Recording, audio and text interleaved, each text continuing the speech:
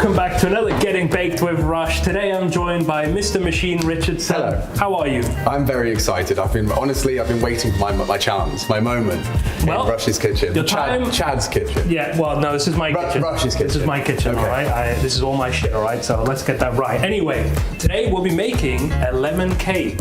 I've never made a lemon cake. I don't think I've made many in my time, as a professional as an chef, this is actually my recipe. I assure you that, but yeah, it's a lemon cake. Are you always this organized? Like, I've seen how everything is beautifully laid out. Have you measured everything as well? Of course, bro, just eyeballing it, but let's have a look at what we've got. So do you want to have a guess what this nice substance is here? Okay, well, that looks more sugary than that. So correct. That is probably flour. This is flour. I did add a little bit of salt in it. It's salted flour, delicious. The flavor on salted flour. And how did you ratio that? Was that just a little sprinkle? I actually just banged a little bit in my hand and was like, that's probably a teaspoon. Okay, But also we do have some lemon zest, zested lemon. And now, the product of the lemon zest. You may see a plaster on my hand. Let's just say this is no longer a vegetarian dish. There may be a little bit of my meat in there. Oh, right. Always wanted a bit of your meat, Rush. Get in the cube, bro, all right? Okay. We do have some nice, beautiful baking powder here. Okay. I don't know how they make this or where they get it from. From the bakers. From the bakers and the powders. Yeah. We'd have 2 little bits of lemon juice here. Okay. The reason for 2, Alex, is because we're going to put some in the cake and some is going to be used in the icing. Okay, and that's what that is. Yes, now this big cup right here, we did run out of bowls, so I do have a cup of icing sugar, So, I mean, you live with what you got. Some beautiful butter here, grass-fed, I'm sure. Yes, I don't know what the packet said, but... Yeah, and of course the chickens, happy chickens. From the cows as well. I mean, the eggs from the chicken. Happy chickens. What came first? Who knows, bro? Who knows? No. And do you want to have that conversation then? For the podcast later. Anyway, right. So this is some beautiful sour cream. I didn't buy this. I just left it out on the balcony for a while, and we've got some beautiful sour cream here as well. But this is a mise en place. That's a mise en place. That's what a professional chef does before they do anything else. With most recipes, you want to blend the butter with the sugar. Okay. All right. So I'm just going to grab a spoon. So the butter, we're just going to slop this in here. Look at the whole thing. Beautiful. The noise that comes up of that is beautiful. You know how to do this. You've seen this before. Oh, I know how you do it. I'll get some height on there. All right. Whoa. Okay. Yeah. It's like tossing water out of a flooded boat right there. How's that? Yeah, that's good. Yeah. What are the black bits in my sugar there? That's from a previous recipe. Don't worry about it. Oh, we don't worry about it. No, we don't worry about that. Okay, that was fine. That was, that was in there. We knew that was so there they go. There's the. That's a bit extra flavor. A bit of extra flavor. Nice. So now we have this in here. We need to get to the blending. Mr. Blender, my favorite. All right. Go, go, go. Let's just say the Mr. Blender, he doesn't do a very good job, but we're gonna continue anyway. We're gonna add an egg, whisk a bit, add an egg, whisk a bit, all right? Do you know how to do the one-handed little crack open? Do you think you can do that for us? Yeah, you can? No problem. Let's have a look. Yeah, watch this. Perfect. Right? And no shell. Literally no shell. Well done. Thank you. Where's the jiggly wibbly? Just bang it in the sink, bro. Right. Beautiful. No. Now we're going to mix this up again and we'll add another couple of eggs. Okay. So let's get whisking. Yeah,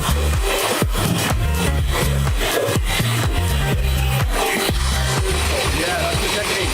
Stay there. Energy. Power. Now we can offset that to the side here. Okay. And now we are going to mix together the sour cream, lemon juice, and lemon zest, and some vanilla, okay? So let's mix these in. You grab that one, I'll grab this one. Okay, what, at the same time? I don't know if that's 2 tablespoons, probably. We're gonna bang these in, okay, all right? At the same time, ready? 3, 2, 1, power! Bang. Okay, wow, look at that in there. And now we're gonna drizzle some of this in here. Hang on, I'll tilt it for everyone so they can all see how beautiful it looks. Am I gonna measure this? You bet. You bet you're not. That felt good. Nah, it's a big cake. It's a big cake. It's a big cake. All right. And now we're just gonna mix this together until smooth. Until smooth? You wanna get in there and just give that a little mix? And this is where all of our lemon flavor is gonna come in. I think that's like if we were to do a bunch of exercise, die, and then eat the meat, it'd be sour. Anyway, that's for the next episode. Bit of lemon zest in there. Let me just get that in. So now we're going to mix this baking powder, not baking soda this time. What's the difference? Sorry. No, ignore that one. Said I didn't ask. So we're going to just drizzle that in there. Okay. And always, when you have dry ingredients, you think you don't need to mix it. You still need to mix it up. Some, YouTubes out there would say this is the whiskey business going on right now. Now we're gonna do some magic. This is where all the ingredients come together. Okay. So, if you would like to take this, It would be my pleasure. give that a drizzle in there. A drizzle. Can I do it like artistically and stylistically? The higher, the better. This is getting baked with, look at that, going everywhere, all over the kitchen. The sound of that. That's lovely. That sounded good, huh? That's good. That's perfect, actually. Alright, so we're gonna pop this flour in here, nice and slow. Alright. Just mix that. And then I start folding the flour just fold it in. gluten. Fold it like a piece of paper, Alex, like a piece of paper. Have you ever folded a piece of paper with a stick? Yeah, well, Go on. a wet piece of paper. Just a fold. Here, let me show you one time. Give me and one you'll know. fold, then I'll see it. Demonstrate. This here is a correct fold. You go under, and then you just like fold over. And then you go under, and then you just fold over. And you just keep doing that until it's all incorporated. It sounds to me like you guys are just using a different word for stirring. No. There's a folding technique going on here. Believe me, trust me. So I bring it round, then I fold. Very aggressive, these folds, but that's fine, you know. I mean, round, then I fold. sometimes chewy cakes are also good. Try it, man. Yeah, no, this is looking good. Fold it. We could have maybe sift the I think flour you fold here. it round like that, and then you. Give me that. What are you doing? What are you doing?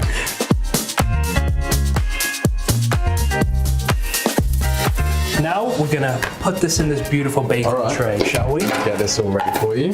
I'm just gonna hold it steady. Yeah. So let's get this high up as we can. Look at that. That's nice and nice. Move it around. Yes, bro. Yes. Yes. Keep it really Look at that. unpredictable. Where's it gonna drop next? I'm getting scared about my aim here. I'm gonna need to scoop. I need a scoop. Okay, it's good. Right. Okay. I'm gonna scoop some more of this. Whoa. I'm here. I like this. I can play this game. Gonna scoop the rest of this beautiful mixture, dolloping in there as it goes. The noise coming up of that. Oh dear, I've got some on the pot. Oh, you did. I wasn't watching. I closed my eyes for a second. Good. Sorry. But this is going to be pure flavour coming up here. When this roasts in that oven, bro, it's going to bake up and it's going to be beautiful. Smoothing that out just so it's all the way across. This looks beautiful, honestly. Wow. Now that we've mixed all that beautiful batter up and we've put it aside, let's make the icing. Let's do it. Fantastic. All right. 3 ingredients. Very simple. I could guess how this goes. I don't even need your help. Go on. Well, I mean, I would guess you put this. Go on. Well, okay. I would guess you put this. I would guess. You were correct the first time. I'm trolling, bro. Okay, so Like, all of it? now this is icing sugar, so careful. It is gonna. Oh, it's like asbestos. Oh. Oh yeah, it's like asbestos, but you can breathe this. You Are can you breathe sure? this. Yeah, it makes the air sweet, bro. You can. It's Like we're making sweet breath. more Breaking Bad. Okay. Look at how little milk. That is a really small amount of milk. What do you think that's going to add to the entire product? I don't Bit of know. moisture. Okay. Well, bang it in. You would be surprised how little liquid you need for this whole to come together. So I'm not going to add all of this. I'm going to take a little That's bit. like a chemical reaction right now. Oh, it is actually. It's going to like a volcano. Yeah. Now, if you would like, just give us a mix together. Pleasure. It's looking like icing, bro. Yeah, we're going to put this over there and hopefully it dries up not overnight because they're waiting for us in the studio right now and we need to be real quick with this actually because they are waiting. But that is looking, whoa. Let me feel what this looks like. Oh, that is thick, isn't it? It is a thick boy. You know what? I think that's bloody perfect. Yeah, legit. All right, Alex, now we've got the icing sugar and the mixture and the icing all ready to go. Yeah, that's all done. So now we're going to bang this in the oven.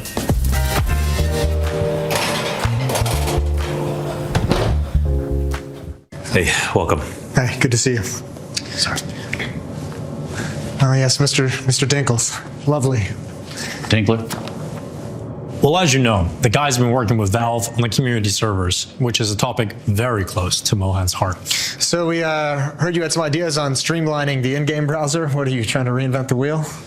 Look, we know it's hard because community servers aren't really revolutionary content, even though they are the original content. Well, huge patch notes are a glittering lure, but there is a rare occasion when the public can be engaged on a level beyond if they have a sentimental bond with the feature.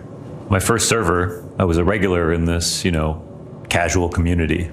KZ, Op India, some surf. See, you'd think the most important idea to players is new. Creates an itch. You simply put out the gameplay as a kind of battle royale. The next big thing. But there's also a deeper bond with the content. Nostalgia. It's delicate, but potent. Mr. Dinkles, would you mind?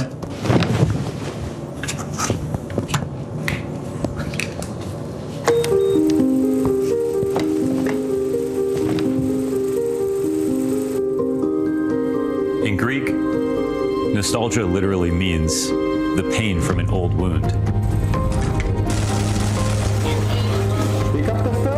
It's a twinge in your heart, far more powerful than memory alone. This technology isn't a spaceship. It's a time machine. They're coming. It goes backwards, forwards. It takes us to a place that we ache to go again. It's not a browser. It's a library. It lets us play the way a child plays. Explore the way a new player explores. Round and around.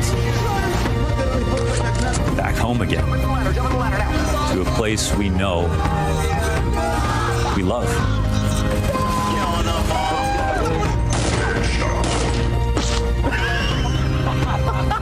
So, gentlemen, we don't need to reinvent the wheel.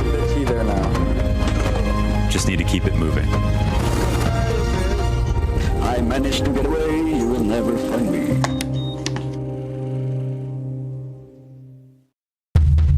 Jason Rogaine Podcast, check it out. The Jason Rogaine Experience. Counter-Strike by day, Jason Rogaine Podcast by night. All right, welcome to the Jason Rogaine Experience. As a man, obviously, who's very obsessed with what he puts into his body, being that my body is a temple, I'm excited to have you here because we obviously get to talk to someone who's been so good in terms of not aging. Yeah. How have you managed to stay so long as the young veteran? I mean, I think I put a lot of effort in my health and keep my face really young as it is. I can tell. Yeah. So I think a big part of it is probably my resident here in Sweden, living in Sweden, Sure. trying to stay away from the sunlight as much as possible. Yeah. Staying indoors, playing a lot of online tournaments. Like I don't try to go out ever. Almost, I stay inside, keep away from the sun to keep myself young. It's an interesting strategy too, because a lot of people try and qualify to stay in more events and go deeper in tournaments. But you're sitting there like you can lengthen your career if you just don't go deep into the playoffs. Yeah, I don't understand like why people don't focus more on this. Like this is like the most important thing in life. I think just looking young. And they're putting a lot of mileage on their bodies. Mileage you obviously don't have to carry with you, which is great. Yeah. Like, I think this is the most important part of me. Like this is what defines me. Can we talk about diet a little bit? Because out here in Sweden, obviously, you guys have this beautiful land and known for your moose meat. That's an important point, actually. I think I usually, like on weekends, after we play our online qualifiers, I usually go out hunting with my friends. That's a big part of like keeping my body as it is. Right. Yeah. Now, talk to me a little bit about the whole fish thing. You guys have this fermented fish. I imagine that has to do something with keeping the skin clear. All that fish oil. You don't even take the supplement. You just get it right from the can. No, I go to the sea. Oh, really? Shit. Yes, I fish like straight from the source, and I eat it raw. That's beautiful. Yeah, that's perfect. Okay, that's how I like it. Now, I would say, like for me, have you ever looked into like stem cells? So for me, like I'm a big fan, a big proponent of stem cells. I'm a big proponent of the ice bath in the morning. You're talking about the moose meat. I've had that as well. All of this seems to just do great stuff for keeping the longevity of how you're looking young, which is something that you've been able to accomplish. Stem cells, I don't believe in that much. I would say it's probably just the Swedish atmosphere is all you need. Now, one thing that I've heard that this has been a little bit of a conspiracy, but I wanted to talk to you about it. You were in the NIP roster for so long, while Swedish Counter-Strike was struggling to bring in new players and new people. Now, I've heard that you have some kind of a thing going on where you actually kind of take the power, the life force of the younger Swedish players coming up to the scene to make yourself a little bit more powerful in longevity. Like when I play with young players, I try to always, the first thing I look at when I get a new young prodigy in my team is like, how do they keep themselves young? And if you take that away from them, then all of a sudden you will get to reap all the rewards. Yeah, of course. I think that's the point of everything and for my career. Well, that's beautiful. I think you've done a great job. Thank you. Keep going. Keep it up. Stay young. I will. Jason Rogaine Podcast, check it out. The Jason Rogaine. Experience. Counter-Strike by day, Jason Rogan podcast by night. Yeah, go flashes. Perfect now. Guys, no. No smoke. I don't have smoke. Two flashes, Igor, okay? Okay. I'll do combo. No smoke. Flash. Oh shit. Flash on Mars. Okay. I don't have extinguish, guys. No extinguish. They don't have mid. They do not have mid. I want to go towards B. I'm going towards B. I'm not smoking B. You could be contacting ramp. Yes, mid clear. He can be hunter only. I have Misha. Take it. One A main. Taking banana deeper. Guys, I can peek. Yes, I can flash with him. I'll stay this idiot. One B doors. I'm gonna see shadow. One back shadow. Two guys orange. They want to take. They are two guys orange. They check.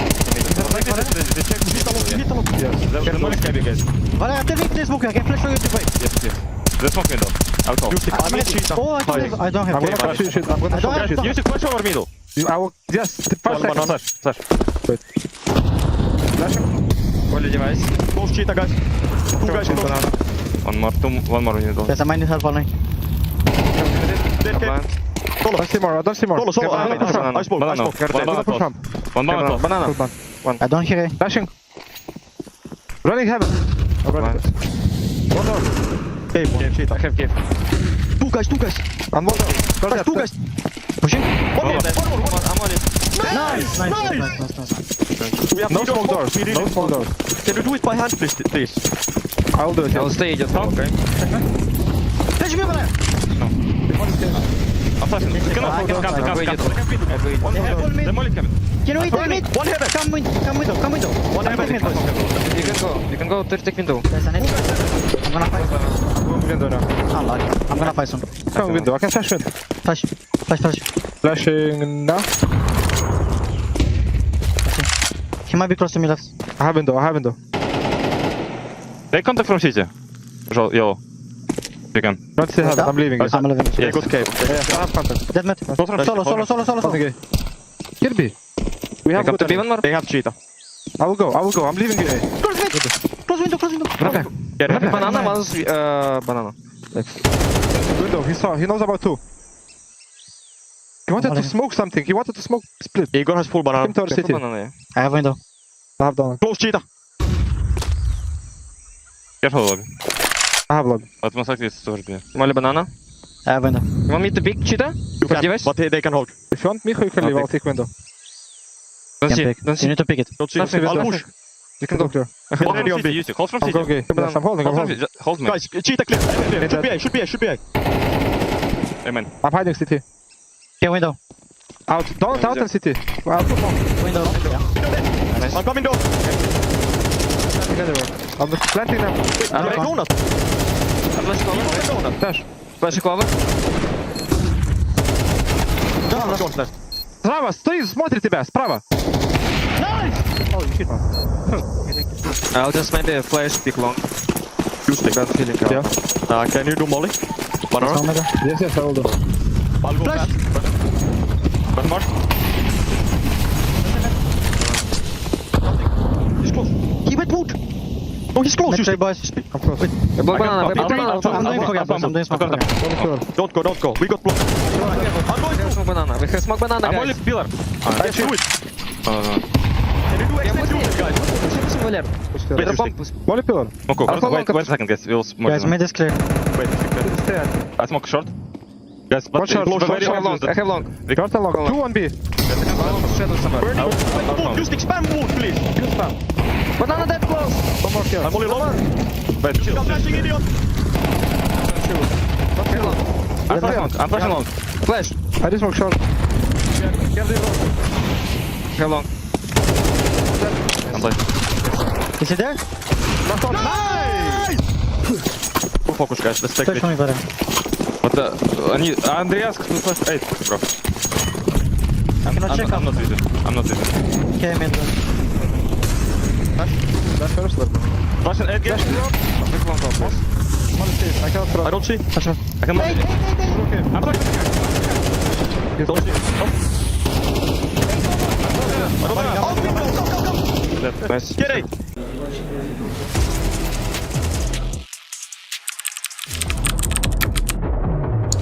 Bro, you still doing that? Yeah. You need to step your game up, bro.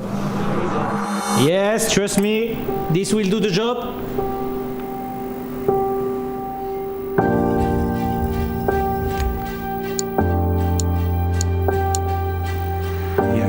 Yes. The GOAT energy is incredible. Goats. Where is Zone Towers? Finally, good to see you boys. Come on, right this way, sir. Cristiano, mate, sorry. Yeah, if you could just get offset. There we go. That's better.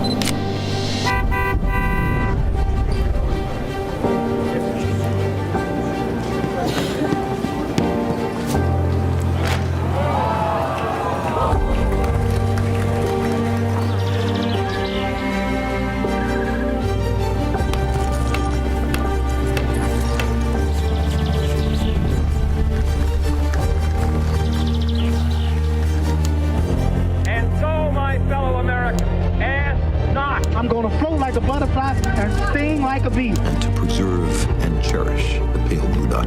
We don't make mistakes. We have happy accidents. Do or do not. There is no try. Today, we're introducing iPhone. It's one small step for man, one giant leap for mankind.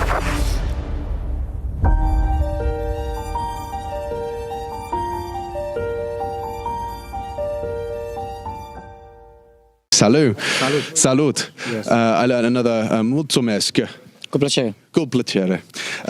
But yeah, that's all the Romanian I have. But I wanted to ask about Cluj because you showed up and it was like a hero's welcome, bro. Yeah. It was so, I got emotional and I wasn't you know, but just seeing like a whole nation supporting a player, I'm getting a bit teary-eyed now. It was just it felt very special. Did it feel special? Yeah, it was special. Like I said to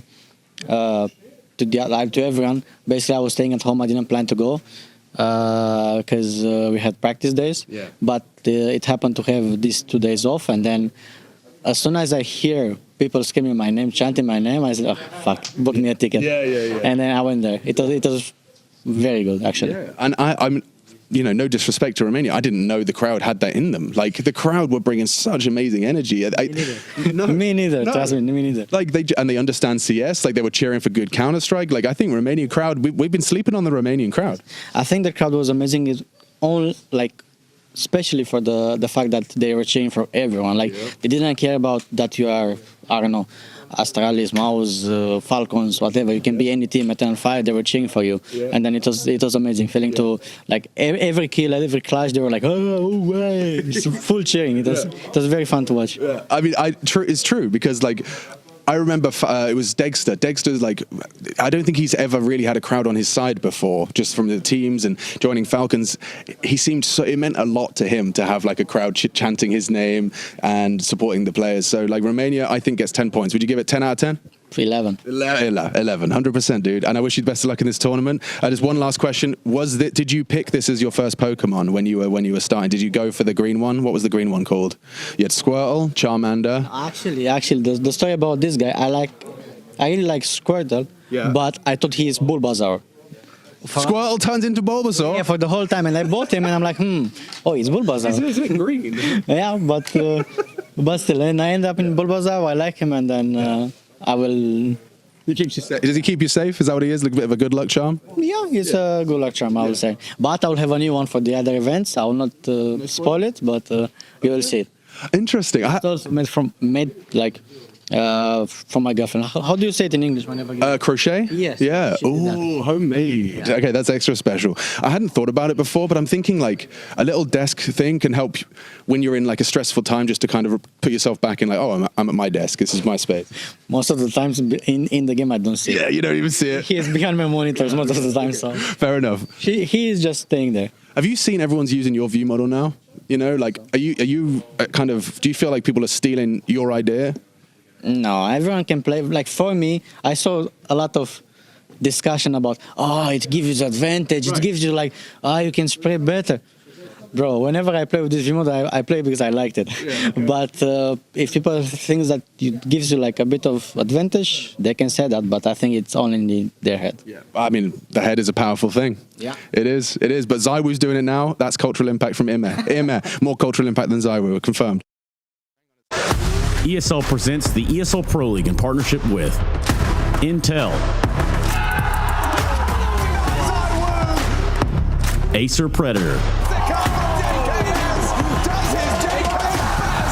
DHL. Kadia. 1xBet. That is abhorrent! Your.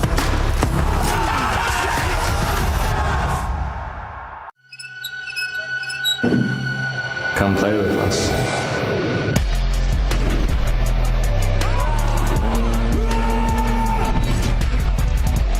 Monacy wants to win right here, right now. It's crazy. As he turns it, nice headshot.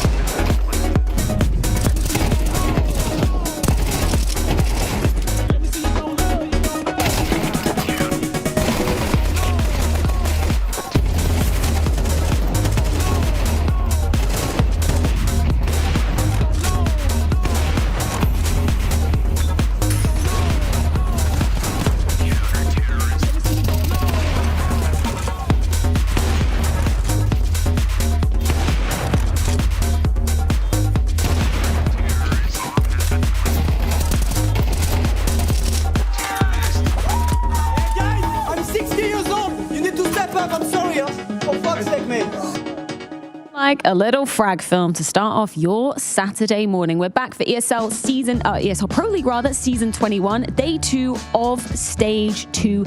8 games yesterday, Jason. Can you believe it? Which was your favorite?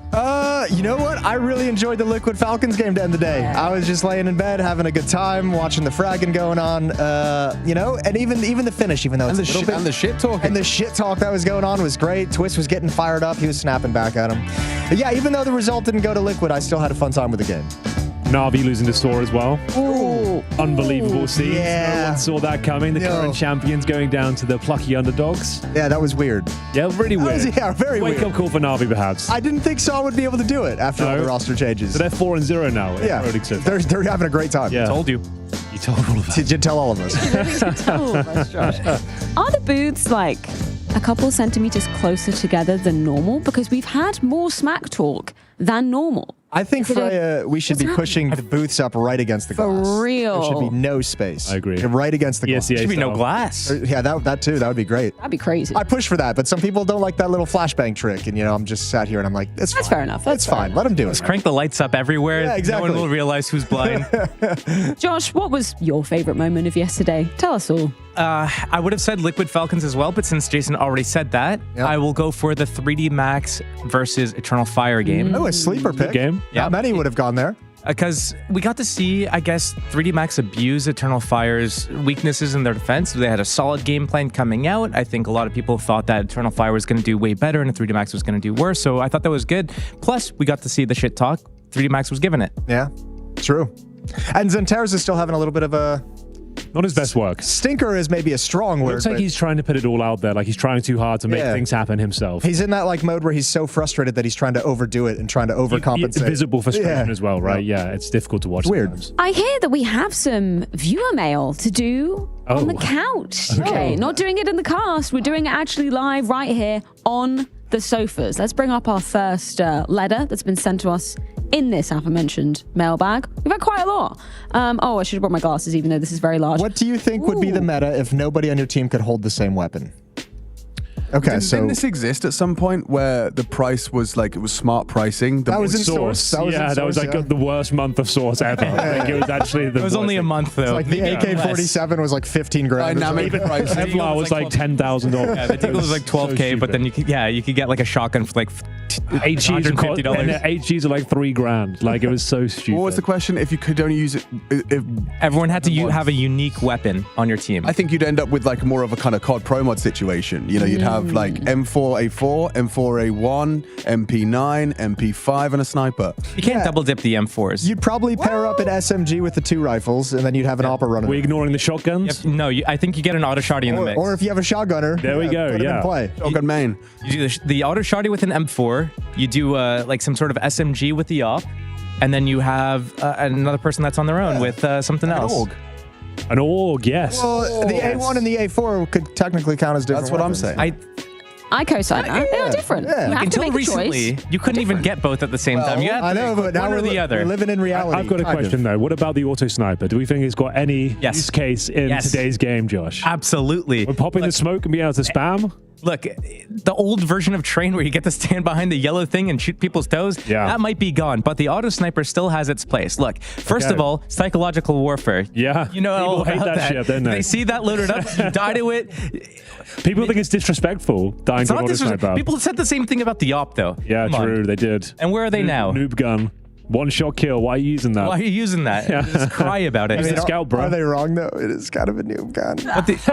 I mean, yeah, maybe. Any P90 takers? No. Only hasn't had its day in CS2, has it? No. Like in CSGO, we had Furio using it for ramp rushes and Even stuff. the PP Bison had its time in the sun. It did at the start of CSGO. It was like the very strongest weapon in the game. It was stronger than the AK at one point. It was ridiculous. Moving on. Next mailbag question. I think we answered that pretty well, actually. What else we got in the bag? If you could pick any movie soundtrack to be as a music hit, oh, this is good. Which one would you want? Interstellar would go hard. All right, I've got the right answer to this. So you guys ready? It's correct opinion. Yeah, it is the correct one. All right. Tron Legacy. Yeah. Daft Punk soundtrack. That's pretty good shout. Just throw it in there. That would work. Just get Daft Punk That would all work really over well. my Counter-Strike. I'm in. It fits for almost every scenario. Yes, It's absolutely. really intense. It hypes you up. Right. Yeah, it has a nice build to it. Yeah. I'm in for that. I'll go for Home Alone. Boom. That's my favorite soundtrack. Let's go with that one. I'm gonna be that guy. There's a difference between a score and a soundtrack. So if we're gonna go soundtrack, I think Tron Legacy is a great pick. I think an easy one would be kind of Guardians of the Galaxy. But then you have a couple of. As a boomer, I respect that. Yeah, you got a lot of classic rock songs there. Yeah, I love that. I didn't see the whole movie, but I remember Atomic Blonde having some good like music sequences. John Wick, like any of those action movies that have. John Wick's a good shout. John Wick's got a good soundtrack. Yeah, I was going to go for Lord of the Rings. Oh, yeah. Yeah, the... little Ride of the Rohirrim as you rush B. That, now we're talking. Yeah, now we're cooking with gas. Yeah, or the one that goes, far over misty mountains. Misty mountains call. That one. Yeah. As I'm walking banger. to battle in slow motion. Yeah, that would be pretty banging. I hope Counter-Strike are listening to this because those were all bangers. Time for one more, maybe, producer. Can we just have one? Come just on, one more letter. producer, please, one more please, letter. just another one. Oh. If a battle royale scenario suddenly erupted at the EPL studio, sorry, I thought we were turning CS into a battle royale, which I didn't want. Okay. Which caster would win? Yo, okay, we've actually had conversations about this in the green room about who would be the apex predator. Who would be the most casters. It's Trace. I mean, if we just do talent, he's going to shoot us all in the face. It's Trace. Experience. Yeah, he's got all the. It might be him. Yeah, we're just gonna give it to him. Yeah, survival skills though. Who would be in the 1v1 with him then? Because Trace would win, obviously, but who's next leading up? him there? I think you. I think because you're out in the wilderness, you know how to forage. Survival, yes. Battle Royale, maybe not. I don't think you would be, the aggressor, let's say, but I think you would defend my territory. Yeah, you'd have like a nice setup. You'd have a fire. I'm sure you could make fire with nothing. Yeah, pretty close. Yeah, a couple things. I mean, Henry and I have watched a lot of survival YouTube videos together. Yes. Like, yeah, we do actually. So you know that's kind of our thing. Like we know how other people have made. We're aware that people can do it and their techniques. We've seen their techniques together. Yeah, we probably would. Yeah, for a while. Kind of cheating. For a while, Henry would eventually kill me, but like it would be. Yeah. It would just be for food as well. It wouldn't. Yeah. be Oh no, I'd be juicy. Fallen. Spirit. Booyah. Fight. Well done. Outstanding. Excellent. Spirit. Win. Fatality. And device looks like a pussy. Nice bait.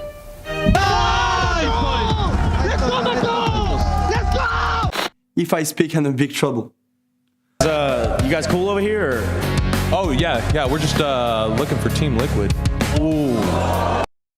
I can't believe it has taken 7 whole broadcast days for us to whip on out the Family Feud. Yes, we are back. Season 21. I have surveyed 50 players, I think, if my math is correct, over Media Day 1. So context, it was just the Stage 1 teams that made the answers to these questions. Definitely valuable research. I have the... Are we going with the Maltese Falcons, considering we're not I think so. It's got some heritage. An oldie but a goldie. Yeah, we'll go with that. You'd have a few wins. Yeah. What about gentleman to my left? We're going to go with simplicity. Simplicity. Instead of complexity. Oh, okay. Pretty nice. That's a clever one, I guess. Okay, first prompt. Name something you might kick. Football. Oh, so wait. Oh, sorry. Relax. Sorry. You take your time. So, are they going to be thinking like in their mind in Counter-Strike? Are they going to be thinking, in a game, like kick a player? Oh yeah, you kick a teammate.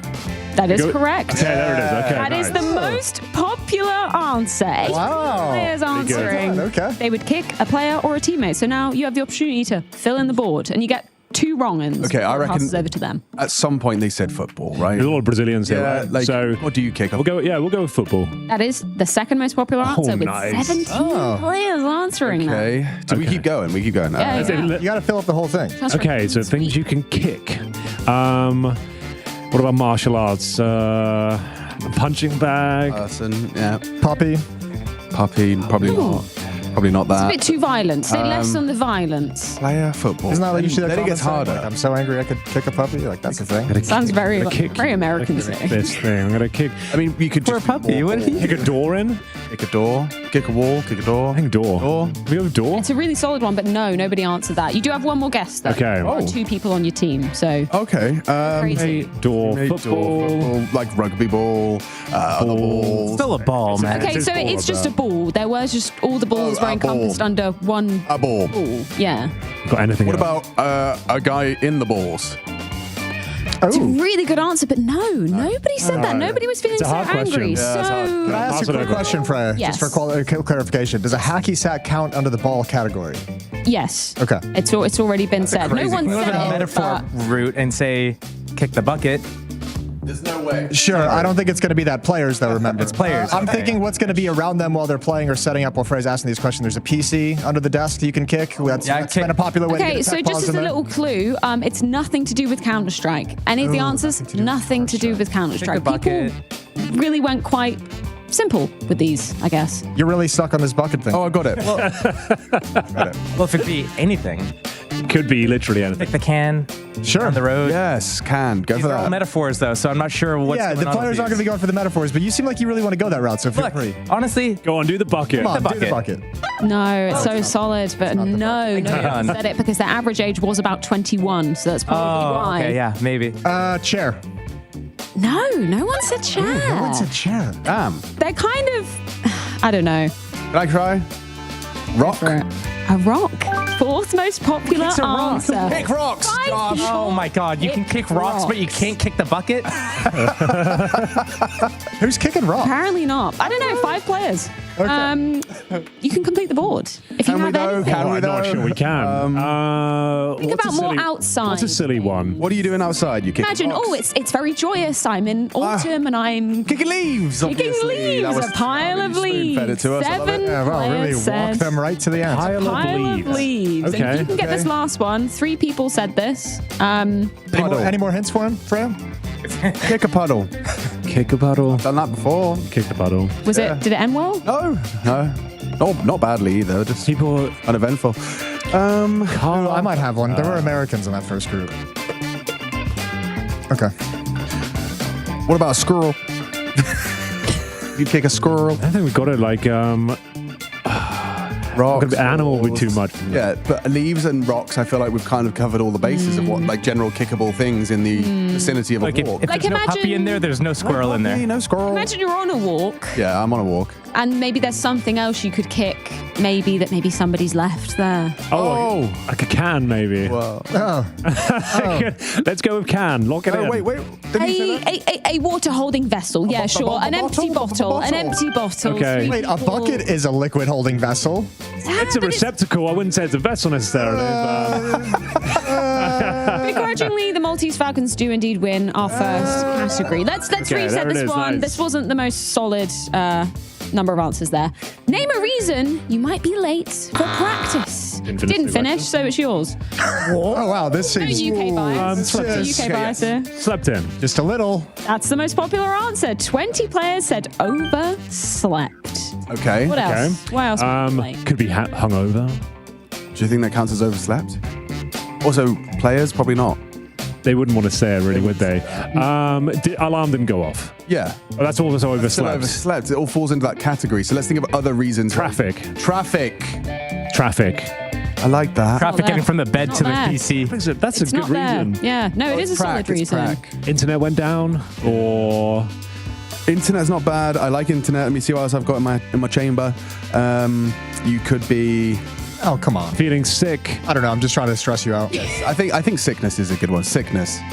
It's not on there. Damn. Valid reason, but it's not on there. Which I was means gonna go for simplicity illness. can I like that guy. steal. Okay, you're going to have to carry me on this one because I've played with a lot of teammates who have had a lot of unique excuses for why they didn't show Okay, up. give me your top three, and I'll So there's filter it. power's been out because someone crashed into I like that. That's very similar. Go with that, Josh. Right out of the gate. Yeah, Frey's power's making out. noises. Yep, that's the most popular answer. 10 players There we did go. indeed say that. What you got next? Unfortunately. I've had nobody told me that we had prac today.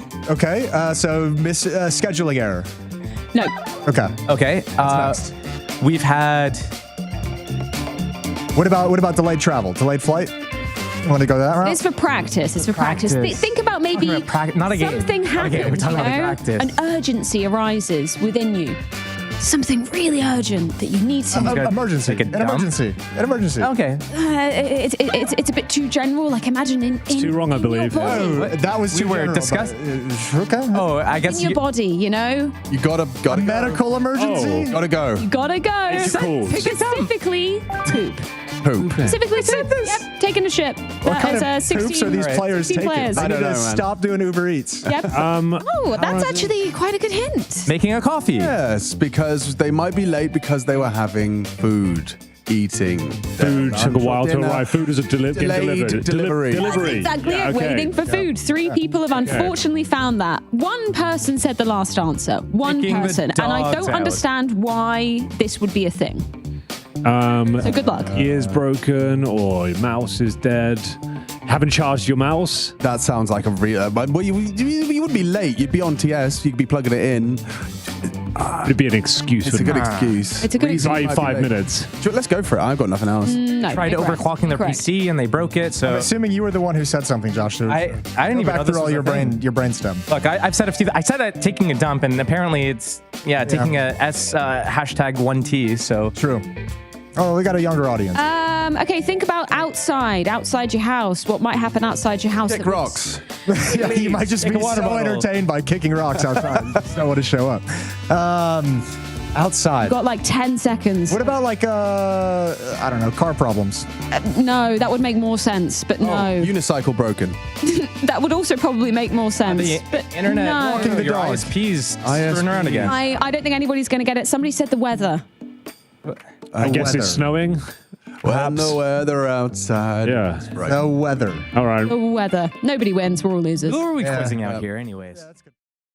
It's Ghetto, the manager. Now, there's no Knack here. You're missing your coach. What's it been like without having him here physically present? For me, almost nothing was changed, but I think for the team is a big challenge because there's no talking about the technical part of the game, and for me it's a big challenge too because I'm an energetic guy, and I need to keep calm to just not scream like a crazy guy. So you have been screaming like a crazy guy on occasion, right? How have you been trying to, you've got the headset on behind them. You are trying your best to keep them motivated. What's that been like? I'm just here to keep or raise the energy as high as possible. So I say for them, guys, breathe. keep calm, do your game, and let's play, let's have fun, and yeah, let's win. Just this. And any advice to any future managers that might end up in a similar coachless situation? So if you are a casual player like me, don't help the guys inside the game, like the technical part. So enjoy the moment, do your best energy for the team. That's it.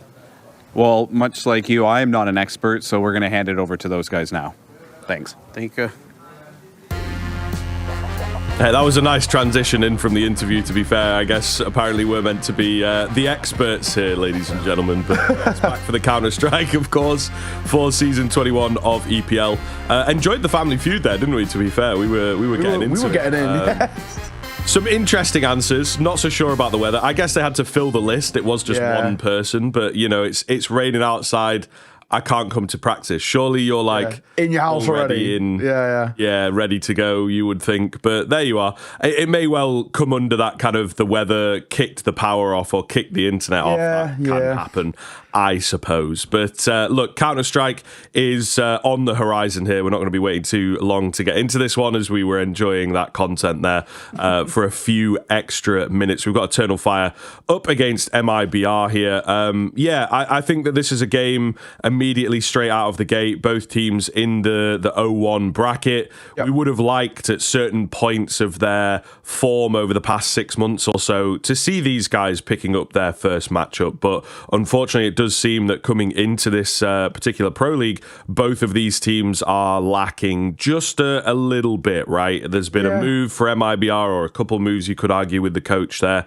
And as you see, they are coachless for this particular tournament. But Eternal Fire is kind of the surprise. I think everyone expected this team to really flourish in a tournament like this. Yeah, absolutely. I think, we look at Eternal Fire in terms of recent events for them, and they were expected to be okay, right? The play-ins finishing very, very comfortably, then moving on towards Kato. You even look at the recent results here as well. Lost to Tyloo, lost to 3D Max. This is a side who are meant to be kind of cutting edge. You looked at IM Katowice, they're finishing that top, that 5th to 6th position, which I thought was honestly pretty solid from them. And then the same thing when you look at Cluj, sort of 5th to 8th. So, pretty decent like playoff runs, at least for Eternal Fire. And they were expected to sort of coast through stage 1, come into stage 2, and be able to find form against sides who they're expected to beat. But I think to say it's been a struggle would be a bit of an understatement. They're a side who are not playing to the cutting level that we expect of an Eternal Fire. So when you come in towards this game,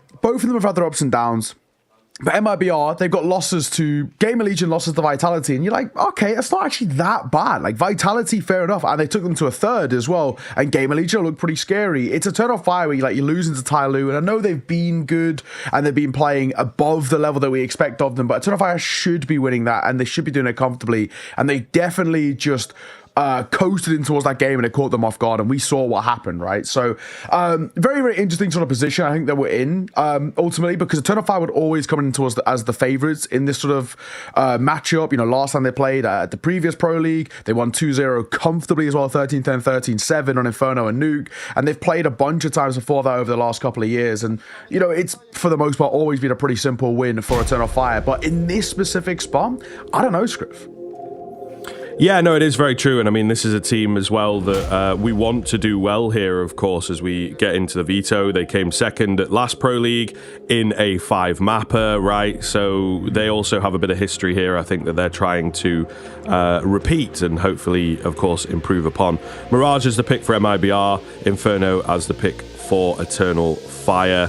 And we'll see where we end up for that decider. Maybe a train would be... Okay, never mind. I'm trying to manifest a train. I want to cast a bit more train and see it happen here. But unfortunately, no experiments and Anubis. As a decider, kind of interesting that we maybe don't get that as the pick, actually, right? It's obviously such a comfortable map for Eternal Fire at the moment. Yeah, it's true. I feel like this has been a map that has been getting picked into especially quite a lot, and Eternal Fire have been trying to utilize it as part of their map pool, may I say. But maybe the vibe here is that last time they did play against each other, granted, I mean that's been it's been a good sort of 6 months plus, right? But they did play on Inferno and they were able to pick up a pretty handy win. And maybe this is a thing of where they've played each other in scrims, in pracs. Inferno's been in the pool and they've always been able to overcome them. So it's probably a confidence pick for themselves. Beat them last time in official. We've probably beat them in pracs and scrims, which is why they've led into it. And then getting Anubis as a float, as much as MRBR aren't going to be as annoyed about it, I think Eternal Fire are going to be happy about it. This has been, a very, very good map for them. But, as a whole, it's a very puggy Vita. Mirage, Inferno, and Anubis. Anubis being the most T-sided map. We've got a little bit of meditation here. Look at this. Hello. I like this. He's getting in the zone, man. Yeah, this is the Wim Hof breathing method right here. Like, he is really you reckon, locking in. I kind of, I got locked in for a second there. Yeah, damn, that got me for a moment. But, back to what I'm talking about, this is a really puggy veto, and I think it's going to come down to the stars that show up. And I think the A-Stream deaths were touched on a little bit. We haven't quite seen Zantares, right? We've been missing him a little bit. We need just that extra cutting edge on Zantares, and he hasn't quite been there. He's not been terrible, but it's just that we know this is a guy who can come in towards a series, drop like a 1.4 rating like it's nothing, and make light work of it. So that's what we're looking towards in this sort of game, especially with Insani on the other side, who also has been a little bit quiet, in all fairness, for his own regard. But we're about to find out. MRBR taking on Eternal Fire to kickstart the B stream here today, and we are really looking forward to seeing how these guys can, I think, get going, because they've both been a little quiet by our expectations, let's say. But it's Mirage to kickstart this series. MRBR starting on the T side, Eternal Fire on the CT side, and Mirage to start this series. Yeah, I have been down on MIBR recently, to be honest with you. Like, the addition of Lukowski didn't really do it for me. And then, of course, they had this sort of IGL crossover. What is Drop necessarily doing in the team? We don't rightly know, so got to work that out. The coaching change is kind of a big one, and I think the fact as well, in a region that is very much saturated with them, they don't pick up another one immediately. So that's going to have an effect coming into this tournament. Zantares, the man of the hour. Lots of chatter around him. Will find the first. He does get overwhelmed as they push through their own smoke. Wicadia up close here. His days are a little numbered, one would assume. He still comes away with a kill. Eternal Fire just about holding on to the lead in this round. Bomb has yet to really cross in. Lukowski on these Julies, I believe he's retrieved them. He will lose his head quickly, and Insani is left to clutch it all up by himself. Yeah, it's a really scrappy round there, but Insani needs a bit of a heroic moment. Jota feels like a bit of a freebie of a kill, but he's then also sort of protected in this sense. When the bombs spill forward, I mean, this should be impossible for him. Insani's got to do something miraculous here. Now spotted out, pop shot, cannot find form. How much does Jota want to fight here? He's probably not wanting to risk too much. He is low, and he does somehow survive another tag. Insani trying to isolate 20 seconds, though. We got to go, mate. Now or never. And it's not to be. Jota will see it off in the end, and it's a very decent start. Eternal Fire, 3 remaining alive. Finally, the opening round. That's what we want to see, and start getting the vibes on a high note. Indeed, we are very much in a vibe CS kind of game here, I think. Yeah, no coach on one side, that is it. Yeah, you know what I mean? It does make a difference, for sure. And there you go. Vibes are good. Certainly enough in the day. I don't know, it's like 10:30 over there, isn't it? So they don't really have an excuse. You should be getting going by then. Yeah, we're on the... 8:30 call time, our time. Yeah. That's just pushing it. I think maybe like half an hour earlier than that, and I'm like... Dead. It's rough, yeah, but... Do you know what it's that extra little bit of time in bed. My natural waking up times now is 7 these days. I'm crazy. I know. What's happened? Nah, it's just because my girlfriend gets up for work at 7. So then when she gets up, I obviously just like wake up by her, getting out of bed or whatever, and that's it. Like, I'm awake at that point. Can't really go back to sleep. So I'll go on my phone for an hour. Don't get me wrong. I'm like brain rotting myself to start the day, but yeah. I'd still wake up at 7 and that's immediately injecting the dopamine. Oh, of course. No better way to start your day, some would say. But Yeah, man, 7 a.m. It's been a change, but I want to say I feel like I've been more productive, but that is a lie. I've just been awake earlier and going to bed. It does, earlier. like, when there's 2, like, 9 o'clocks in a day, when I have one of those days, like, it does feel pretty mega. You know, like, damn, I'm really a functioning member of society. Yeah, that is very, very true. A very simple shutdown by Eternal Fire against the pistol rounds, but first gun round here for MIBR. Now we get to have a little insight into sort of what they're planning. You know, this is your map pick. You got to show us something here. We need to see why MIBR have chosen to go in towards Mirage, and so far not exactly being the start. Insani exit and Rinzen all on 0, right? So let's get these individuals online, especially Insani. I think more so than anything, he's so important to these T sides. He's such a big space creator. And here's where he might be tested, and he does well, finds the first, and actually does it relatively unscathed as well. Wakadia needs to be careful. He's just very lackadaisically moving through the space offshore, and that'll cost him. Woxic a nice shot, knows where a second is as well, but he's tunnel visioning, and a molly will move him out. I mean, what a, like, perfect pick-based round from MIBR. So clean, the sense of timing. Yes, they get a catch on, you know, a couple unaware players, but all the same, it looks so damn clean, and the kill feed just lights up. So this is going to be their round. It's now a question of whether Woxic in particular manages to save the all-important AWP for his personal economy, and of course to just make sure that he has that gun in the next round. Magic trying to distract away. Okay, he will lose his life. Is the sacrifice worth it? Unfortunately not. Woxic cannot make it out in time, so he will go down. That's everybody eliminated. Really big round there from MIBR. Yeah, it is. It is. Honestly, not only taking it, but taking it with ease, cleanly, starting to sort of flex the muscles a little bit as well. It's a nice shot from Woxic. It's a hard angle to hit, but he just can't do anything behind it. Oh, didn't realize as well that it was that kill Insani gets, but brilliant round for him. We just said we need to get Insani online. He's so important on these T-side rounds, and there it is. Big 3 kills for him. Massive round to be stepping up and showing his prowess, and you know, he is going to be unbelievably important in this series. If MIBR want to win, they have to lean on him quite a lot, especially to shut down somebody like a Xantares, but Wakadia to open things up here. We have 2 rifles to work with on your 2 most important players for Eternal Fire, and one of which has got an opening kill. Oof. MIBR thwarted massively. Molly comes in. I think they'd started to make noise there as well, so they do not want to dedicate to that or through that. They know that the members are going to be around, so yeah, that's a bit unfortunate. They will have to look for a different avenue of attack here, so I'm curious to see what that will be. We've got the mid smokes coming in from the bin. Still seems to be, you know, the more popular location. It's kind of interesting. Yeah. Of course, on Mirage, there's many window lineups, but it seems most players are still sticking to the bin. That's a great flash. That is a great flash. Bretto is just so blind. Really well read as well by Eternal Fire to just be like, right, we need to gather a bit more information, see where they are. Wakadia gets his hands onto an AK. It is quickly dropped. Just an MP9, not really going to be enough to put up the defense. So the numbers are quickly brought back.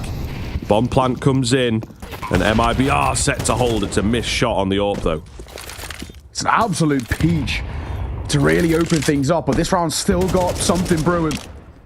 2 versus 3, in which Woxic is tagged up now. We've got guns to work with. Jota probably needs to start moving his way forward, but Exit is holding. He's got at least some level of an idea. It's about timing. There's one. Jota still crossed, but then he gets spotted out as well. Hits the shot on Exit, and it's all down to Insani.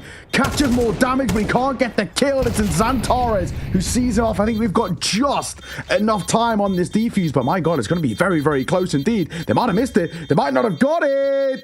Oh my God. Right down to the milliseconds there, but it is seen off. It's a fantastic round at times though from Eternal Fire. You know, opening kill, then Wakadia gives the gun away and he gets flashed in with the deagle, picks up another gun and makes it work with that apps control. Super, super well done. I think for MIBR, they get unfortunate in some circumstances, but they've done really well to make basically what is 2 rifles and a few upgraded pistols stick like that. Yeah, I'd definitely say that is a steal. That is an unlikely round that they've just managed to take there, so they'll be really happy with it. See whether they can hold and keep it coming. Zantares under the scope, out of the FOV, takes down Safe. So a nice clean opener. Certainly a difficult game for the AWPer of MIBR at the moment. Zantares with a positional change up here, looking to continue the mid hold, but they've got the mid control. I think that's mainly because Eternal Fire have sort of conceded it. So, him towards mid.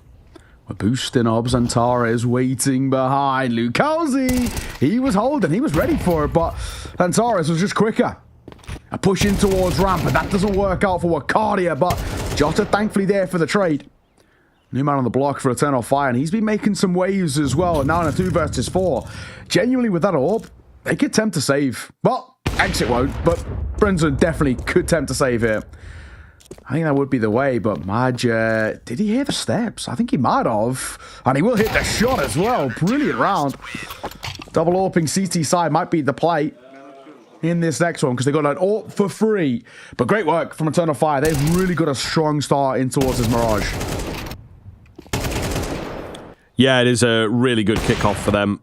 I think this is what they wanted, you know, first game of the day and get everything going. Just make sure that you are in a good headspace. It can be a bit difficult, I think, when, you know, you look at these sort of super long days of Counter-Strike where there's a lot of waiting around going on.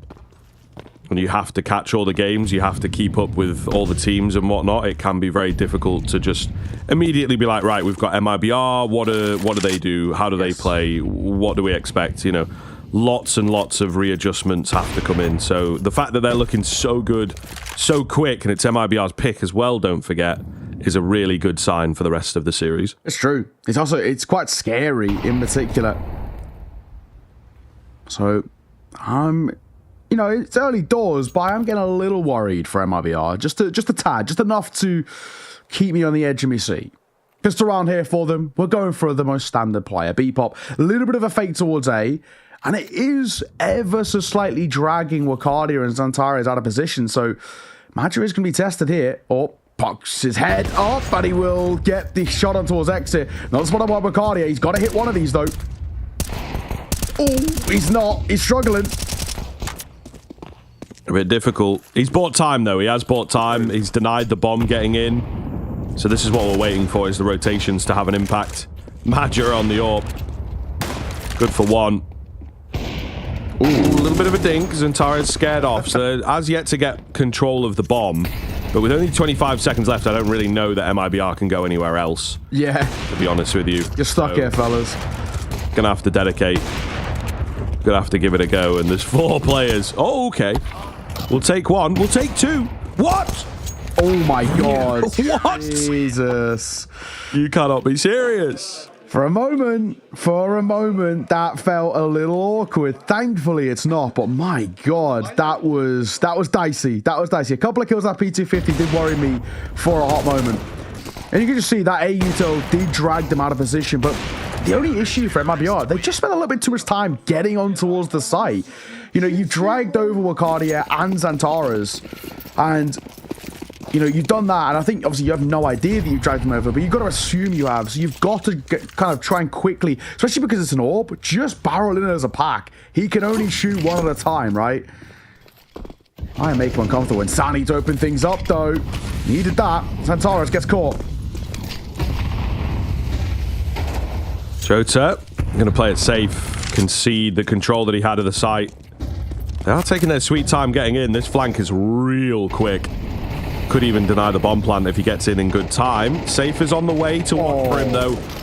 Well read. Maybe footsteps heard at some point towards mid or something, but he seemed to have a good idea. He's already rotating around towards middle as well, so I do like it, but you can see Eternal Fire pulling away. MIBR. Listen, man, when it comes together, really clean, really looks great, but it's just trying to get those parameters working for them. I mean, Safe's like, I know they're saving. He's already gone in for the rotation here, so he's had a very movement-based round. He will get bested, but, you know, the idea was there. I like the sort of preemptive sort of expectation of the second we get that second kill and, you know, buy safe. And he's just saying, all right, now they're not going for this, right? We've already got the sight, and I'm going to try and see if I can catch somebody off guard. He does damage, but it's not enough in the end. Jota going to play Bogdan's here with the AWP holding over towards shore, but it is going to be a second on the board. So there's still the chance at a somewhat decent display out from MIBR. It didn't start great, and you know, there's still a pretty healthy lead that they've got to try and recover from, but all it took is a couple of kills and, you know, another one from Insani to open things up. Like we said, they are going to have to rely on him, and it's not only an opening kill, but it's an opening kill on Zantares. He's winning that head-to-head a little bit in the early stages, so that's where MIBR can lean on this and say, that's how we're going to get in towards this game. But you're still 3 rounds behind. Eternal Fire aren't exactly under too much pressure just yet. You know, if they get, you know, 1 or even 2 more rounds in this first half, I think they're absolutely fine.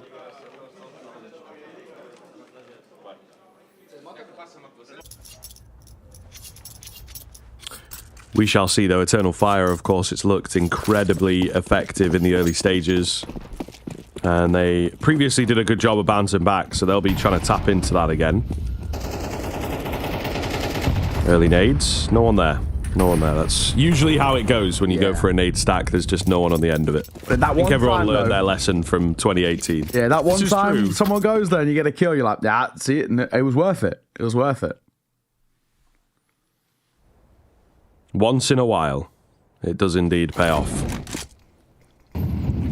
Once in a blue moon. Slow round. Say. Great beer as well. Yeah. I must throw out there. Yeah, shout out. Love a blue moon one time. Yeah. Other beverages. Other beverages on label. Just to make sure, just to cover our Blue bases. Moon sponsored, but Blue Moon want to sponsor me. I'd say, yeah.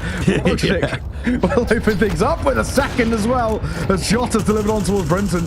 And this A hit, they've been liking AMIBR, and it's unfortunately this time not worked out. And Safe takes a slight tag to the nade, not enough to really put some off kilter. Wacardia on the flank. This could work against him. Oh my god, how's he still alive? And he even deals damage to Insani too in that labored spray.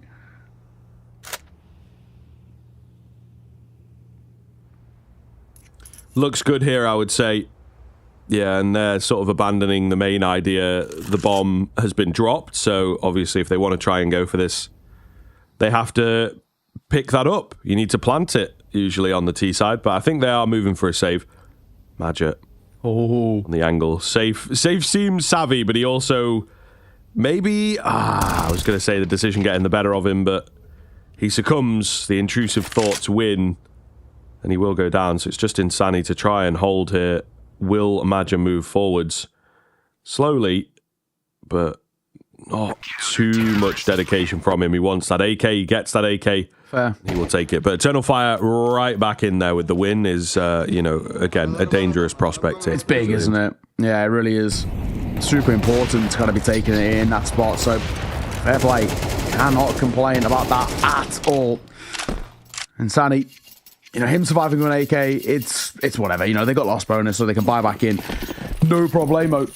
6-2 though. I actually think Eternal Fire are sitting pretty comfortable right now in this map, and the fact that it's their opponent's map pick in the series too is going to help. Jota, love the entry. Fight on towards Brinton. They get a cut behind to try and catch Insani, but he's a little savvy of that. Gets away and only takes a small amount of damage. MIBR are really constantly trying to test A early. They're just not succeeding in the opening head-to-heads. Oh, yeah. Lukowski, though, will get a bit of a return. Takes a lot of damage for his trouble, and he is alone, so there's not really much follow-up on it, but at the very least, it's a kill back for that T-side. Just don't know what they're going to do with it now.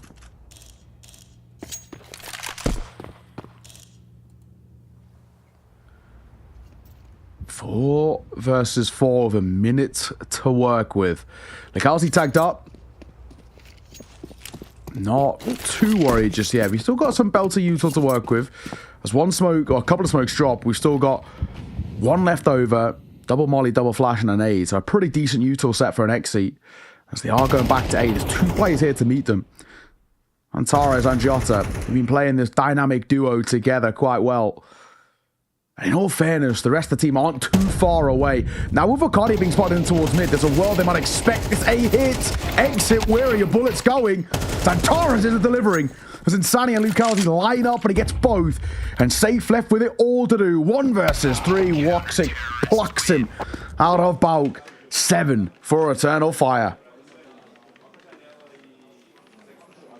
Yeah, looking really solid here to start off the day. MIBR, I don't know, I'd maybe think about a timeout. Yeah, I wouldn't mind it. Get a couple more rounds, you know. 2 rounds is obviously not going to be enough. I'm not great at maths, but I know that for free. Yeah, those are unfortunately the vibes. Although, this is one of the things as well we talk about, right? There's no coach behind them. True. Not that timeouts have to exclusively be about coaches, but that would be someone that would be like, yo, we need maybe a moment, maybe a bit of a reset. So Tares, caught off. That's what happens, man. You try and spray through the smoke, you know. You're going to get caught reloading at some point. And now, Jota has to give the position up. He's pretty low. So looks good. So looks doable. Woxic's here on the orb. The rotations and the cavalry finally arrived, but, you know, the bomb goes down, and they have, like, no information. This is going to be so messy. Smoke comes in. Safe says, thank you very much. I'll try and work around that. He might get away with something a little cheeky here if he plays his cards right. But they are breaking into the bomb site. Fight going down in middle, by the way, so, you know, whatever's going on over there. Safe is behind. He's got an AK. Oh, God. Oh, God. Cancels the defuse. Lowers another one. 2 on 3. Still doesn't look awful. The shots just don't land, unfortunately. So they will get it in, but that is awfully close. It's a little chaotic, wasn't it? My God. For a moment, you're thinking, have they just done enough MLBR in that post plan? But not to be. Now we're at an 8-2 scoreline. This is actually really dominant. You can see smiles on the faces of Wacardia there. Zantara is getting caught, but they do recover well. Woxic, little fortunate, but you take them all the same. So this is now in, I mean, well, a dicey position, right? I really feel like we're starting to see MIBR quite significantly fall behind now. And I mean, if they can't get up towards 4 at the end of the half script, I actually don't think they've got a chance on this map. No, I think you might be right. Just want to point one out from the chat. Someone said Eternal Fire doesn't pick Anubis. OMG. That's kind of what I'm saying. Yeah. Oh my God. It's a big. Bring it back to the Counter-Strike. That is a huge double nade. Oh my days. You've got to be joking. I mean, MIBR. You really got to feel for them at a certain point, guys. Huge double nade comes in. They've been red on the B rush. Then they get blinded, and Maja, it's just, you know, 2 bullets and he's killed like the whole team. They're so low. Maja masterclass there with a read. I have to give him credit. That is actually, it's pretty special. Just right. Dunk a couple of nades in here. We'll see what we can get. Beautiful. They're getting their love and life, though. They're getting fired up, and that's exactly what we want to see. This so far is feeling like a really good game. And unfortunately, it's just not been enough for MIBR. Tough predicament. Honestly, it's a really difficult predicament that they're in. I don't even know how they try and save a little face here, to be perfectly honest. They're in a really awful spot. Even just 3 rounds in towards the seaside, I don't think it's enough. They unfortunately could be giving up their own map pick. And then heading towards Inferno, reeling a little bit. Woxic opens things up. Kowsey just gets caught running through. Certainly not ideal, sir. And again, cannot catch a goddamn break, MIBR. As the sort of impartial viewer of this game, you definitely do have to feel for them. That's a cheeky one back, though, so maybe they do have a bit of luck on their sides. Quite yet, we'll see. We'll see. 4 versus 4, group up on short.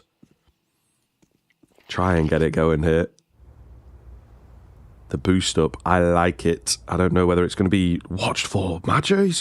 Whoa, he's got a bit of an idea. He gets scared eventually, and they will get the better of him. Woxic's here on the AWP, and I mean, this is the shooting gallery that an AWPer dreams of, but the running headshot from Breno, absolutely mental. Jota will bring it back. Can they hold on here? He's on top of the bin. He spots them both out. Just got to stay cool. Trying to buy some time for his mate to come and join. He's a ring around the rosy. Will eventually go down.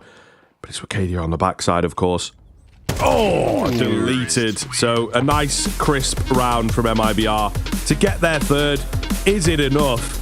We generally say not, but stranger things, of course, do happen in Counter-Strike now. Yeah, it's true. We've seen some wild comebacks in the past, but for MIBR, they're going to lock in, man. This has not been a good display. They've got to pull off something, honestly, quite miraculous coming in towards the second half. Eternal Fire looks so clean. No two ways about it. Everybody's having their moments, I think. Jota looks great in terms of opening duels. He's really confident to fight earlier. Wakadia, as we just saw there, he's had his moments throughout. Woxie's hitting some nice shots. Antares looks alive and kicking. And Magic's calls have been fantastic, as we saw in the penultimate round of the half. So everything seems to be slotting itself into place with Eternal Fire. They're playing at the level that we expect of them. I don't know if MIBR have got anything up the sleeve, but we're going to have to find out, of course, after a little break. See you soon.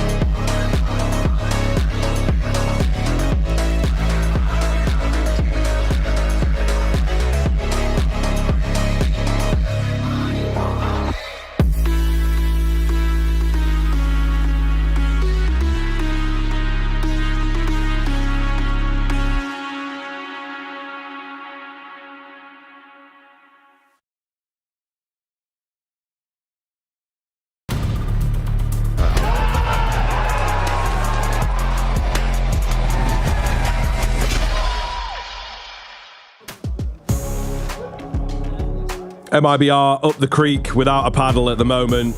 This is their pick. It is not going well. No timeout, no coach.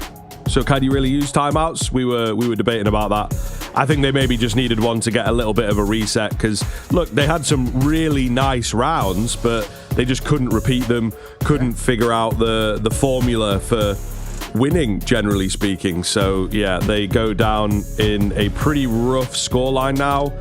Pistol means everything, so on and so on. You know how it goes if you are a viewer out there. Of course, you have seen many situations like this. Manager keeping it going, slapping them up. I love it. Let's go.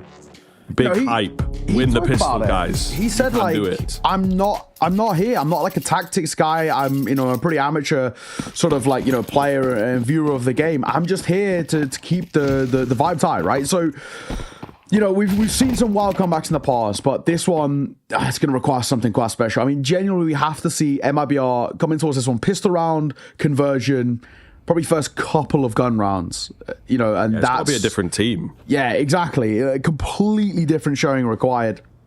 And that's probably, you know, in a way that's what the manager gets, got to sort of understands, where he's sort of saying, like, you know, whatever, you know, that first half happened, let's just go again. Insani, that's a quick shot. Magic going to get caught early, and they're going to try and capitalize upon that spacing towards mid now. They're wrapping through, but they're also testing him, and he spotted the bomb. He knows what's coming. He's set these Julies up with the information at the very least. Oh, the shot's just not landing. Insani's here for another, but he does eventually go down. So 3 versus 3 in a bomb plant. Exit is around quite quickly. He's got some help from Lucauzi as well. All coming in together. 1 for 1. It's Woxic's angle that we've got to watch. Can they find him?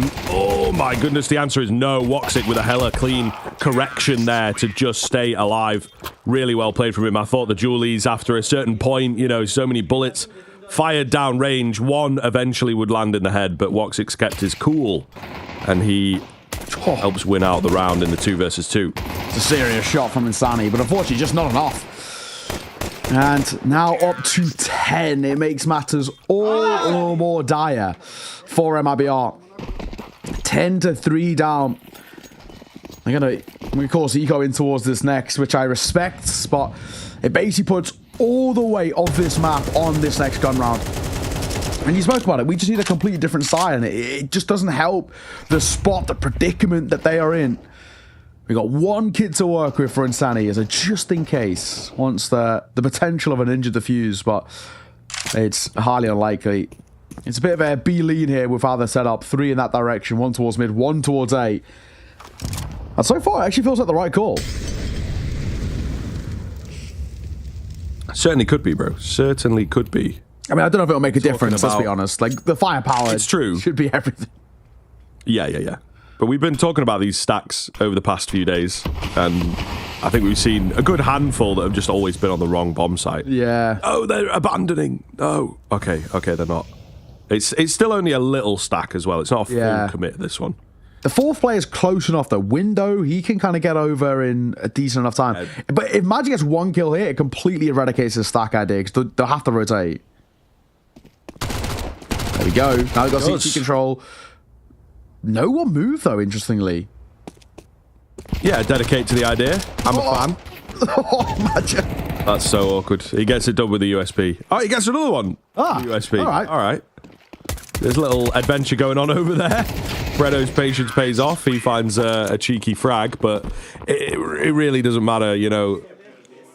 You don't expect them to win that round, but like we're only really interested in it if they do start to win it or do start to do loads of damage. So it all comes down to this, and yeah, a really, really long road ahead of MIBR. No, fair play to Magic for getting the 2 at the end there. A little flustered after the Mac 10 shots don't quite connect, but he does his job. He's actually not doing too bad at all either.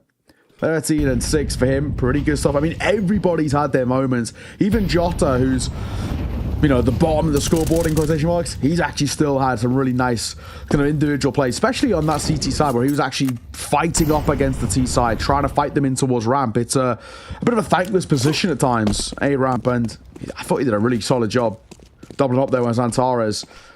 And all he's really trying to be is a supporting element for him. Now on this T side, he gets used a lot in these entry plays, and you can see him over towards Palace. Smoke will come down, meet him at the feet. They've contacted out, and in they come. Molotov down. Exit going to be in a bit of trouble. He's going to swing. Flashbang nowhere to be seen. Mac 10 on Maja could get 2, and he does before he falls. Lucauzi at range. Doesn't quite know what to do. Does he take a fight? Does he try and stay alive? They're going to join up together here in the window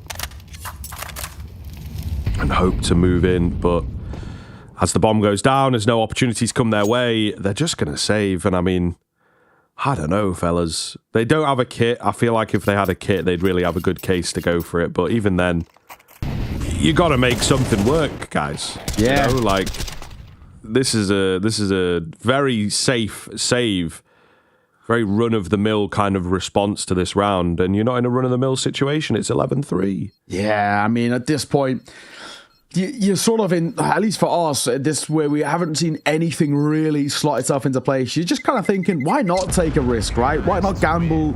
It basically feels like they got nothing to lose, but they're playing for overtime, MLBR, and it is right down to the here and now.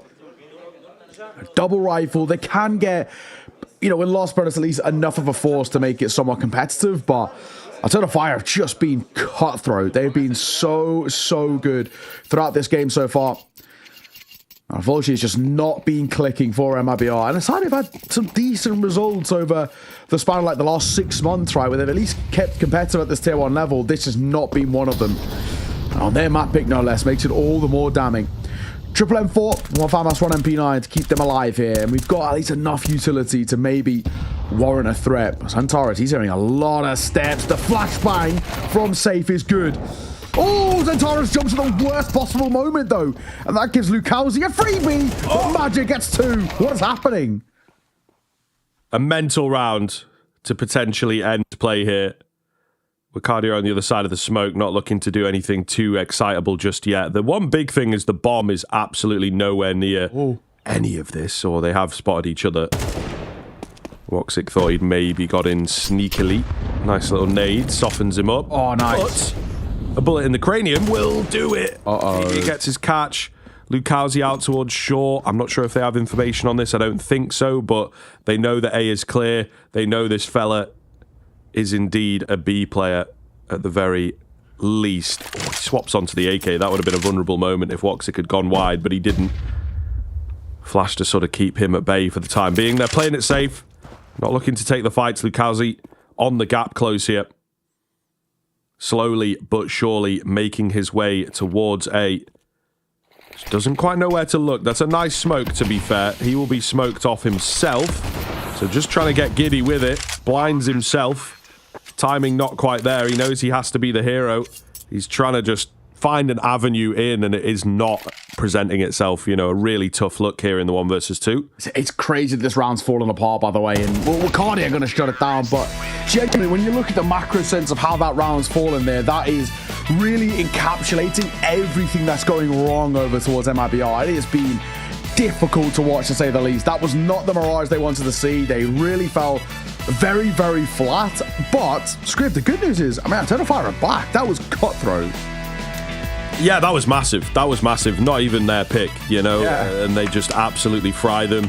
Some really nice rounds in there. A couple things that have clearly been worked on. This double nade stack is all over social media at the moment. So I feel like there's been a bit of a rework, bit of a wake-up. Slow start in the play-ins, not quite as clean as they would perhaps want over there. And then, of course, you have the 3D Max loss. Yeah. It's kind of a team that you'd expect them to be bringing close at the very least, and it just did not look good at all. So, yeah, very, very impressive stuff here against MIBR, who are vulnerable. Let's not get it wrong. Let's not get it twisted. But they are still a formidable team, and to take them down in such one-sided fashion is a keen achievement. Yeah, agreed. I generally think that is a massive map to take in that sense. And I still think there's obviously been these real teething issues in RBR. No official kind of coaching play, of course, their manager stepping in, but even since the Lukowski edition, there's been such ups and downs. That's like, we're talking towards 2024 at this point, 5 months ago that he got brought in towards his team. But I don't know, man. It just feels like MIBR haven't quite clicked since. Since his addition, he's not even putting above a 1 rating. It's not been the run. And I think, these teething issues, it gets to a point where we're going to say, right, maybe we're past one of the teething issues and just saying this isn't clicking, this isn't working. I wonder what is sort of like the giving point for MIBR, because they obviously have started to tumble a little bit. They're getting to the point where they're going to start creeping outside of the top 20, at least in terms of HLTV rankings, and that's not what you want to see, right? This is a side who are meant to be up at that top level, and they're actually getting, dangerously close outside of sort of the Valve rankings too. They had a pretty inflated one at one point, but yeah, it's tough, man. Things need to change. We do actually have a little video on MIBR as well, so we're going to throw it to this one, then we'll come back to us briefly just after, but check it out.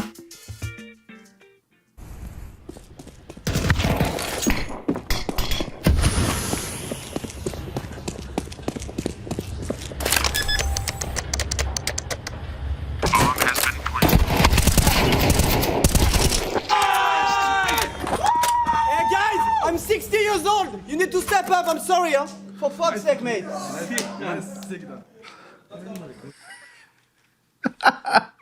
Well, okay, so yeah, that's rough. We were given no insight into what this video would be. We were just told a video, and I'm glad we got that one. That one's been doing the rounds on social media, and for all the right reasons. Bit of brilliant Apex shit talk, but also a really badly played round from MIBR. And yeah, Grandpa Something to Say is spot on. I mean, they got a map of Vitality, which I think in itself is actually pretty respectable. But yeah, they got reverse sweep and badly, right? You know, Inferno 13-3. Decimated. We're going to Inferno next as well, which makes it all the more worse. And for anyone who was around the ESL and caught that Vitality game, you know how bad MIBR played on that map. They looked so rough. And the issue is, you know, we were discussing about Eternal Fire, you know, last time these guys played at the previous Pro League, funnily enough, back in September, they played Inferno, they beat the 13-10, it was pretty handy, and then they probably scrimmed a little bit, hence why they're confident, but they probably also watched that game and were like, damn, like, these guys cannot play Inferno, and we are relatively okay, so they're probably feeling pretty confident. Yeah, I'd say so. I'd definitely say so. I mean, you know, sort of a harsh video to bring up, but it actually works quite nicely. Obviously, we're there for the meme factor, but it just kind of reiterates the fact that MIBR really not looking too great, you know, and very, very inconsistent so far in stage 2 at the very least, you know, and it was a lot of effort for them to get here actually. So I think that in terms of the way that this tournament is going at the moment, MIBR lacking and maybe falling behind a little bit. Eternal Fire about to start hammering in those final few death blows for sure. We'll see. Look, this could be a map that they've gone away and they've tried to learn from as much as they possibly can. But no time for conjecture, of course. We're going to take a break here, folks. When we are back, we'll have some answers, so stick with us. See you there.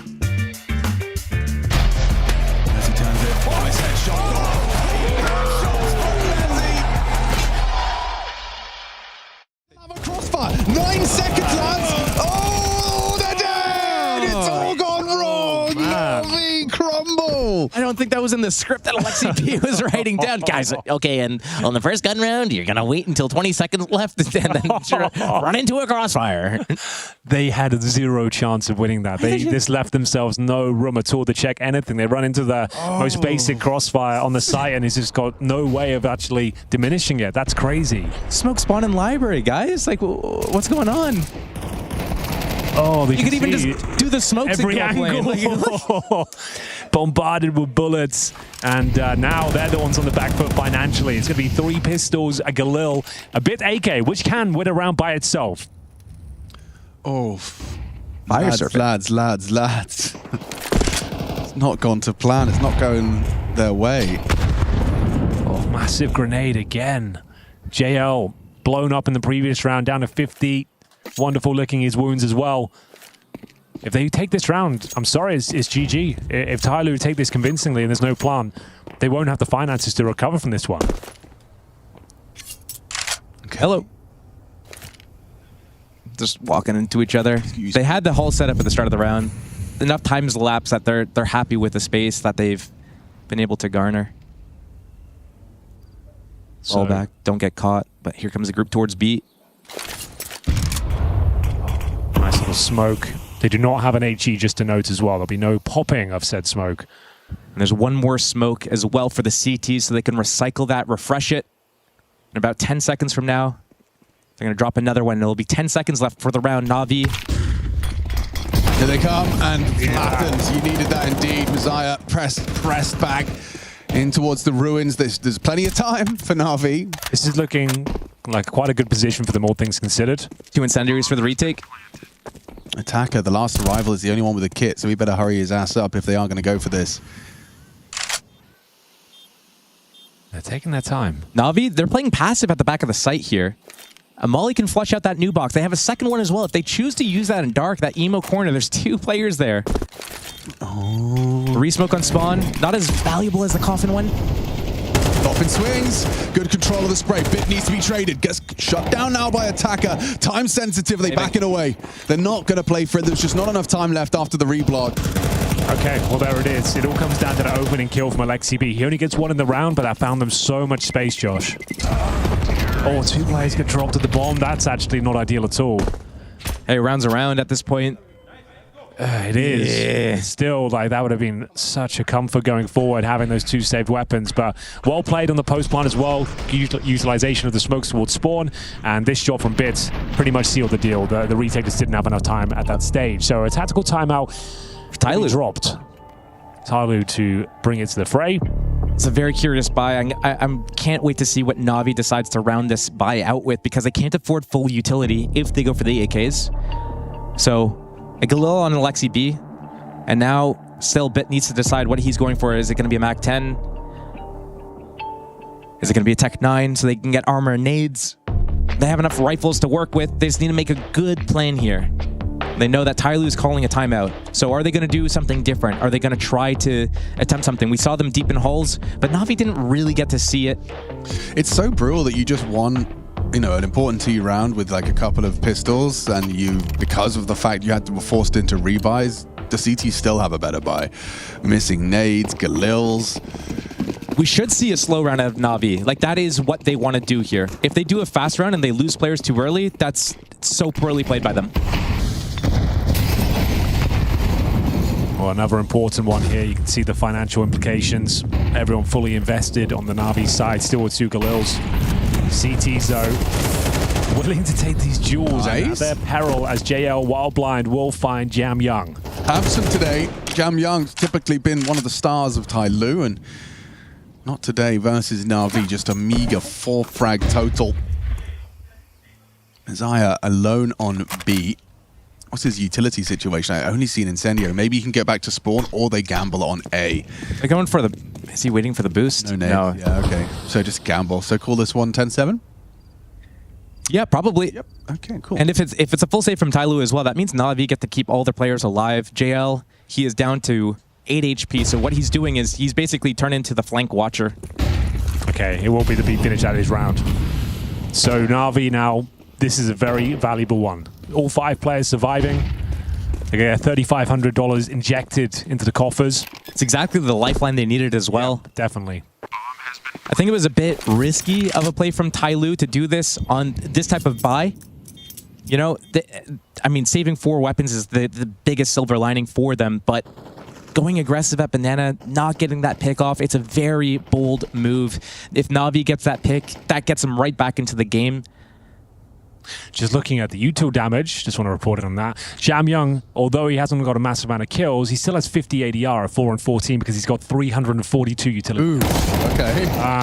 Alexi is probably all on JL as well. Yeah, and then Alexi on 309. So Jam Young, sure, not a massive amount of kills, but certainly having impact in more ways than one. So I just took a look at the stats because I was, trying to back up my point that Jam Young is their star, and actually it's Messiah and G have been higher rated in their 35 maps together as a 5-man unit. What was it? Oh, that's a KD, excuse me. Yeah, Jam Young is second in the highest rating, but yeah, G with the higher output as the AWPer with the KD department. But yeah, 4 and 14 is still not his average day. Yeah, we don't look at KD. We got too many stat patterns around. We have to look at that rating. Absolutely. And then we take the rating and we look at the impact as well. And we see the difference there and see, oh, you have a 1.3 rating, but your impact is actually only 1.1. What's going on here? What's happening What's happening here, little guy? But I mean, AWP's got a save. 4 deaths for G. That will certainly, that's rather standard for him. And this is JL in the flames, takes the fight and gets away.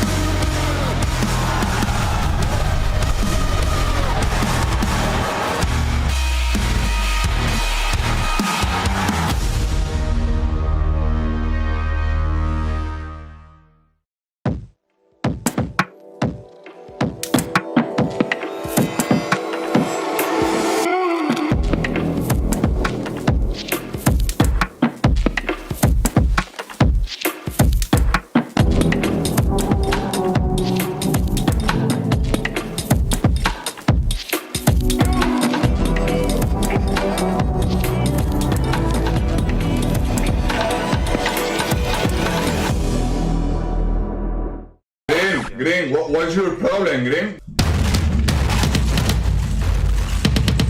Правее, чуть-чуть. Стреляй. Ну, на... Ты сказал, что он дал хотя бы. Я бы стрелять начал. What? He's in phase for 3 days. Francesco Tosti of Counter-Strike.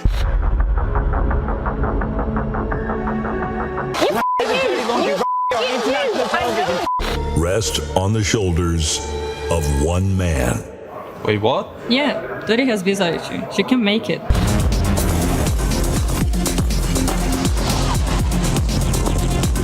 Dunk?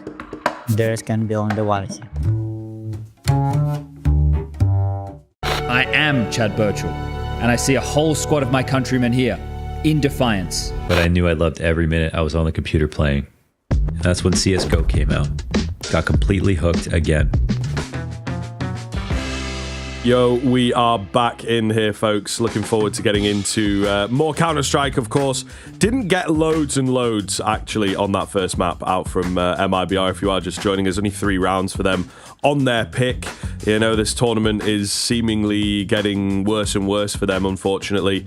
And we'll see now. We'll see. It's Inferno. I think this comes in as like a recency punish pick sort of thing from Eternal Fire. We maybe thought that they'd go towards the Anubis because that's kind of the Eternal Fire favorite at the moment, but they are quite happy with what they've seen, I suppose, against Vitality yesterday, and looking to replicate a bit of that. And maybe there is a fundamental flaw in this map at the moment for MIBR. Time going to tell. Time going to tell. Look, it's a tough tournament for the Brazilians. They are coachless is one of the big things. They are bringing in kind of a new player. You know, it is a player that they're familiar with and he's been in the team before, but still slotting him back in and, you know, figuring out how to work that is always going to be difficult. So they do have a few caveats on this one, but I think, again, a team like Eternal Fire should be within their wheelhouse to compete with and hopefully take a map, but now we're starting to think that that's not going to be possible. Yeah, I mean, especially considering what we saw yesterday from MIBR against Vitality when they played this map and they just got decimated 13-3. Now, granted, I would say Vitality are probably a better side than Eternal Fire currently. I mean, obviously, there's maybe a bit of a debate there in some senses, but I would personally say they are.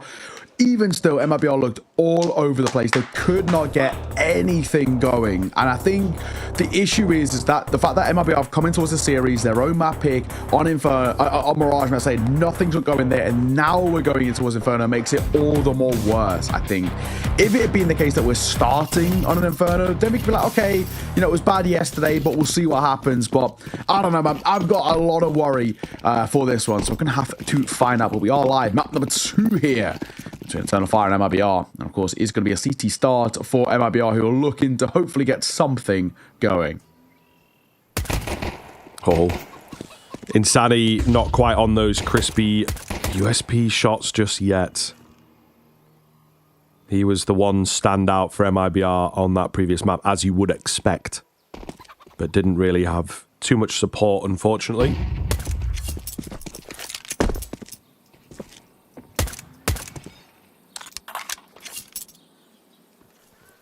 Matchup. Second top banana control. Bit to work with. We've not really decided to do all too much. It's decent map control taken. We're starting to move in towards apartments. Now we can have 2 over towards apartments, 2 over towards B. Imagine playing in the middle, and then he can make a call around that. Well, can't he play in the middle? But I mean, even still, I don't know what is the idea here with this 2 splits. Somebody's got to draw away. The bomb is towards apartments, but if it goes down here, it could be awkward. Thankfully, it doesn't. It's only Brinson who's got to go kind of huge, but drive by, and then Major holds for that flank. Bomb goes down, and that's it. MIBR can't do anything. They needed Brinson to hit that shot, to drop somebody there, to give them a chance to rotate, but it was not 2B. So a 2-2 split through A and B ends up working out really well. That could very easily have fallen apart, but it didn't. Yeah, perhaps a risky round. Eternal Fire, though, feeling confident in this one, aren't they? Pulling out a lot of experimental rounds, it feels like. So just a chase for the exits here. Speaking of, Mr. Exit's actually quite close. They trade headshots. Can you make it away from the bomb is the big question. I think Jota might actually go down. He does indeed. So, you know, tiny bit of something. It's not the end of the world in a pistol round, to be honest, but Yeah, not the best of starts for MIBR. Certainly not what they needed, right? Fresh slate, new map, new me. And unfortunately not the case.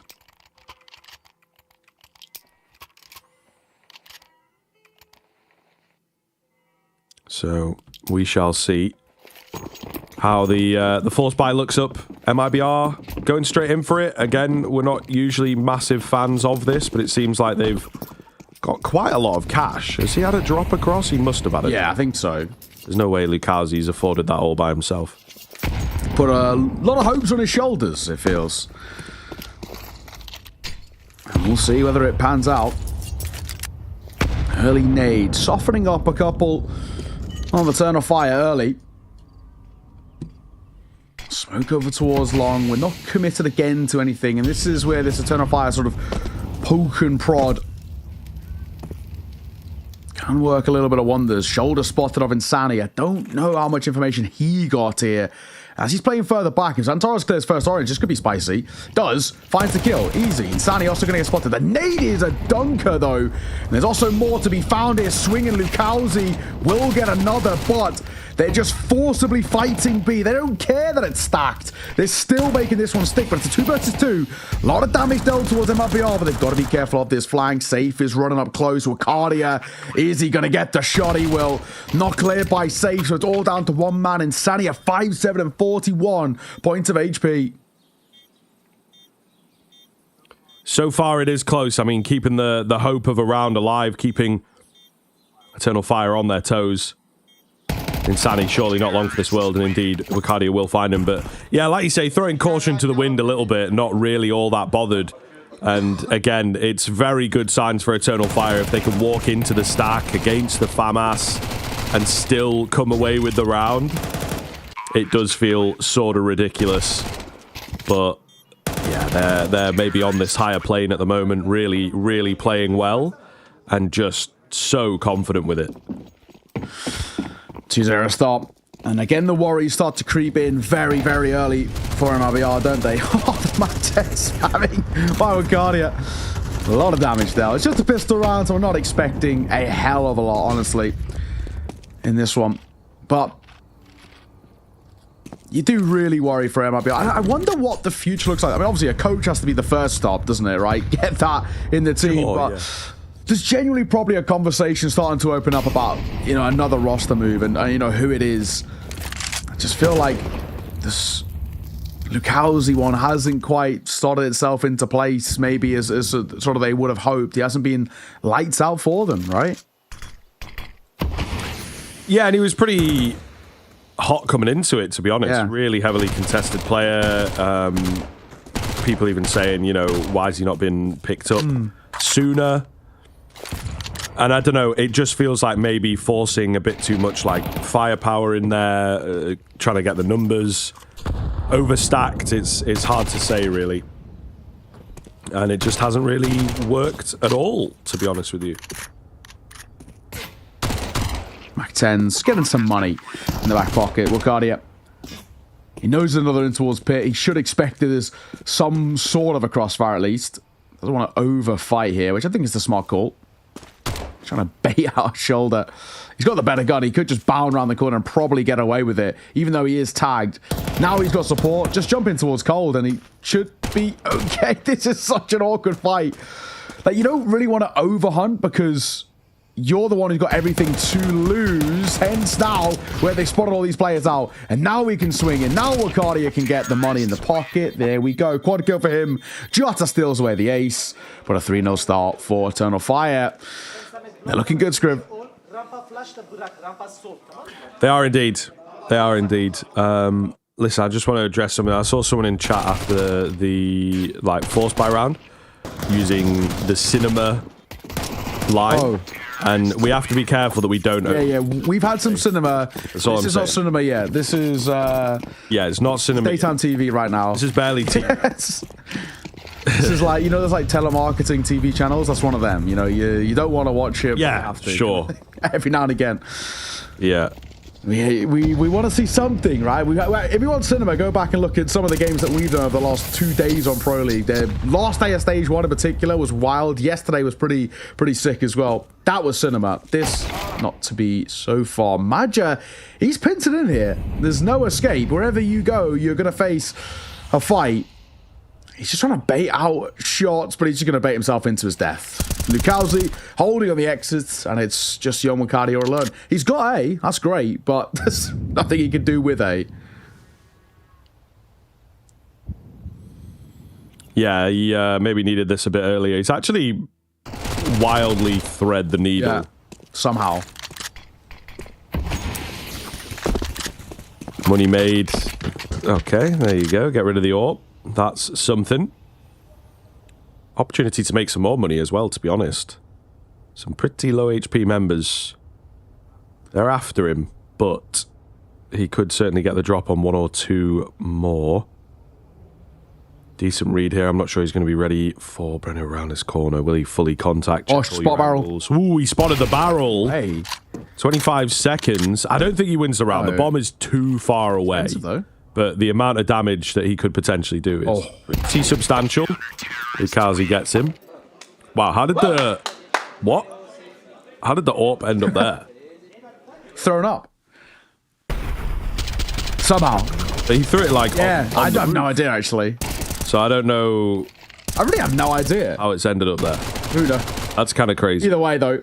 Maybe we can get the technical guys. Oh, there's like a little gap. Yeah, maybe. I think above the, and then it's like landed in there. Okay, doesn't really have an effect usually, like that small window that's there. That was a slightly weird round though for Eternal Fire because they just didn't hold anything in towards mid, and they've done it again. They just don't expect any mid aggression. Lukowski did it last round. He's going to do it a second time, and the thing is, he gets one. Unfortunately, not getting the second means this round is done immediately. They've cracked open B. At the same time, we were fighting mid. 2 easy kills coming towards top and honor. One with Util with a double nade stack, and that's it, right? This is how quickly Eternal Fire can just flip around on its head. The only issue is the bomb's still got to get over there, and it's in a precarious spot. Let's get going now, Majid. You know, you'll stop buying time here. There was a relatively quick flank happening by Brinson. Thankfully, they're okay. Bomb goes down, round 1, and that's the issue, unfortunately, for MRBR. The second you find a round, you need consecutive rounds on the board. You need a bit of consistency. Let's give us something to work with. You fall very, very flat. And that's just how good Eternal Fire can look right now. I mean, everybody's having the moments. Wagadi gets caught early, but Jota, Zantaras, Madja all simultaneously getting kills that net them a very simple round.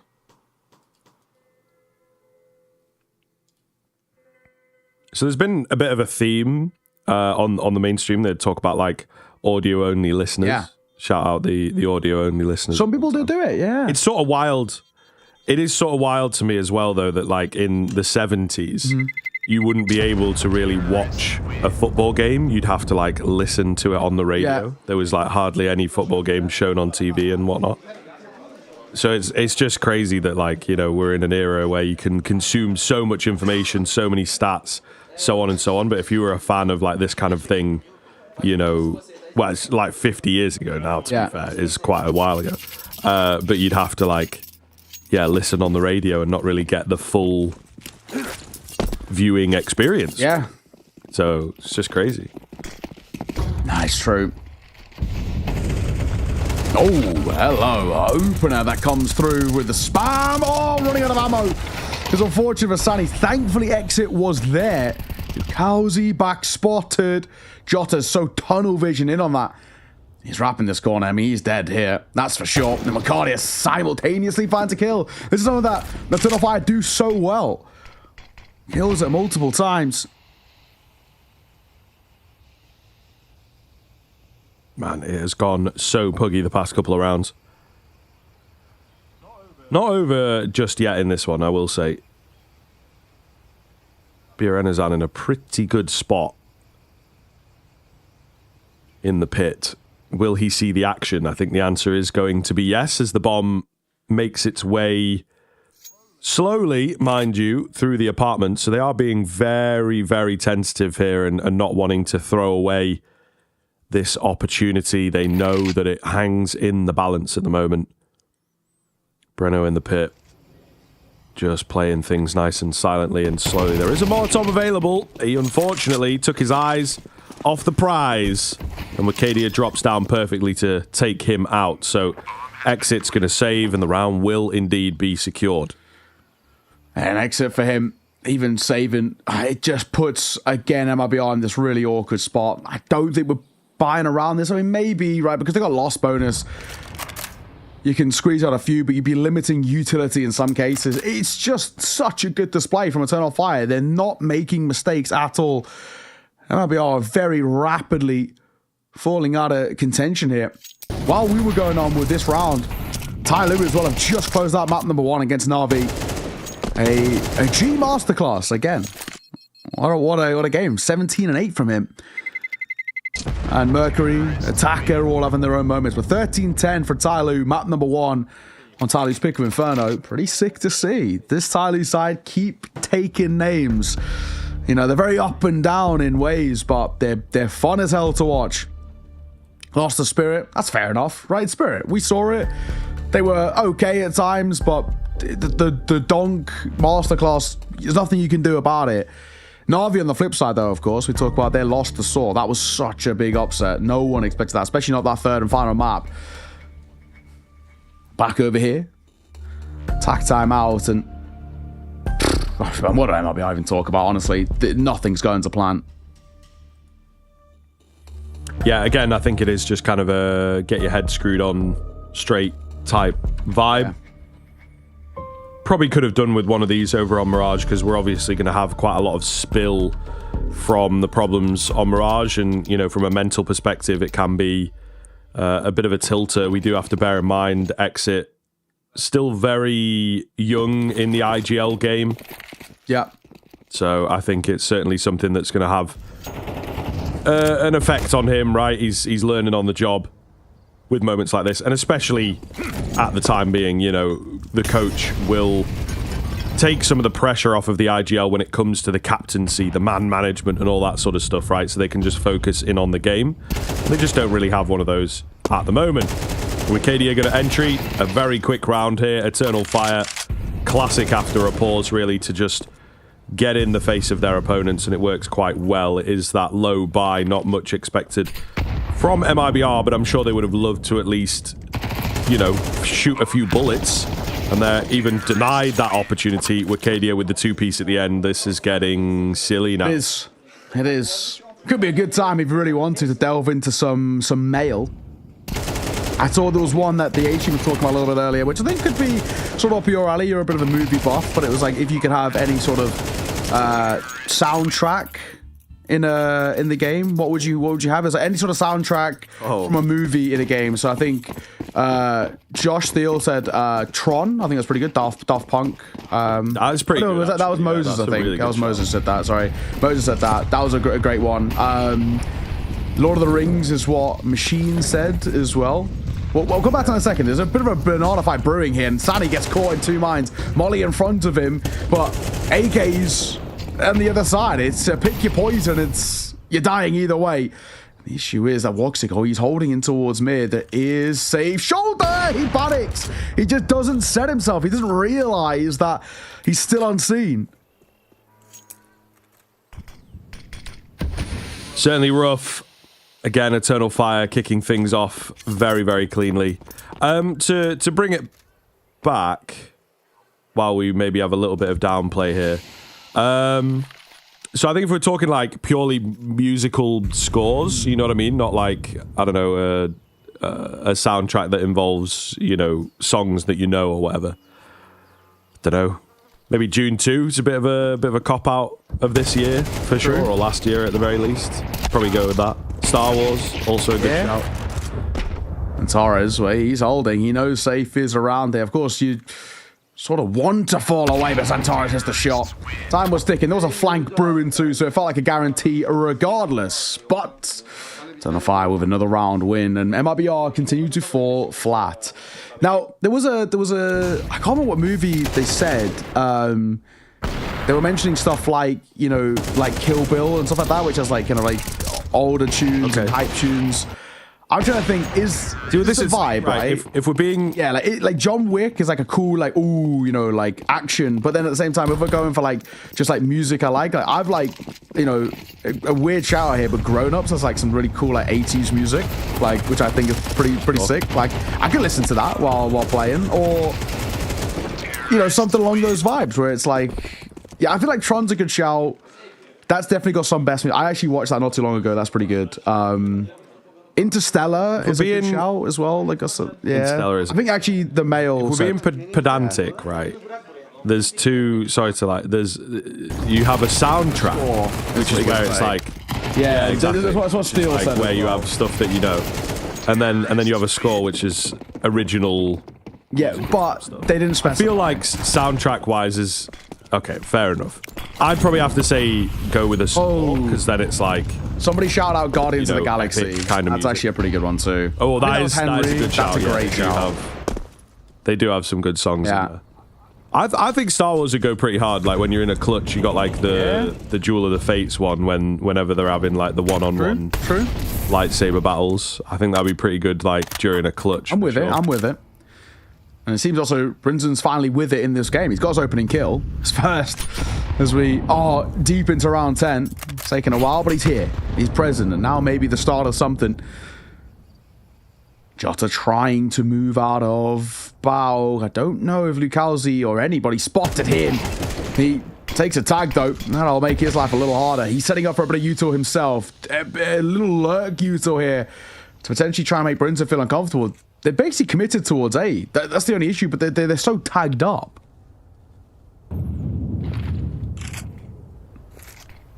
Zantares on the contact. It's actually Woxic to find the kill. He gets mollied off. Jota needed him to find that to keep this round alive. Woxic left on 5 HP.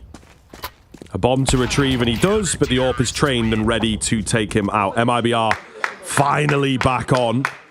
It is another chaotic round, but they're able to thrive in said chaos. It has been an incredibly tough half for them. Once again, 2 rounds, still not going to be enough. Can we finally, for the first time in this series, string some together? Yeah, MIBR they do feel unbelievably flat, but that one, at the very least, it's something. It's better than nothing. It might give us a start. If we can get 4 rounds at the end of this half, it is far from over. The only issue is we were at this exact same scenario. We were at 8-2 in Mirage, and we said, right, if you can get 4, there might be a chance that they only got a 9-3 of the half, and it was far from enough, and then never even got going in that second. So that's the issue that we have arising here, where it's like we need 4 as a, you know, the absolute for MIBR if they want a chance, and it feels so unlikely, and it's not a good start as well. 2 tags are not going to help out.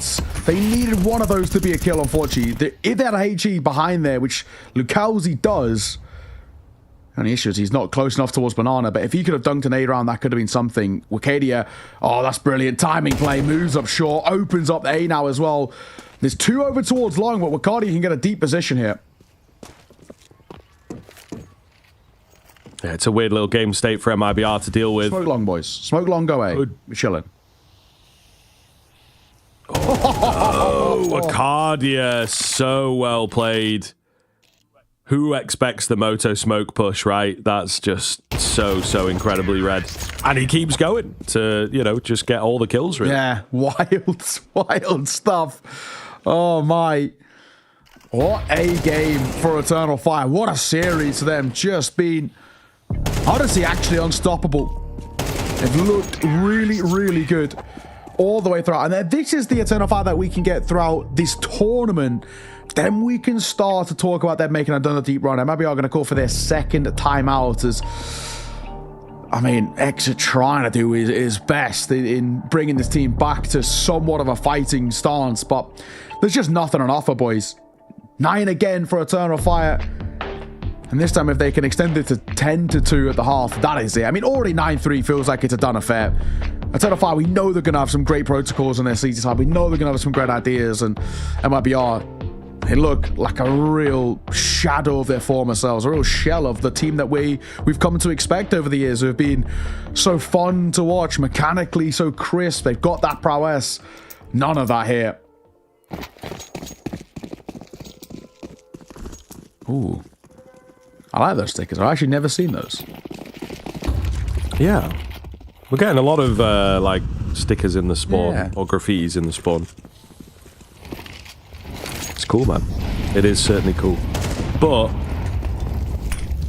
is it going to help you win rounds? I think so far it's hard to tell. I actually didn't catch which spawn that was in, so I can't answer my own question. Okay, so yes. Thank you very much. I got you. Swing and a miss from exit. Big the stuff. Cowsey gonna feel the same fate. It's looking like a 10-2, isn't it? My God, Eternal Fire. I mean, so much credit to Eternal Fire. They look unbelievable. But us here as casters, you at home, we're all feeling the same way, that this is a very new to them IBR. As much as we can credit Eternal Fire, we are going to credit them because they have looked great. We have to sort of discredit on the other side. MIBR have been non-existent, so quiet. And it's been really, really rough to watch. Ricardo, we'll see you after the last 10-2. Scriv, that was a brutal watch from MLBR, it has to be said. Yeah, for sure, man. We saw the Apex clutch video in between maps, and I think it may well have dejected this MIBR team.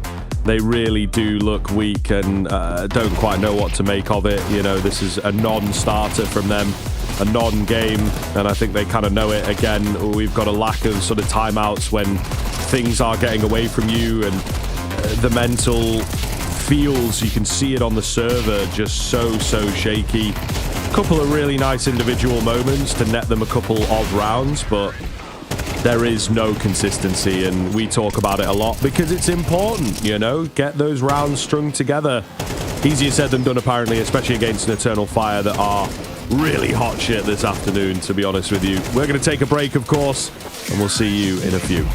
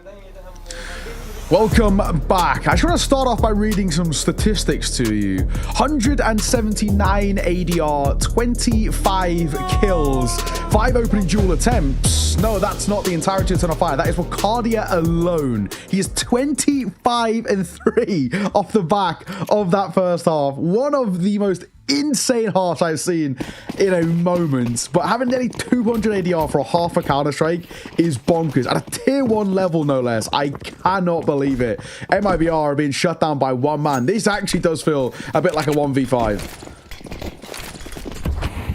Yeah, maybe a little. This guy, I mean, he's 1v9 at the moment. The whole world against him, but he is fragging out.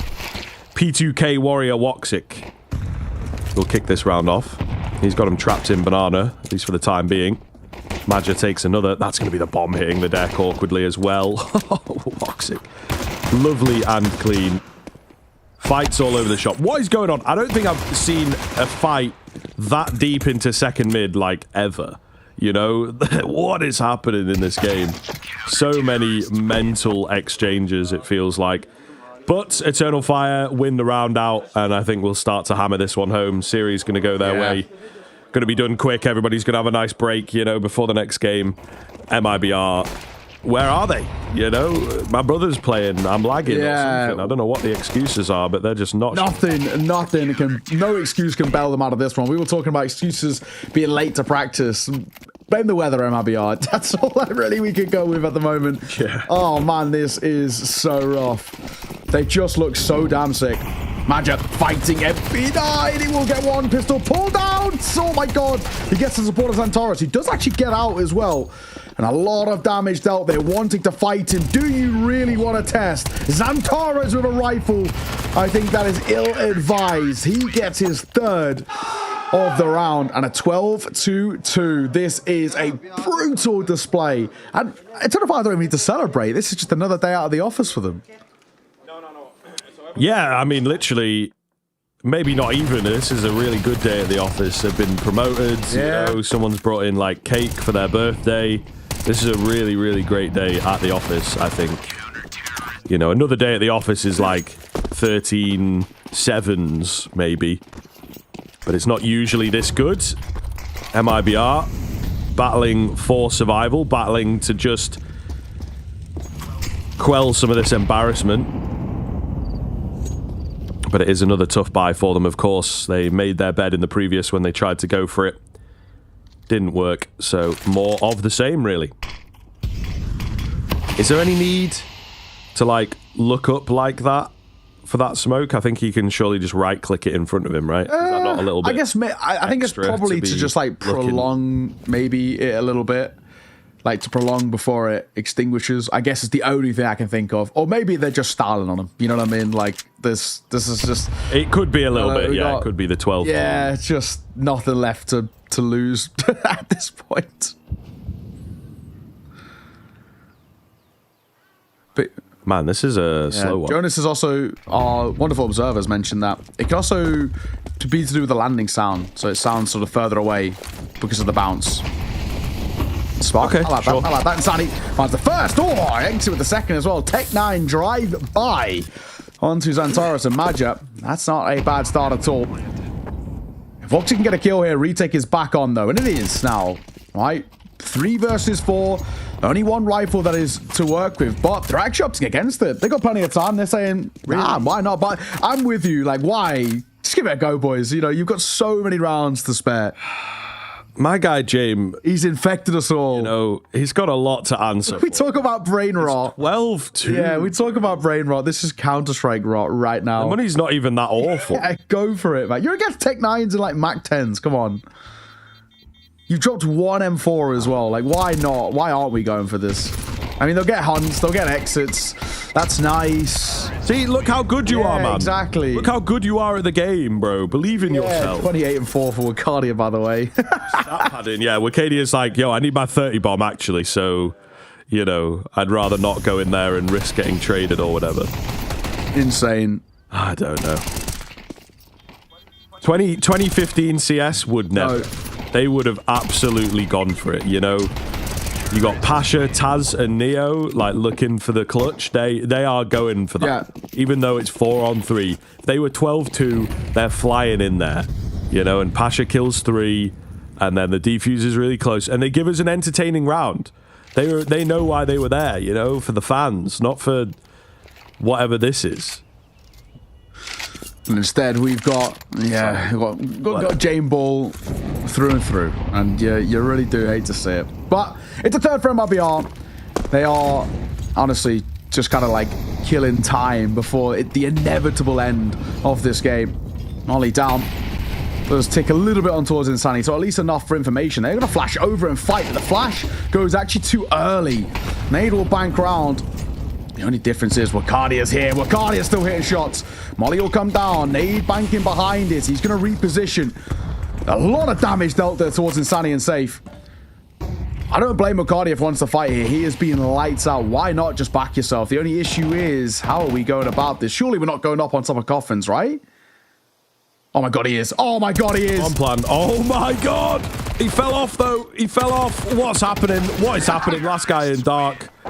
Oh my goodness, that is a mess for sure. Woxic did not know where to look, but MIBR come away with it, so they are going to buy themselves some decent time.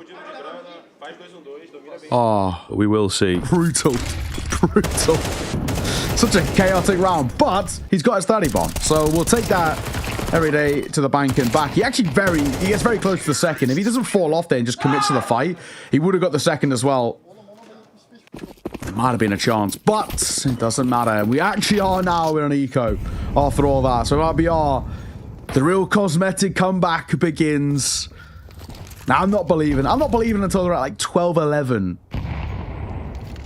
Oh, it was close. It was close. Can you imagine the blind Zeus? Oh, that would have been so hard. BM as well, right? Like, just so tilting if you look Lucalzi and you get full blind Zeus. He was so close. All right, he does eventually go down, Lucalzi. Redo's trying to deny the AK. Not going to happen. They got info on these final 2 players. I think they could easily hunt and drop this AK for sure. Yeah, he's dead. Oof. It's close. Yeah. He gets some shots off. Well. That's it. It's an eco. We're not expecting a lot. They're just, as we said, killing time for the inevitable Eternal Fire win. It feels at the moment. A tough predicament. But MIBR, it's better than, you know, the 13-3 that we had in map number 1. At least you've sort of, on paper, people look at it like, oh, there was at least something on the Inferno. There was a little bit more. They will realize that it was not the case. MP9s are coming to the table. I like this. 4 MP9 by Wakardia with the M4.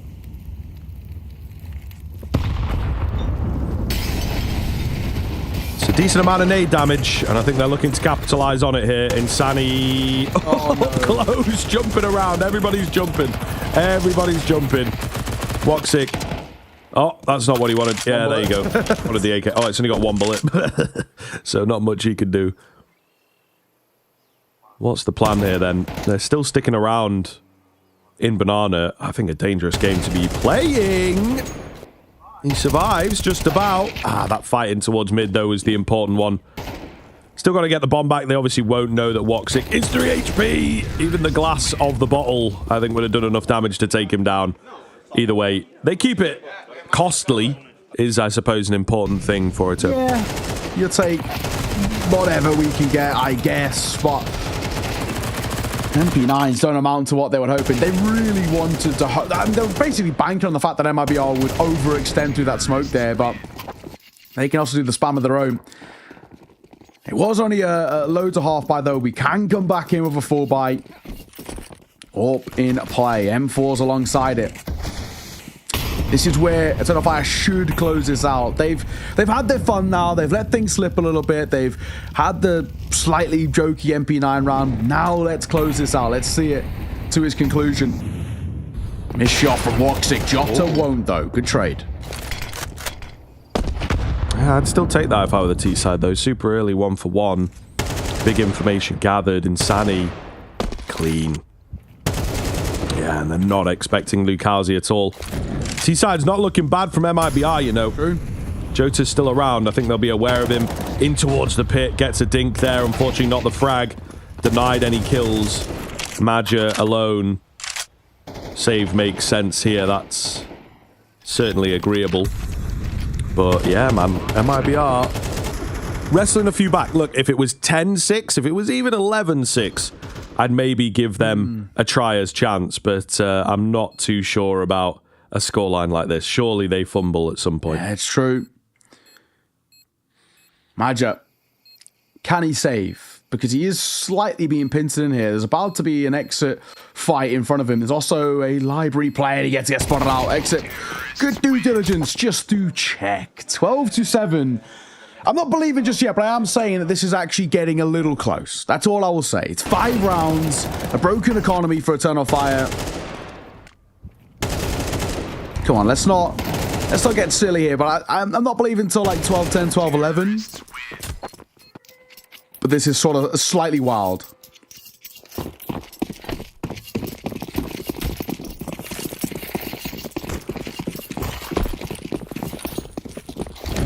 They're liking these MP9 buttons. Yeah, this was actually made very popular by Furia. They started doing this quite a lot when they would, even when they would win like a CT pistol, everyone would buy MP9s and they would do it for 2 rounds in a row just because of how strong they are, basically. And I kind of like it. You know, you half buy in, you bring in sort of, in most cases, half armor and then MP9. If things go a little awry, a little overextension, you never know. You never know. Yeah. Well, we got the crazy double boost right now.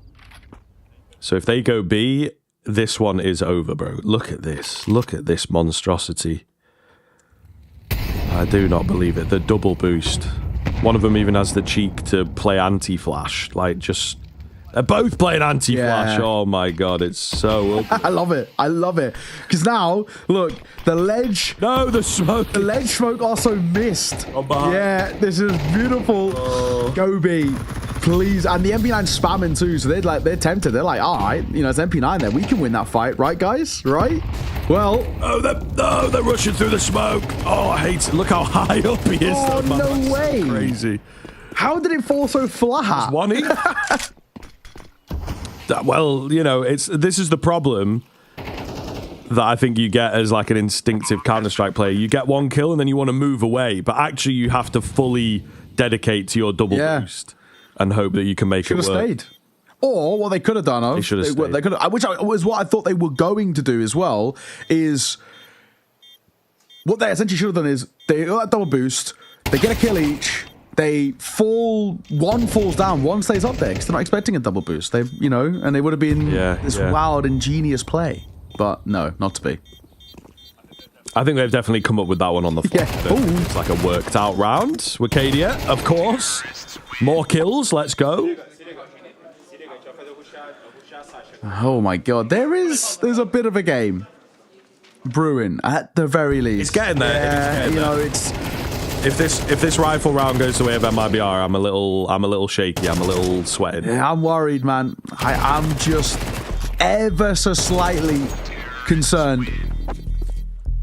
It's a tough predicament, and you know, no surprise, Eternal Fire are going to go in for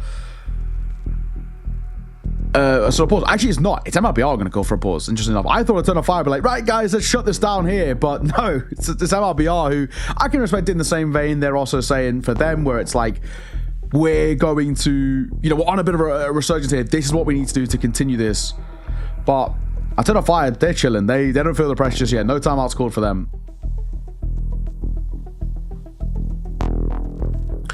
Yes. Maybe they were on the verge of calling one as well. Yeah. So I think it comes at quite a nice time. But we'll see. Pressure is most certainly on, I think. I don't know, on a scale of 1 to 10, how worried are you for Eternal Fire? I'm at like a 4. Do you know what I mean? I like a 4 right now. I think if we get to like 12-10, it will escalate to like a 6, and then 12-11 like a 9. That's my scale right here. But okay, it jumps pretty heavily. But all I'm saying is, one badly played round. This might be it, right? One little mistake. Yeah, this is what I was saying. Overfight, and that's why just having that map point alone is massive. Jota spamming. He actually exposed himself to the boiler player, but Frenzen can't capitalize. What happened? Yeah, that is very awkward indeed. It's not looking good here, is it? They're trapped in towards long, and I think that is known. The break comes in from Woxic. The info here, the spam successful enough, and that is it. That is the problem. You let them get to 12. One little fumble, one misread. You know, it was the player in Cubby that they just did not really pay attention to, did not think would be possible, and it costs them massively. So that is unfortunately going to be that. I mean, MIBR, they revived themselves a little bit. 2-0 still feels pretty harsh, but at the very least, they have saved themselves from total embarrassment. It could have been 13-3, 13-2, something like that. Would have been really, really, really nasty to have to report back to, I suppose, ultimately your fans. But yeah, it's not the best at all. Still, I think we expected them to look a lot better on Mirage, and they got flat. Yeah, it was the quite literal definition of the cosmetic comeback. It was not that much of a worry for us. Definitely not for Eternal Fire. They didn't call any pauses. They weren't concerned. They thought that one was going to be plain sailing, and ultimately it was. And I think credit has to be given to Eternal Fire how they looked throughout this series. Yes, there was the few rounds towards the tail end of that map, which looked a little scrappy, a little weird, but I also thought they were having a bit of fun with it. MP9 buys coming through, double boosts on plant. We're talking about where they're still not feeling the pressure. They're still having fun. And Eternal Fire were ruthless today. I think, a lot of credit has to be given to Arcadia. He finished that second map with 143 ADR. I mean, just kind of bonkers for him how good he was. He got the 30 bomb. I mean, what? It was like 15 rounds played, like something insane like that. Finished the half with 25 kills. I haven't seen a half that good in a long, long time. He looked lights out, and that's sick to see. If anybody's got Arcadia in their fantasy, they're sitting on a real chunk of points right now. He's helped them out massively. Yeah, big style. And I mean, he's helped Eternal Fire out massively on that second map. And he was just let off the leash, man. It was the phrase of yesterday. It's maybe the phrase of today as well. They let him do what he wanted because he was just doing it so damn well, especially on that T side. He was able to pick apart a lot of rounds. Facing off with the chicken. I thought he was going to shoot the chicken, but he didn't shoot the chicken. So I was just waiting to see, how he was going to play that 1v1. But yes, either way, Eternal Fire looking super, super clean. Yeah, really impressed with them as well, right? This is Eternal Fire side who I think have a lot to prove in this sort of a tournament as well, just in terms of what we talk about longevity in tournaments, but consistency in tournaments as well. They're meant to be making it towards playoffs, meant to be proving that they are that kind of top caliber side who can make these deep runs and can actually, start to scalp some of the big names, right? And I think while I wouldn't class MIBR in that caliber, they're definitely a side who are in a real rotter form. I've been looking a little bit all over the place. Probably for a first stop, need a proper coach, I think, is the first step. And then I think maybe there's an argument about a roster change at some point down the line too. But for Eternal Fire, they should come in towards the series and win it comfortably. They do win it comfortably. In a macro sense of the game and the series, that's actually all they'll care about. Good work, boys. Nice. Moving on to the next. Let's see if we can make a playoff run. They should make a playoff run as well. So I'm impressed with Eternal Fire. And the big hope is that we can kind of get this side doing this all throughout the year and actually staying as a real regular within the top 10. Yeah, absolutely right. I think that is sort of what everyone wants for Eternal Fire, one of the stronger national teams that we still have going, and ultimately they've been on this long run, right, of changing players in and out. This roster actually for a good while was quite tumultuous, if you really were tracking them and you are a big fan, or indeed you're a bit more of a fan of the tier 2 Counter-Strike, right? We know these guys quite well. They were down there for a bit honestly. Playing in your CCTs and, your ECLs and stuff like this until they sort of figured it out. And it seems this past year especially, they've really lifted their game up to a very, very high level and, perfected the machine. And I think, again, speak to how it can be done if you stick with a crop of players. The ultimate core's been the same for a good while now.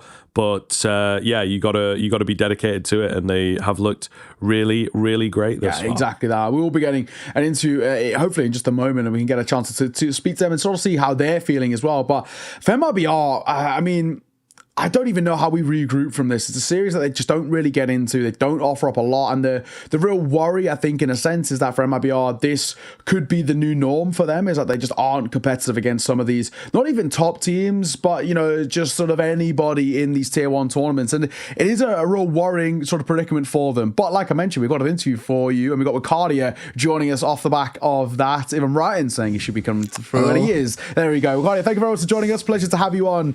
Let's start with the easy one. Mate, what a map from you. That was absolutely ridiculous. You had 25 kills at half time and you got over 30 at the end. How are you feeling there on Inferno? I mean, when I woke up this morning, I was feeling good about game. So I'm happy about my performance. That's it. Yeah, hey, fair enough. I mean, you showed it on the server, which is kind of absolutely what it is about. Talk to me. I want to know a little bit about this Tyloo game that happened in stage 1, taking it back a little bit. How did you guys sort of recover after that? Obviously, Tyloo have been the team that I think have surprised a lot of people. You were a squad that we expected to go 3-0, especially with the matchups that you were kind of handed as they came at you. So how did you bounce back after, losing out to Tyloo? I mean, we had some gaps in some maps, like they exploded. So we sit and we talk a lot together, like for hours. We did theory on that kind of stuff. And I think that's because we did some fixes. Nice. I want to zoom out a little bit and just talk about the start of this year for Eternal Fire. Of course, Jota entering in towards the team seems to have been a really seamless move as well. And now Eternal Fire, you are starting to enter into every tournament, being expected to go into playoffs and expected to actually make deep runs. How does that feel for Eternal Fire? Are you guys feeling good about this year so far? What's the sort of hopes for 2025 as a whole, where this team has come together and actually seems really strong at the moment? Like when we take a look at big picture, like we did some good stuff with like quarterfinals and finals and stuff. So I think if we keep doing it, it's gonna be good. And hopefully we will make some. Yeah, I mean, definitely. There we go. Sure. That's kind of what we're after. I think that's also what I was gonna just tap into a little bit. Like, do you guys prefer the studio at the moment? Right, you're having a few tastes of the arena and whatnot, but maybe not making the deepest runs in some of those arena playoffs. So, are you still getting used to that environment as a team, or are you preferring the studio? Like, talk to me about the difference. Arena is for sure very different than studio, and like we have a new player as well, and me myself getting used to it. So I think we will get used to it soon, but it's a very different environment. So we are getting used to it. That's fair enough. Well, brother, we'll leave you there. Congratulations again on the victory, and really well played from yourself. It was awesome to see. Thank you for joining us, and hopefully we get a chance to speak to you again throughout the tournament. Thank you. See you. Cheers.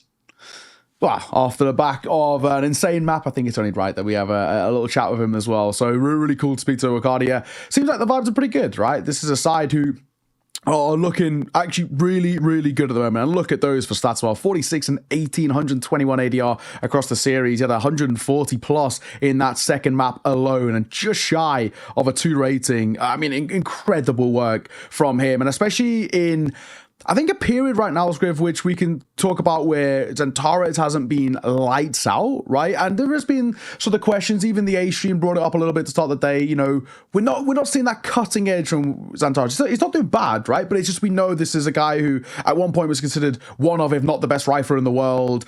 He's always been insane. He's had these years where he's just been untouchable. We're not seeing that Xantares right now, but the team's winning. Wakadia is stepping up. So is it actually the worst thing in the world? Well, yeah, I suppose if they can make the team work, you know, if there is maybe a bit of a role changing of the guard, Wicadia learning from Xantares, you know, it's a pretty good mentor to have. But time going to tell on it for sure, right? We're still unsure of what to expect from them for the rest of Stage 2. MIBR are not looking good at the moment. This is a very, very weakened, wings clipped kind of MIBR. So if that is, you know, something Eternal Fire have exploited or a big turnaround from Eternal Fire for the rest of the stage, we're as yet to know. But look, we are going to take a break here. It's a little bit of an extended one, folks. Of course, as you can see on the timer there in the bottom right-hand corner. But either way, make sure you are back for that next matchup. We'll see you in a bit.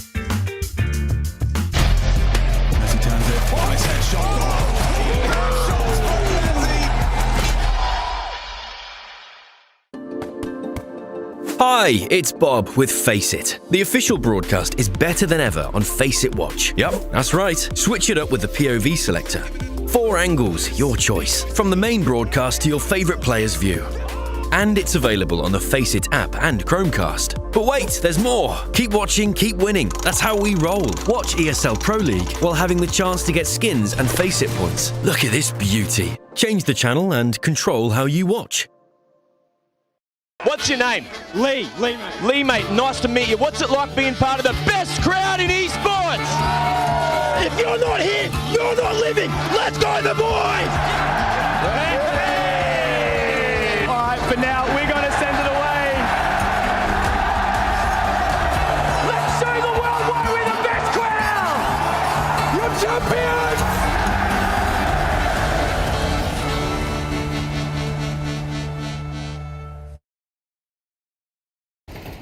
Wait, what's no, he's here.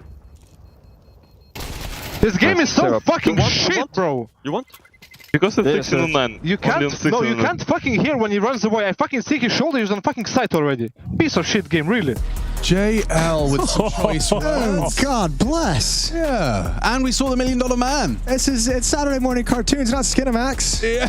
Well, I think you were doing a fantastic job for the selling the noodles, by the way, Jason. Thank you. You really sold that. There was enthusiasm. It did look quite creamy. It did look creamy. They did have me do a couple sensual lick lips, but they obviously edited those out, I think. The lick lips? I went a little bit too far. I'm sorry to hear that, man. It's a shame. Well, ladies and gentlemen, welcome back to the show. I hope you're enjoying your Saturday. Thank you for choosing to spend it with us. And you currently find Tai Lu with a map up, but the second not going as swimmingly. They're 9-3 down. This pistol would be a godsend, but bear in mind they're yet to win a pistol in this series. They're 3-0 right now. As Imma goes down, they find an opening advantage. Can't help but feel like Imma's misplayed that completely. Jumping out of the window just gives away a free opening, and he doesn't come back to haunt them if Bit can get 2. Ooh, nice tap out of JL, but he hates this game apparently. I was going to say, didn't hear him complaining after that shot. Likes that one.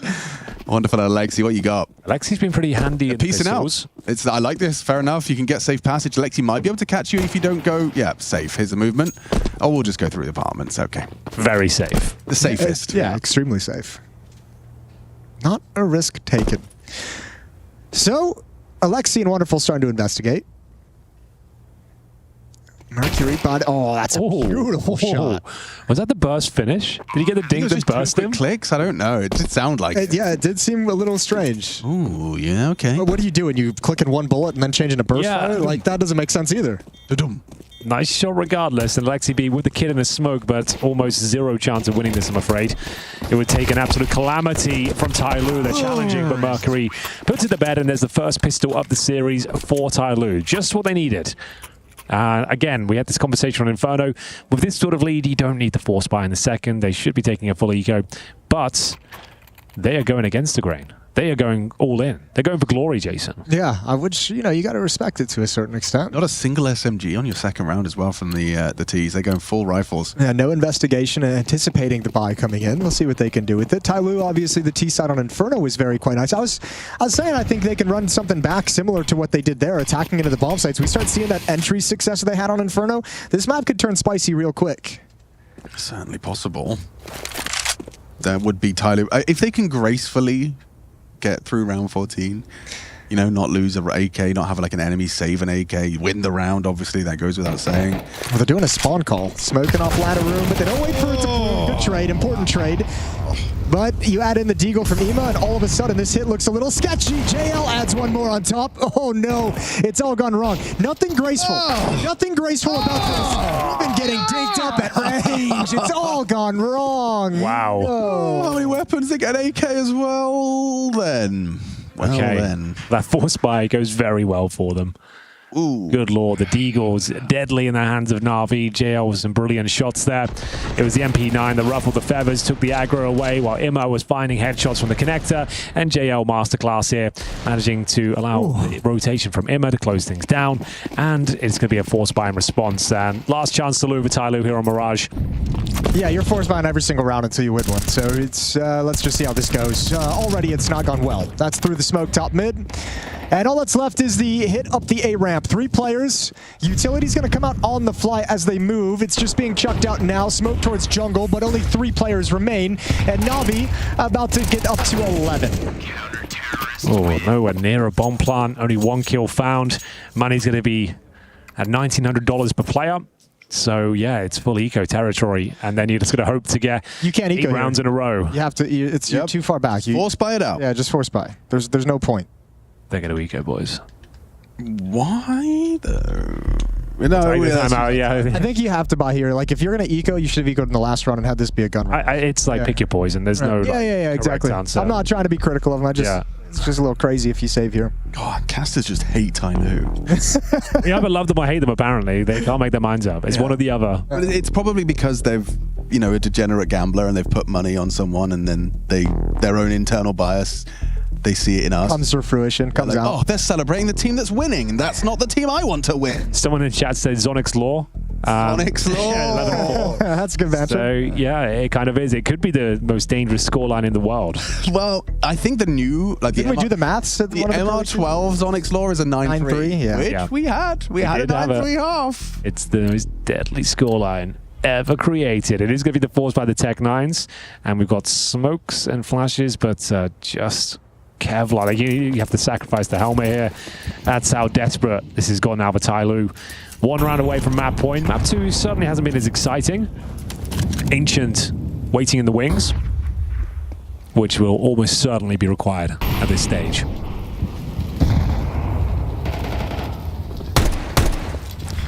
Well, they've run in the same tactic as last round, a 2-3 split. 2 coming up catwalk, 3 through the B halls, and it's just going just as poorly as it did last time. Comfortable. Very nice. Yeah, 4 for Alexi B. Making it very light work of our second map on this best of 3. Looking forward to Ancient. What was your guys' Saturday morning cartoons growing up? Ooh, what did I used to watch in the UK? Because we had we had the old school Pokemon. We had Dick and Dom in the bungalow. Rugrats. Sure. Rugrats. Oh, you guys had Rugrats as well? Rugrats every Saturday. Did they have British accents or was it American? No, it was the original. It's the OG. Tommy Pickles. Yeah. Angelica. What were the crazy kids called? Chucky. Went, Say again, the kids. There was like those kind of wild boys in Rugrats. Oh, you're thinking of... Peanuts?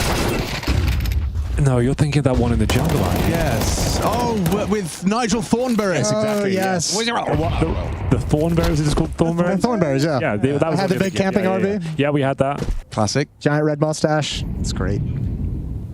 Okay, so we had similar cartoons. You guys have Gargoyles over there? Gargoyles was a banger.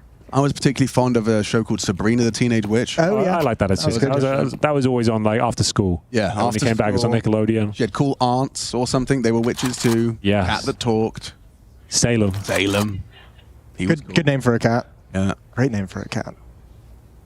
Practical effects as well back in our day. That's incredible. It stood the test. Clarissa explains it all. Oh, sure. That was a big one for me. Yep. I remember She had a that computer. She used to make video games on a computer. That was the whole thing. That's cool. It was really good. What about the Queen's Nose? That was great. That was one of my... Oh, Bernard's Watch. Bernard's Watch! Dude, that was a banger, wasn't it? That was my banger. fantasy as a kid, is I want Bernard's Watch. It's the only thing I want in the world. Yeah. Like, it was a watch, Jason. You pressed it and it could stop time in its place. You could just walk around. They might need it here, actually, because this is actually getting out of hand. Comeback is real. The round is probably going to be lost. That's a nice nade. Okay, they've softened a couple players up, but you got to get past this scout, and they're peeking slow. Bit does cross over. And now the low HP comes into play.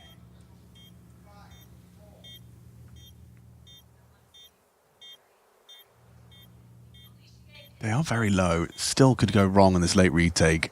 Bit deadly weapon, but a nice combination of Jamyang and G, and another one strung together to extend play at least momentarily. You get away with a nice round for the 5th, you get your rifles equipped, and we go again. Run it back. A lot of love here in the chat for Cartoon Network, your Dexter's Laboratory. Sure. Yeah, Ed and Eddie. Powerpuff Girls. Good ones, good ones. Johnny Bravo. A show called Angry Beavers. Yeah, Angry Beavers was good. And when you grow up a little bit, you can move on like Ren and Stimpy. Yeah. Woody Woodpecker.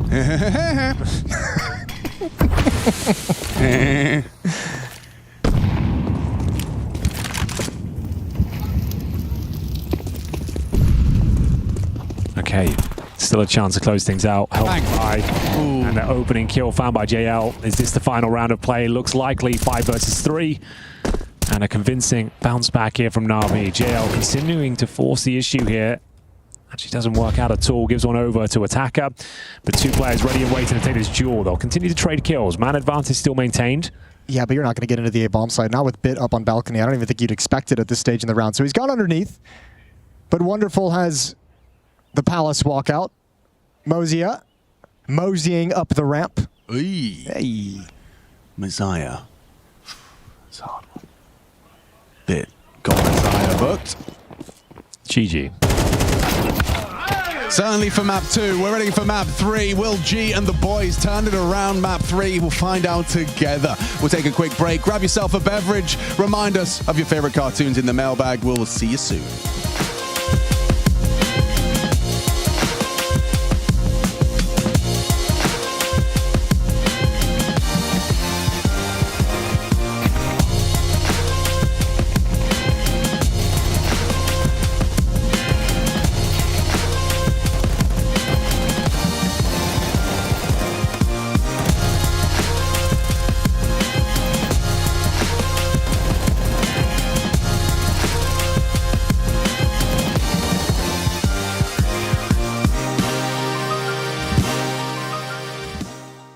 Going on currently. Yes, Look at this boost. Oh my god. This is. Hey, bro, wanna buy some skins, man? Wanna buy some skins?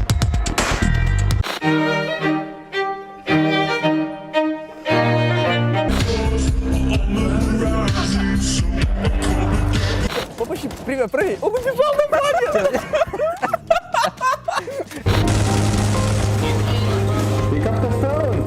Elect Bear. Donk. Astralis! 2 stand-in players keep their legendary status. I am the one who ops. I know. That's the fucking problem. Can you sing Master Mongol?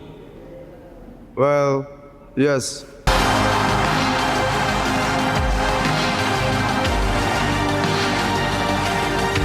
How can I fucking let 70-year-old kid fucking race that trophy? You listen to me, boys? Jason Rogaine podcast, check it out. The Jason Rogaine Experience. Counter-Strike by day, Jason Rogaine podcast by night. All day. All right, welcome back. It's good to have you again. It's good to see you. Graham Hancock. Yeah, this is going to be great. I appreciate the copy of your book you sent me, the Blueprints of the Gods. I haven't been reading it. I just listened to it on audiobook. That's the way I like to read. But yeah, welcome back. Yeah, thank you, Jason. I mean, it's always an honor to be on your podcast. You know me. I've been, researching for years. I've been researching the creation and history of maps for over 2 decades, and I've come up with a lot of theories, a lot of questions about the cover-up of some of the issues we've had with mapping and maps in Counter-Strike over those last 2 decades of Counter-Strike. So it's been a very exciting time. It's been a bit of a whirlwind, and thank you for the platform you've given me. You've brought my work to a lot of people. Of course, yeah. I mean, this is such an important piece of research, and I feel like it's a very under-researched area in the world today. Yes, exactly. I mean, the younger mappers theory, of course, my most famous theory, based on research over a 20-year period. Sure. And the most important period was this map extinction event where we saw, the towards the end of 1.6 and the end of Source, the convergence upon new Valve-made maps, whereas back in the past, back in the old days, as I'm sure you'll remember, you are an old school Counter-Strike player, we had so many maps. We had so many custom maps made by a myriad of people. Why, nowadays, Jason, I ask you, do we only have 10 maps? Look at Global Offensive. Over 10 years of Global Offensive, we only had 11 maps in the active pool, whereas if we look back to Source, if we look back to 1.6, how many maps did we have available to us? Yeah, there were tons, man. Like, I mean, like there was so many, like the competitive maps. You had Prodigy, you had Aztec, you had like CPL Fire for a little bit, like different TOs bringing out their own maps for their specific events. And these were maps that were like artistic and they had class. Like nowadays it's just like here's an uninspired choke point, but back then people put some emotion into making those maps. And I mean, not even just like even some of the customs, hide and seek map, you had HE Glass, you had Op Leetskeet, DE Rats, you had so many different maps to choose from. Yeah, I mean, I believe there was a cataclysmic event where many of the maps that we know and we loved were completely wiped out and never remade, never reintroduced back into the current game, Counter-Strike 2. I mean, look at some of the hostage maps we had back in the day, like 747. This was one of the fan favorites. This was one of the maps that everyone would play. You'd come home from work, you would log on to 747 and you'd run around that airport, you'd run around that plane all day, Jason. Yeah, and you had escape maps as well, where you had to, I mean, you had VIP maps. Yes. Oil Rig was always a favorite, and that's just disappeared. It's just completely gone from the spectrum of what you can do in Counter-Strike these days. Now, for this younger mappers theory, you've been heavily criticized.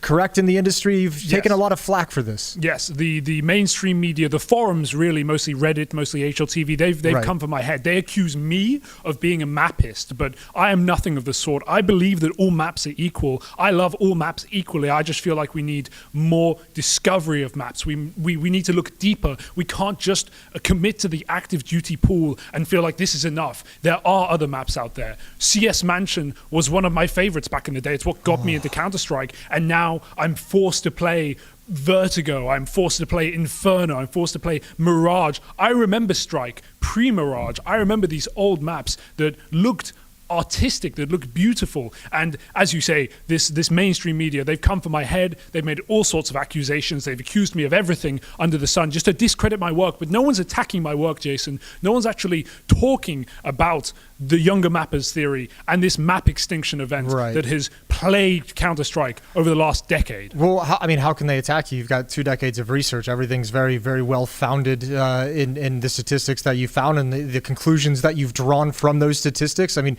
if there's no way to attack your work, they absolutely have to just go for you personally. And that's kind of the strategy of the mainstream forums that we have. Absolutely. It's a dismission tactic. I mean, I don't claim to be a map maker. I don't claim to be a developer. I am simply just a journalist. I am asking questions and I'm looking for answers here. And let me ask you a question. Let me pose something to you, Jason, because if we look to one of the most played maps right now in the competitive scene, it is DE Ancient. But I want to look deeper into Ancient. Where did that come from? Why are those textures so familiar? And I can remind you, it was back in 1999, towards the dawn of Counter-Strike and 1.5. We had DE Aztec. We had one of the oldest maps that Counter-Strike has ever seen. And do those textures to you look familiar to the ones in Ancient? Because I believe that pre-Ancient was Aztec. This was the original Counter-Strike map. Wow. That's cool. Yeah, they do look familiar, like a little bit of green, like dark and dreary.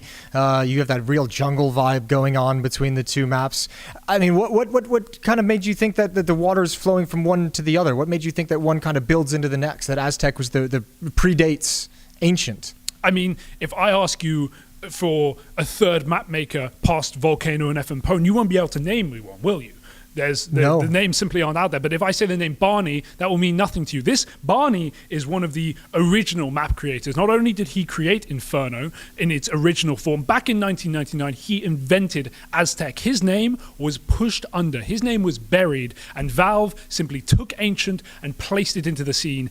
And we're supposed to allow that. We're supposed to believe that this is the one true green map, the original green map, and not look at the history of Aztec and the history of green maps. Because let me remind you, it wasn't always green. Back in 1.5, Aztec used dust textures. The Dust and the Dust 2 map they had the same textures in the original Aztec. So this is a map that's gone over a lot of changes over a lot of time, and now we just see Ancient proliferating the scene and taking all of the credit for what was Barney's work back in the day. That's a really good point, because I actually don't remember any build-up with Ancient. It just kind of appeared in the pool out of nowhere. Like I didn't hear any build-up to it, no community favor for the map whatsoever. It just kind of one day you sign into Counter-Strike and you see the update and Ancient's just there, and you're kind of forced into it, forced to play it. Exactly. It's simply an attack on the public. It's an attack on the Counter-Strike community. There's no consent given to a map added to the active duty pool. And that's when they add these maps. Because as I mentioned earlier, 10 years of global offensive, only 11 maps in the active duty pool. I can name 11 maps I enjoyed playing back in the dawn of 1.6, back in the dawn of Source, even Condition Zero, despite all its issues, all its mistakes, there were more maps. And those choices are simply being taken away from us. And I think this is an attack on the Counter-Strike community. You know, I'm sure you've heard about this in your research, but I mean, one thing that used to happen with maps is, you know, the old Inferno they referenced when it was built, one of the pro players actually came in and helped to fix it. It was a old American in-game leader named Moto, who actually came in and advised the map maker on how to adjust certain choke points and change it around to make it more viable. And he was given credit in the map, but I mean, I don't think I've heard a pro player mention that they've been consulted on any maps these days. And I mean, that's kind of crazy to think about. It's simply a dictatorship, and this is why the mainstream media, this is why the forums, they attack me, because the layman loves Mirage, the layman loves Inferno. They don't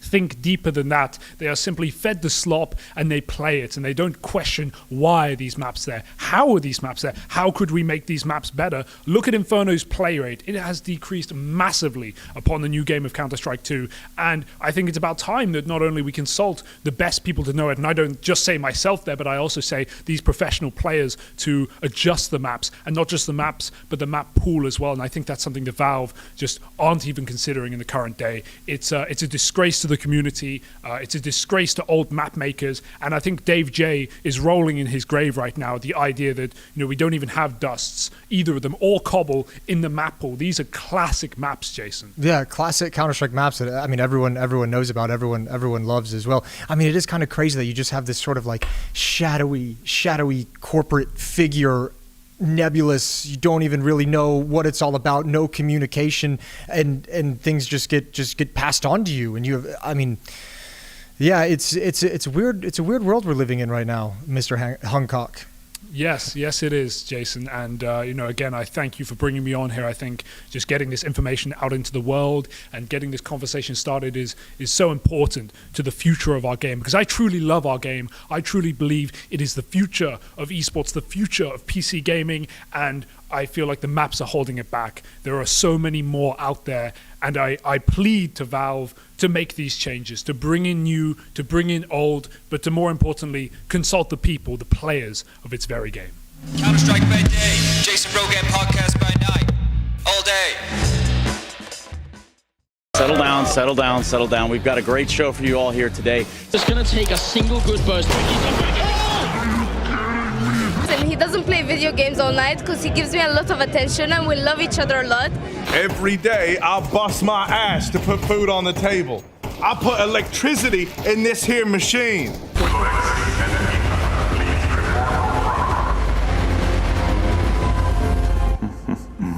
All little bitches. And ever. And ever. And ever.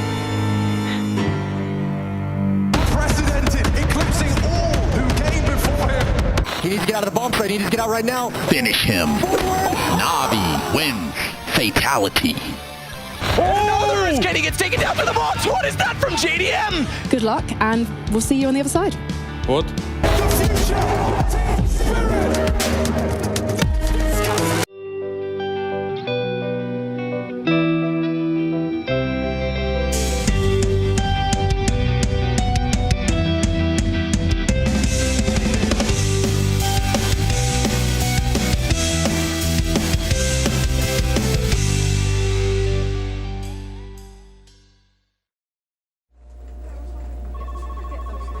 I love this guy.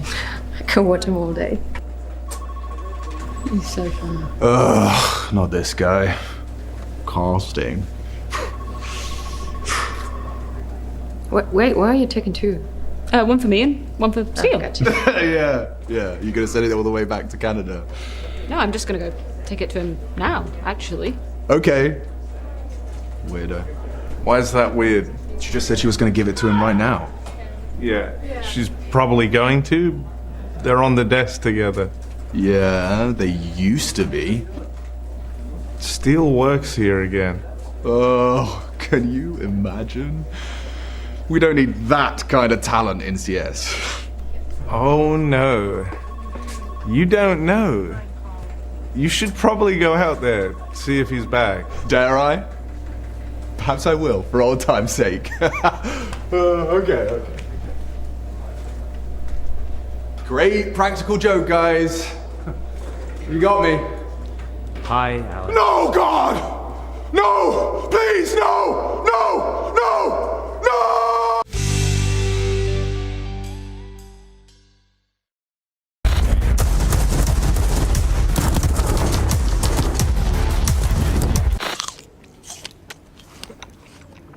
Boom.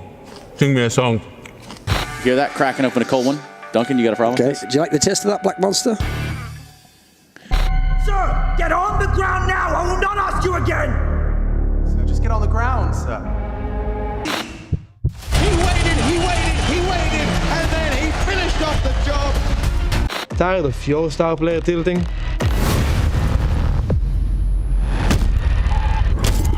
Well, Trace, I've been in a bit of a tricky situation because my matchmaking partner... So I literally stood up, took his little strat book, and boom! Boys. Он белый, он ничего не видит. Подожди, давай.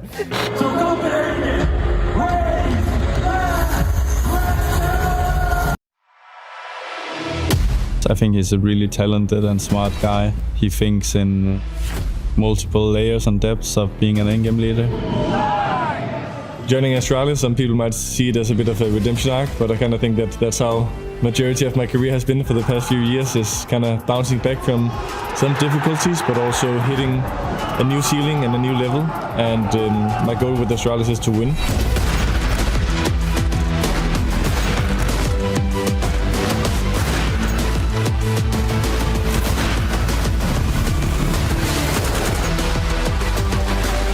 Oh my god, he's knifed him, and he's gotten away with the orb! Katie, you can't win Pro League like this! You can't win Pro League like this! Come on! No! You're an animal!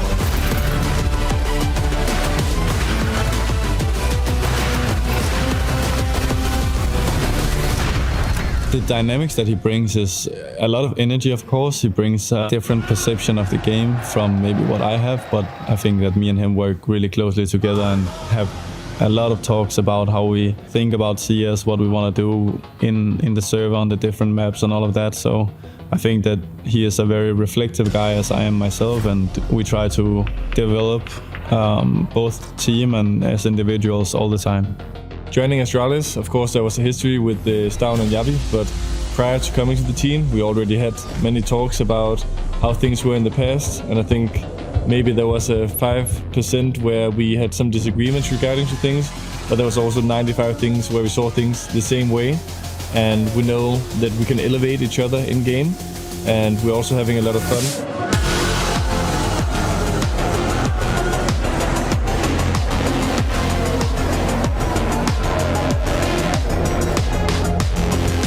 When it comes to Astralis, adding Cadian, and as to whether that's going to be, you know, something that builds them up or knocks them down, I think is something that is open to interpretation, speculation. We know there's a real chance for some drama, it's already happened, but I can't help but feel the fact that you've kind of buried the hatchet, you're side by side once again.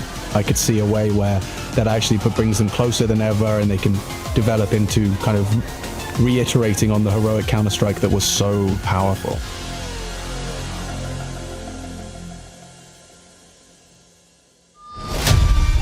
I definitely think they could benefit from some of the more emotional style of calling that Cadian has had. I think it's very feeling-based, and I think it led to some incredibly potent highs. I think it's more about feeling the game and intuition, whereas I think the original old Astralis, we were mostly about playing the percentages and trying to manipulate the map. With how many years Device has been playing, like, of course his work ethic is up there. Everyone who's been around him knew that already. For me, also focusing on the orbing is going to be fine. I'm not too worried about that. I've done that for half my life, so it's going to be all good. I think turning into a rifler is definitely a new chapter of my career. Becoming a top 20 player last year, you know, that's not just with the AWP, so I am not concerned, and my teammates is not either, so. I don't care. From the hood, in the bear. Shit, I've been in prison, it's nice. I've been living like half of my life. Shit's like a summer home. Pretty soon I'm gonna go. Deep blue in the gutter go. Got nothing to lose. Hand me the blues. Y'all can see me on the news. In terms of reigniting and returning to glory, which I'm sure Astralis are looking for as an organization to be the winningest of all. And this Cadian move is a step towards that, and how this goes down, it's up to them. There's no doubt there's firepower, there's no doubt there's good leadership, there's no doubt there's good AWPing. If he's in a system where his voice is heard and it's acknowledged, it could take shape into something quite beautiful.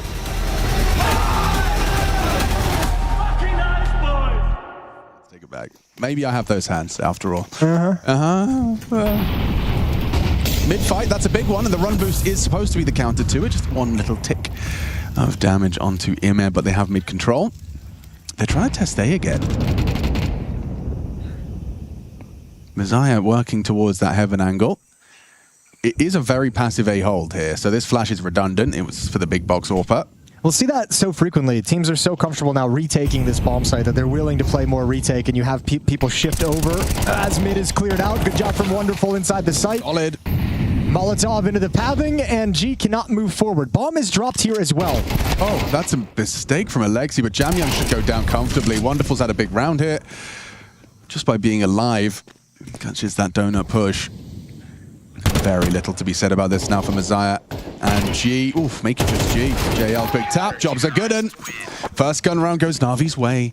Partnered up with the pistol. I think we're starting to see what the kind of the short, I guess, Tyloo, where they fall short is they have these set plays, right? This is their first gun round. This is their chance to get into the game. And they do a set play.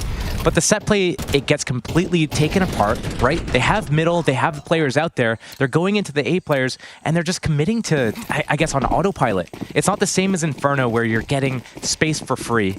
And right there, I mean, they didn't know what to do at the end of everything. That had to have been the conversation between maps for Na'Vi as well. Like, I think they just played Inferno like they'd probably tell you, like, we played Inferno like assholes. Like, we just gave them way too much. We didn't play smart Counter-Strike. They had way too many opportunities.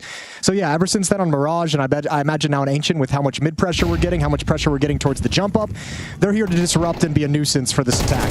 Is Alexi brave enough to push the cave smoke? He is. Oh, he catches the tail end of the assault.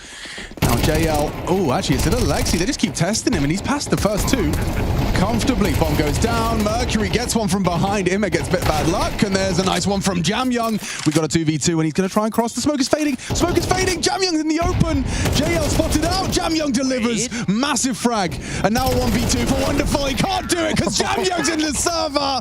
Massive way to get Tyloo started. A Cave Tech 9 rush. Of course.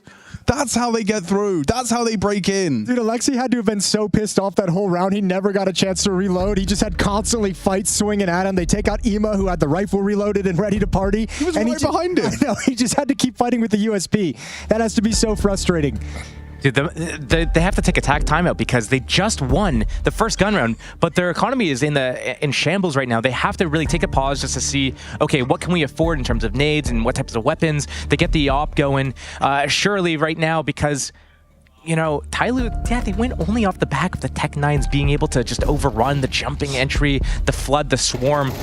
if Navi's able to shut down any like surprises like this should be fine. But this is how I think Tyloo would be able to win this map, and it's kind of how they won Inferno, right? Like staying grouped up, playing the trade game, introducing some chaos, and making sure you're swinging for the same fights together. Mirage, it seemed like they got a little bit spread out. Here on this map, it seems like they've tried to spread out a little bit and do some work in middle while hitting a bomb site. They need to be really, I feel like those more simplistic, like kind of bunched up, go for the trades, brute force is more leaning itself to where Tyloo's going to find success. Oh, that's a big opening as well there from Immer, but Attacker does one better. Transfers into Immer, and Alexi pushes the smoke dead already. Big one back. Wonderful. Posted up, just catches G, slipping into that smoke, but the bomb will maneuver towards B. It's just JL and a Deagle. He's done some crazy things with this very weapon on this very site, but AKs are coming for him. He just peeked out on the re-peek. They'll have progressed, and oh, he hits a nice collateral body shot, but Osier up the ramp. Messiah, I guess, if you want to call him that. If you're in the mood. Wonderful. One kill out towards long, can open this up, sees the shadow. Oh, there's the tag, pistols out, and he can't do it in time. Messiah is going to get the headshot. It's going to be a save from Na'Vi, but I just have to ask the question. What's the point in buying the op? You're investing in a gun that costs almost $5,000. You have a dude with a Deagle, another dude with an MP9, and two guys just run down middle and die at the start of the round before they can do anything. The op doesn't even get to shoot until it's like a 2 versus 5. Yeah. Good point. Well made. I'm with you. I follow your logic. And then he's put in this horrible scenario where he's retaking B with an AWP. No one wants to be doing that. In a 1v3. Yeah. Well, okay. 5-man push. It's my favorite eco call on Ancient. Is it? CT side. You do like an A main. push, yeah. And that's resulted in 2 rifles. There you go. Save those if you can. It's resulted in the bomb. So the rest of the rifles are coming right back to handle the situation. And it's all Tyloo from there. We're tied at 3. A little bit expensive, forces some rebuys, but no harm, no foul. 3-3 scoreline, boys. Josh, should I be nervous if Na'Vi lose this one? Yes. Yes. Yeah, absolutely. I would start to get nervous. Look, they are good at playing from behind. They're good on this map at closing it out on the T side. But listen, I look at this mid defense and I look at JL specifically in Cave because he's been dying a lot. On Inferno, it was him having so many first deaths. And I think that's the opening that Tyloo need. It wins out that duel again, but this time there's no attacker double in immediate response. However, Alexi B is going to build upon it. Builds a whole round for Na'Vi. The break of the smoke, sure, but he gets away, gets the fresh reload. And here's that philosophy Na'Vi's going to have is like push heaven, make sure they can't ever be comfortable, and just doing it again. And so much pressure towards that jump up that you can see the players looking in that direction, push down from B ramp. Tyloo's going to have a hard time, I think, in middle and the B lane for most of this half. Oh, he's been spotted and Wonderful should have him dead to rights here. Good find onto attacker. Well, Na'Vi, you've kind of dug yourself out of a very slightly scary hole. Very slightly. Very slightly. Extremely slightly. Extremely slightly. Yeah. A full minimum. As Jam Young tries to move the bomb back to his boy. Door's been locked. Wonderful's going to hang out behind them in spawn, so... You can't really do anything except think you want to do utility damage. If Wonderful spots this, I think Na'Vi... I don't know. The money's not really there to go for a hunt, but if you know both players are here and you already have all 4 like people... a refrag. When you're speccing someone in refrag, the bots are all ready to go. Not calling Na'Vi bots, so I'm just saying. Messiah. Did in the green room. Yeah. After map 1. That's right, I did, didn't I? Yeah. Messiah. Dead now, of course. As soon as they see that kid will drop, they start pushing. I will only stay. My first server, I was a regular in this, casual community. KZ, Op India, some surf. Is there a captain here who has a strats to face spirit? Hopefully Sonny's going to say maybe 1 or 2 words. Anything? I'm feeling thank you. Hey, yo, relax.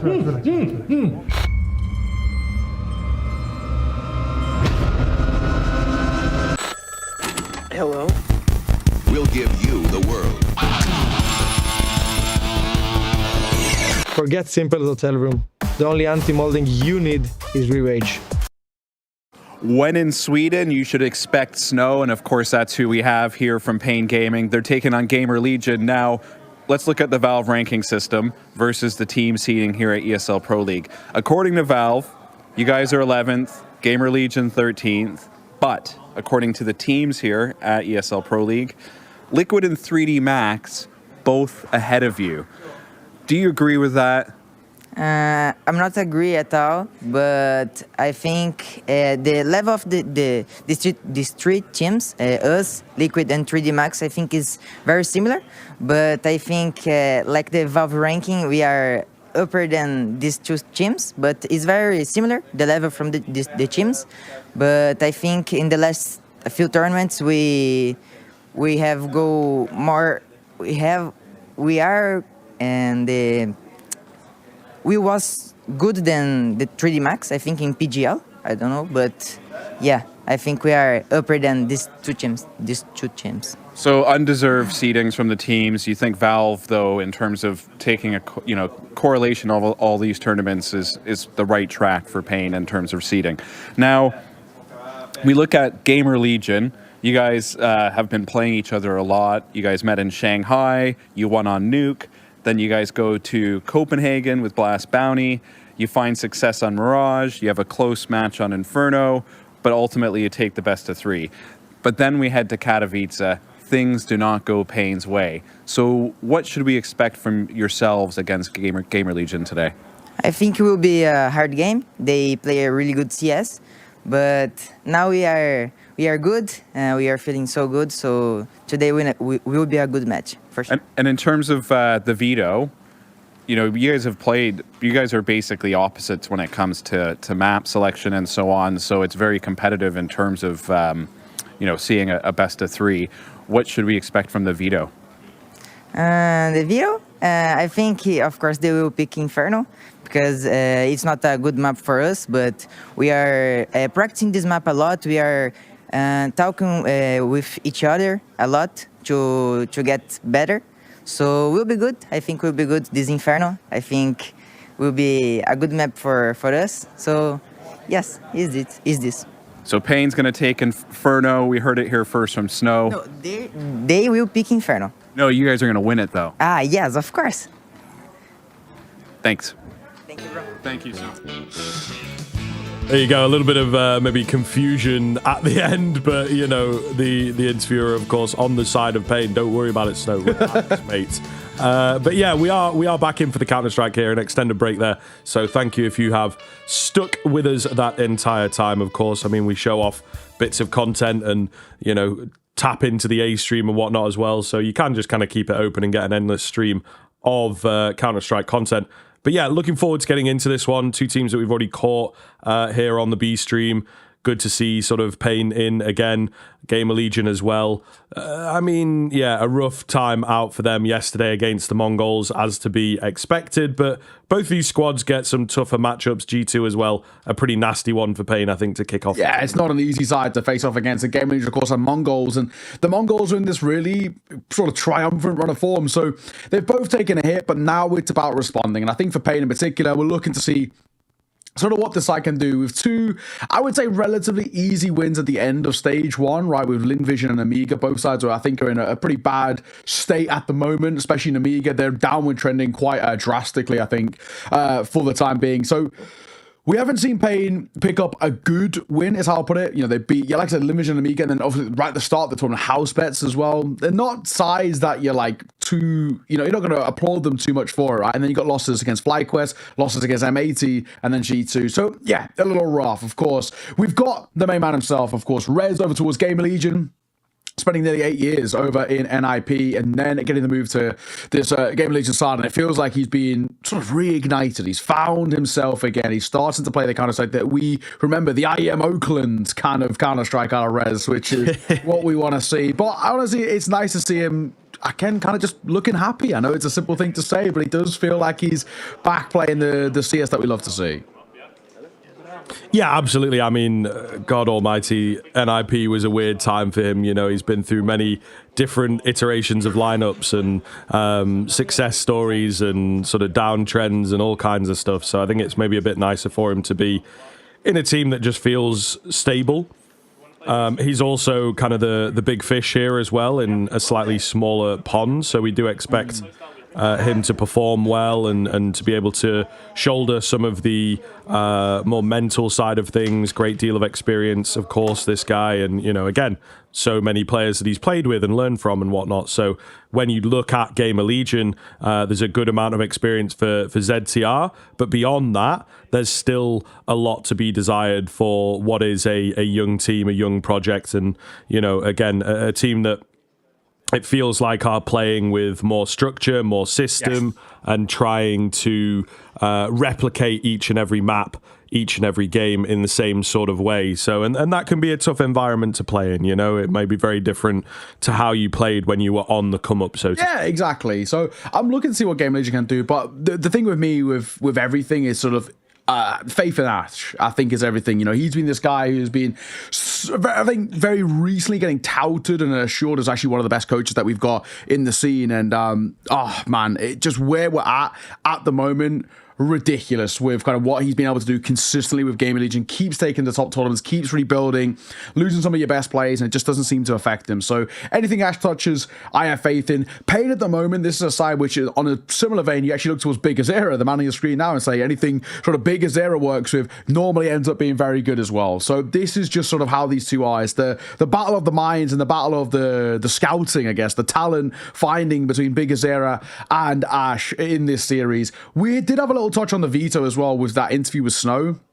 He's absolutely spot on. They're without a doubt going to pick into Inferno Gamer Legion here. It's such a punish pick over towards Pain. They've been really, really struggling. But on the flip side, there is punishing maps over towards Gamer Legion too. I've not been enjoying the new goal suit too much, right? It's not been looking too kind of good sort of from them. So we actually can bring the veto up and start discussing that. But I'd be very surprised if we don't get an Inferno pick by Gamer Legion and a nuke pick out here by Pain. They're just on paper such direct punish picks. And then it's probably decide about how we want to go with this sort of third and final map. Mirage is a bit of a handshake here. You're obviously not risking the dust too because Pain looked okay on it, and it's the perma over. Do you want to risk a train here as well? I don't know, man. This doesn't feel like the time or place to be doing it. As expected, Nuke and Inferno get picked in. Punish picks on paper. They should take their own map picks with ease here, right? So this feels like just from the outset, we're destined for a third map affair. And then it's about this third and final map. I'm expecting a Mirage, and that's what we're going to get. It's the only map that actually feels even on paper. Okay, so definitely a curious one here in terms of like whether it will go 2 or 3. They've obviously met a couple times this year already. Relatively close the first time, less close the second time. So I still do feel that, Gamer Legion may well have got their number, and I suppose this series is going to answer that question as to whether they have sort of figured this team out. I think we like the look of Pain on paper. There are a lot of pundits that are fans of Pain, fans of Big Uzera, right? We like a fragging IGL.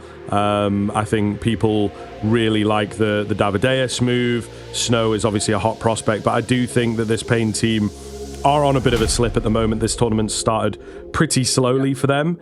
Gamer Legion, they face Mongols in their first game. It's not a matchup that they're expected to win. They probably also, in their own heads know that they're not massively prepared or feeling comfortable for that kind of a game. It's just one that always seems to go against them.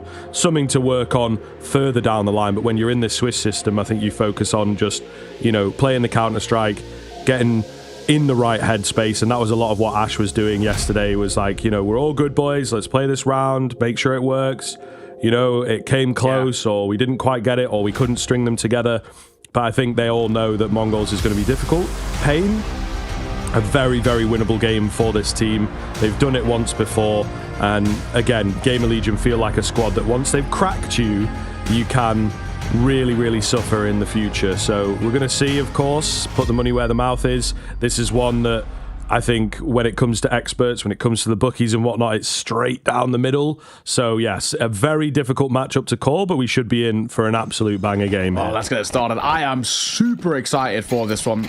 These are two sides, I think, in different leases of life right now, but this is one of the first series that we'll come into, and we're on paper just expecting this to go 3 from the outset, right? So, a few people were thrown out in that previous game of Absolute Cinema. This is a game that might have a bit of Absolute Cinema behind it.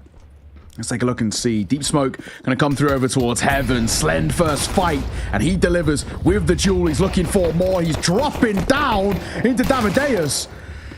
Slend still delivering. He spots him in towards Altven as well.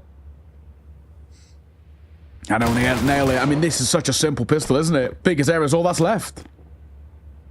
Oh, Slend. That's very awkward. It's a difficult fight for Biguzera, apparently. He will get slashed in the side, but yeah, Slend could have had a really nasty round there. He just sort of caught himself mouse wheeling maybe or something. He had the smoke and then he didn't, and then he did again. But he still does a lot of work for the round, of course, as we see here in the replays. Game of Legion kick things off well. Yeah, that's a long old Glock fight for sure. Yeah, for Slend, he's just like, God's sake, like, why? Why did I have you two in hand? He still does more than enough. Game of Legion, great start for them. If they can get this CT side rocking and rolling, you know, that's where this series that feels like it's destined for a 3-mapper might start to potentially swing in a certain way. Slend.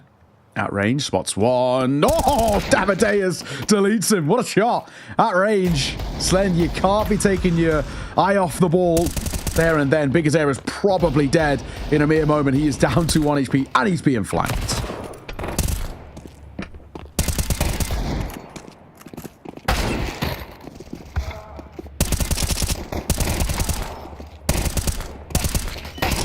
Wow. All right. That was quick.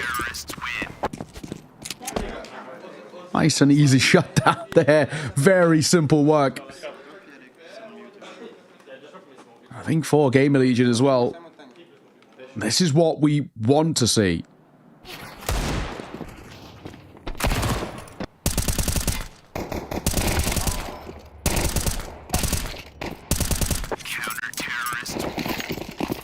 All right, I'll be honest. You threw to me, and then I just started having a little bit of a die.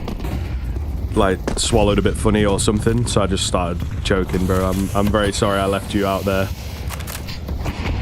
Like, have we? Is he gone? Like, internet dipped? But glad you're alive, mate. That's good to hear. Yeah, I mean, no, we're all good. We survived it. There's a point, you know, to die as well. Dying on an eco round, I think, is that's a good time to, like, you know, lose the ability to breathe. I think, you know, that's one that I can let you off with. Well, thank you.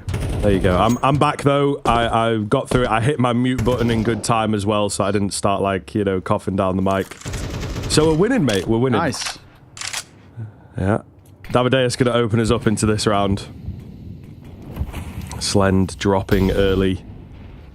Not as much impact in the previous round. No impact in this one. So he's all about the pistol, this guy, thus far.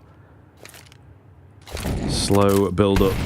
As Pain don't really need to waste any time. To be honest, they've got that early opener they're up against. Oh, a slim bonus. Cowers is quick. So this looks great now for Pain. Snow's going to get the catch here easily. And there goes the round. Unless Big Man res. They are stacked on top of each other. Could do a lot of damage here, but yeah, just too many bodies to get through. And Pain will take the first rifle. Yeah, well done. Really, really well done. And for Pain now. All right, yeah, Snow. Yeah, we love it. Get fired up. This is what we need to see. I think, you know, as well, for Pain, you're not too worried. You lose the pistol, you lose the conversion behind it. It's whatever. It's not the end of the world. But the fact that you can come in towards your first gun round and set the tone. Yeah, get fired up. That's what we love to see. And that's where Pain start to find their form out. When they get fired up. I mean, to be fair, Game of Legion, they will give it back to them. We know that for damn sure. When they start winning rounds, they're going to get loud themselves.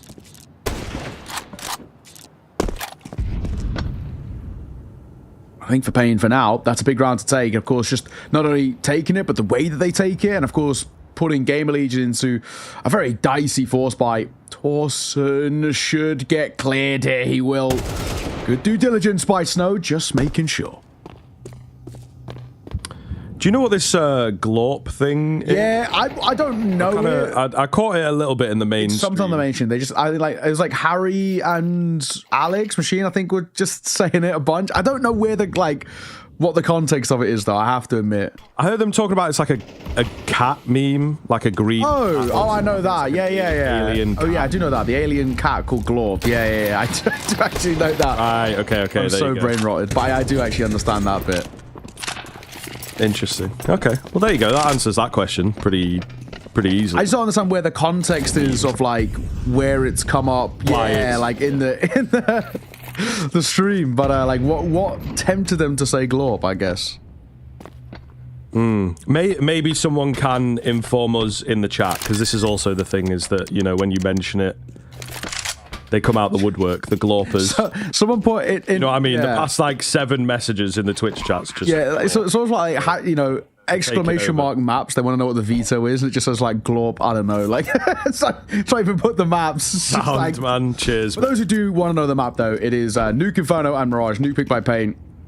Inferno by Gamer Legion, and Mirage as a hard decider. But Glorp also as well. Yeah, like glorping in the chat. I hope you're having a glorpingly good day. Here's going to be a second for Pain there. They're glorping through to tying this game up, and 557 in a scout is what they, in very loose terms, save, but it's not exactly great. You can't expect a lot around that in towards the next round for them, which is going to be an eco anyway. So it's a bit of a tough sort of predicament that they're in. Pain actually looking pretty good since the rifles have come into play. Simple work.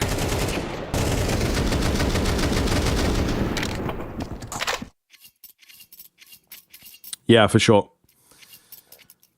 Not really too much excitement, unfortunately, for Gamer Legion with where their finances are at the moment. So just letting the rounds happen to them. Well, not much they can really do. Oh, he spotted him. Oh, Slend. Love that. Oh, he tucked his head IRL as well. He was really making sure he wasn't peeking.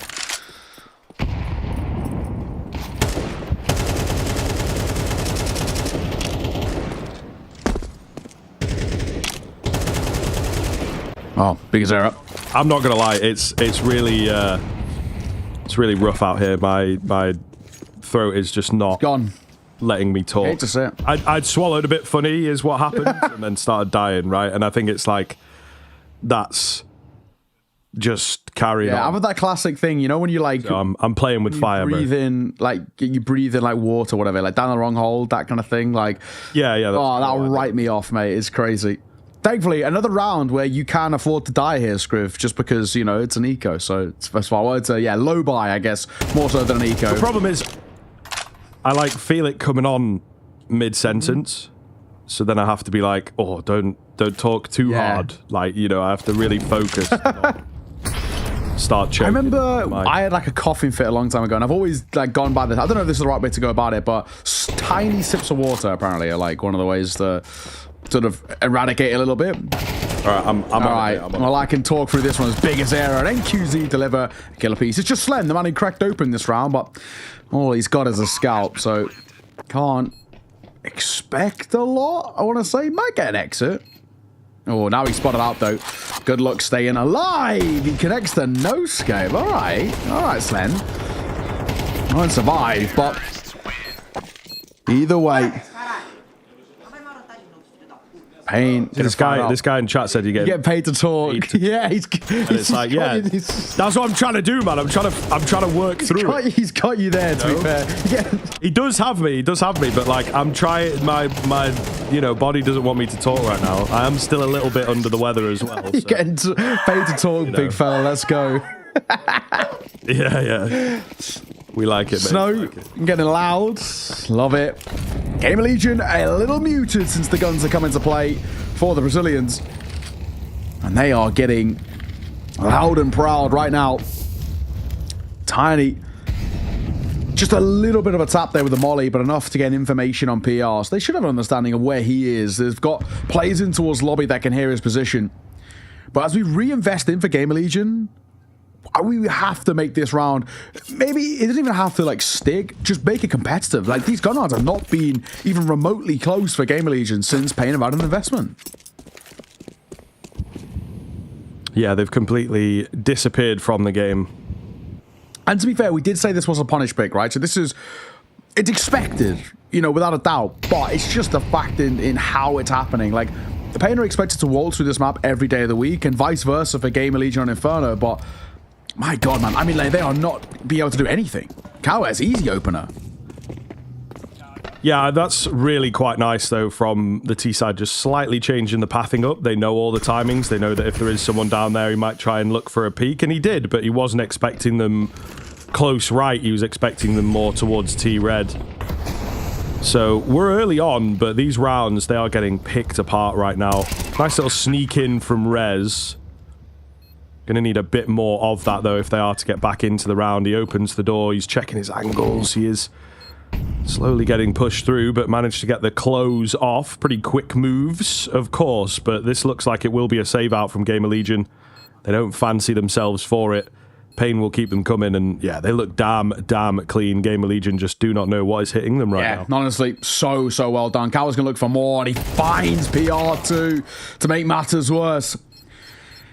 They're just capitalizing upon the space and making it look so easy. Credit to Pain, man. I mean, Pain have had their ups and downs, but this is brutal. This really is. Pain are looking so dominant in terms of these T-side rounds. And, you know, normally when I cast Nuke, and I've said this with you a million times, for those who are new to our casting, I always say 5 rounds of your T-side, I think, is actually more than enough on Nuke. This is one of, if not the most CD-sided map in the pool. If you get 5 rounds, I think you're chilling. And the issue is that Pain are 1 away from that already, and they're coming in against an AK and M4 and a few upgraded pistols, so they shouldn't even get it now. Yep, you would expect so. But these are the types of rounds, of course. A little proactivity here. Talson tries to get aggressive with his M4. Tagged down low, finished off. No damage dished out. They were so nearly there on the timing, you know, with his peek round the corner, but oh my God. 5-7 deleted. Yeah, they're looking crisp right now. So quick, aren't they? My God. Like, it's instantaneous. You don't have half a second to work with.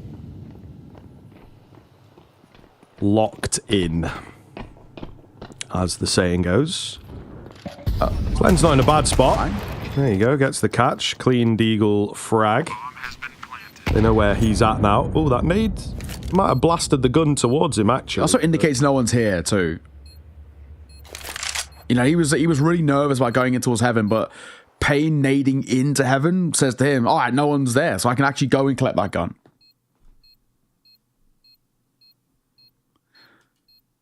I think initially he was probably a little worried about it. But it's fine. 2 AK saved. I think they should be saved at least. No need to fight here, Slend, if I'm being completely honest. Rez has got a bit of a crossfire with him, as he goes now towards back red. Orb dropped as well. So you made that a bit expensive. I think you could talk about some silver lining. Snow will stay alive, but who cares about making things expensive, right? They got 10k across the board, if we're being honest. It's a simple run of things.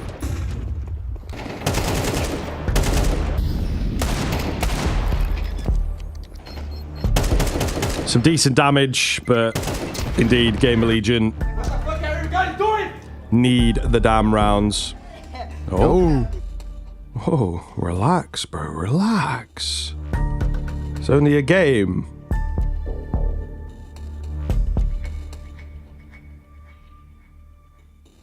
All right, well, a difficult attack timeout for Ash. I mean, there is, as we'll keep saying, been nothing on offer. It's a brutal display, and so much credit has to be given towards how Pain are approaching this T side, but the C side does look incredibly lackluster for Gamer Legion. This is definitely a map that feels like it needs a lot of work on. Very all over the place. The trading and the spacing isn't great either.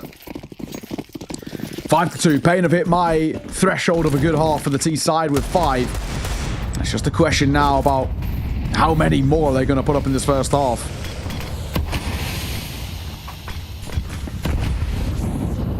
Got to start giving us something, I think. Slend up on the AWP. Quite an aggressive, unorthodox angle for the AWP, actually. So he's just hoping for a step to come his way. He's dropped it by accident, by the way. So, yeah, managed to get it back. He didn't have to drop down and give up his position or anything like that. But he did drop the AWP briefly there. That could have been slightly awkward. Slow roll here as Payne will get the outside execute quite late into the round. There's not really much presence to resist them. So, you know, rolling slowly, trying to feign that it's like one guy. How many is it really? All that kind of conversation. Little break into the smoke. Another one as well. That's really smart. And Towson will take the triple kill because of it. Love that. They were hidden away. They were waiting for the break. Then it comes and they're like, okay, now we're good. They've done it. They've made the play. They didn't see us, but they went for it again. Really, really smart. Genuinely super well played. Towson's definitely had, you know, a slow start to this map, and he's definitely had a couple of question marks about him as a player, but that is a big moment to step up in. Davideus left with it all to do. 1 versus 5. It's not happening, that is for sure, but it's just about, can he get any exits? Would be nice. Also, is that an AK? Is that a Sparda? I can't remember. Is that a Sparda? Or those stickers? Potentially. I think you might be right. Sparda, let me look at HTV. That's going back a while. It is. Espada. My God, what a throwback. Espada. They had some decent players back in the day. I remember them. I'm pretty sure that's where Dexter came from, or at least he was one of his earlier teams. Magix was there for a bit. They had Finnegan, you remember Finnegan? Patsy was there for a bit. Halley too, Softic. Like all of these players who, you know, they're pretty big names, quote unquote, you know, in a sense, like in terms of like in that kind of Russian scene. I haven't seen an Espada sticker in a minute though. That is that's pretty sick. But I like the AK. I like the final gun round for Gamer Legion too. We'll take that every day of the week. Now the question is, can we find a few more in this first half? Can we get just something to work with? Give us a little bit of help.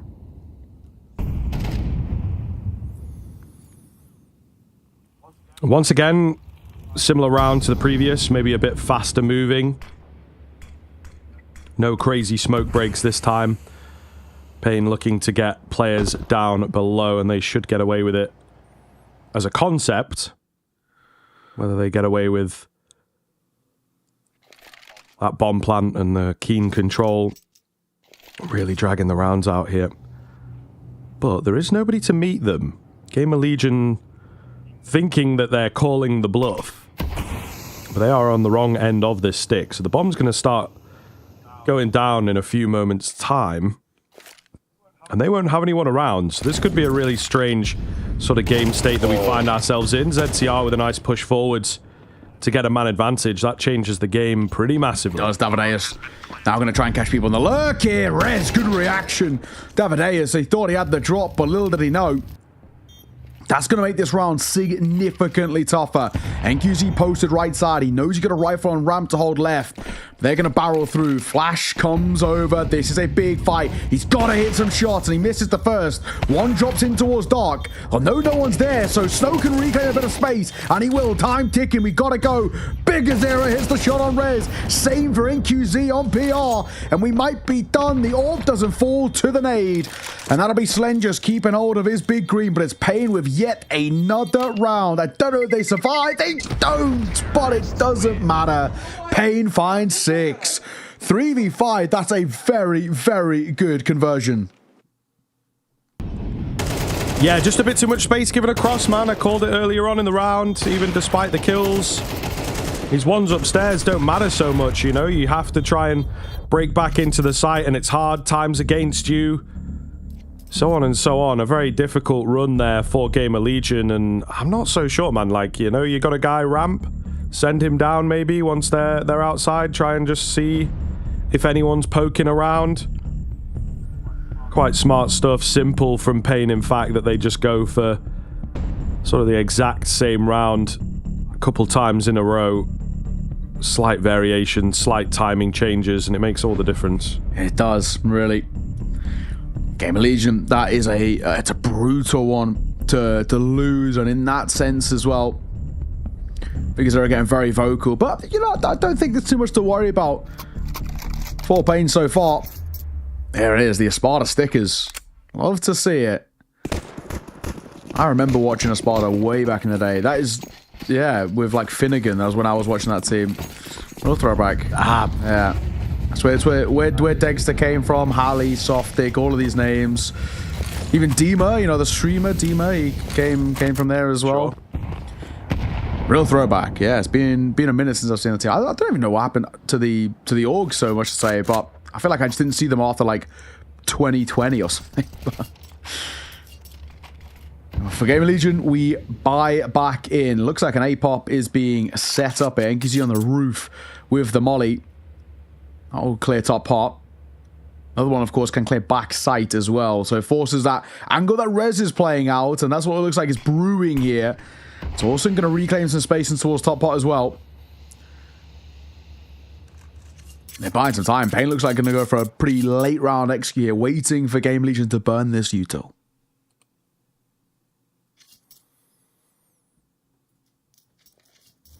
They're just ready with the guns at the end of the day. Learned their lesson from the previous round and got a player downstairs, but not going to see the action. Up on the contact here. He's waiting. Oh, Rez. Oh, where's he looking? He's going to spot the knees all the same. Turning away from the flashes maybe, and it does indeed help him out.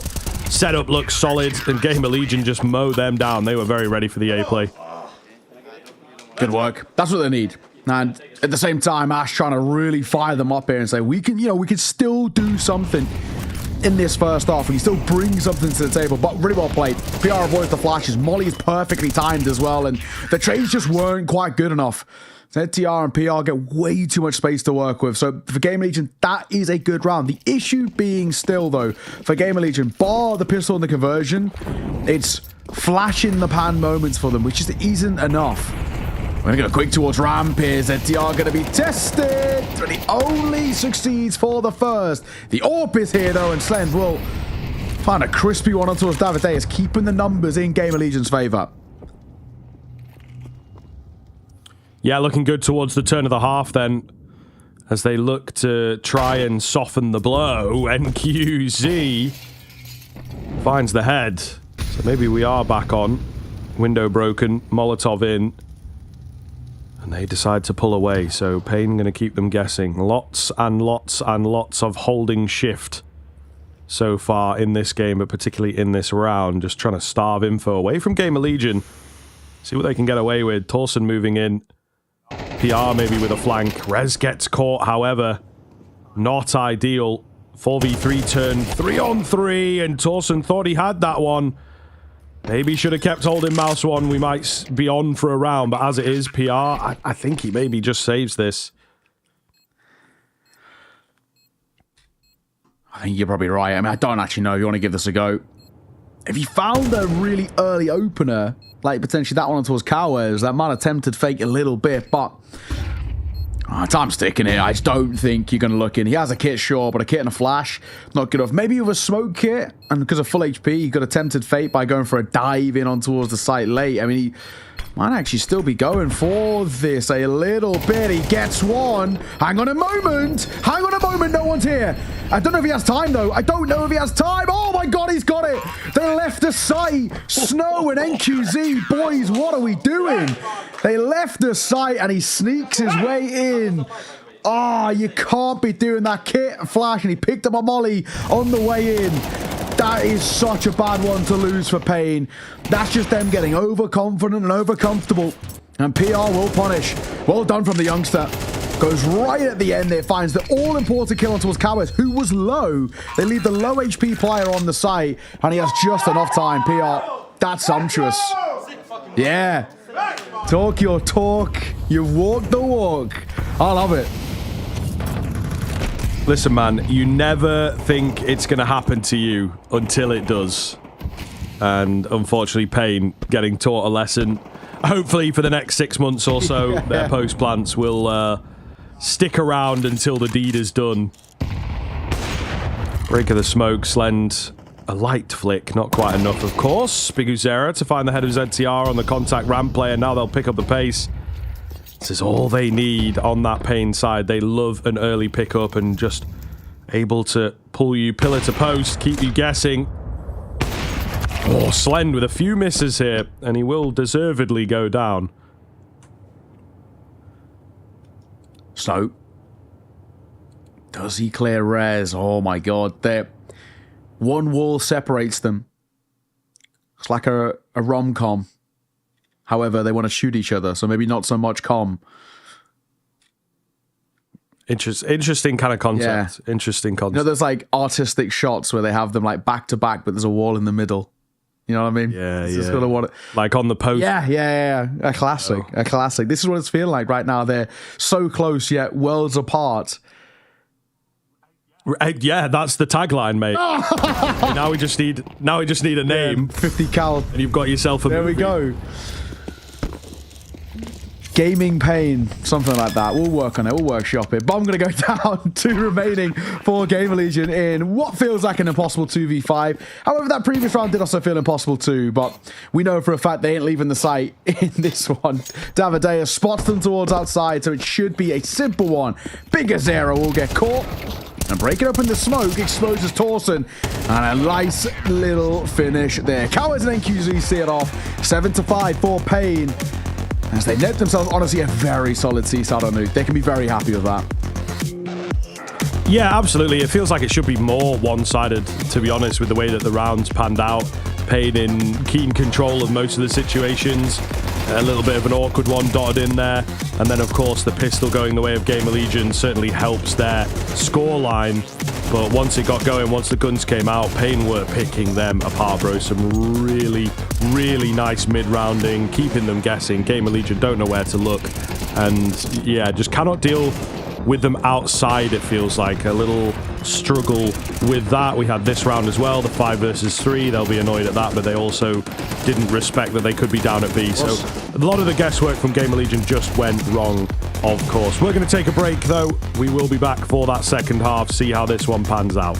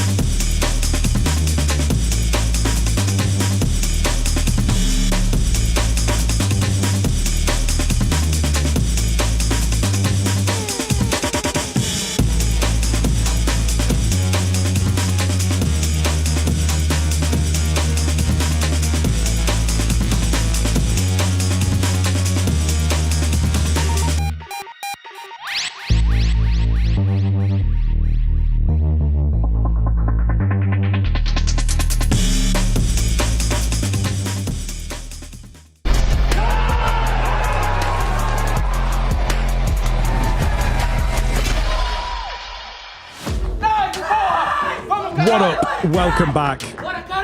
Feels like a close half, but indeed that was much the vibe for Pain Gaming.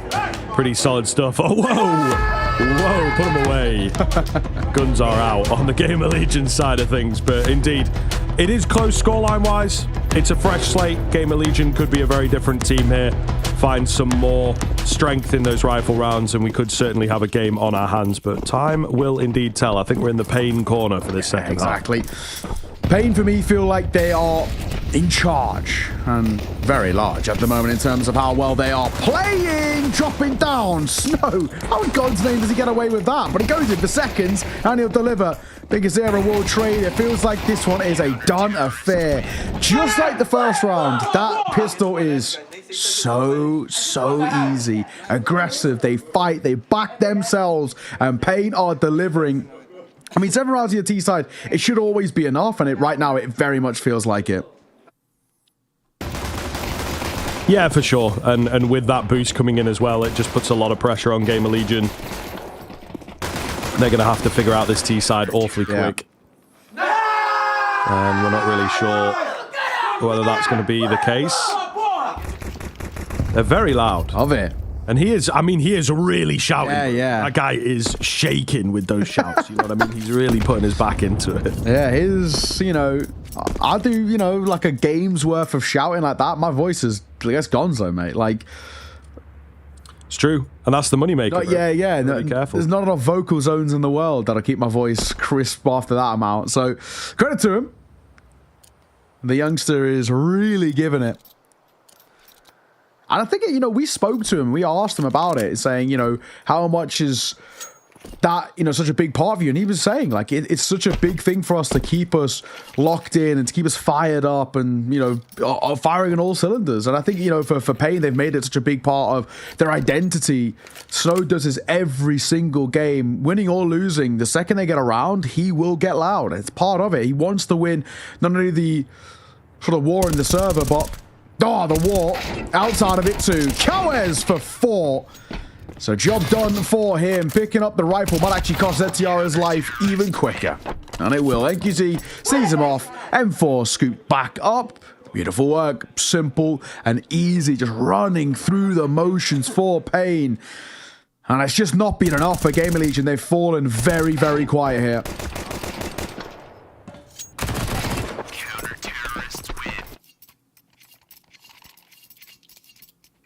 Here we go then. This already feels like the do or die moment for Gamer Legion. Got to be impactful. Starts off with the smokes immediately. They're straight into the execute, try and get a player down if they can. But again, just working around it, not fully dedicating off the back. Big Uzera and his questionable view model have got to be careful here. Big Uzera. And the spam, he just jumps over it there, Torsen. So he'll get down towards Secret. A little bit of damage, but that's about it.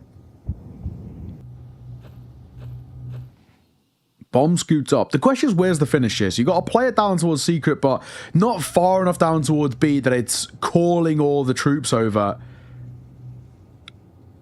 But there may be a bit of a lean in that direction. The issue is the bomb was outside towards spawn, so there's a long road to get there, and they can't really cross themselves again out of Secret.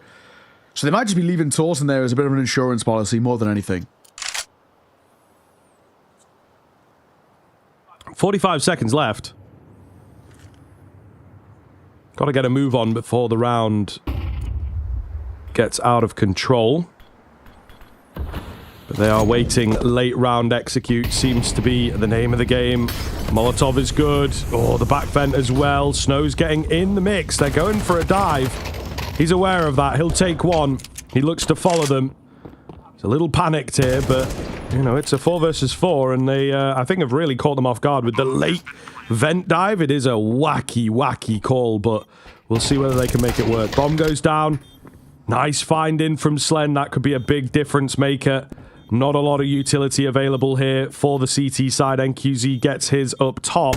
Rez, goes in. What an element of trust in from Snow to know that NQZ will catch the lurk and then someone will go looking for him.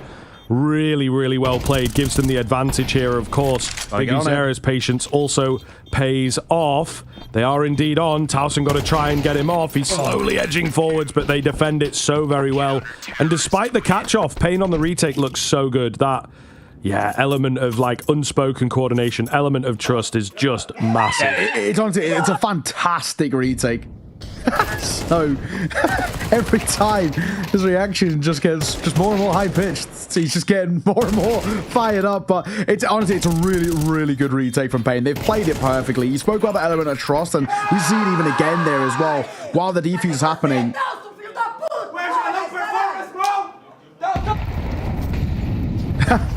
Somebody who knows Portuguese, translate for us. I can translate. I can translate. He said, "I hope you have a nice day. I'm really enjoying our time together. It's all about the friends we make along the way." yeah. I'm sorry I have to do this to you. I love you guys, really. My job. Nothing personal. Something along those lines. But if anyone in chat wants to confirm, that'd be great. But AQT holding that gap. A tiny gap he had to work with, but enough for the kill. Oh, Snow. Quick reaction and a fine. Davideus for a double as Rez and PR get deleted. Oh, it's so easy. What a round by Payne to find 11. Yeah, they're looking so damn good. And I mean, if we get this version of Payne into map 2 as well, then I am very much worried. They live for it though, don't they? The Brazilian players, a rivalry, a chance to prove themselves, and this one has been back and forth in the past. Gamer Legion though, just not feeling it on the same kind of level. Said, do not translate that. All right, I'll take your word for it. I'll take your word for it. Not a problem. He's spitting some bad words. All right, point taken. Fair enough. You know, I'm surprised, man. I'm really surprised. I thought they would all be friends here. All be nice. 17. Where's he learned these words from, mate? That's true. That is true. Who's teaching him? Cowards, mate. I'm looking at you. I'm looking at you. You're silent. You're silent, but I know there's a vocabulary back there, mate. Big Zera, you're the father of the team. What are you teaching them? Right? What are you teaching them? Shouldn't be saying those things, son. You know, make sure to be respectful at all times. That would be boring. But that would be so dumb. Cowards. On a reel, we do live for it. Oh, cowards. Ow. Yeah, I mean, it feels like they surely should have threatened him a bit more, but Gamer Legion, timid, aren't they, really, with only 5 rounds? It's very much a sort of now or never position as well. If Gamer Legion cannot find this round, they are done in this map. Granted, we expected Nuke to go this way, but it's just the fact that it's been so easy. I say, though, Slender will spam and he'll catch Snow. Take his air upgrades to the AK. And all that noise will force Slender to spam once again. And this is feeling like an A here. A minute to go. Okay, something for Gamer Legion to work from. They can't convert this one. Then I do think, regardless of map, we have serious problems today. Molotov in. Flash over the top. But then they don't follow it to contact B. They're really trying to, you know, throw off Payne with a lot of these rounds. But you can see there on the X-ray, there's a man down below. His name is Davideus, also known as David. And he's going to go overlooked. He will get dropped by Rez. Where the hell has Rez come from, they ask. So at the very least, the round most certainly still on. 4 versus 2. And the 2 will save it. Finally, a round for Gamer Legion that works well. Davideus, he was actually just hoping that 2 swing out there rather than just the 1, because it just leaves him so isolated. He's got 3 different angles to hold. Normally, you don't expect from behind you on sight, but yeah, Rez is coming at double door somewhere.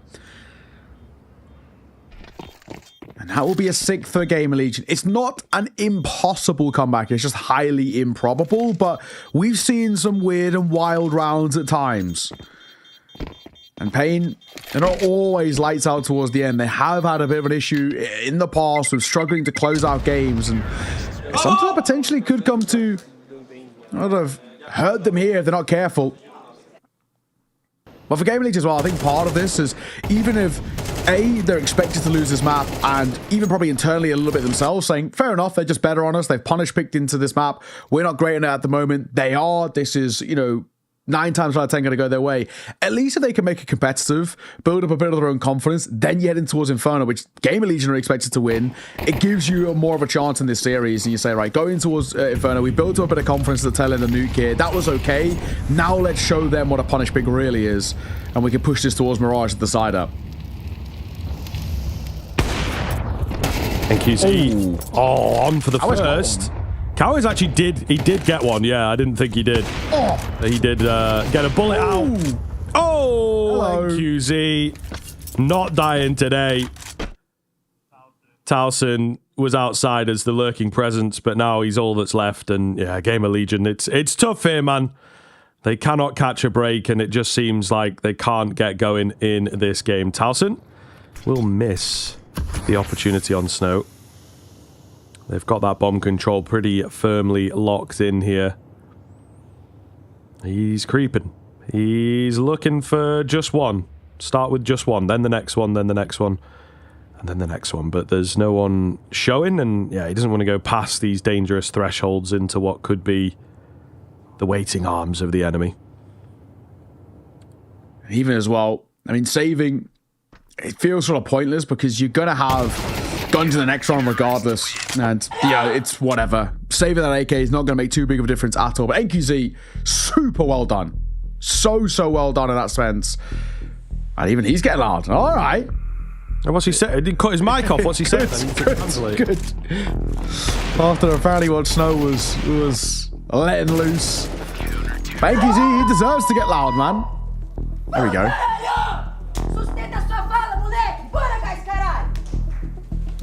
What's up, little player? I'm waiting for you to show up. I get that bit. I get up. I'm waiting for you to show up. So are we, mate. We're in the same boat, NQC. Well, to be fair. So are we. It is 12-6. It's a bit mean, but he's not wrong. He's kind of actually just laying down kind of the truth right now. I got to give him some credit there. Fair play. Maybe we get NQZ for an interview if they win. See how he's feeling. We don't get to speak to him all too often. He's had a bit of a wild career at such a young age as well. So many different rosters and played with so many different, legends of the scene. Snow gonna open things up. Towson for 2. We're still alive here, maybe. Maybe. Slend on the trade keeps the dream going. ZCR holding behind. Cowes. It's a bit closer than maybe it should have been. ZTR does take him, though, and NQZ, not a hope in hell, will move to save.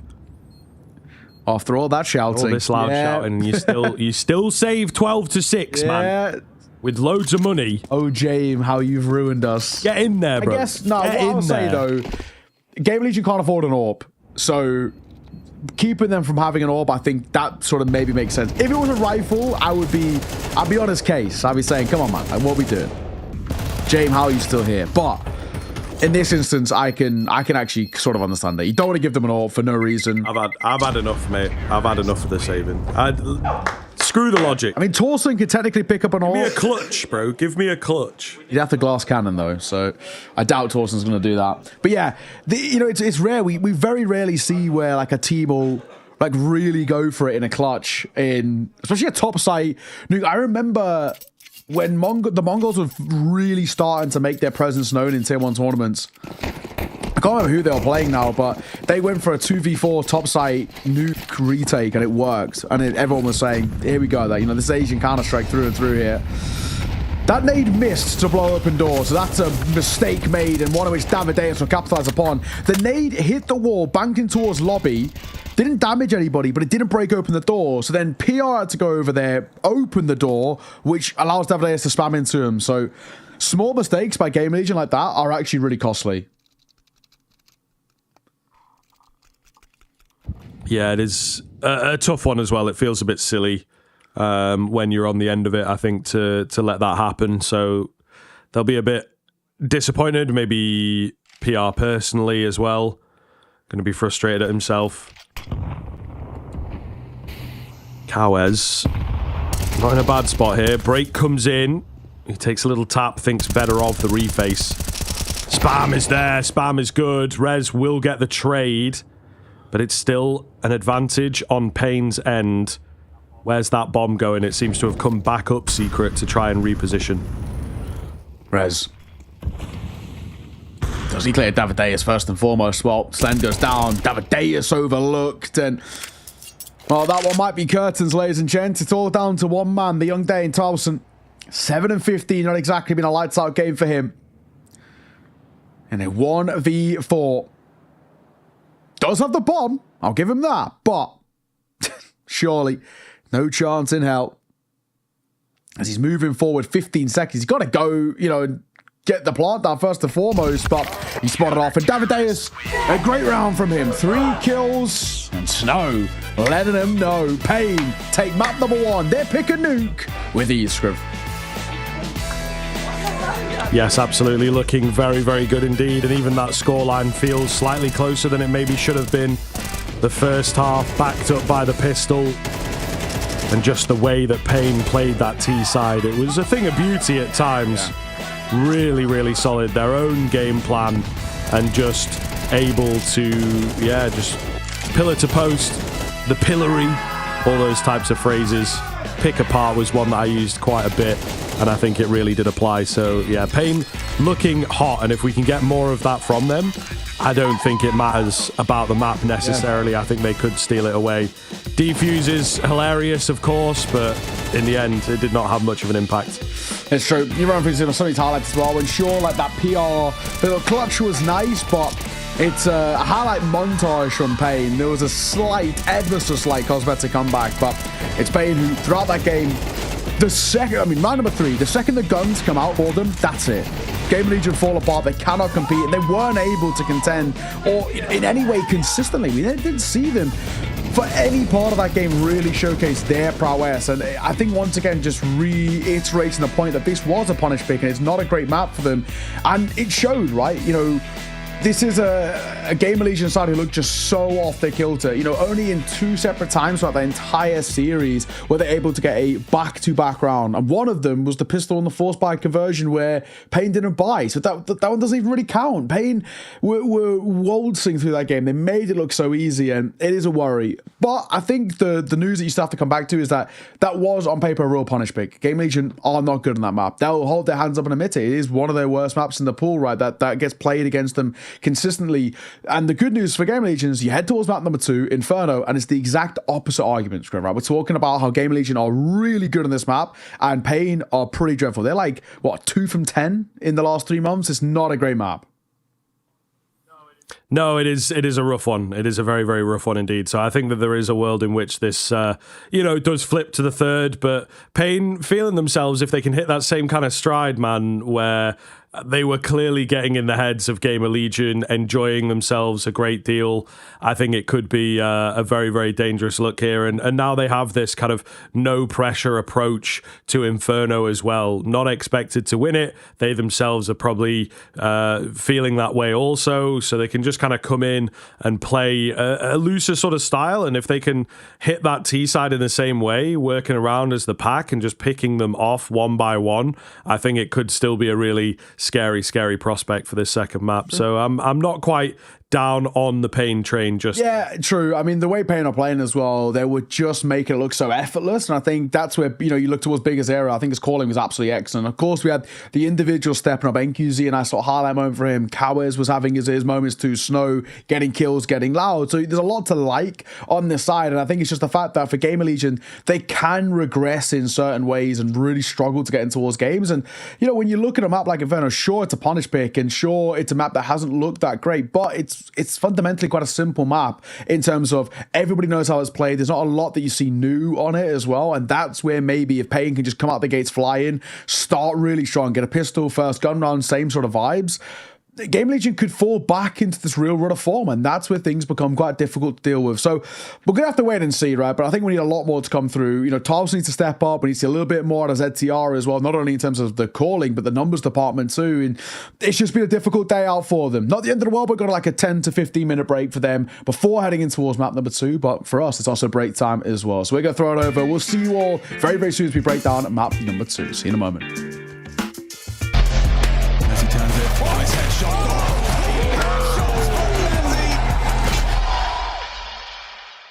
What's your name? Lee. Lee, mate. Nice to meet you. What's it like being part of the best crowd in esports? If you're not here, you're not living. Let's go, the boys! All right, for now, we're going to send it away. Let's show the world why we're the best crowd! You're champions!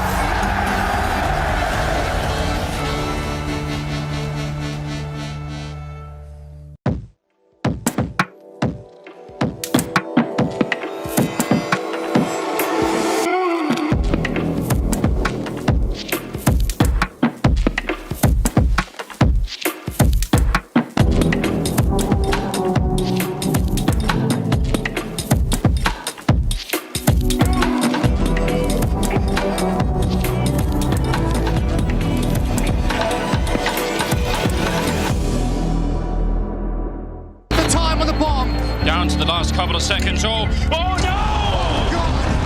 Apex. Every internet cafe had the same two posters on the windows. One for Counter-Strike and one for StarCraft. He's pushing short, then he just what? Down we go! It's 30 rounds! Где был? Это очень смешно, я не могу, блядь. Там просто человек бегает, это так смешно. Retake B, retake B. Get back in kitchen. Guys, let's get the hell out of here. Yeah, let's do that. Let's do that. Okay. Let's go, Nico! Nice, Nico! Let's go! Fuck.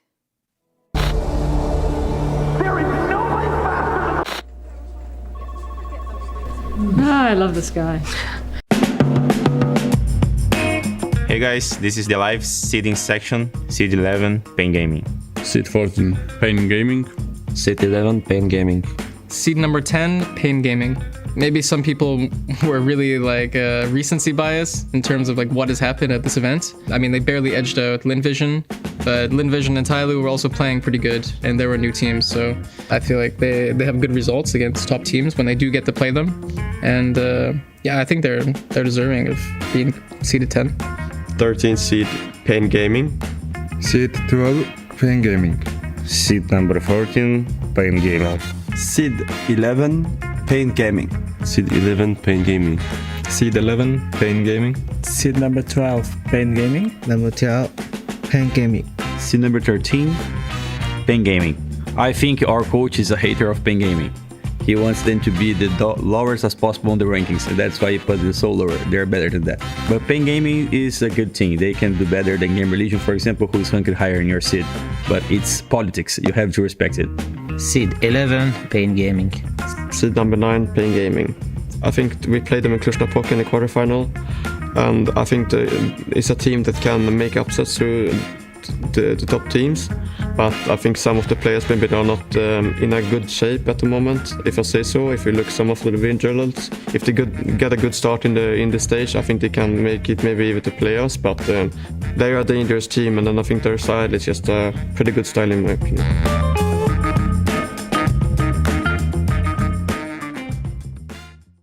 I mean, to win Grand Slam on the clone stage, I think we're the only team to do that. You look lonely. I can fix that. Do more, boys! Do more! Cologne 2014, the first ever major in Cologne. We got a speeder. He's way over the limit. This dude is spinning. Calm down, little man. We got bigger fish to fry. Vex shot. Maybe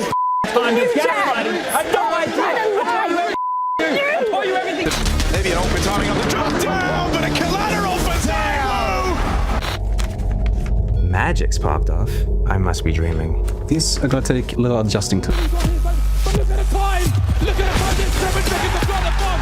Let's find the pyramid, but it's no more! Who is it you're talking to right now? Who is it you think you see? It's been a man on the street episode that I won't be forgetting anytime soon. That much I can assure you.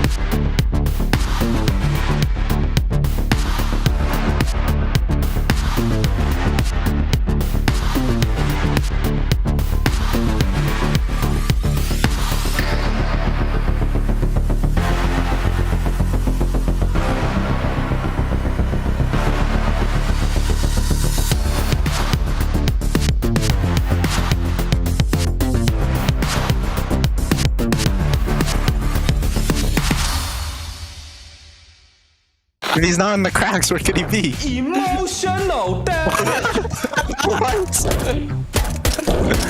A weird ride, and now it's going to end on cash.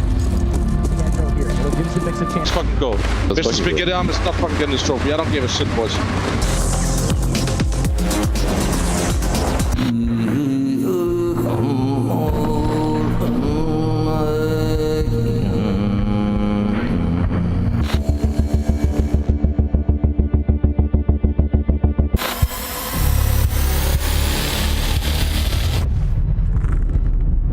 He's got a bind! Look out, he's got a bind! No guy you've ever dated was like, nah, I need to go play FIFA, babe. Like, Yes, I did.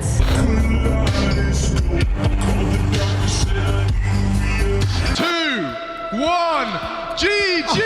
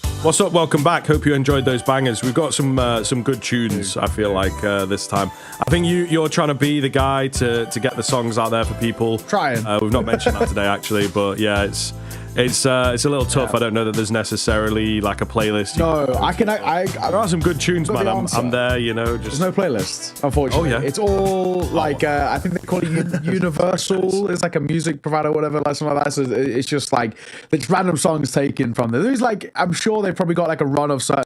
But we've had Spotify playlists in the past, right? And unfortunately, there's none. But there's some decent jammers, especially when we get the jazz ones on. I'm sure we'll get it at some point today. You guys know, if you've been watching Pro League, you'll know what we're on about. Some of them jazzy ones, they really hit.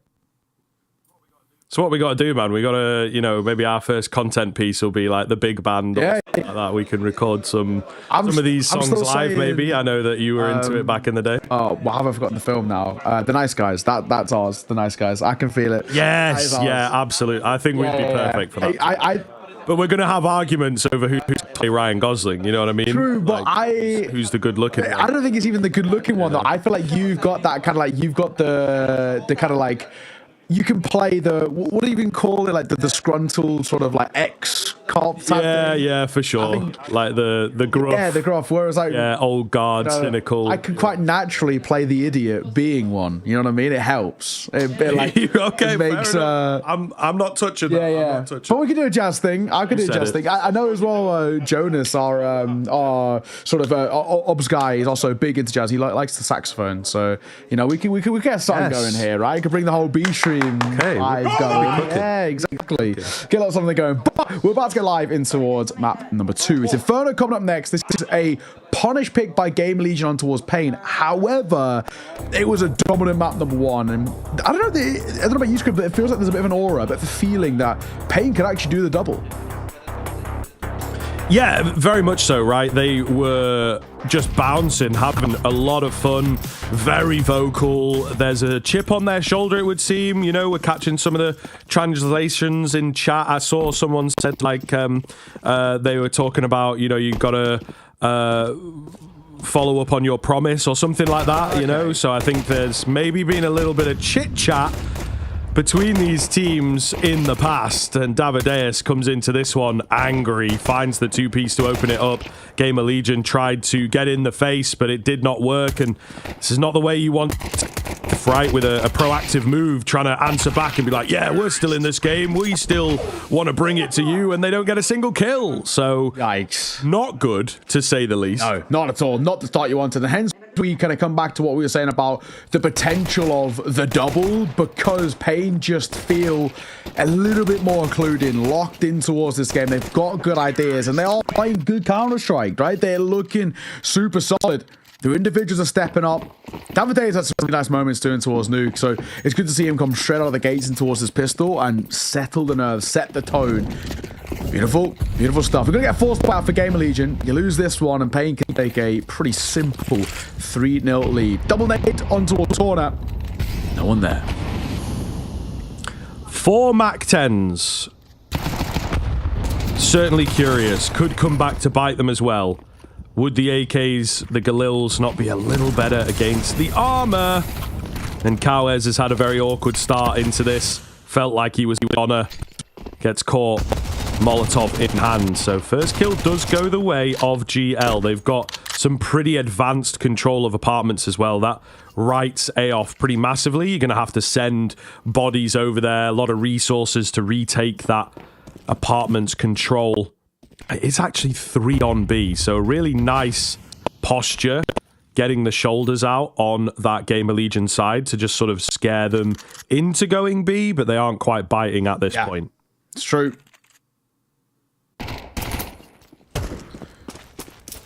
With the opener going the way of Game of Legion now, time is ticking for Pain. 35 seconds. I feel like the back was spotted there. We're pushing Banana, and it could work in our favor, but it could also, if Slen dies here, we could be in a bit of trouble. They might go back towards B off the back of that. If you push Banana, that is the play to Slend up close. You can hear them all coming. He's got to get something, and a jumping MAC-10 from Snow. ZTR will tuck himself on towards the site. If he can deny the bomb, if he can play time it, that will be enough. He's not going to get cleared. He's done enough. Time too far gone. NQZ will tuck his head. ZTR, job completed. That's that. And he is dying after time all day. You knew it was happening. So I think Pain might be forced by him back in, and Ash giving it back to them. That's what we want to see. Oh, absolutely. I mean, listen, there's a couple things in there. One of the big things for me is the 4 MAC-10s. It really limits your options. It does also feel like you want to play the round a bit faster than they did. Maybe some overconfidence as well to not have those rifles in there. Then the second thing and the biggest thing is Slend. All right. Okay. All okay. right. I mean, this is what you create, though, Pain, right? Can you deal with it? You got to be able to. And you deal with a taste of your own medicine. Yeah. But yeah, Slend is the big one in that round, right? You mentioned it. If he goes down, we got a problem. He knows that, and he just battles to stay alive. Yes, he gets clapped, but he's bought that time for ZTR to get into a good position, who then doesn't get checked. So, yeah, really, really nice bit of patience and discipline coming in from Slend. Res, I'm close. Snow just trying to take some pop shots with the Eagle, but looking too good. Biggest error being pushed here. Woohoo! Shot connected. Be careful, guys. Be careful. It's a 2 versus 3, but a lot of damage has been dealt. Oh, looking good from Rez. Looking very good indeed. Yeah, played it well. Again, a lot of patience. They're in a fantastic position. I think we're in for a really good game here. Both of these teams playing to quite a high level, it seems. So for just a moment, you thought Pain were in there. Unfortunately not. Yeah. Like you mentioned, too much damage taken. Rez capitalizes, and surely NQZ now. No chance. Could get some good timing. Not going to happen. Wasn't expecting the second as well. You know, use it tentatively, but I know the chat have brought it out a couple of times across the last few days, but this could be the absolute cinema map here. These two sides are, you know, back and forth, and what we're seeing, who knows? This could be a little wild. To make it close, to make it expensive, and I think that in itself, it's a positive. All right, that like we said, Pain. If you give it, you've got to be able to take it. Simple as that. You can't be getting loud and then not be able to get a little bit of stick back in your own way. MP9 up close. A lot of kills with ZTR. Make that 4. Simple jump through. He wants the ace. Ships in the night. They've gone past each other. He's tagged Biggest Era, but it's Towson who takes it away. 3-1. Gamer Legion doing well.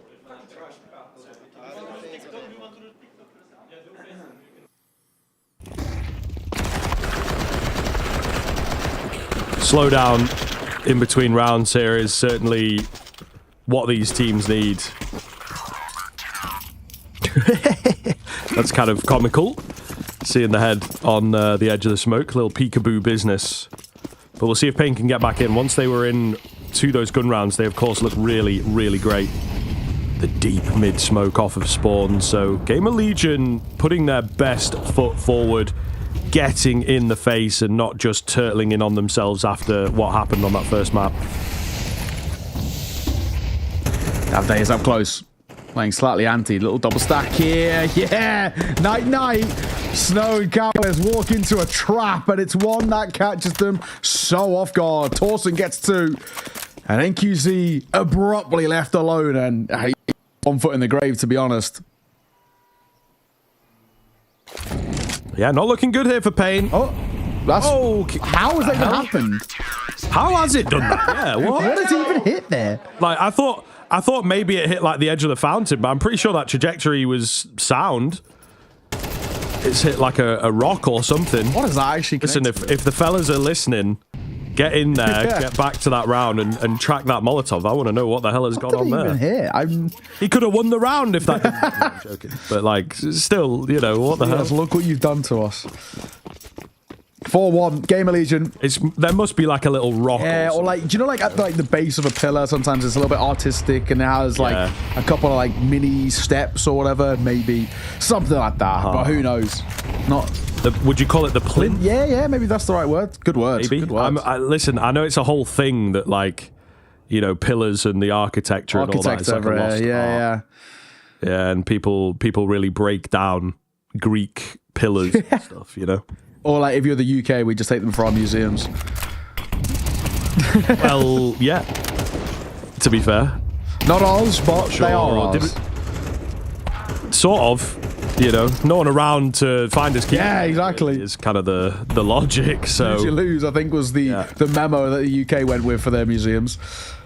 Heads up. Oh, I gotta say the last should be seen on, but it's not. Biggest Era is still here, and he's scooped up a gun. Not that I think it's going to make too big of a difference. 6 points of HP. They don't actually need to hunt as well. It's not like the end of the world. Do you know what I mean? Like, if he keeps holding an M4, it's whatever. He hasn't got the bomb. No chance of winning the round. We are chilling. Bro, this Biggest Era guy, though, I have to say, he's got the dodgy view model, and then he's got, like, a ruby knife, but green gloves. You know? He's really... The aesthetics are just awful on this, I have to be honest. He's a great player, don't get me wrong. That's all that matters, obviously. But, like, you know, aesthetics-wise, he's also bugging out. Yeah. Right now. But, like, yeah, he's just not... He's moving around, isn't he? Oh, my God. But, no, yeah, I get what you mean. I'm not a fan of the green and red together. Match them up. Get a little emerald knife. Emerald knives are so pretty. Sure. Yeah, exactly. I'm not really like a massive skins guy, but I remember way back when it was Tag, I'm pretty sure, had like one of my favorite like skin lows out. It was all like light blue / turquoise, and like turquoise is my favorite color, so it was really clean. I actually remember him having like I don't know any of the names, but it was like pretty sure like a karambit that was like a real turquoisey color, pretty solid stuff, and it was all matched. Every skin was like light blue or even ever so slightly green. Perfect. But I'm pretty sure it's Tag. It was very, very nice. But I can respect that, especially having to cast, you know what I mean? But someone said bro thinks it's Christmas. Yeah. A little late, fella. Take the tree down. It's done. It's bad luck now. After the first 12 days? Is it 12? Yeah, I think so, right? Like the 12 days. Yeah, 12 days after Christmas. Is it? Like you like can't take your tree down for the rest of the year because bad luck. Something along those lines. There's like a day, isn't there? Is it the Epiphany or something like that? It's meant to be the end of Christmas. Something like that. I don't know. Oh. I know that's where it gets a bit different from country to country. But that's meant to be like the day that you take it Hang down. on, look at this, Torsen.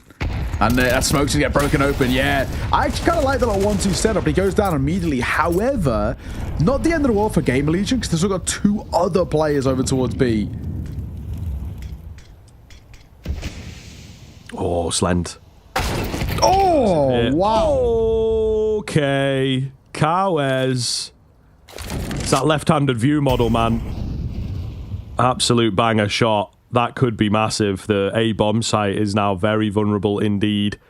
Smoke about to go down, as you can see on your minimap. Oh, and Rez just creeps in, but he holds it a bit open. They will take him down. It's the right idea, just not quite there on the timing, unfortunately, for the GL boys.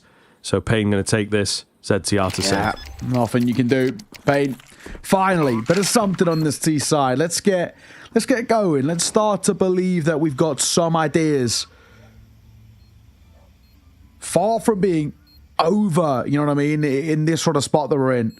Got plenty of time to get back in towards this game for Payne. Yes, it's not been the strongest of starts, but honestly, even like 4 rounds in this T side of Inferno, you can start to believe a little bit. They will be going on to the more preferential CT side of the second. And also an interesting thing too that we didn't really mention was that this is Gamer Legion's map pick, but they are given the CT side. Gamer Legion have chosen to start T side. Obviously that choice is not working out so far just yet, but maybe if their CT is to be a little bit better, they want it for that second half. They want to build up some foundations that they can here, and then hopefully have enough to work with second half. It's a bit of a gamble though. If the T side is your worst half, you're leaving a lot up to chance.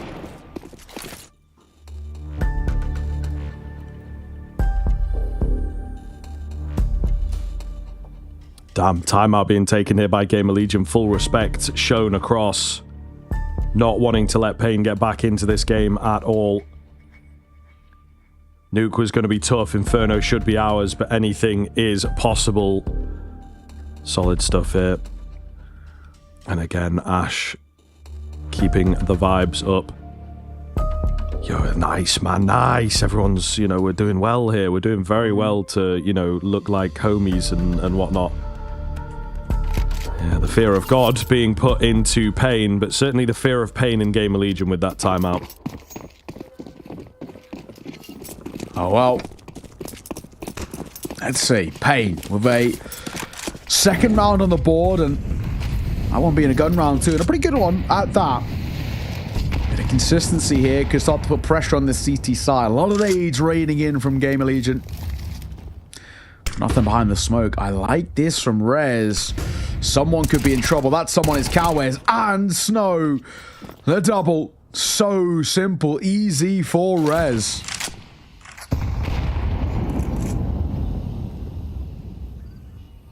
So that's not ideal, is it, really? Timeout comes in. You want to try and string a couple together, but Gamer Legion, and particularly Rez, just absolutely slap you. Payne struggling in a shadow of their former selves, for sure. This looks like a much more uncomfortable map, and I think it's reflected in the stats.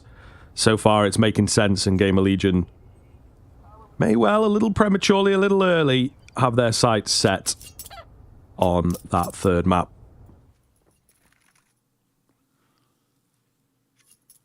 $40 seconds, 3 versus 5.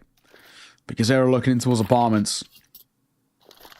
There's also 3 here from Gamer Legion ready to meet them. And that deadly double stack in short. Here's what. These be divisive. Hang on. PR's rotating away. Uh-oh. If they can get... Honestly, if they get 2 here for free, round is way on.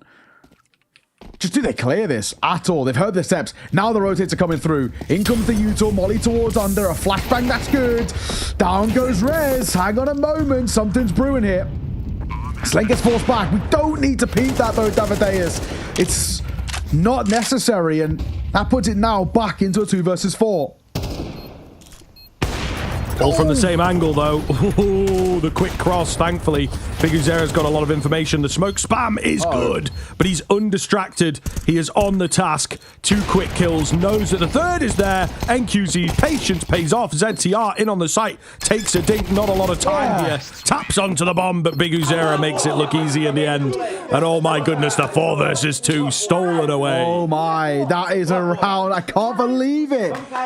PR just rotates at the worst possible moment, unfortunately. I'm not too sure what the call for was from ZTR, but probably something along the lines of assuming that the default was to finish towards B. That's unfortunate. I mean, even still, when Davideus over peaks, I genuinely thought the round was probably still done for Pain. So well done for the 2 remaining. 2 versus 4, and Big Uzera in particular.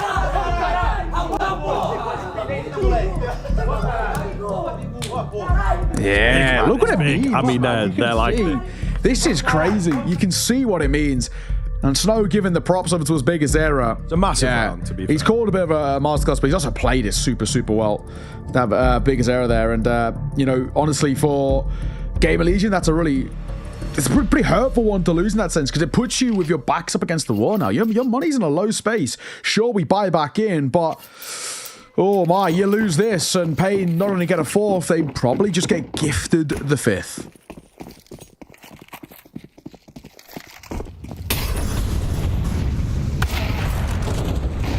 Nice find from NQZ.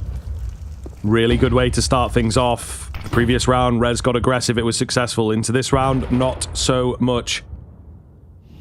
So Pain are in with a very good chance, and this is a fantastic response from them as well. Get the apartments presence rolling. PR has a good sense of it, but just cannot get ahead of it. Down he will go, caught off by the quick burst. An immediate save comes in, and Gamer Legion have to concede. As you say, money is awful. It's the right call. So it's the only option. It's the right call. It really is one of those that, unfortunately, for Gamer Legion, they don't have a choice in this matter, and you're not really taking with an AWP at all. So Pain have immediately come back in towards this game. All it took was one slight round out of nothing, and I mean, look where we're at. Worrying position, to say the least. And I'm now looking at this from a little bit more of a zoomed out perspective, saying, you know, we've got to be careful here, Gamer Legion. You can't allow Pain. I mean, they could legitimately steal away a lead at this half, and if they're able to do that in the first half on T-Side Inferno, that would be dire straits, that's for sure. Got to be super careful.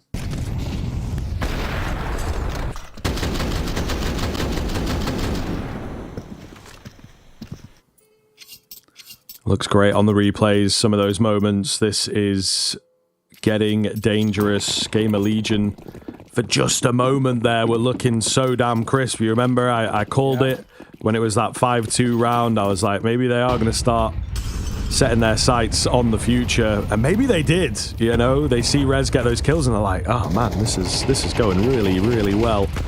Take your eye off the ball for a second, and Pain are right back on their heels, breathing down their neck right now.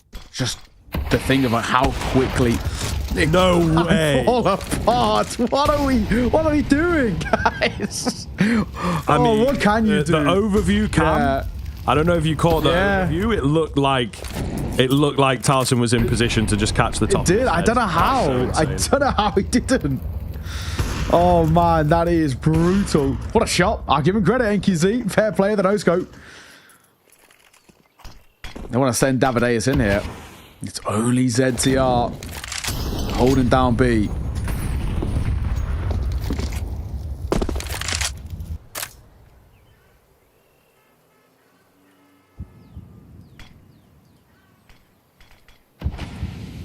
Quiet on this side of the map, just the one smoke.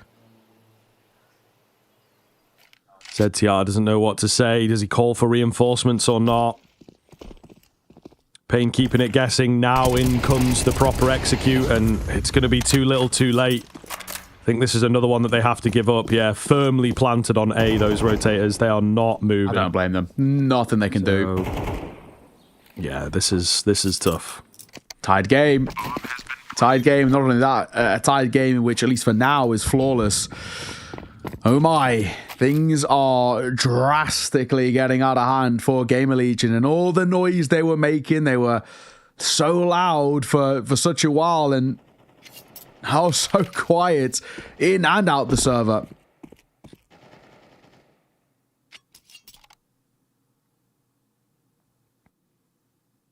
Tough predicament. I mean, Payne are playing great, though. Credit has to be given to them. They're really looking super solid. Zetiop going to try and survive the hunt at the end, and he does well for 2. Not bad. Money's not an issue, of course, for Payne, and it won't be for the rest of this half, so you may as well go looking for the hunt. Oh, and he gets close as well. 5-all, we're tied. Payne, how quickly they've come back into this, and how quickly as well things have slipped for the GL side.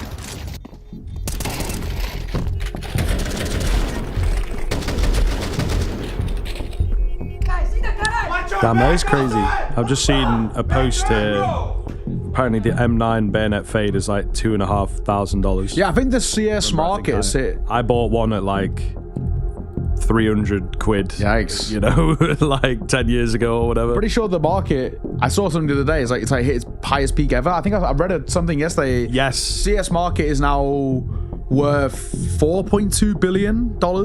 Yeah, that's the number. Yeah, $4.2 billion is what the CS market is worth. It's just a good time as somebody who doesn't really care about skins to just sell my skins. Potentially. I spent a little bit of money last year on like a knife and some skins and whatnot, and it's like they've gone up. So, especially the knife, like investing in a knife is kind of a legit angle. You might only make a few £100, but you know, if you do that a few times, obviously you're going to make a fair bit. But it's one of those where I think it's just growing and growing and growing. So the longer you're in, the better it goes. And I think that's probably the lesson that we've learned from CSGO. Yeah. Like I unboxed, this is, you know, my tragic story. I unboxed minimal wear spearmint motor. Oh, dude, they're so nice. I think at the time, this is like 2017, 2018. I think at the time I still sold them for like 1,400 quid, which when I was at uni and all this, that's a lot of money. What they worth now? Like $4,000, something like heartbreaking. that. It's mental. It is mental money now, but you know, I'll take it. It's not like I sold them for maybe 500 and I could have made nearly 10x or whatever. Yeah. But lesson learned, I've spent a bit of money, got a nice butterfly knife, and I'm just going to sit on that for like the next 5 years at least. I feel you. Even then, I just, you know, I was like, I'm going to spend a bit of money, and you kind of have this trouble where if you invest a little bit, maybe 200-300 quid, you're sort of like, oh, I could have got something else that's a little bit better. Maybe I should sell this and this, that, and the other. Whereas now I'm like, I'm happy. It's a butterfly. That's what I wanted. It's a nice skin on the butterfly. I'm just going to keep that, you know, for the foreseeable future. Like, why not? Why sell? I got my friend was like, he just stopped playing Counter-Strike or whatever, and he sold me his knife, which was a what do you call it? Falchion, like all red, like Bloods. No, Slaughter, Falchion Slaughter, right? So like, you know, not a terrible knife, but he was like, oh, you know, I'm leaving Counter-Strike. I don't play this game anymore. Do you want it? And I was like, yeah, sure. And he offered me, I think it was like 200, and I said to him like, oh, okay, if you include your Glock 18 water elemental, I'll pay 200. And now the Glock's worth like 35 and the knife's worth apparently 315. So I've made profit. That's all I'll take.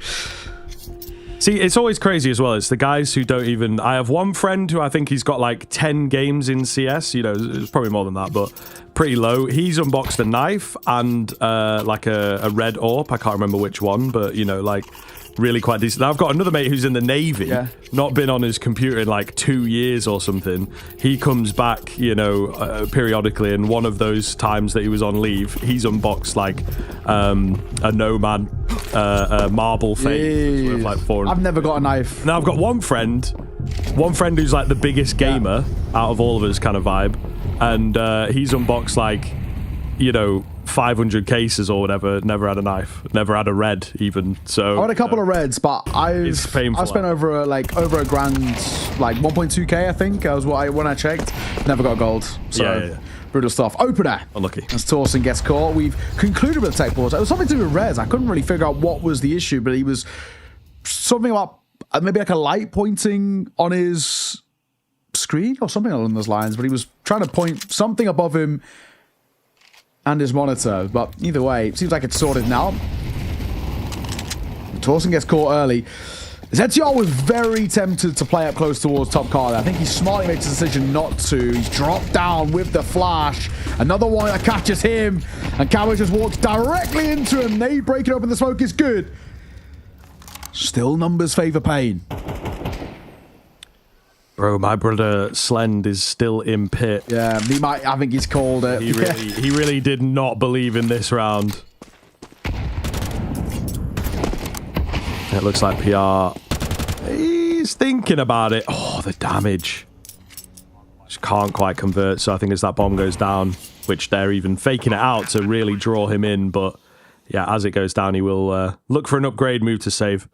Just want to go over, I mentioned quids. That's like a colloquial term for a pound. Yeah, our currency. I saw a couple people being like, what is that? Yeah. I don't know where it comes from, but, you know, Americans call dollars a buck. Yeah. And don't know where that comes from. So, we're just cool like that, We are.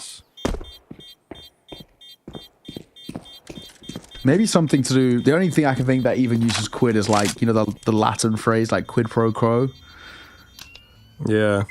Like, that was, I mean, like... I'm not sure if it's something to do with, like, the weight as well, you know, because we used to use... Still do, to be fair, like, pounds for, you know, buying a pound of meat or whatever. So I don't know if maybe back in the day it used to be, like, a quid was a weight term, and then they've just gone weird. Yeah. But it is also something you got to consider, like, we've only had pounds as our currency maybe since, like, the 70s, 80s. Sure. It used to be the shillings before Oh, yeah, that pence and shillings. Although I think we had pounds for, like, big money. So there's got to be some sort of crossover in there as we're, like, swapping and refining our currency, because shillings is crazy, man. If you ever, like, my dad might know a bit about it, but... You know, if you ever talk to your English grandparents and they're like, yeah, man, I had 6.5 shilling cockeye blue pounds. And it's like, what are you talking about? The whole other language. You have no idea how much, like, value it is. Yeah, it's so crazy. Final round of the half. 6-5 for Pain. They have guaranteed bare minimum tie, but they can be taking a lead here. What a start by Big Zera. Flying into the fight. Rez is there, but he nails 2. Make that 3. Oh, and the 4 for Rez. Just when you thought there was a moment that Pain were going to ramp up in towards A, Rez had other ideas. And off the bat of the flash, Snow will try and get this bomb down. He taps it to fake out the fight. He might stick to it now. Another smoke that comes down. 1v3 for the youngster. Needs to be careful of shorts, and he can't hit the shot. Rez has bailed Gamer Legion out there as they're going to tie up this game at halfway. But honestly, Pain, I think have done well.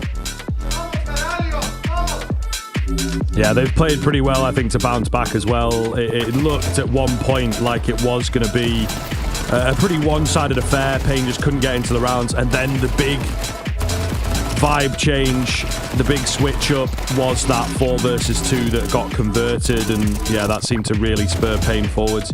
But you can see in these early rounds, you know, how dominant it was. But this is the one here, 5-2. Going to see a lot of Big Zera in this little highlight reel as he was able to take it over the line. And then you see Pain, they go on a march, take it up to 6.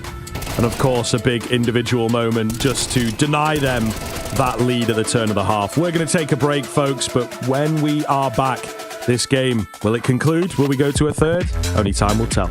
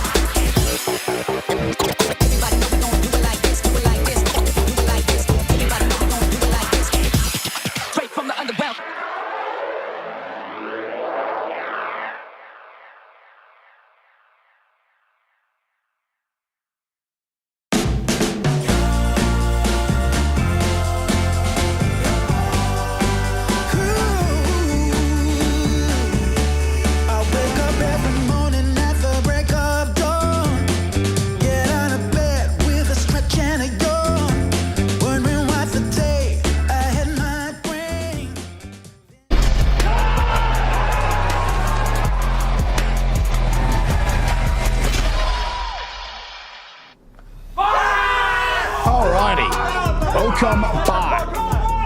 We have had some lively moments in this series. As you can see with the comms here, they have been loving life and also hating it at times too. It's a back and forth affair, but it is an even game in map number 2. It's 6-all. But I think the real story for me is the recovery from Pain. They were 5-1 down and they actually made a game out of this. So credit to them for somehow making this even. I think that it feels like a bit of a pseudo win in itself. And if they can start off with a good pistol hit on this CT side, who knows? Jesus Christ. It's so awful, man. Like, what is... Yeah, it's bad, isn't it? It looks like Doom. It looks like a game out of the 1990s, man. Please, make it stop. I just can't handle it. I just can't, especially on the P2K, you know, there's so much wrong with that image. But he's alive, and he will gather some information. Smoke goes down. It's kind of exactly what Gamer Legion were after. That's pretty early into the round, I have to say. They are bursting through. They are unafraid. Snow on the Julies. Quick headshot on the first, looking for a little bit more. It's effort. He will get a couple. It's Big Uzero, unfortunately, that falls flat without finding a kill. Cowers waiting for the flash of his own, but nobody's blind. It lands a bit short, unfortunately. I don't even think really anyone was looking towards the smoke. He will get clapped out. Julies of NQZ. Another one that we look towards. Lots and lots and lots of Julies in this round from Pain. Snow did his work, but we'll see. Can any more join him? The answer so far is no, and Slen going to make sure that that remains the answer. Good. Needed that as well. Without a doubt, I can assume there was a bit of a loud shout from Gamer Legion to follow because they've kickstarted the half well. And that for them is super important. Let's now start rolling through the motions a little bit. Start showing what our T-side can bring to the table. But it was actually well done. You know, we're on towards the side. I think Snow does really well. He honestly, unfortunately, just needed probably one more. But he was trying to buy time and he just couldn't. They were capitalizing upon his position. And that was that. Molotov in towards top car. We actually are getting a force out, though, from Pain. So, pretty big risk to be taken here. If we see this round loss, Game Legion can start quite significantly pulling away once again.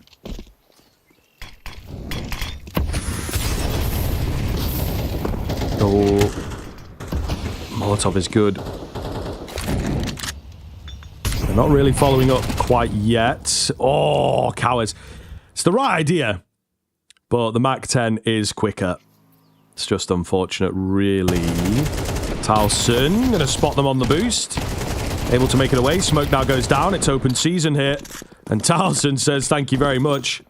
Lovely stuff from him on this AK. NQZ is in on the site. They don't expect him. To be fair, he's robbed of the second. Could have made some decent money. There's so much damage done, actually, to that T-side. So a little unlucky that, you know, 1 or 2 more bullets don't meet the mark. But look, sometimes is all you need. Gamer Legion stretching ahead now. I don't know. Don't always like the force buy in another round where it proves to me why it's just not the right call. Game Legion should make this a 3-round buffer. Pretty simple. You've got 1 HE that Big Azir has picked up late there. A PG-50 and a deal for Davideus.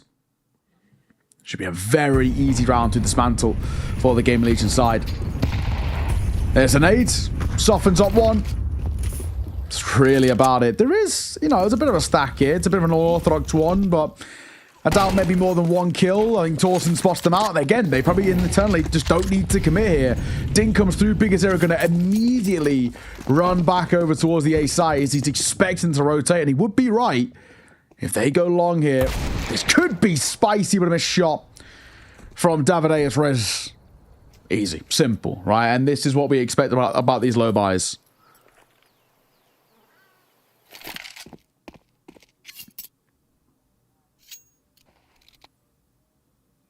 Slowly going to make their way over. Get this B-bomb site locked in. So yeah, Pain has yet to really springboard.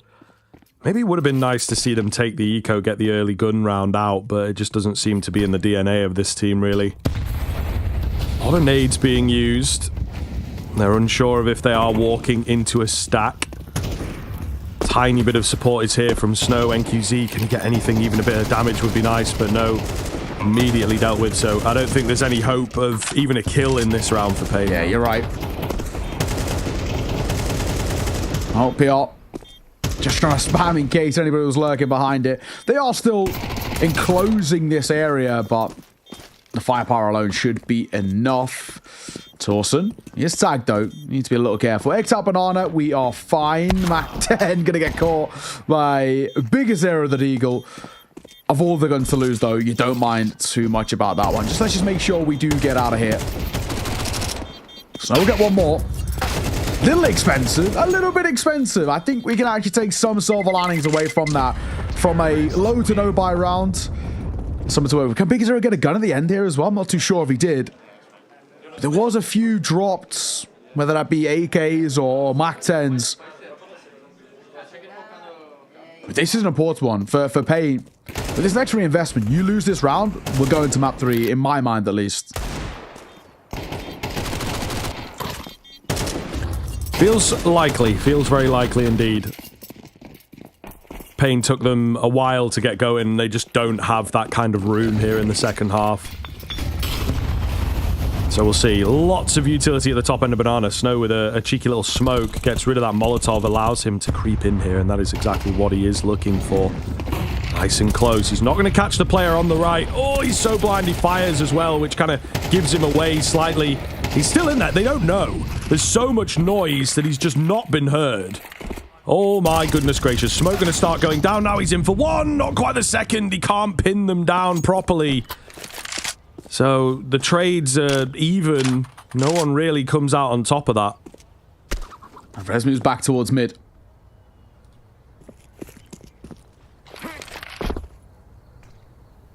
Davidaeus will tuck himself in towards Cubby as that smoke comes down. We're under a minute now, and this does feel like a commit towards A, which I can't really call it the right or the wrong call. There's two players here to meet them, so it's a raw fight. Davidaeus, does he get cleared? Oh my god, no! Davidaeus is the worst possible time to move. And they might even split back in towards B. Yeah, and they don't really know it. Smoke goes in at arch, right, which makes you think that they're wrapping long. Surely a footstep heard soon. Yeah, Cowes will get that in. It's an unlikely kind of angle. I like the early peek. He's not ready for the second player, though. Oh, man. It's a bit messy. Surely those comms should be in, though. Because two were spotted at long. So, I don't know. They really are not comfortable here. Pain, sorry, and losing... Yeah, losing some difficult fights, and it's a bit wacky in Banana. Not sure what to make of it. Don't get me wrong, we were always expecting, you know what I mean, to go to 3 maps. It's just unfortunate, but with Pain giving us, you know, a little bit of something, right? Just enough to entice us in. It's a tough way to fall like this. It really... You know, they've fallen so flat. They've not really offered up enough for us to feel confident in ourselves. And unfortunately, you know, this is just destined for this mirage at this point. And for Gamer Legion, credit to them. Yes, they let the lead slip a little bit in that first half, but slowly but surely creeping further and further away and just getting out of our arm's reach. And Paino, yeah, like I said, they're falling quiet. Some slightly roguer moves, but just getting caught off guard. This Davidaeus one, I think, for me, is the most crucial error made. Cowboys, I can sort of understand maybe not expecting a second, but it really is down to if Davidaeus just stays in towards Cubby, he gets a kill. It's a completely different round. Granted, probably gets traded immediately, but there's still another A player, so it would have been okay. And then it is a 2 versus 2, but a nice one at that. 10-6. A sort of investment for Pain. Of course, with it all, we've got a Famas double MP9 and Davidaeus on a 5-7. ZTR are going to take early molly damage. They know he's somewhere close by, and they'll just drop a smoke to slow him down. Do you know what I think one of the big issues Pain have got here is the fact that they're just very impatient with a lot of the utility, a lot of the movements. You know, we talk about timing, but the more you wait, the more you play disciplined, the less likely you are to get timed on. So I think that's a lot of what we're seeing on this CT side especially. Pain just cannot sit on their hands, you know? They really feel like they have to be in the round, and It's maybe just not the way that Inferno is played. Yeah, it's true. To be honest. So tried there, bless him. Yeah, he kind of helped it along, if anything. Just really securing that header in. Prime Peter Crouch there, Rez and PR. Entry in towards B, simple as. The open the FAMAS will save over towards the A site, but that is an 11th for Gamer Legion. Very simple executes towards this B site that they're not facing that much of a problem at all. Unfortunate, you know, for Pain, but they've offered up, you know, nothing. They've seen absolutely nothing on this CT side. I really thought with the T side start for them that might be a, you know, a bit of a long-term ideal, and some sort of understanding that we've got ideas here and we've got some sort of protocols in place for our CT side. That's why we've let it be our sort of second half, arguably the most important half, but it's just not been the case. So flat from them. Yeah, they are really as yet to appear in this second half, so I think it is probably over before it's really begun. There was a moment, wasn't there, that we were like, oh, they could get competitive here, they could make something of this Inferno, but it's just not happening. And this is when you know it's like a totally different vibe. There are no cheers at the moment. It's just like, this is too easy. We don't even have to get excited. It's working how it should. True. There's a little bit. True though. A little bit, but not. It was 3B. And it is just. He's just spitting facts. Yeah. It's not even BM. It is actually just the truth. 3B didn't kill one. He's absolutely spot on. But this is the issue with Pain. So muted in and out of the server. Just nothing on offer from them. Really looking super dicey. And Biggest Error trying desperately to reignite them a little bit. This side needs something to change. Well, there's just nothing on offer. Cut it to Gamer Legion where it's due. We knew this was a punish pick, and it's just felt so comfortable. From the second half onwards, since Gamer Legion are in towards that T side, and they're the ones dictating the pace of these rounds, there is no back and forth. There's no convo. It's so easily done. And that's the worry. And that's where you look towards Mirage and say, it's more akin to that of an Inferno than a nuke, and that could be a problem. Opening trade. Cowards finds one, but Towson delivers back in response. Could be a bit of something happening here. NQZ, the close angle, goes aggressive into it. Nice contact move. Does get traded instantly. PR's just not sure where to look. Maybe too fast of a round here from Gamer Legion. Slend up top. Will go down. So Pain's timeout works out. It does beg the question, maybe we should have had that ever so slightly earlier. They do not have a lot of room to maneuver. Yeah. There's a bit of energy. Not quite at the levels we were seeing on Nuke towards the end, but, you know, there's a little bit of shouting in there. Yeah. Slightly raised voices. Perhaps. All right. Yeah, I get you. Just a little bit of volume, but nothing too drastic. So there's 2 rounds away for Gamer Legion. Surely we can get this over the line. We've done so well to build up a 5-round lead like this, but they were 5-1 up in that first half, and it did fall a little flat. You never know.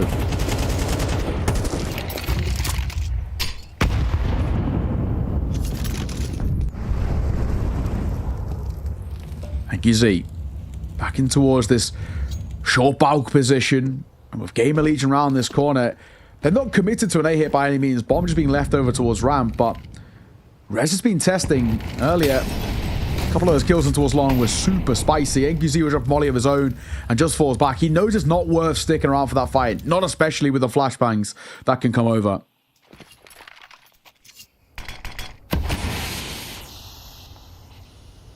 There's a lot of Doom view model praise in the chat.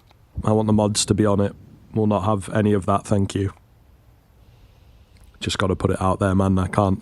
I just don't know why it just gets under my skin, you know. I don't know how you. I think it's like I don't know how you could play with that. Is where my head's at. I'm weirdly not too bothered by it. I guess I'm kind of tempted to try it. It just hurts my eyes. No, not the Doom one. There's this weird like Nico one going. Yeah, it's like half. You could maybe try. Yeah, it's like still a little bit over to one side. I think you see. Hello. Is this what we call a lockdown CT? We haven't been able to say that for a while. This Pain side have looked so muted, and it seems like finally we get something. They go for a really late round execute from Gamer Legion. The only issue with this plan here was, Scribbit, in this sense, they didn't get any information really anywhere. And they go for a late hit towards A, and sort of everyone was there to meet them. Simple. Pet Chicken as well, that's being kept alive. Love to see it. You may as well take some silver linings. At least, it's about the friends you make along the way. We have a lot of glorps going on right now. That's all I'm saying. Glorp is all they get. Someone said glorp Legion. Yeah. So that might be why. Out of context, it's still a little bit wild. Also, people don't... I said under my skin, and I don't think they quite understand that one. It is like a British idiom. So. Yeah. Not literally speaking. It could be American as well. They might get it. You know what I mean? Yeah, of course. Like, annoying, it's annoying. Which I would imagine having something under your skin is quite annoying. Yeah, where does that, like, literally speaking come from? Like, maybe like a... Yeah, there's some wacky ones, bro. They call it like a splinter, maybe? They're quite annoying, maybe, and they are quite literally under your skin. You know what I mean? Yeah, boom, boom. Good shout. I'm actually a genius when I think about it. Pain, spamming banana with a bit of Utah behind it too. Oh, speaking of Utah, it's all on ZTR here for this T side. Molly, 2 flashes and a smoke. Speaking of is 2 of them used. Pop flash over there, committing towards B, and they are going quick. And look who's here. Snow! He can't find him. He can. He's here in the smoke. What is happening? How is he still alive? Snow! Even more is brewing as it's Slend with the ult. Molly down. Snow gets away alive. What is that round? Oh my god, carnage. There he is. That was a glorp round. If I've ever seen it. The BM, it is back. I think we're in timeout territory. I'm not sure Gamer Legion have actually got any left, I think they should have one. I feel like we are most certainly needing a calm down. Pain is starting to ramp up again. Goodness gracious, they are lively, to say the least. That is what we want. Get lively. Show your level. Show what you can do. Oh. Towson gets one in the fray there, but it's a very positive situation. Scriv, look where we're at. Let's just assume this is a 10th round. It's a 1-round game with this gun round being everything for Gamer Legion. It's all down to ZTR now of a rifle in this one, but let's just assume the 1v4 is not going to go well because 99 times out of 100 it shouldn't. Where we're at, this is really quite worrying actually. Pain have made this 1-round game, and with Gamer Legion's economy quite consistently on the sort of the brink, right? Hey, loses next gun round. Pain can steal away a lead, maybe even the map. Maybe. All to play for, as it should be in a series like this. Of course, the 0-1 bracket. I think both these teams wanted to stave off 0-2 as long as they possibly could. Going to be hard, given some of the other squads that are in Stage 2. And now comes the timeout. Holy hell, the sword of Damocles hanging over their head on this one. Absolute pressure. Big round coming up. But have Gamer Legion got something in the back pocket that they've been saving for a time like this? One would hope. We shall see. Tough predicament. 1 round in it. This is a map that is feeling a little bit more similar to the absolute cinema play that everyone was kind of using earlier in that pretty one-sided nuke. This is such an important T-side round though for Gamer Legion. You lose this and you are actually in trouble. You then are probably playing for overtime, especially if you can't get a bomb down. Oh my god, it could be so uncomfortable. Money's not going to be an issue for the rest of regulation for Pain. And that's something that Gamer Legion can only wish about. There's 3 players here towards B in the early part of this round too. Big Azero will be first contact. Towson's going to get boosted up. Big Azero's holding for this. He might be aware there's Torsen clear. Molly down from the CT side. And Molly in response. Look how close they are. Monaco Ubriaco just separates the two of them here. Whatever that is.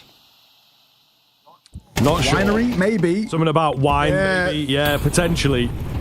But it is the scene of a little massacre there. Towson will take him down. And QZ finds Rez on the other side of the map, though. And the rotation is around, so it's not like the B-bomb site is super weakly defended right now. Good timing on the smoke. Gamer Legion not left themselves a lot of time here. They opt to go through. The molly is good. It's going to be decent damage. And the flash, it bangs. Snow destroys them. Oh, not a chance. Surely 11 for Pain. Gamer Legion cannot crack this nut. And the 2-0 is most certainly back in the conversation.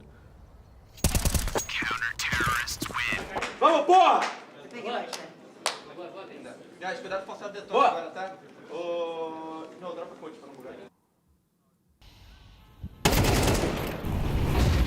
Leave it. It's one perfect flashbang, isn't it? Look at that. Triple spray down. Pain. How they've recovered, I don't know. They look dead in this CT, right? It took them, what, 5 rounds to get a half finally? But, oh my God. Snow with a triple. We're a tied game, and Gamer Legion, the best they can do is Tech 9s. Yeah, this is super dangerous stuff. They're going to just look to pick up the pace in this one. Try and, ooh, check them. And you know what? They might just have found a way in. The smoke has not landed. So it's a good job they did find the kills. 2 versus 2 here. Game reset. Oh, picked up. ZTR gets his hands onto the AK. They both do come in from long, opting to go towards short here and try and change the avenue of attack ever so slightly. I am a fan of it. They've got so much utility I'm sure they'd love to use here, and indeed, Snow will get some down. No one in towards the pit, both playing in on the site. One confirmed. Oh, second now confirmed as well. They know where it's at. ZTR finds the all-important kill. It's going to be on Snow. He's trying to find the bomb. The knife is out, and he cannot get under it. Slen will deny him the defuse. And Gamer Legion, against the odds, have found the big round. 12 comes in. They were never expected to get that, but it's a lovely little knowledge check right at the end of the game with the speedy round. Tech 9 round as well. Towson, he gets up. And he starts to make some noise of his own, and too damn right, if I'm being honest. You deserve it. A round like that being pulled out of nowhere. Yeah, letting them know. Letting them know. Off the feet, man. Off the feet is big BM. I know. Making sure you like look Off over the, the monitors as well, and you know, staring them down a little bit. Some sort of tech issue. I'm assuming this is on the Game Legion side, judging by the fact that everyone seems all right towards Pain, but Pain are now playing for OT. Crazy one to slip like that. It is.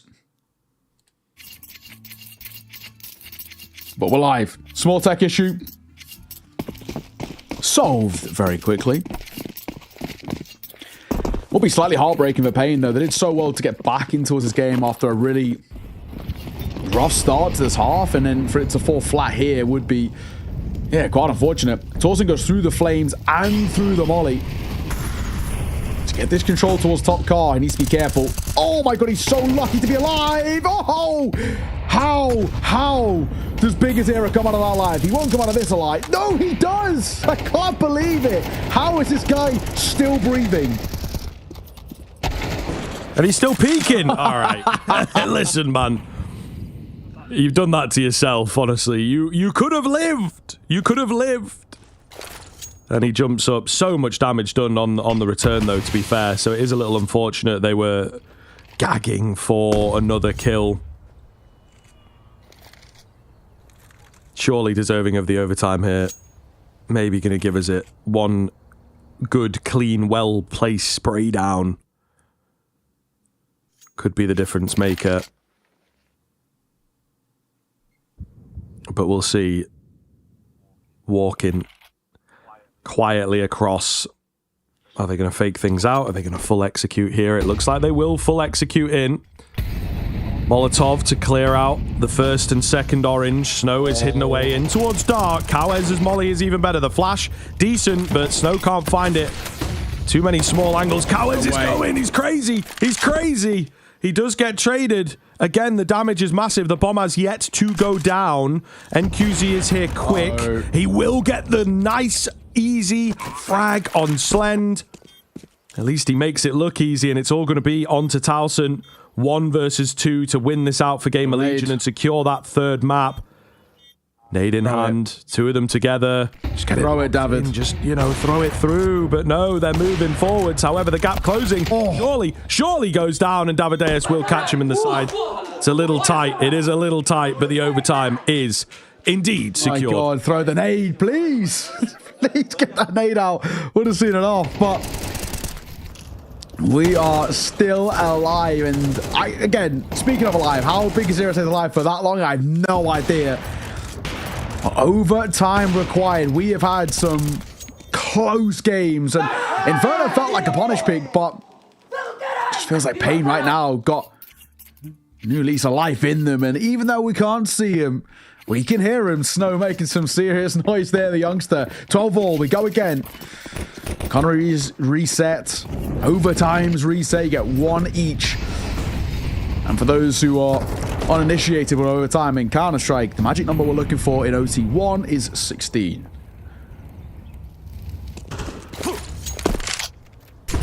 Yeah, we had it for a while, didn't we, on the hoods and whatnot. It seems like it has been removed. So you just have to figure it out yourself these days. Which is kind of fair. I think we live in a society of, you know, like overloaded information. No one really has to think for themselves anymore. So I think it's kind of good that they force you to do a little bit of maths just to figure it out. It's a best of 6. Yep. Is, you know, the keen way to remember it. But also as a fan of Counter-Strike, and hopefully as a gamer of Counter-Strike, and especially if you're on Face It a lot, you should be familiar with overtimes and how they work. That's all I'm saying. And quick flick, but not accurate, unfortunately. Information, I guess. 45 seconds. Not got a load of time here, and they've actually not got a load of control, if I'm being completely honest. We got a bit of top mid, very loose banana presence, but not loving what I see here. This has to be an A finish. 30 seconds. No, man. Don't peek, Snow, and you're fine. Just do not peek. Oh, where's that come from? In the apartment, PR gets the catch. Pretty big indeed. However, it still looks decent here. That's a massive find from Cowez. Res is so very low. 15 seconds to get the bomb down. He had to take that swing despite his low HP, and he somehow makes it work. Nades are big. He doesn't quite know where to throw it. It's a little bit too late. They get the bomb plant in anyway. I think he probably would have had a better chance of doing damage if he just thrown it around the corner. Res with a keen one tap. He knows exactly how to play this on low HP. Big Uzera trying his damnedest to close the gap, and he gets Slend, but Res is just unkillable. How do they make that stick? The panic of Big Azera, very rare that you see that man flustered. And flustered he was. Shot by PR. Barely a pixel to work with on Snow, but it's enough for him. I thought Cowez does so well. The only issue with Cowez is I wish he'd actually just stood tall. When he tags one over to, it's Rez, I'm pretty sure, over towards Moto, and then he gets the bout play, and then he repositions again. Rather than retreating away, if he just stands his ground, they're both low, and I think he wins the fight on the swing, but it's the benefit of hindsight that I can say that. We don't know for sure. And in the heat of the moment, a lot of little micro mistakes made by Pain, not just Big Azera, by everybody. And it's Gamer Legion who find and draw first blood in OT. Hey, again, it seems. Faster this time around, maybe. Thank you, Z can't quite find it. The smoke break, it's a bit too obvious, isn't it? You hear that nade go down, you try and break the smoke yourself. Yeah. That's where they're a lot harder to pull off. We've got the rotate around towards B, though. Could get a bit messy. It doesn't. Gamer Legion showing they can do both. Something a bit more thought out, calculated, and something a bit wacky and quick. but both of the rounds thus far they've played in overtime have worked. Yeah, just trying to hold for the insurance policy, and he's going to cash it in. David going to get caught. I still trade from NQZ, but it's not going to make a difference to the round. All saved. Gamer Legion 2 for 2 to start. Not bad, man. Not bad at all. No one's complaining about this, that is for sure. This is a good predicament that we are in. Gamer Legion, yes, they let things slip just a tad, but they are back in, full control, that's for sure. Thank you, see, you'll be fine saving this, no two ways about it. But Gamer Legion don't care about the hunt.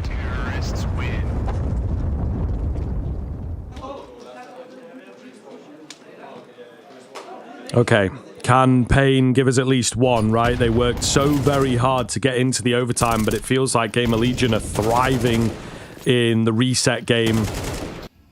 In a game where they're just playing pure mechanics as well a lot of the time. So Pain, we need them to find at least one, of course, right?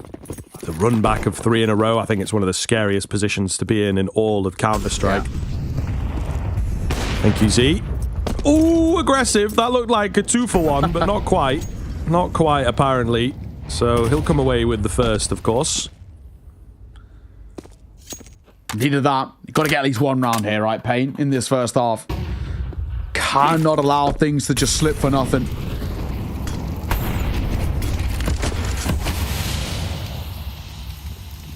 Torsen, playing behind that smoke. Your ZTR in support. Torsen's been pretty relentless in terms of finding a lot of space for Gamer Legion. Sort of win or lose, he's at least, dying for the cause. That's a bare minimum. PR going to drop a smoke out towards long, which will keep NQZ guessing. So he's going to fall off the angle. I don't hate this, but we're under a minute now. And this is something that Gamer Legion's done a couple of times. These late pushes towards A. They don't always work.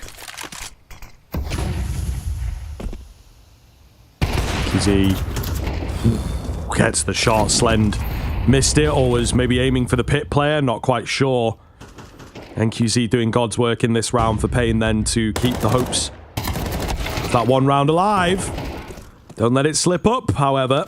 Amadeus will hold PR. Big Uzera following in the footsteps of his teammate. ZTR closes the gap. Big Uzera's there to get the trade, though, thankfully. Still feels a little bit dicey. Towson does not know where this final player is. He's got the bomb. Where the hell is he? Oh, the shots miss! Oh, no.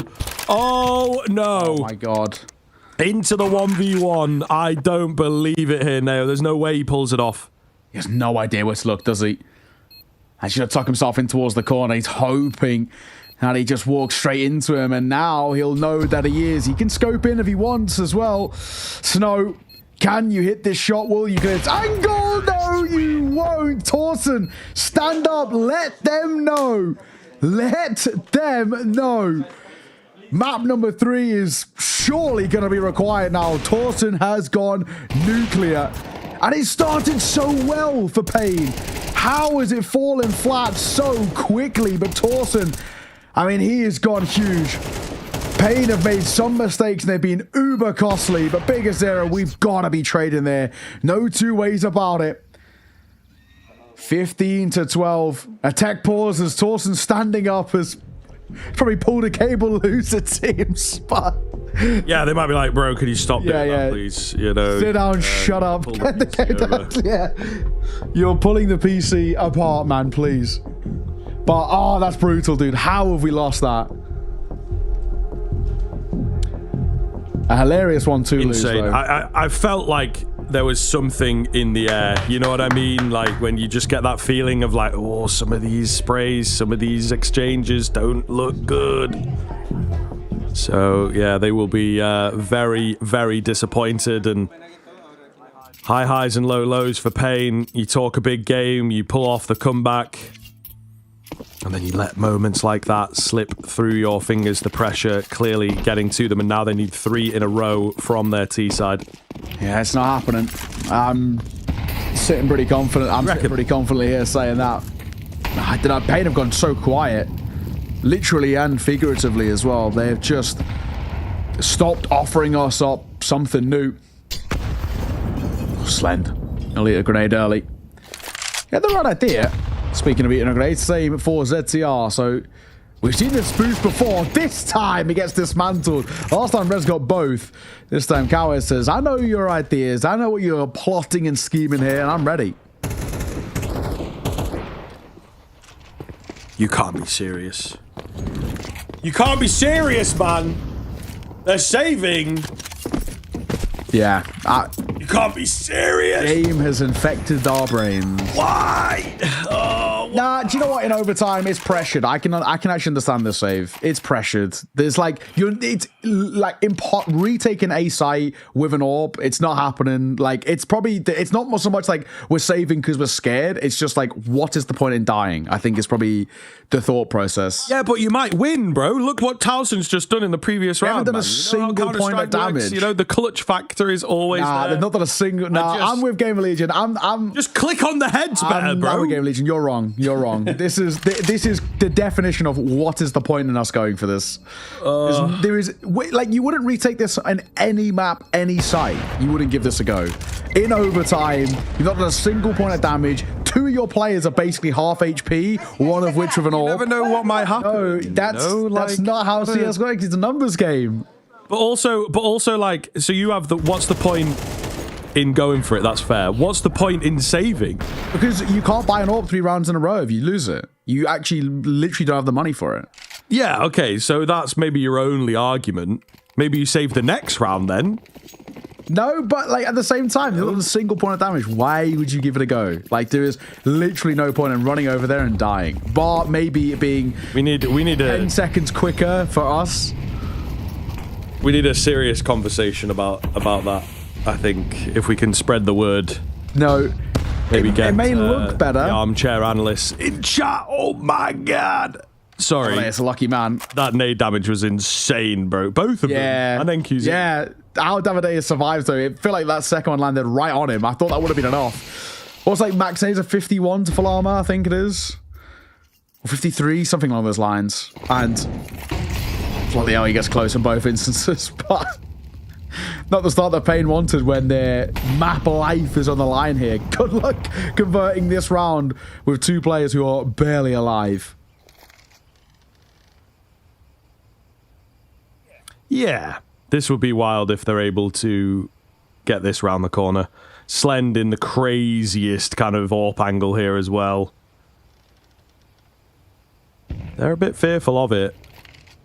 Well-placed flash, but it just takes one guy to be like, we'll be fine. You know, I'll just walk in to the angle. Yep, yikes. There it is. Down he goes. Oh, Molotov doesn't land. PR's in for the cover, though. They fully set up for this. Yeah, really well played. To get him out, to cover the retreat, to bait them into the meat grinder. So that will be Gamer Legion getting this one secured. Of that, I'm pretty sure NQZ is so incredibly low. A missed shot from both sides of the equation there. But out of his FOV will come the peak. It was the nade that actually killed him, so he was definitely dead to rights.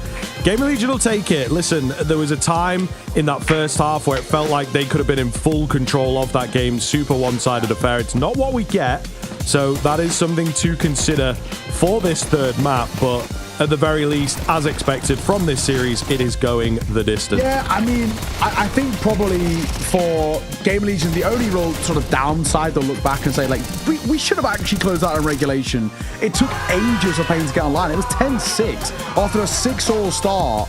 You know, Game Legion ran away with that second half, and the T-side was looking really good for them, but they fell a little flat. And I think the only thing that Game Legion will really look at is just saying to themselves, we should have closed out in regulation. The fact that we didn't is the only downside. But as expected in this series, we're going all 3. We knew it was going to be the case. These were punished picks. As much as that didn't look like a punished pick towards Pain, it is statistically one. And it was a gun show in and out the server, as Rez just showed there. I mean, Gamer Legion, especially as the second half started and these highlights run through, Pain really started to fall quite flat. Yeah, absolutely. They, unfortunately, in both halves, I think, took a bit too much work for them to get going. Again, once they did, some pretty nice rounds in there, I will say. I think that Pain have had the more kind of impressive looking rounds at times. But Gamer Legion, consistency, game plan, keeping the idea the same round after round after round is very much the name of their game. So I think I can kind of back it.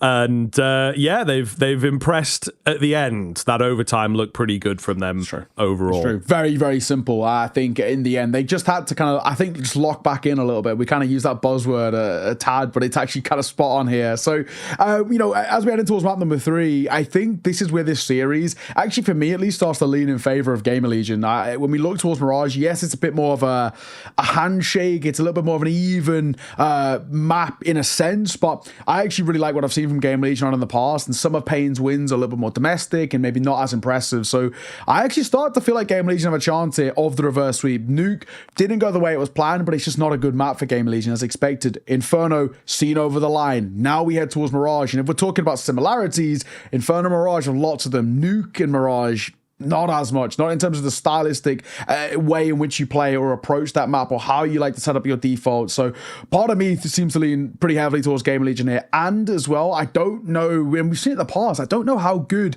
Pain are when they're actually in a bit of a hole and things aren't going too well for them. They do slightly struggle to get back in towards games, and we've seen it happen in the past where it does take them a while to, you know, lock in, as you said, or get just back in the server in any sort of sense. And I'm worried if they lose a pistol here, it could actually be very quickly getting out of hand. So we'll have to see, but either way, before we get there, we're going to throw this one to a bit of a short break. When we are back, map number 3 is coming up next. It is Mirage as our decider here between Gamer Legion and Pain. See you in a moment.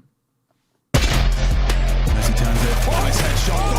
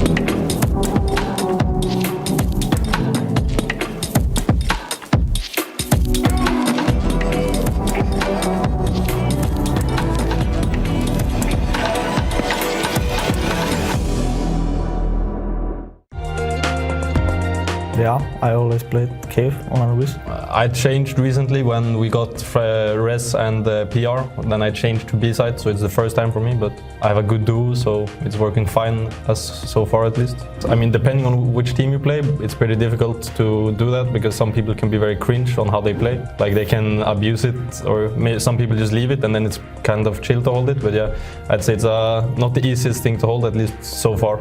They use a lot of util, they just harass you, they put a lot of effort into making you uncomfortable. I mean, you need to have more than smoke, of course. Yeah, that's good to have. So you can block Cave. Yeah, just have some util to block Cave and just have some decent flashbang lineups if you want to aggro out B main or something like that. Yeah, good as well. I mean, that's just for us on B side, but we take into account as well a lot of information around the map, like middle and A, etc, etc.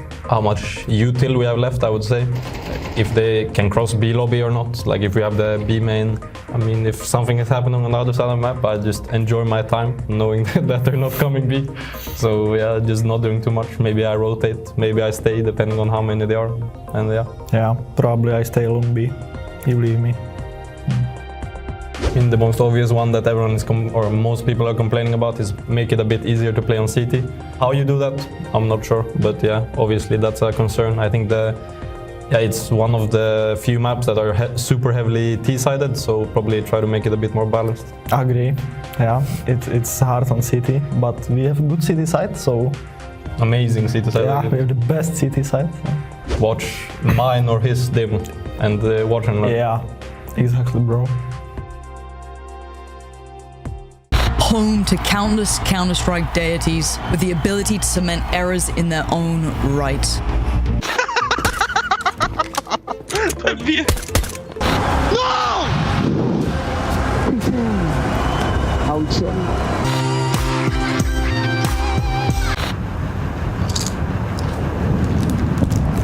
It's a bit better, I guess.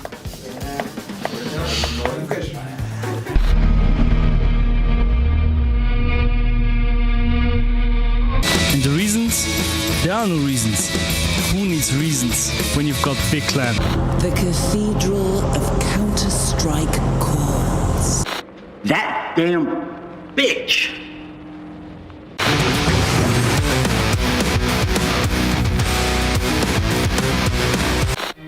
Meds. They got that cutthroat mentality. They're happy to back their aim.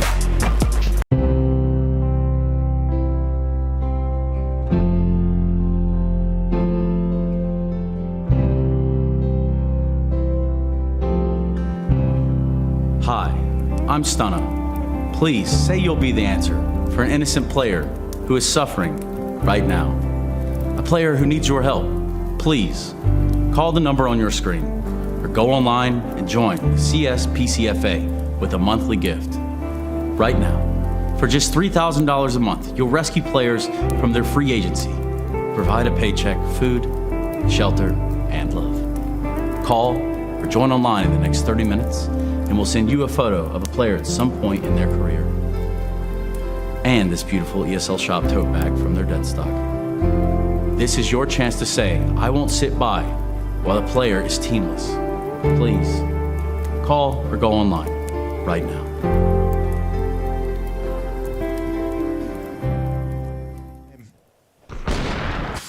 Really nice shot, boosted.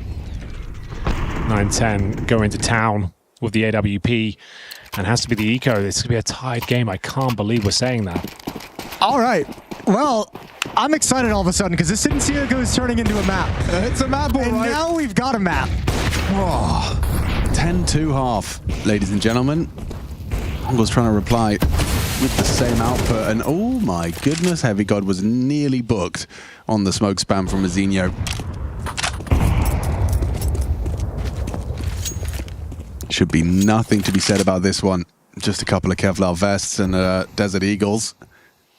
They are looking to fight and to take a fight in mid, but it seems like Mongols are very hesitant to give that sight line over. m0NESY flashed off of the line. Slow and Steady does win this race because the CTs fall back. Yeah. And Mongol's going to take all that space. Yoink. Whip. That's an unfortunate Molotov, just as he gets comfy. I'm very scared. And remember, G2 took a timeout at 11-5. That was their third and final timeout. They have no way to stop this game. Oh, well, if those two keep that up, I would say to save those guns now. Yeah. Nah, go for it. I'm into the... maybe not anymore.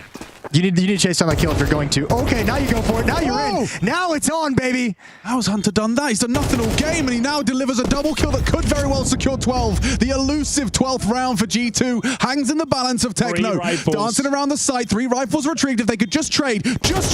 Gets the first and isolating duel. Techno in the 1v2. Dips in and tucks them in. Techno with the quad kill. It is Techno 4K for 11. Damn, nothing can go right for G2. Even when the round starts off so strong for them, they cannot close it out.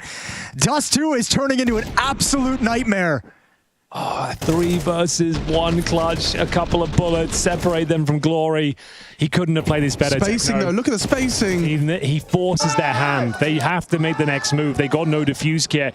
He knows it. And we go 11-11. Make a wish, G2, because you have fumbled this game.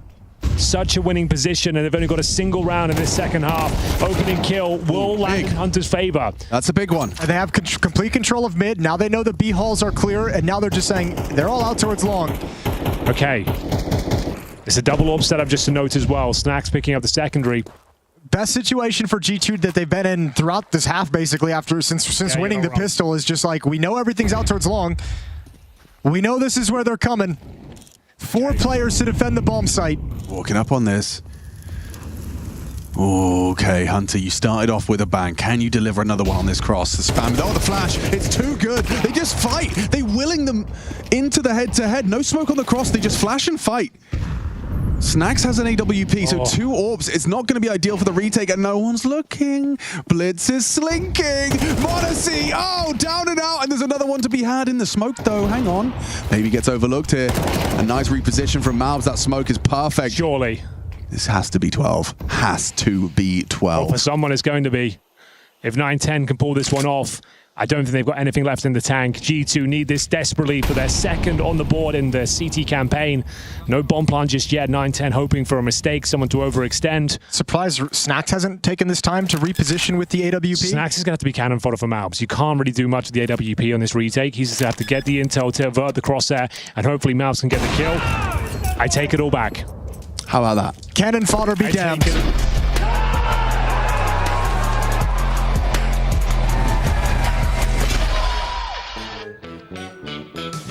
Well, there you go. Plenty of Counter-Strike going down, boys and girls. A banger over there on the mainstream, it does look like. But we've got a banger cooking here as well, of course. Overtime on the second map. Now into the third. This is where we expected it to go. A pretty long rivalry between these two teams, both of them having taken a series this year against one another.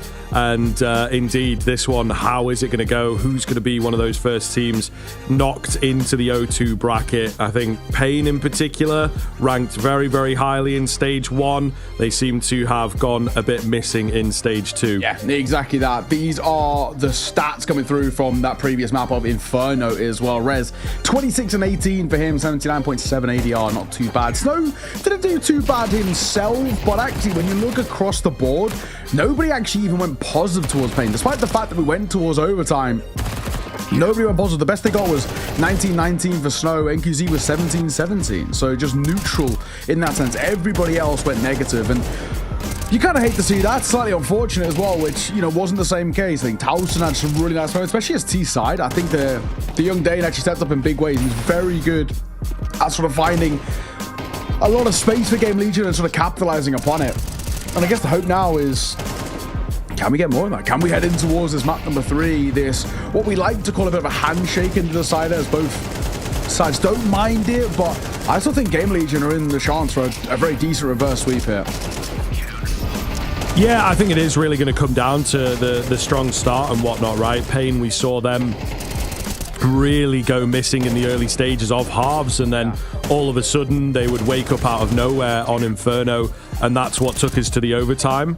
So if Gamer Legion can kind of shut that down before it gets going, one of the questions I may have had around Gamer Legion is the fact that they took the timeout. I think it was like 11-9, might have even been 11-10. So it would have been nice to see them maybe get that timeout in earlier. And I'm pretty sure once they did call the timeout, they actually won the follow-up round, got their 12th, you know, and that eventually leads to securing the game. So maybe just showing a slight bit more respect or proactivity, whatever way you want to look at it.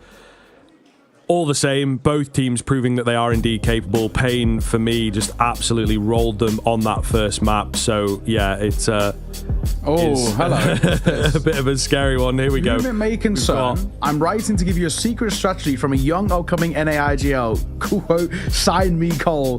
With 100% win rate on Mirage. This is called the Dickard Kane maneuver. This has not been tried in Pro CS. Just watch and learn. T-side Mirage. All go mid to underpass. Back to T-spawn. Out a ramp palace. Alexi has nothing on this. Photo attached for reference. Wait. All go mid to underpass. Back to T-spawn. So wrap through mid. Out ramp or palace. Why don't you just go out ramp or palace? This is kind of wild. I have a couple of questions. The first question is 100% win rate, success rate. How many times has it been used? Okay, if you've done that once and you're like, I'm cooking, bro, I gotta let the world know about this. I gotta let the world know. One of one. Second one, who the hell is Dickard Kane? True. Actually, you know, it does ring a bell. I can't lie, actually. Wait, Dickard Kane. That rings a bell. Fictional character from, I see Blizzard. Is this World of Warcraft or something? No, Diablo. Diablo, apparently. Yeah. Diablo? Okay, damn it. That's a reference in there. I've never played Diablo, so sure. No idea. Neither have I, actually. Unfortunately, they've not employed it. I don't think we quite got it out in time. No. Maybe if we'd let them know a bit earlier, they might have gone for it. Next time, you know what I mean? We were a bit late. Yeah, next time. However, Pain just went out rampant Palace, you know, skipping all the bullshit around it and just went out rampant Palace, and it worked. So, how about... yeah, to be fair, I mean, you could just skip the first bit and just do eliminate that. all the fluff and just go with what actually is the round. So what you're trying to say is hit rampant Palace. Pain did take that into account, and it's worked. So, you know, this young prospect at NAIGL and Big Azera on the same plane, some would say. Big Azera might be able to get a kill at the end here. He's hunting Rez, but he's losing the end duel. Doesn't really make a difference. Fired up, though. Go on, Pain. Getting back loud. It's been a while since we've seen them too fired up as well. That overtime wasn't too well from them. There we go. Hit ramp and Palace and just skip all the nonsense. Say that again, it. you know, that he read it, he was like, go out, ramp up Palace. Oh man, that's a good idea. I do remember. I could do that. The rest of it's too advanced. Yeah. It's too much thinking for the Pain players. Exactly. It's too advanced. It's too good for the pro level. I do remember back on Overpass, me and my friends, literally every time we would play on T-side Overpass, we'd always do the same pistol, which we called the Cinnamon Swirl, or the Round the World. Other times it would call us. Like, you go out through playground, out to long, come back through bathrooms, down connector, go out short, monster to B. That was like our Cinnamon Swirl. I got one for you. We actually use this, and the success rate of this is pretty high in my stack, to be honest. So on Inferno, we call it the Snake. Okay. And what you do, you run second mid, T-side, right? Run second mid into apartments, make loads of noise in apartments, but jump out mid-room, back into second mid, then go down mid to banana and up B, right? But what you do is you have 4 guys doing that. Then you have 1 guy T-stairs. Yeah. And that T-stairs. The bomb can be wherever, right? And what happens, you make all this noise in apartments, and they go, oh, it's an A-rush, it's an A-rush. And then the guys are like, oh, yeah, or, you know, all A, all apartments, whatever, right? And the guys B run down banana. You've got the 1 guy there, at the very least grabbing the info, if not, you know, getting a peek and killing 1 or 2 of them. And then B is open. And I shit you not, for want of a better phrase, it works out like... I'd give it a good 80% success rate. Yeah. You know. Also, listen, we're not playing at the highest levels. You're playing with enemies who use their toes for the keyboard. You know what I mean? Like. yeah. But it's still pretty good, mate. It's still pretty good. Playing against enemies with like, you see that picture of the guy who had like 80% of his brain missing, which is like a pocket of air. I don't know if you saw this, but they found a guy like scanned his head and he was perfectly functioning, just no brain. He was like Scottish. Yeah, that's the level of teammates you might be playing against. But if it works, right? You play to your level. Well, exactly, and I'm going to be taking that all the way to level 10 Face It. I've just started the Face It grind for this year. I'm level 3 at the minute because my account is like untouched. So you'll get there. Once I get there, we'll be doing the Snake, and I'll report back. I'll let you know if it's actually a legit strat or not. This round's a little bit interesting now. As we come down to the last 40 seconds, PR, he's got the right idea. The bomb was being held by Sal. I think PR's actually heard those steps as Snow's running away. The only issue is this PR is just walking straight to Big Azera, but he can't capitalize, and he's too low to stick around for the fight. This is a little weird. They now know where his PR. He's got to know he's as close. Corner. Big Azera can't hit the shot. But then he might think it's a B play. Bomb will go down. PR's overcooked it a little bit. He's overthought. He's still walking B, mate. It's not there. He's only just realized. Snow nearly gets caught in apartments way earlier by PR. And it's been a 4D chess playing out in real time. And 1 versus 1, he's playing in towards Palace. Snow does not need to peek.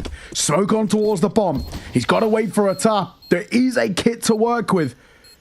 And PR's got so many angles to clear. Smoke goes down. He might just try and stick this. And he is going to try and stick it. Snow, what have you got for us? He knows the lineup. Pain, how have they walked away with that one? He's happy about it. He is most certainly happy about it. I think, one of the more deserved shouts. Big old round coming in from Snow. And we'll get the highlights out from him throughout, I'm sure. But yeah, it's a tough one. It is a very, very tough one. I think just the fact that PR, you put it very nicely, overcooked the situation and just, you know, thought that he had the read, that it was going to be B. If he sticks on A after that kill and just stays around, there's no time for a pivot to the other bomb site for Snow. He probably just gets the kill because of how low he is, right? And the fact that there is a severe lack of time. But it's not the world in which we're in. So, Pain going to take it. They'll force a half buyout here and should get number 4. We'll see. There's a lot of bodies around for Gamer Legion, though. Swing on a fine, thankfully. Pike Davideus was nearly a little awkward. You're all right. There's a lot of bodies here, but they're cleaned out pretty simply. Couple of bits of damage, but only the one casualty. You're not too upset. You're not too upset. Getting loud, though. The youngster. Snow really trying to fire himself up after an awkward end. It happens. But 4-0 for Gamer Legion. Not the start that they would have wanted. I actually did favour them a little bit heading in towards this Mirage. But so far, not so good.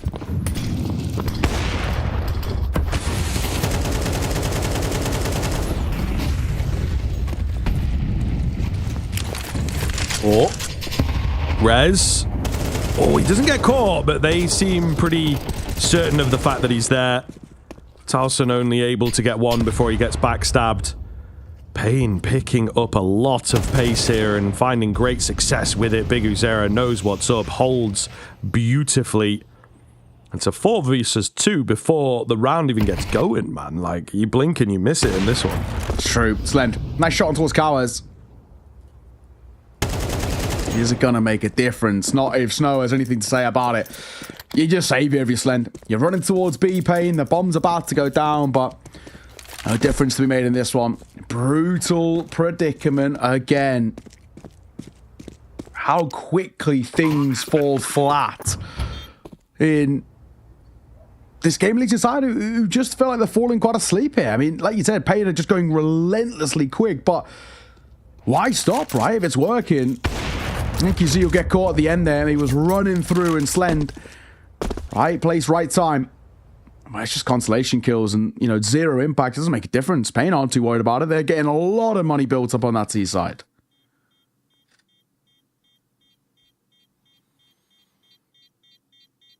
Nothing on the TV. Nothing on the radio. It's been a while since I've seen a screen like that.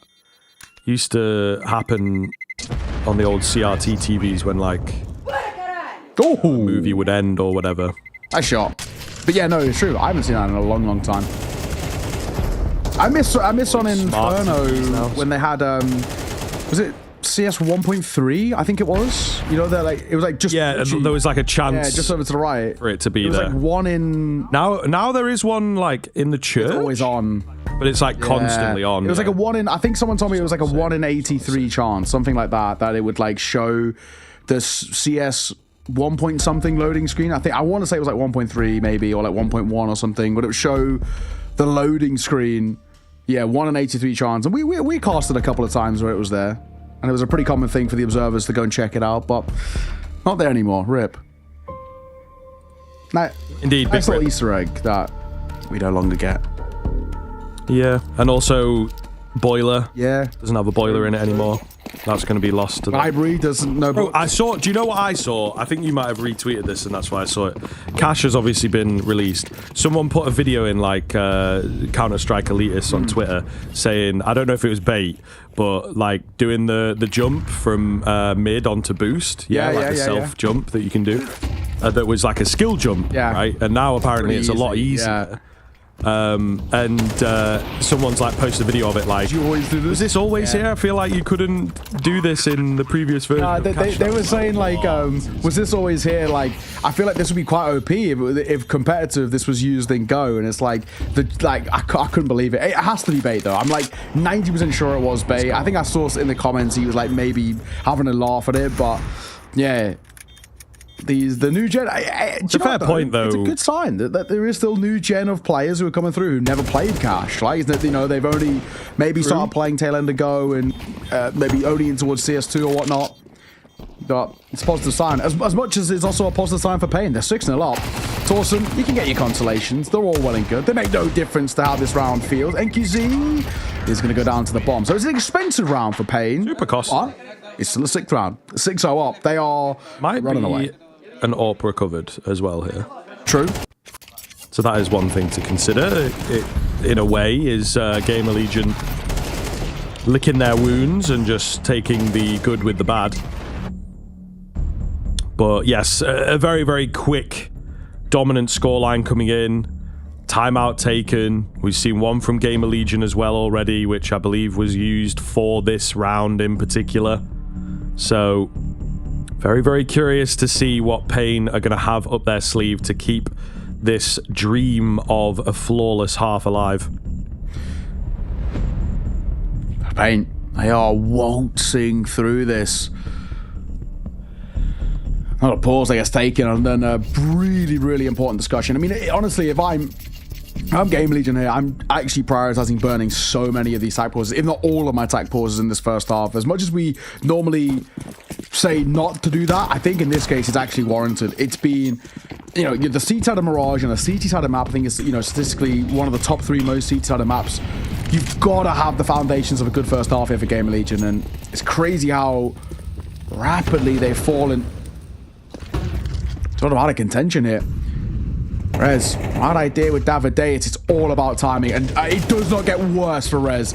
Oh my god, that's Heartbreak Hotel for the Swede as Cowards will find a shot towards ZTR2. It's brutal stuff, and Davideus is now holding potentially for anybody lurking out. Nice shot though from PR. Okay, we got a few nice bangers coming into this round.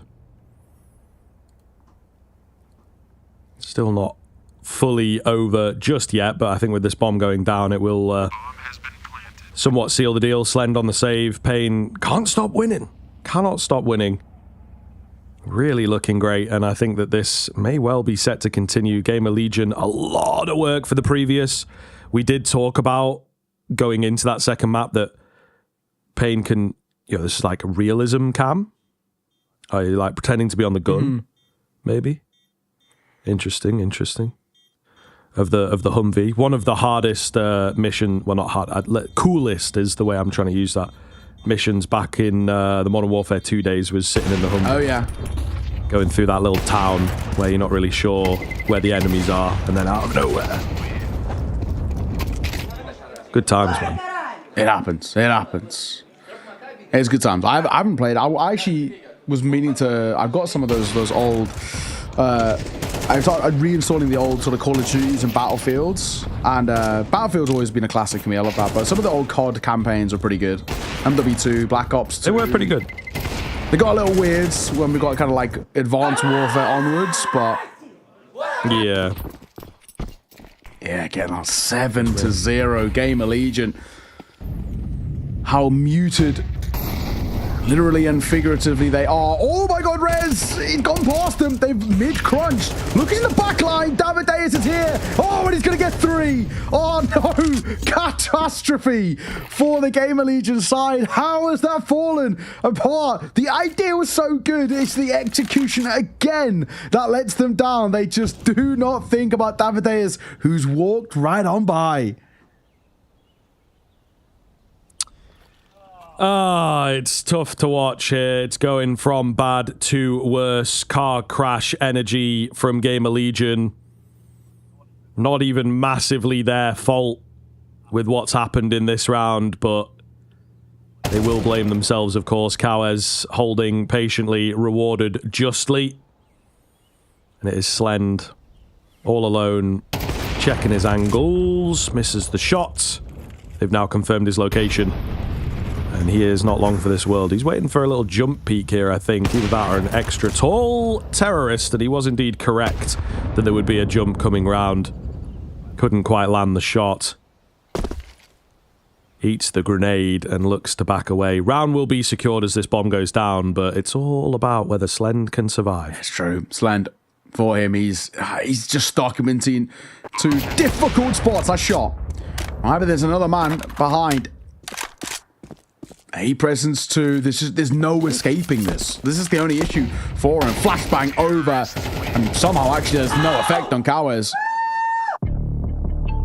Wow, 8-0.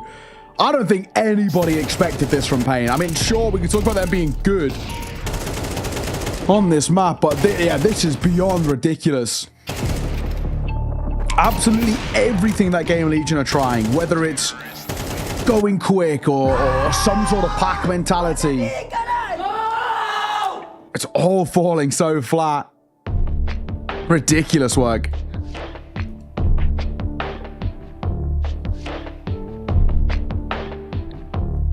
Well, 2 out of 3 timeouts taken by Gamer Legion. Understandably so, too.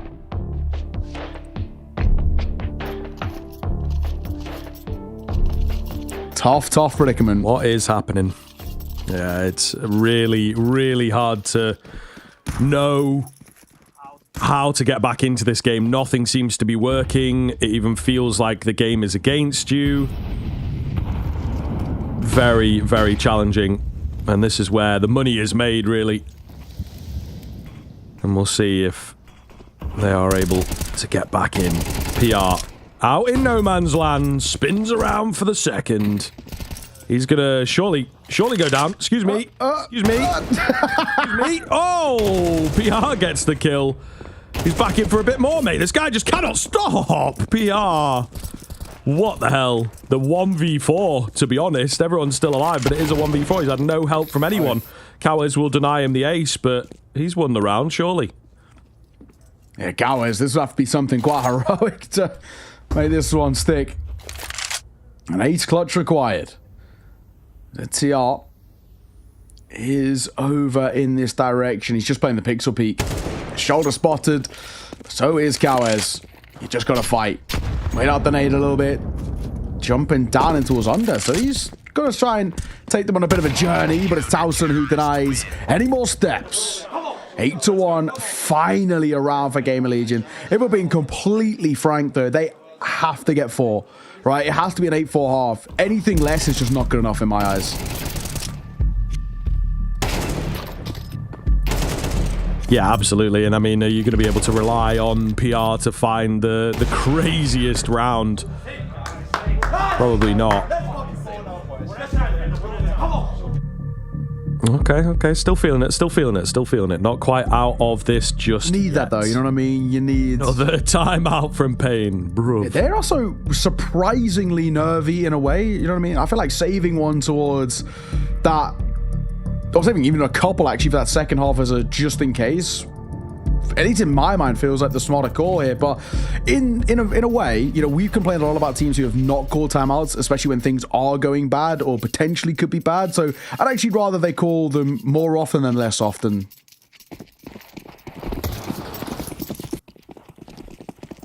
Yeah.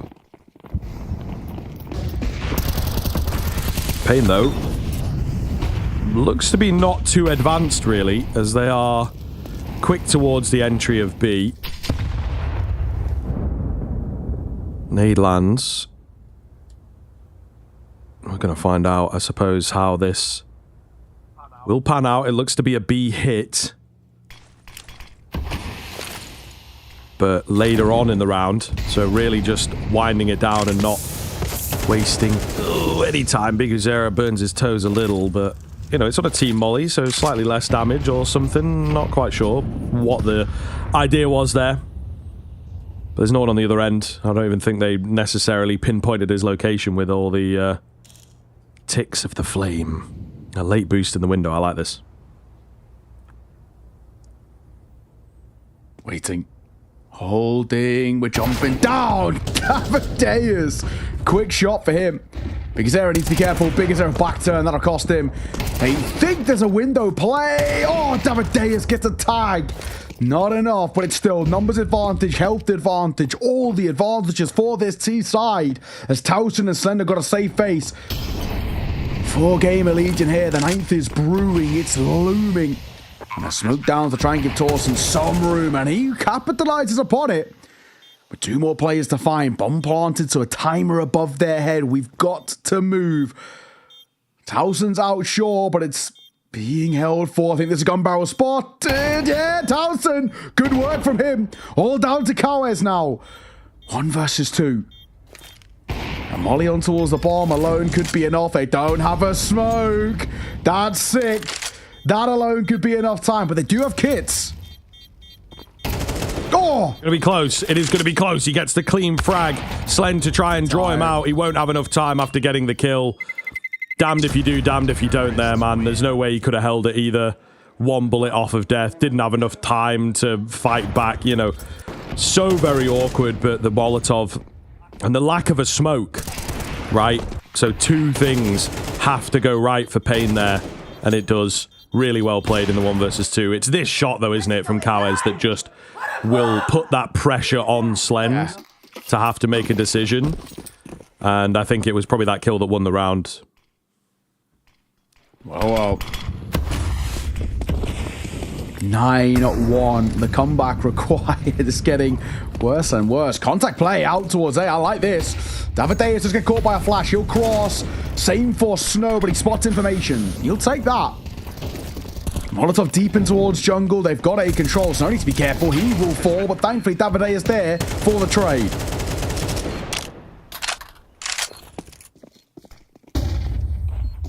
Bomb goes down, flashing towards CT.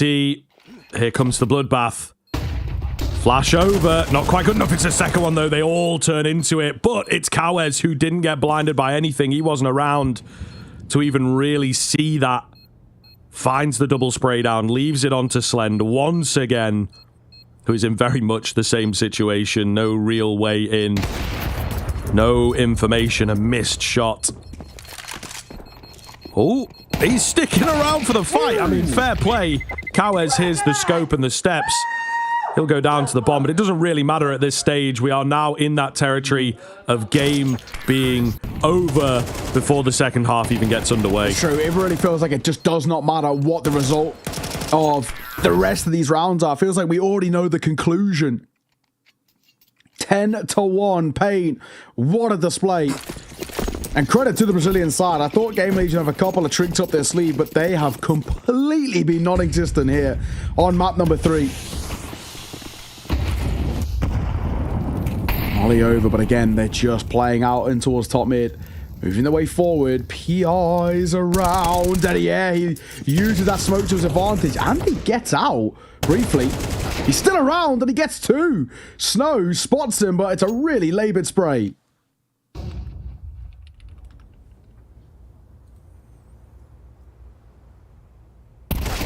Davideus goes down easily. I think that might just do it here for the round. They're obviously going to stick around and keep trying. But not really looking too good as Game of Legion. It's always the classic, isn't it? Get a little bit trounced, lose 10 in the half, and then somehow manage to pull out the final round.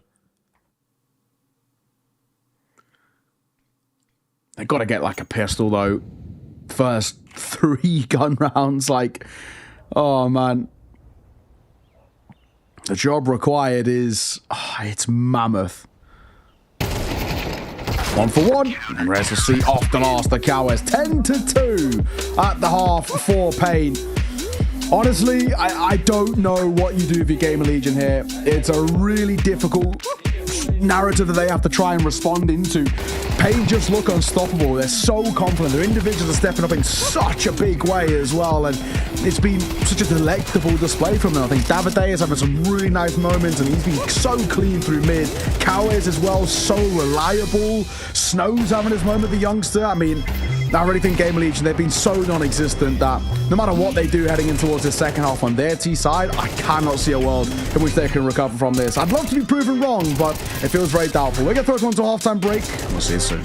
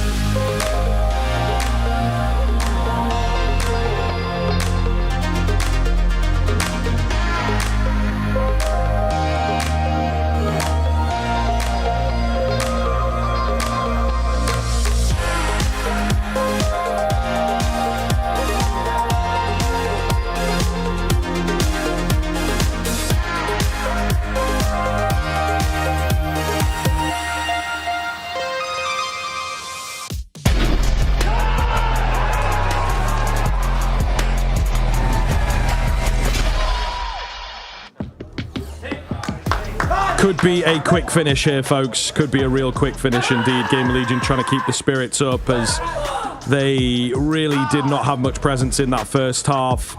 10 rounds for Pain. It speaks for itself. That should be enough, right? Any other situation, any other game, we would say so. That being said, it wasn't quite as egregious, but Pain managed to pull off a pretty big comeback of their own over on Inferno. So this series has that sprinkling within it. Certainly could have a bit of magic. Oh, we need magic. That is first and foremost. It's a miracle, honestly, that Gamer Legion need to get back into this. Let's see. You know, you never know. You never know. Not going to completely dispel it. Big error. Oh, he's got an idea. He's got a bit of the Spidey sense, but he's also got a kit and a smoke. I don't think he wants to overface. Oh, what are we doing, ZTR? Look where the bomb is.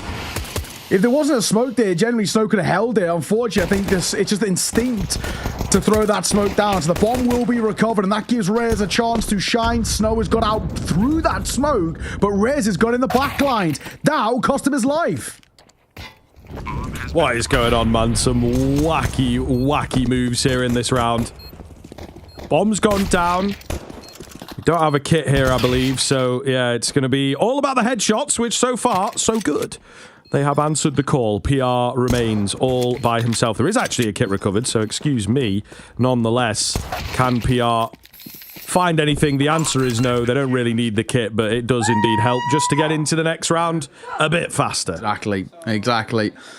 Pain just making light work of Gamer Legion. I mean, I don't know what was going on here, to be perfectly honest. Some very weird Counter-Strike by Gamer Legion. They look like they've lost all hope, in all honesty. Yeah, exactly. And a heart, because we love being here. Gamer Legion don't, but Awesome Pain do. So far, so good for them. Force buyout for Gamer Legion. Why not? You know what I mean? Take some sort of gamble. It's AK Alpha PR, double Galil. Take 9 on a Deeg. Biggest air up close to Smoke, though it makes his life a little easier. The MP9 swing. Oh, it's laboured from Biggest Era. Nothing you say that is one of the better fragging IGLs. The spam. How they get away from that, I have no idea. Lucky to be alive, particularly PR. I mean, even, you know, one in the leg, he may well have just survived it. But he doesn't take any. Doesn't take any at all. So Gamer Legion, something to work with. Davideus creeping up middle, I like this. Gather some information, try and reposition things. The bomb is headed out here. So he could be in a really good spot. It's a pretty solid read.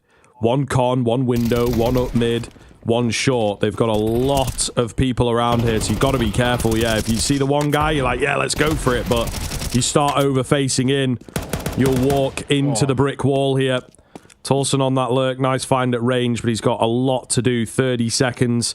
Not loads of time to get that bomb back and get the round going. Lovely timing. Two-man peak. 3, 2, 1, go. We'll give Pain number 12. Really, really well played. Yeah, you have no complaints, do you, at all? For Pain, 1, 2, 3, swing at the end, and the both of them swing in with these from two different sides. Super simple. The teamwork, the synergy, cohesion, all the lovely buzzwords we like to throw out there. It's just in top shape for Pain. And they are one round away now. Snow again, big impact from the youngster. 3 kills to his name. He's having a whale of a time. And honestly, I think everybody's sort of having the opportunity to shine. NQZ's a little quieter, but your T-Side Orping Mirage for the bulk of this game. I'm not really too surprised. Rez, he'll start well. Can't get the second though. And speaking of NQZ, there he is, stepping up when it matters most, shutting it down. Speaking of down, he will get traded. Snow's playing in towards Ninja, and he'll actually get away with it as well as Davideus gets 2. That's it. GG, Pain 13-2. Yeah, look at them. Let them know. Talk your talk. Talk your talk. You deserve it after all that.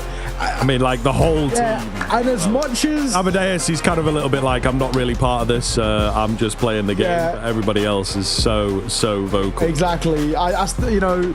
Wow. That's one of those things, right? You know, if you're playing a game like this and you're gonna give it, right? You've got to be able to take it, win or lose. You've got to be admirable. And yeah, sure, you know, you've won. That is the best time to celebrate. But Game of Legion, they can't sit here and be annoyed at it. They've given it to them all series long. When they've been winning, when they've been up, and it just wasn't their day. It wasn't meant to be, and it started so well for Pain, right? Winning map number 1 as expected, the punish pick, and they did it with ease as well. It was really simple. There was a tiny cosmetic comeback, but nothing that worried us by any means. We then head towards Inferno, and as much as this was a punish pick, it didn't feel like it. It was incredibly close. Yeah, for sure. I mean, it really had a lot in there. The LAN vibes as well, or the local LAN vibes, I should say. Really, really great series in that sense to just keep us entertained. Cinema, some would say. Which is kind of why we are here. Yeah, I'd think so. That second map in particular was certainly like a revenge story. It felt like third map, maybe less so. Lots and lots of biceps out as well. Game of Legion, they like doing that, it would seem. So, you know, fair play to them. If you got them, show them off, I suppose. But yeah, unfortunately, not enough gas in the tank for Game of Legion, and that's maybe even understating it. To be honest with you, I don't know if there were wheels on the car or even an engine in the thing, to be honest, because they just really did not get moving at all. Yeah, and I gotta say as well, you know, I've seen a bunch of people talking about the trash talk. It's been actually quite a topic of contention throughout Counter-Strike, especially over the last sort of year or so. And you know, all I have to say to that, if you don't like it, you're in the wrong game. Valorant's waiting for you. You're more than welcome to head on over. This is Counter-Strike. This is how it always has been. People will give it. You've got to be able to take it. It's as simple as that. Trash talk is part and parcel of Counter-Strike on LAN, and especially Counter-Strike in a studio environment like Pro League. And I could not, you know, at all dull it down. I think this is one of those things that makes CS so sick, right? We have these sort of players who like being the villains, and we have these sort of individuals who are happy to give it out. This is an ultra competitive esport, and you know, easy the best esport that we got going, and that's why part of this is down to how fired up they get in the game, because they know what it means. Yeah, exactly. I think you really hit the nail on the head. And again, it's not personal. I think maybe there might be a couple bits of rivalry here or there, but you see afterwards, still the handshake, still the sportsmanship. It's very much just the element of competition, and they know how it goes. And, you know, if that's what you're going to bring to the game, some players are into it, some players not so much. We do have an interview ready here, and I'm sure it will be a little topic of conversation that we can bring up sort of straight away. Indeed, we do have Big Azera coming in for us. So thank you very much for giving us some of your time. Congrats on the win. Obviously means a lot to you guys. You were all off your feet there at the end. I think that is something we have to touch on. Is there like a rivalry that you guys have against this Game of Legion team? Third time you've met them this year. It's obviously been so very back and forth. We get an overtime, then you completely flatten them on the third map. You know, talk me through what it's like playing against this team. Hello. Thank you for everything. And yeah, of course, we played against them a lot since the last major, and I think we had like 3 or 4 matches against. But I think the most impactful thing is because they said about us that we don't play in LAN like we play on internet. So that's why we were screaming for one guy there, and that's it.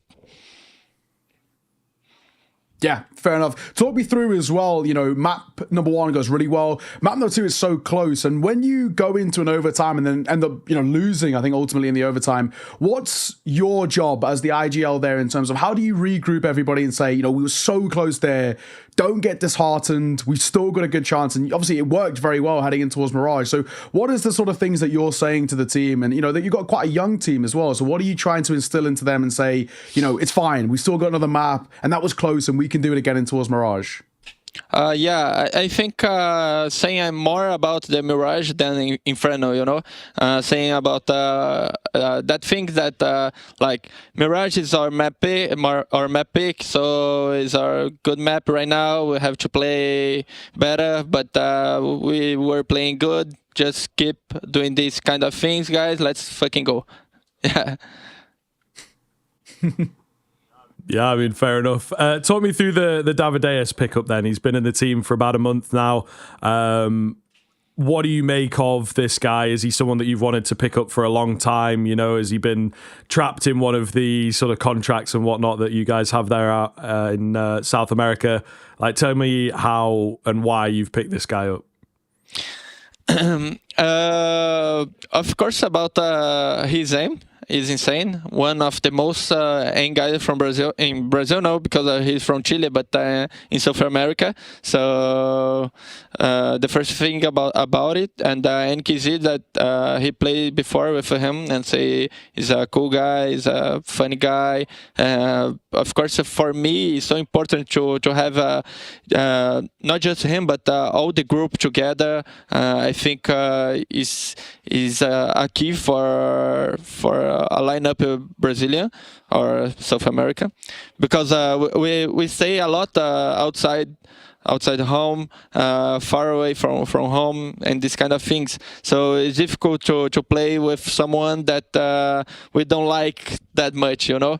So we have to keep the group like together and have of course cool guys and people who you like to spend your time, you know. Fair enough. Well, we'll leave it there. You know, it's great always to speak to you as well. And thank you very much for joining us. Congratulations on the big win and looking forward to seeing you throughout the rest of Pro League. Take care, my friend. Thank you, guys.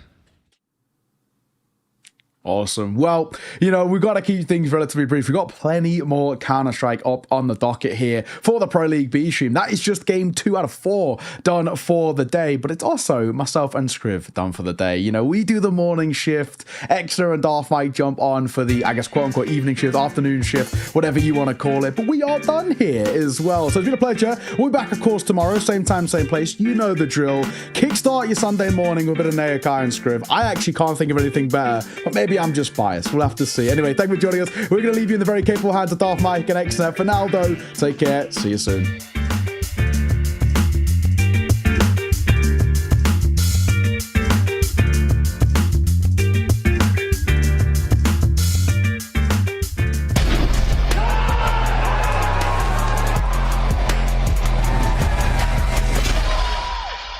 Yeah? It's Falcons, it's Magics. Now, you guys had your EPL opener yesterday. It was against Liquid. It was a victory, but it took 3 maps. We saw 2 overtimes, Inferno Ancient, but then a loss on Dust 2. What happened? Did you think it was going to be so close? Obviously, I think Liquid has been playing quite decent. So obviously, it's a good team, and they also have some good individuals. So obviously, when we are not playing 100%, it's going to be a tough game for us to win. But overall, I'm just happy that we managed to win because I feel like we didn't play 100%, and individually we could also, you know, feel that we were not 100%. So being able to close out games, even though we don't feel like we are playing at our best, I think that's, you know, that's a positive thing.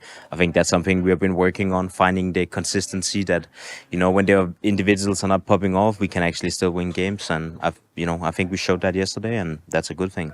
And we're seeing Falcons take flight over the last, 2025 has basically been the start to your year. You guys have seen some roster changes, but you've taken a very, very good trajectory so far, wouldn't you say? And in terms of that trajectory, we saw you play Maus in the Cluj Grand Final. It was a 3-1 loss for you guys. How is the approach going to change coming into this one?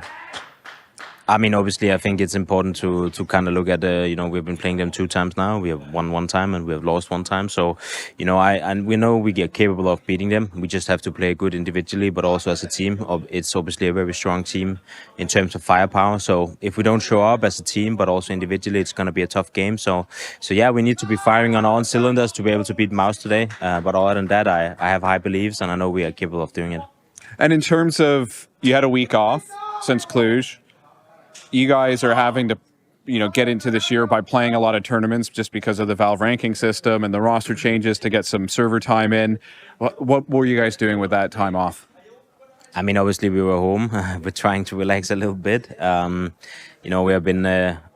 we have been on the grind ever since the season started. We haven't really had that many days home. It's been a rough start to the season for us, but we know it's important also because we needed to keep grinding the rankings and, make sure that we have as many points as possible, both for invites, but also for seeding and also, for the major in not that long. So yeah, I think overall it's been a decision for us to kind of get as many games going as possible because we want to grow as a team as fast as possible, but also because of the rankings and how important they are nowadays. So yeah. Thank you very much. No worries.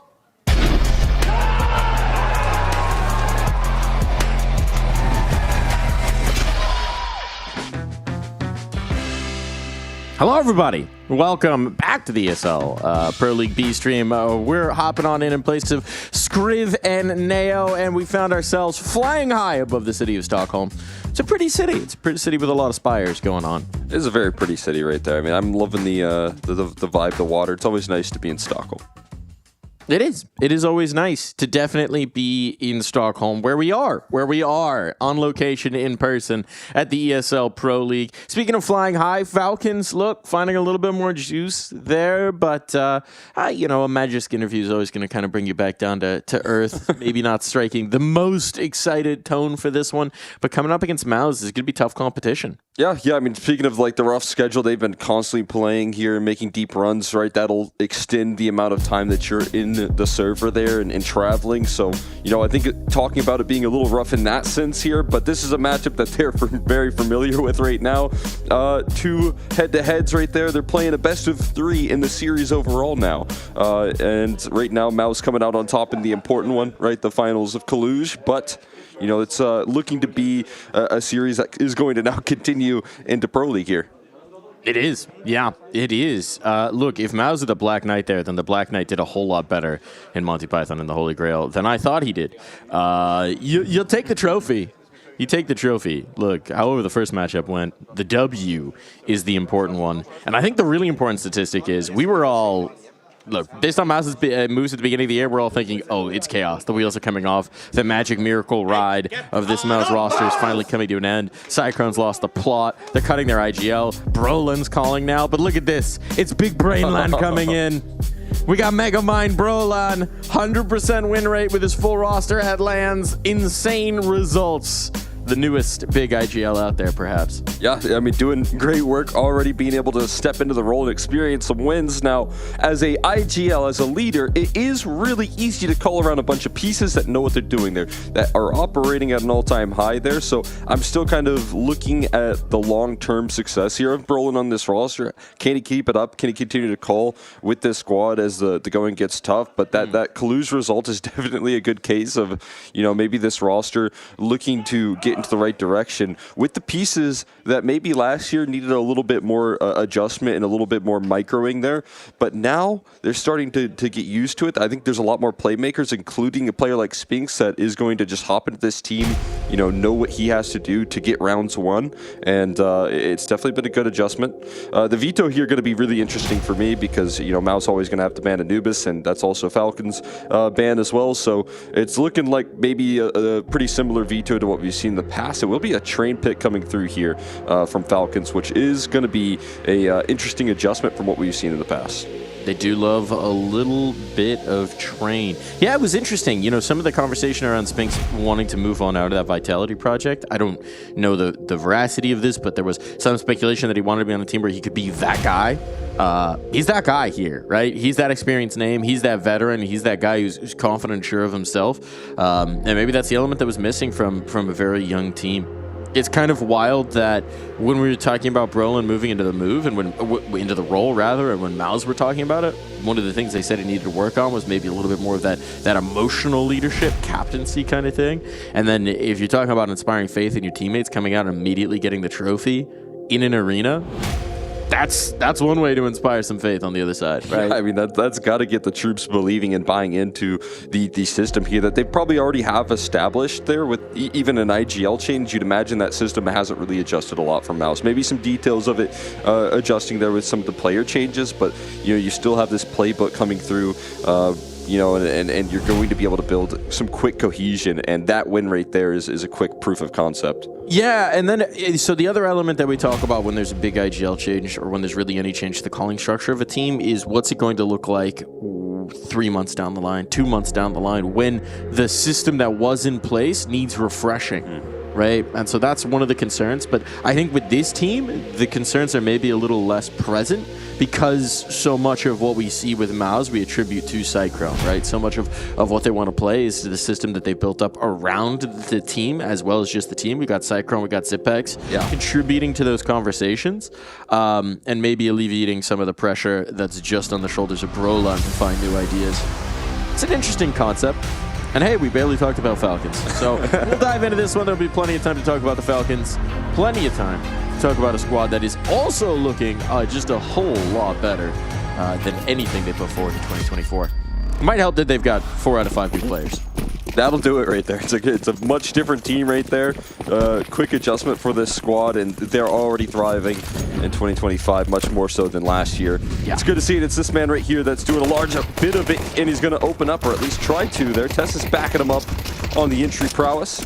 Kickson finding success as well, so this quick A play working wonders for them. Now it's about planting that bomb, and there's a little bit of disruption looking to be made here from the CTs around the smoke, but no access just yet, and the bomb planted in a very interesting position right now. Getting stuck back into this is going to be tricky. Didn't actually check to see if Brolin had a kit. If he did, he died front bomb. So it should be recoverable en route to a defuse if they get onto it rather quickly. Or rather sharpish, and right now they're being given no fights. Here's going to be the move. Champat taking the space, but down and out, and next they follow. All falls to Spinks. This round no longer winnable, but we get a little parting gift. A couple of them.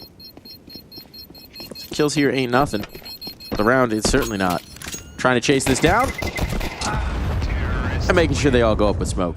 Kixon lives. Falcons find the first. It's a great start for them. Able to open things up quite nicely on the pistol here. Falcons again picking into this map of Train. It was left into the decider and their best of 5 that we never actually did get to see. But obviously Falcons looking to play it out a little bit there. Baiting in the first round. Trying to go for the retakes. But yeah, looking at some of the series here that they did play in Kaluge, it wasn't the Train picks coming out from Falcons. That's the adjustment I was kind of talking about. They're playing into Train right now. If you're these two teams and you're getting a lot of head-to-head reps, could be interesting right there. They're looking good to start things off as well. Looks like they've come through with a decent little game plan. Pushing past the smoke, though. Going to open up some access. Just 1 kill away, and Dexter brings it down to the 1v1. He'll capitalize. He'll close it out. A scare out of T-Con with all 5 players ready to go, but Falcons hold steady up against the Force.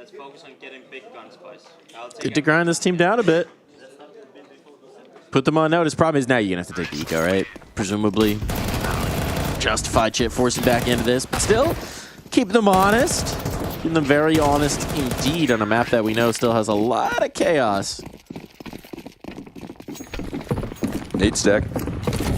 I like it. I like it. I like it. See if they're going to show T-Con presence again and then just belt them with nades. Maybe for a delayed Nate stack as well. Trying to let him get that T-Con control and then throw your HEs out. 2 in. All right, find nothing. The other thing you could do is you can wait till plants, right? All plants on this map are pretty nadeable. They're all out. They have thrown all 4 into the same position and there was no one there. Oh, man. I respect the attempt. I think we can work on the execution here. Although, okay, so you throw the double nade initially, and then they go, we can take the T-Con space, and then you throw the second nade. I see the idea. I see the logic. Almost works for a kill there. Almost catches Tessus. trying to get utility into. Is Tessa shedding the glasses? What's going on here? What, rocking the contacts there? Is he betraying I didn't our see in people? the spectacled ones. Okay. Maybe for media days, rocking the contacts. We'll have to check it out. On that laser grind.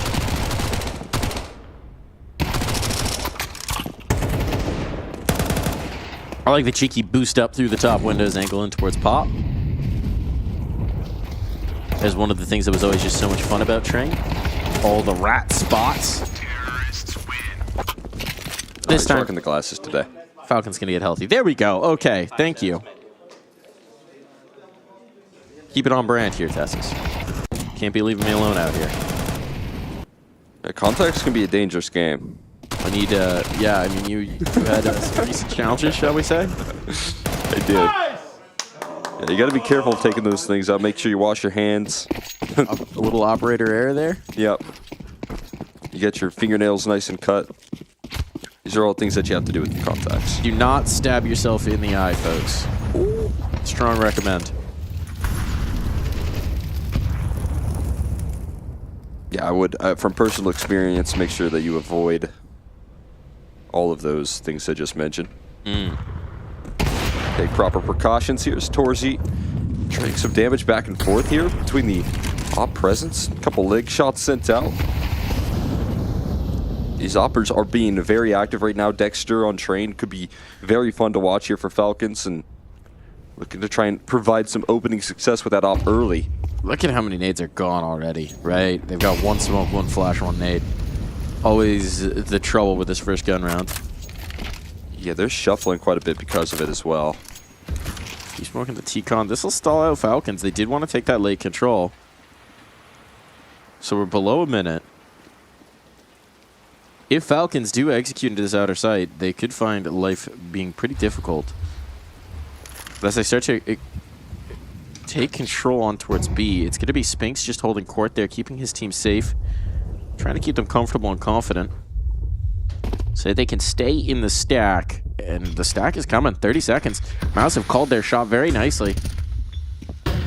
Oh, great flashbang to open things up there. Brolin with the multi-kill, spraying him down as they try and move out of Pop, and that's going to disrupt one prong. Oh, fat, deep angle there, and offers up two of his own. Dexter left with no other option to call it quits here with all of his rifles fallen. The problem is they never really did anything to make Mouse uncomfortable, right? They just kind of sat outside of that T-Con control for so long. They had control in towards the brown halls. They threw a bit of utility behind it, but Spinks just had full vision. He was never blinded up, so he was pretty confident that it wasn't actually hitting his way, and Mouse were pretty prepared to play the retake if they needed to, if that's what it came down to. So, well called from Mouse. First gun run comes out, and even with the limitations in towards the utility department, they stick to their guns, they stick to their read, and now Falcons need to adjust. It's repeated outer play. Got red.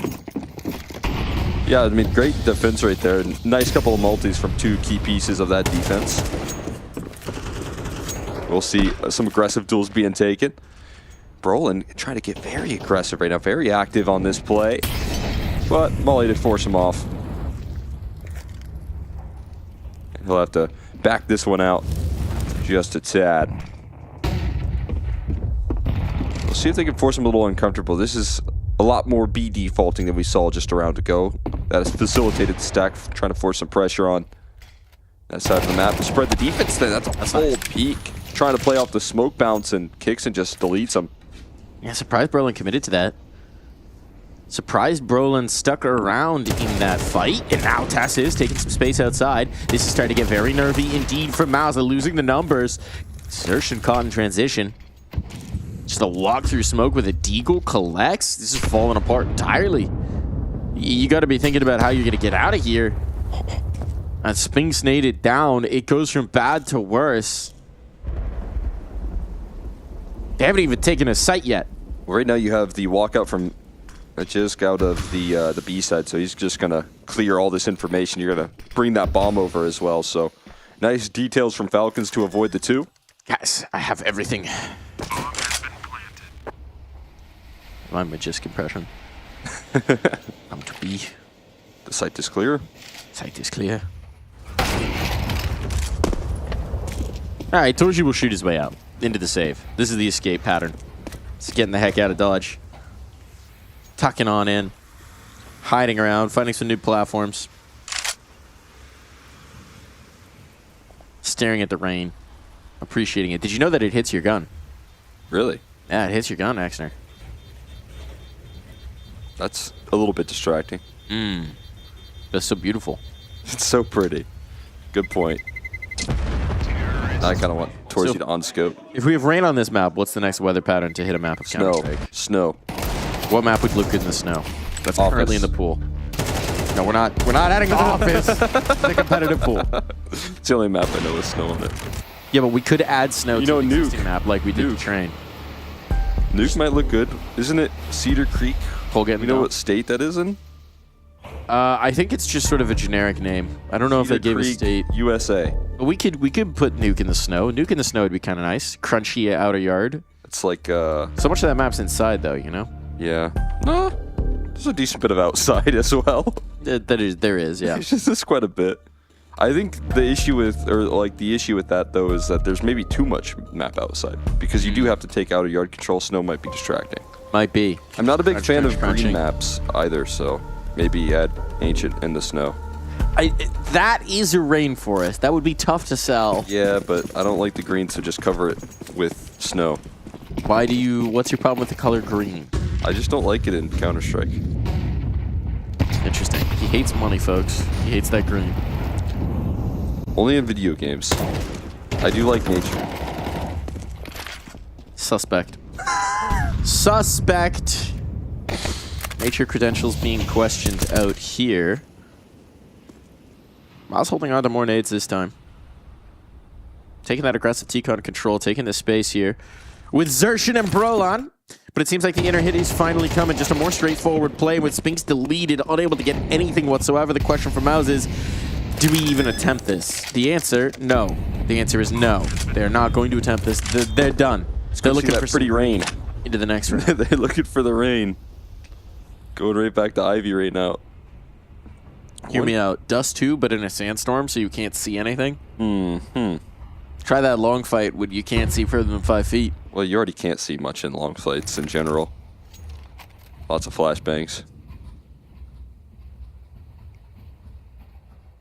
Cash, but it's a hurricane. Sure, let's add it. Let's get that going in the map core. I'm really entranced by the coal dropping into that train. It's pretty hypnotic, I'm not going to lie to you. There's a lot of little details of this map that I don't think I've gotten a chance to explore yet on the fly-throughs. Pretty elaborate. And yet still no grill on top of Pop Dog. Never forget what they've taken from us. I guess it's a slanted roof now, so you couldn't really do that as easily. Just need some good balance. Yeah. A nice call. Was that what was being said? Because that was a pretty good call from Falcons fast into the B side. You said nice Cole, actually. He was, they were looking at that angle on the train car. Maybe he was just telling me I was doing a good job. He's telling you you're doing a good job. Do you feel an affinity for COAL, Cole? As a COLE, Cole? Yeah. I like that mineral. If we compressed you and lit you on fire... I'm good under pressure. That's I'm pretty good in the clutch. Grill. I would turn into a diamond, but I don't know if I could power a grill. All right, folks, we need to find enough pressure to apply to Exner to make him into a diamond. I'll get a hydraulic press. See what we can do. Cole versus the hydraulic press. Why aren't people doing this? It's an infinite money glitch. It might decrease the value of the diamond, though. Respect the pigeons. Where are the pigeons? Flying above our head. Isn't there a map where you could fly on the pigeons if you got on top of them? You used to be trained in Ivy. You used to be able to fly on them. That's I think right. that was way long ago, but... That's right, you could surf the pigeons. Yeah. Bring it back. I want a magic carpet ride, but it's a pigeon. It's one of those things that came out like that. I think it was maybe the new train. The one that like was released in Go, and maybe for a short time you were able to do it.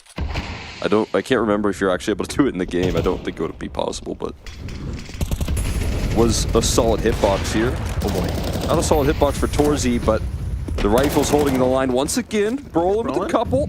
Looking for more here on this A side. Torzy looking to close it out now. It knows where Tessus is. And pretty similar pop towards that A side. A couple swinging out of pop. And T-Con feels a little bit discombobulated on some of those hits. But for the most part, Mouse, the setup here looking really well for them. And holding off and playing the contact game. Yeah, I think there's sort of two ideas here, which is Falcons have found repeated success with this sort of straightforward A play. Mouse are kind of calling their number on it, keeping the numbers here. But the condition is that you have to keep lots of numbers forward for these fights. So now what does this open up for Falcons? We saw success towards Inner. We could maybe get a little bit more of an Ivy play as well. If you've got these players sucked forward, they're not necessarily going to be able to go back and support whoever the icon player is. Whatever it is, the timeout does come through. Zonic's going to get in their ears, going to get plugged in. Looking for solutions here. It looks like they're soliciting wide and far. Magisk talking a lot. We saw contributions from Nico and Tessus as well.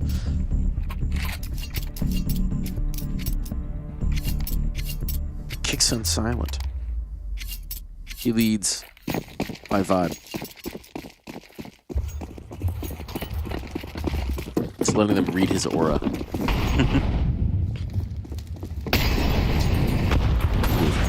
Great utility again towards T-Con. They are hitting up those nades again. And they're taking that space fairly quickly. Kickson looking to recover it as well. Got a chance for a fight out of T-Con where that late swing coming through, but he swings into Brolin instead, and he spots out another one. So a great opening pick there.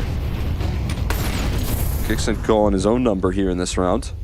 And giving them an opening duel here with 1:20 still on the clock. So if you do want to delay that A take again, you're going to spread that defense a lot thinner than it was last round. And they're wary of the interplay. Torzy's here this time. See the op staying mobile. Loading up some util, but based on the bomb positioning, that might have just been loading up. So we're loading up kicks on to take it back in towards Pop, to set up nades from Pop. Little presence upper B. You've now identified the off, which means that it's likely lighter presence here on towards A, so this is a good read. But they're going to funnel through Ivy this time. I wonder if that was a call initially, or if that was after they see the op out of position. Knowing that they're not going to have to face a scope down this angle. It's going to be Chimpat instead, and as he peeks wide, Degs just trained on his position. Now they're in big trouble. Torgy has gotten back around, though. Zertion's going to be the Joker here in Hell. Could be the key piece, but Spinks trying to claim it from the front. Nearly finds the round just in that moment. Degs still low, trying to link up with a teammate because Magisk has worked his way out on towards B. Provided he could keep him. UQ giving up, perhaps, but the Molotov should seal the deal. They can't get back into this, and do they expect Magisk to be here so close? Oh, he won't be that close. Never mind. Doesn't want the fight. Doesn't want to bet on himself. And his second option, that's pretty good. Pretty good. Torgy in the clutch. Only one of these oppers has an op. They're both low. They both have HEs. Come on, dodgeball, dodgeball, dodgeball. Come on, dodgeball time. Nadage, please. Kobe, I beg of you.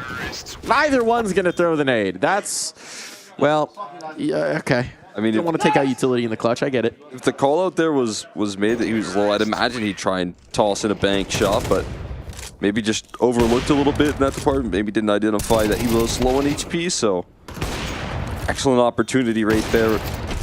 In a 1v1, an opportunity there from Dexter capitalized on, just hiding in the back of the site, catching Torzy off guard. And Falcons just continuously keeping Mouse at bay. Only letting them string a single round in the mix here. Torzy back with his up. Once again, though, able to thread a kill on the Tessus. And they're completely dominating this aggressive duels. Trying to sneak out with a little bit more of a punchy play. See if Mouse are prepared for it, and the answer is absolutely. So the change-up pitch not quite working well for Falcons. So we've got 1:20 to see if there's any sort of effort further in this round for Falcons. I want to hold on to that op, though, again.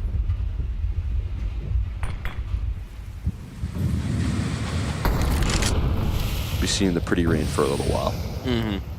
Or you stay inside. No rain. No pretty rain.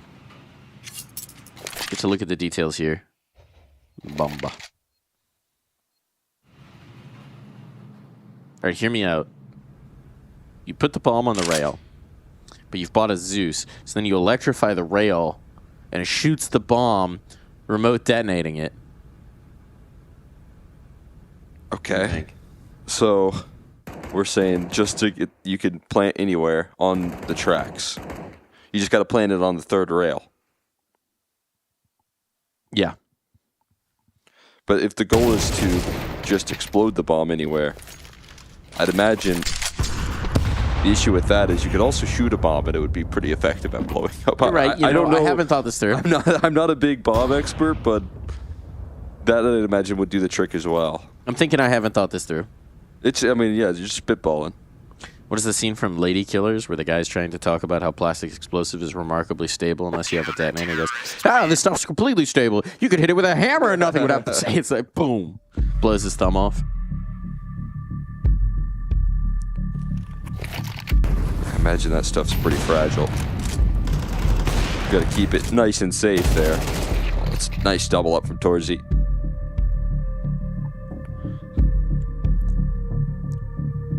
Two timeouts cooked through here from Falcons on this T side already.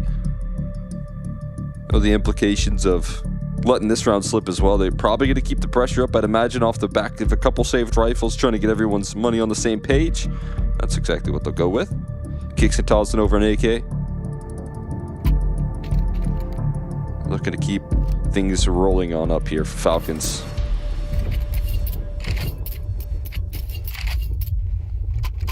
Good hopping from Torzy.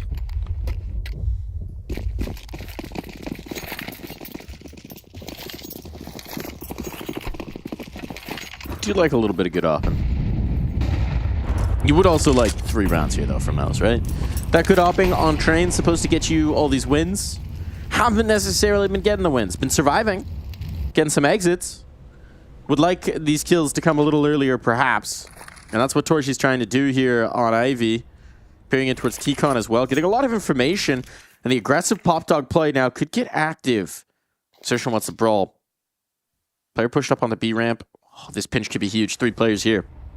Here's the fight for the round. There's also one upper. It's a great setup for Mouse. 4 crosshairs can potentially get engaged in this fight. And here comes the swing. But Nico deletes the first. Nico deletes the second. Okay, if you just kill everybody, it doesn't matter. Jimmy somehow reclaims. Swinging upper. Doing what his teammates could not. Picking up the pieces. They had the full setup for him. He was just supposed to be the kicker. Fortunately, he kicks like a mule. Dexter unavailable for the trade. He's looking to get it a little later. But now Torzi's op is zoomed in. They got the double setup on B. This started out way too well for Falcons, but it all could fall flat with the positioning right now for Mouse. Walking right into the op crosshair could be huge, and Torzi's ready for it. That's the bomb hitting the floor. Misses out in the follow-up there. Nico going to have to do even more in this round. What time does he even have for? 20 seconds hits the clock as he's trying to get out Pop Dog. Torshi's trained on this angle. He knows he has to be coming his way. Oh, no. You might regret that one. You might regret that one, Torshi. Might have messed this one up. 9 seconds. Has to stick it. Has to stick it. Jimmy's not going to call his bluff, though. Now wrapping around the train car. Nico, old hat at this, but the new kid's got the best of him this time. Oh, huge saving grace there from Jimmy wasn't even born the last time Train was in the pool. This Mouse team, probably half of them. But that's that right there is a huge recovery. And you can see that this is what Nico starts it off with. That's an excellent kickoff. And you can watch the op presence coming through from Dexter. I think was trying to get aggressive on the trade right there. Ends up getting off the line for a split second. And This round for Mouse is literally task failed successfully. They had the perfect setup for what Falcons were throwing at them. They completely biffed it somehow. Nico just deletes the 2-guy Pop Dog. Ramp guy comes up, gets destroyed, and then Jimmy's like, fine, I'll do it myself. Just kills everybody in the round. Yeah, I mean, Nico was the reason right there that setup gets broken down. Sure. His impact right there on the opening duels, just fantastic, and certainly felt by Mouse. But it was also Falcons reading into that sort of exact move, it felt like, with the way that they were motioning around the angles. They knew what was around the corner there, not really fighting or finding any of that resistance. Fortunately, there is a player that can elevate his game here on Mouse. Jimmy shutting things down. Bye-bye, Kickson. And there's some of that towards the impact right there. They said finding a couple exits here and there. Getting a couple of opening kills, though, in these last couple of rounds means that they are now starting to build up a defense. 4v5, you get even more players involved on this B side as well. So this time, Spinx not alone. This is a classic maneuver. Smoke sidewalk, smoke Z, flashes out, pray for a bomb plant. Flashes are good. No smokes deployed. They're going in naked. Don't know if I love that. They had to deploy. I don't think they were going to be successful based on the positioning of Mouse to begin with. But I will say, if you throw some of those smokes, life is a little easier. Yeah, it'll make those rotations a little less impactful. But yeah, I think with the player high, player low, it was not a whole lot of room to go for Mouse. Sorry, for Falcons. Whichever team was attacking. It's two birds, animals, not two birds. The next evolution for Mouse. Mouse with wings. All that testing gonna catch up to him. Respect the pigeon indeed. Are the pigeons? Torji, no respect. Oh, nearly the collat. Got the damage and he'll get the kill as well. Torji comes out and says, no. Whatever you were planning in this round, it's mine. Ivy is mine. I claim this. I will respect the pigeons. I'm gonna leave them some breadcrumbs made out of your skull. Ooh. The B side, it's a little vulnerable. Spinx falls without anything. Look at the bomb. And look at the position here for Xerxin. Oh my goodness, Xerxin. No! The timing! It could have been brilliant. Didn't want to wait for that smoke fade, and so... Is this a go A now? It's a... Starting to see a couple of... Please go somewhere. Players right now rotating in, and Kixon tries to hold the line. That's everyone spotted at least. It puts it into a chance for Dexter, but they're still already rotating right now. He's got the isolated fight if he just takes it. Oh. No, that's actually a very bad molly. Unfortunate. Unfortunate. Would have been the perfect molly. But caught a little bit of the edge of the bomb train, and now we're going to catch a little bit of a break.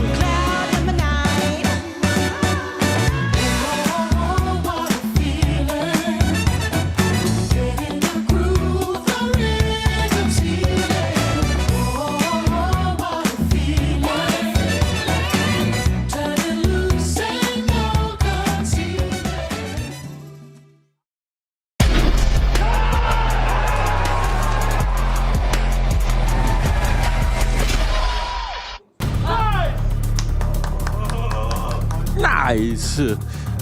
Oh, shake it out.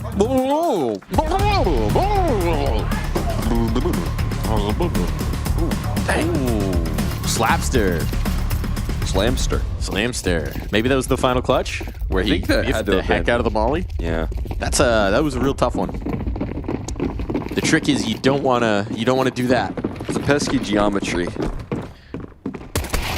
We didn't come here to play school.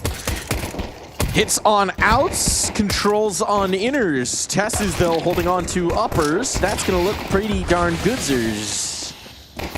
However, the numbers not so much. Kixon thinning the herd, traded out equally so far, and Tess's has gone all the way around, and they're leaving him. They're leaving him alone. They know he went all the way around. So now they'll face. And Dexter's been forced to reroute to see if they could have wrapped through CT. There's options available. This smoke fade. To get this kill on Tess's, you could just go right back in. He's nice and safe, though. Just a little potted plant here, waiting for the action from the T-side. He's just going to jump up, though. He's sprouting. Spreading his leaves. Petals.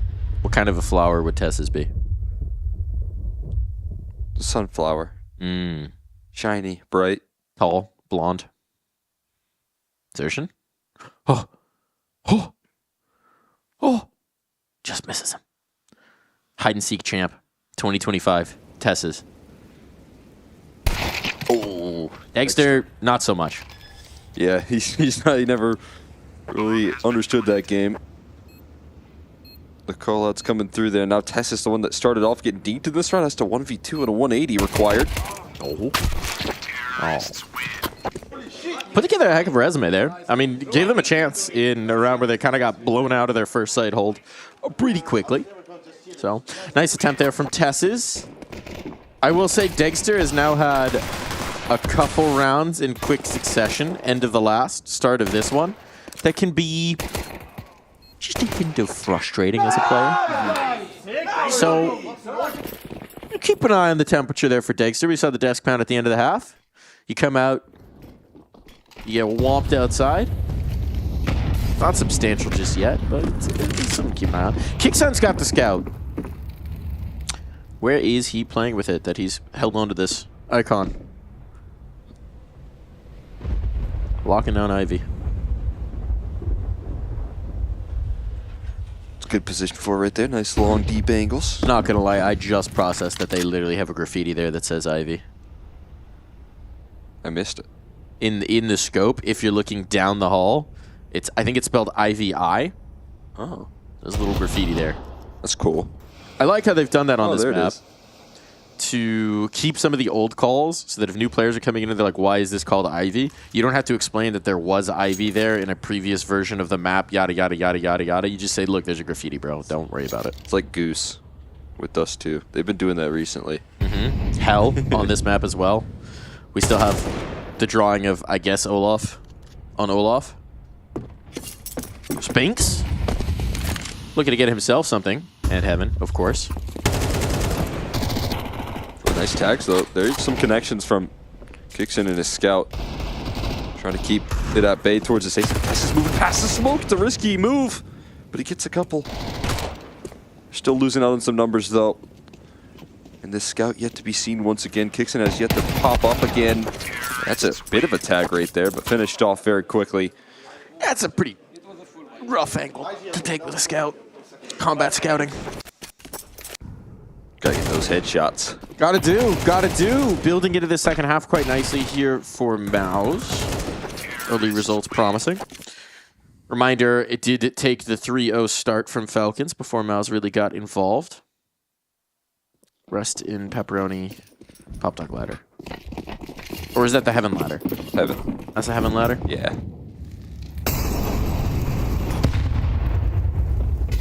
Rest in peace that, though, too. A spot where guaranteed one round out of every train game, you would go, oh, what the hell's he doing up there? Or someone would buy an auto sniper and just sit up there. Yes. Classic move. Classic maneuver.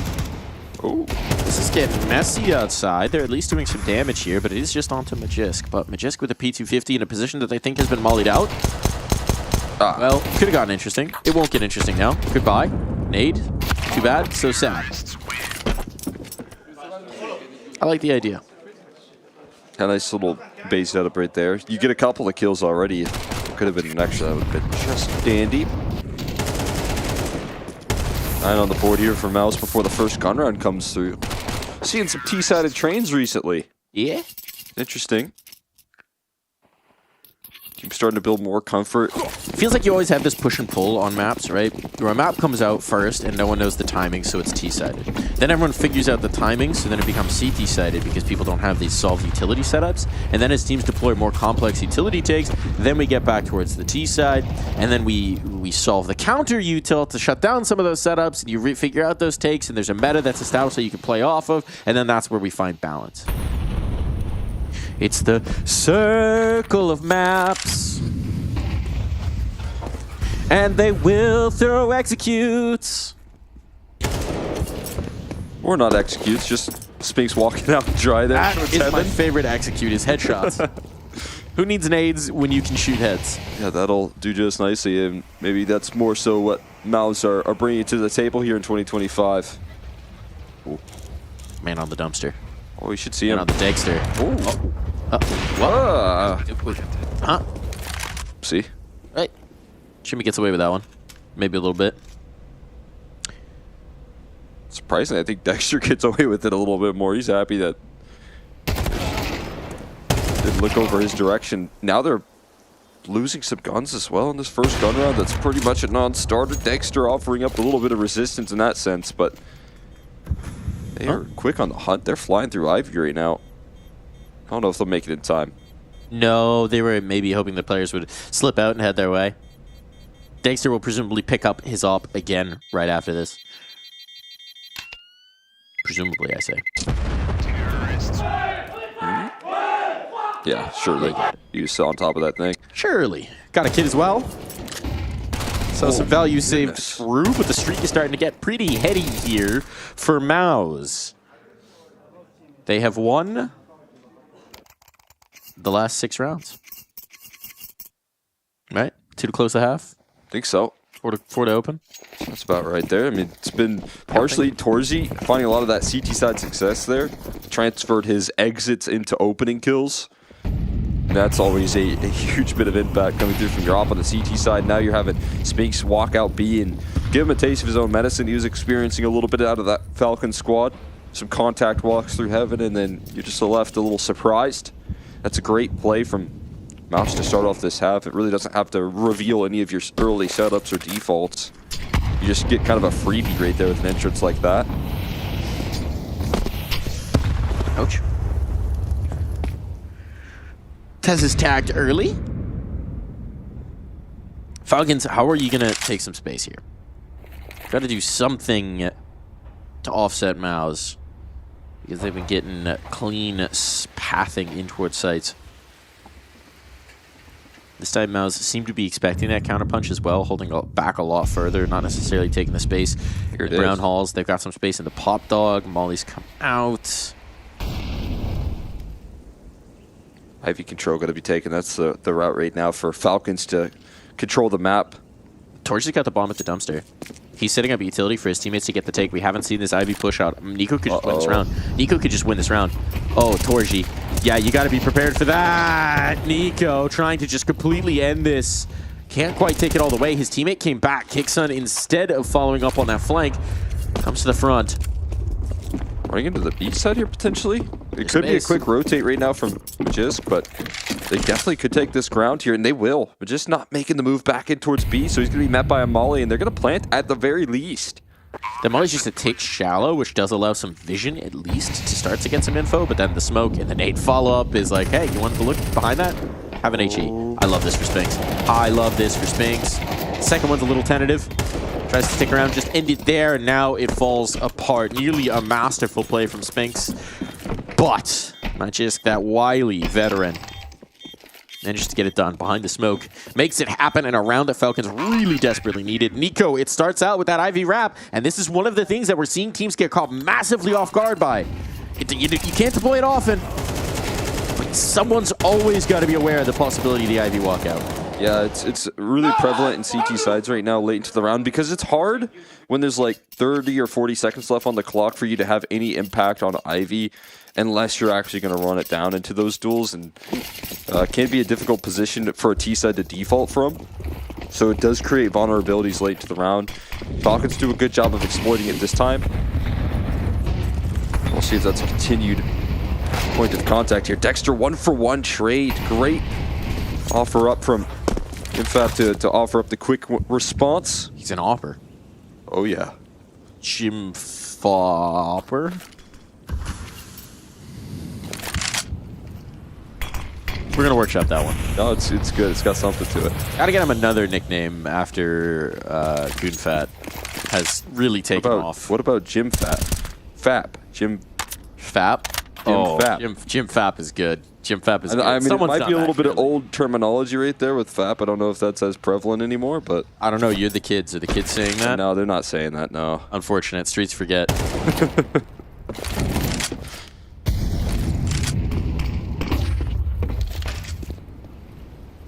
All right, Pop Dog control is denied here. Another one out of the PK of Jimmy. And into the B side again. Free reign right now. Free real estate. Looking to take charge here. Spinks continuing to offer up control. And Nico jumping up into his crosshair. It's just a clutch for Kixon.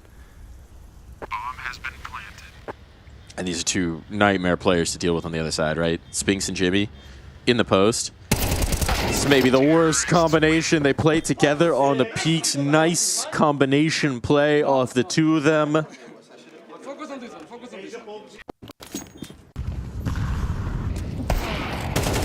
What's he saying there? I feel like it was focused on something. I don't know what they were focusing on. I think they're focusing on winning right now. Focusing on winning indeed. Great position. And Spinks again just walking out towards his B side. Jimmy helping out in that department, but this B side has been on the gun rounds the way that they've taken, all their success in contact so far. I mean, if we've seen Falcons, right, they've occasionally shifted Dexter over, but for the most part, it's just been Magisk on the island. So if you delete him, it's all good. Massacre out of T-Con. Tessa's trying to retake that space.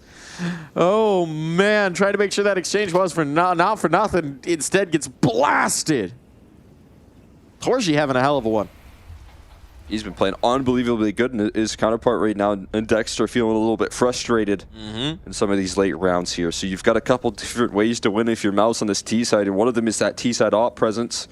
Dexter's got a real tough job at hand if he holds this angle.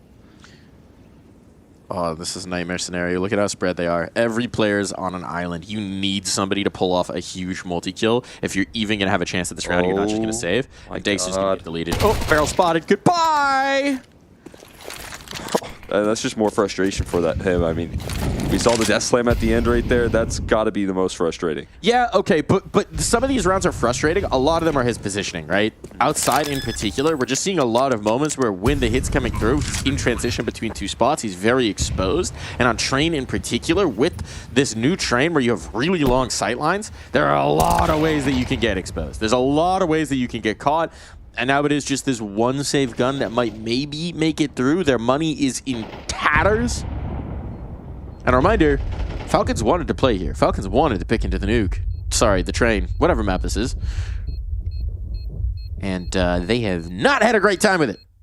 Yeah, I mean, this is, again, the adjustment that they go for here. And in general, I think, Falcons kind of get a big advantage in this veto no matter what the case is because they don't have to ban Anubis.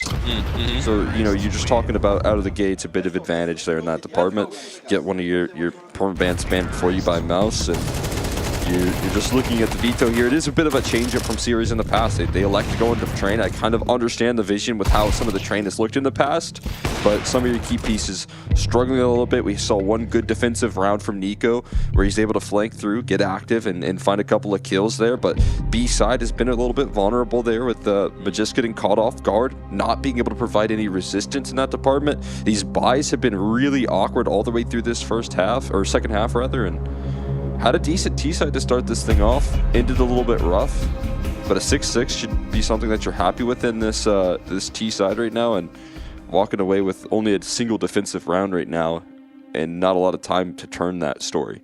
It's kind of wild. in the world of Counter-Strike. What's that? How quickly someone's stock can change. Here's Shuei. You get benched by this roster. Everyone and their brother is saying, why the hell did they bench him? Any team should have him. People are calling for him to join G2. People are calling for him to join Liquid. People are calling for him to join this, that. Huge potential moves. And then the problem is the team that did bench you, immediately starts winning. And suddenly people are like, through no fault of your own. But through their success, there's maybe some more questions to be asked. Tuss is having some success here. Yeah, you might look at the systems that are put into play. I still think, you know, a lot of those teams that you did highlight, yeah, could be improved. Could be improved there It's in a the conversation calling to be had, department. for sure. And Shuei could be the guy to improve them, but Decon push. Jimmy ready? Jimmy ready? Oh yes! Oh my god! Oh, he's so lethal. So lethal. Even when he's backing into the angle, it looks like he might get caught unawares. The crosshair's just perfectly placed. Bop, bop. Makes it look easy. Doesn't take a bullet back in turn. There's another player pushed deep T-Con right now. Kixon's going to have such a tough time getting involved. They're going to gain access into the site. Smoke to provide some coverage, and before it blooms, Roland will knock another punch down. Dude, it's just nothing can go his way for Dexter on this map. He's getting annihilated, and it looks like, fortunately for him, the map might just be over here. They've got him just barreled in. Here, the reload. Goodbye. Dorji never flinched, and Dorji wraps around for the second kill as well.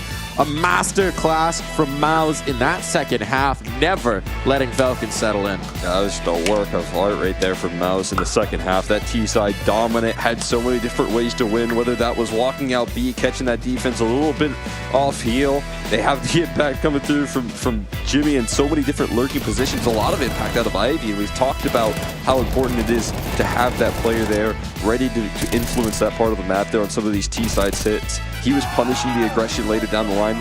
The only round that they did get was when Nico caught them off guard in his Ivy push. That was the only single CT round that Falcons were able to provide. Other than that, it's a complete wash from Mouse, and you know they get to steal away a quick map victory on their opponent's map. Yeah, this is going to be brutal as a result, right? A lot of questions that you need to answer in the Falcons camp. Clearly, just not enough of a game plan put together. I mean, definitely some frustration coming through as well. Highlighted the struggles that Dexter had, but he wasn't the only one. This is beautiful. Just a bit of Nico masterclass. Always nice to sprinkle that in. But that was, if anything, just the saving grace of an otherwise abysmal half of play here from Falcons. They got outclassed. They got outgunned. They got rocked. They didn't even feel like they were doing anything too wrong. It just felt like they weren't doing enough things, period. Maybe a little too static, maybe letting Mouse come through with a game plan. When they got the aggression, they had the opportunities, except, you know, when Jim Fat just headshot two people. Yeah, I mean, I'll give them, you know, a little bit of the benefit of the doubt as well. It was a lot of situations where a couple saved rifles were into the mix, and then they try and force buy. That leaves you with less utility, leaves you with less options. So if you're talking about some of that T-Con control that we did see, you know, there wasn't a lot of those deep T-Con positioning, and when it was just punished by one player, and that was Jimmy shutting down those aggressive maneuvers there in a couple of situations. So, I mean, for the way Mouse looked, I definitely think it was them playing really into the setups that Falcons were bringing to the table, maybe anticipating the idea that Falcons would look to change up the V2 a little bit, pick into a train here, but they were prepared for this matchup, and they look good in train. So you're saying more Mouse good than Falcons bad? I would say a healthy mix there, because it was still, you know, there just wasn't a lot of impact there from Nico on that CT side. Never really got lifted off, and then Dexter still positionally, like you mentioned, in transition in a lot of those moments. And maybe that's a credit to Mouse forcing and disrupting him, but not a lot of impact out of the op either. Yeah, looking a little uncomfortable with picking the fights, I'd say, in that second half as well, picking the timings. But it does mean that we're going to be headed to map number 2. So we'll see if the Falcons can fix this broken wing, if they can heal on up and get ready for the second, because this Mouse came to play. As he turns it, fires headshot.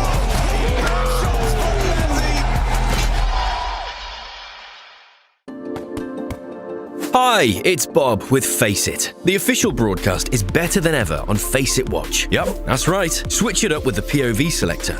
4 angles, your choice. From the main broadcast to your favourite player's view.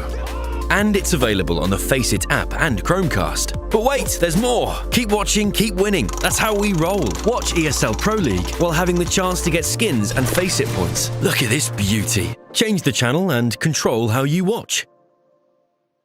What's your name? Lee. Lee, mate, nice to meet you. What's it like being part of the best crowd in esports? If you're not here, you're not living. Let's go, the boys! All right, for now, we're going to send it away. Let's show the world why we're the best crowd! You're champions!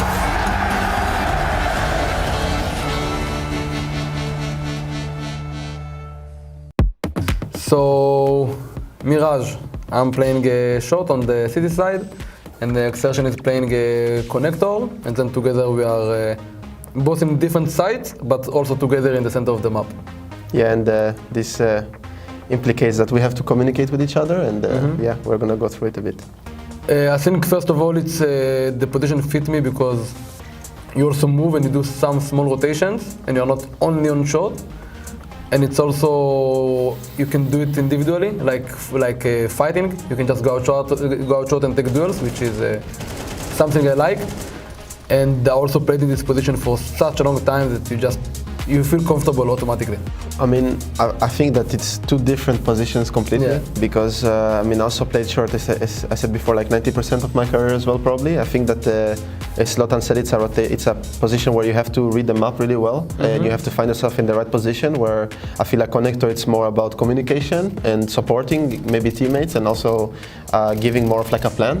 I think the short player is more like an individual player in some way, and of course he listens to the call, but sometimes you can basically do whatever you want, and I think the con is in some way a bit limited in your positioning, maybe a bit, but you have a lot more opportunities to be vocal and to make a plan, basically. So I think for short it's pretty hard. Like the only option, in my opinion, if you don't have M4 or at least a FAMAS and you have even less, MP9, and the main position you are going to play most likely it's ladder, like the ladder room, and because short usually it's like long range distance fight, and you're not going to fight it with MP9.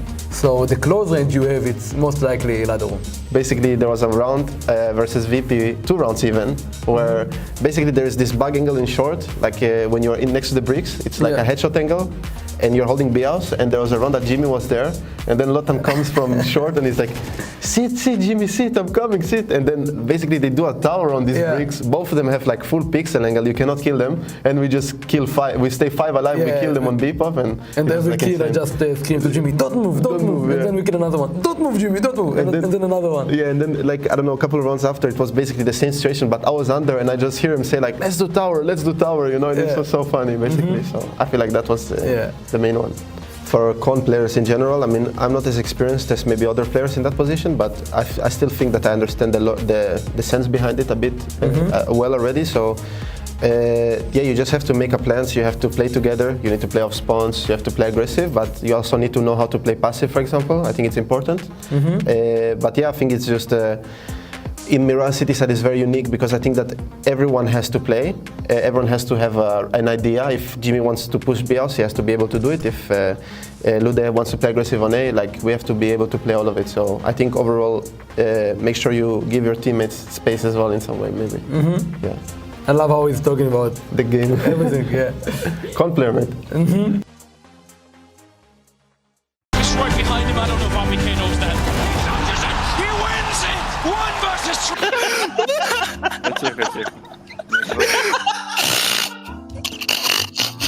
You know, he's coming in through the smoke, worried on the other side. Are they going to be ready for this one? He's coming and cutting, blazing away! The code that contains our traits and abilities. Miscom, obviously. What are you doing? What are you doing, Shuha? What is this round? Oh my god.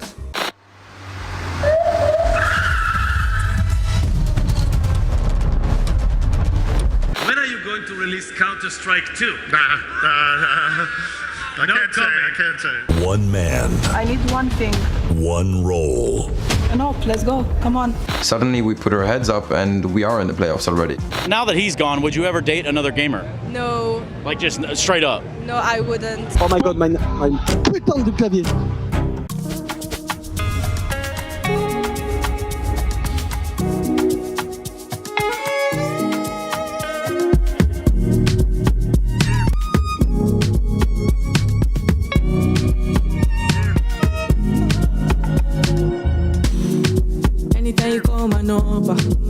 like say I chop piloto. Anytime you hit the lampa, I'ma show my dark from Jojo. Anytime you call my number, feel like say I chop piloto. Anytime you hit the banker, I'ma show my dark from Jojo.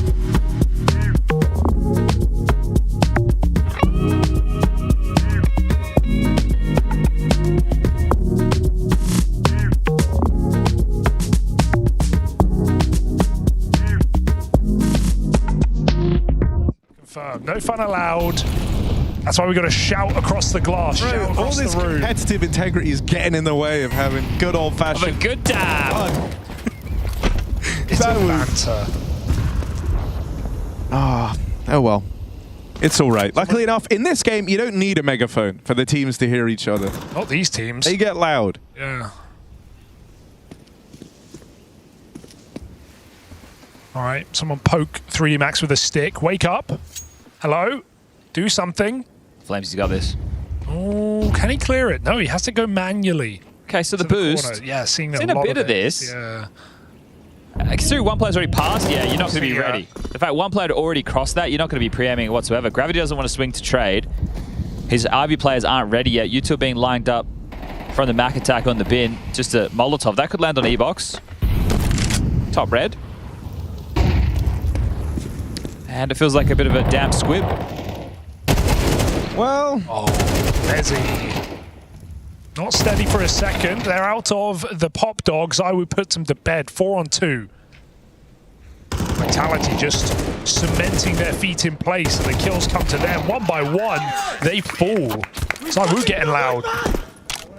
Not even runs, not even close. Not even close. Ooh. He's right. And he's not even doing it in French. He's letting it. We know what he's saying. True. Only for translation. Someone said, it was asking a question, why are player agents banned?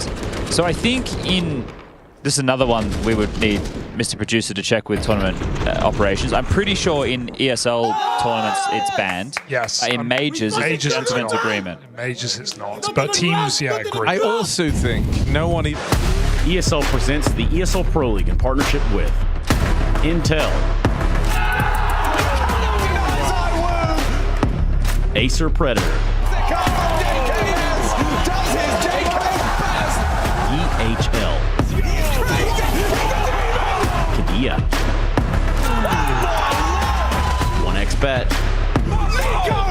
That is abhorrent! Nor.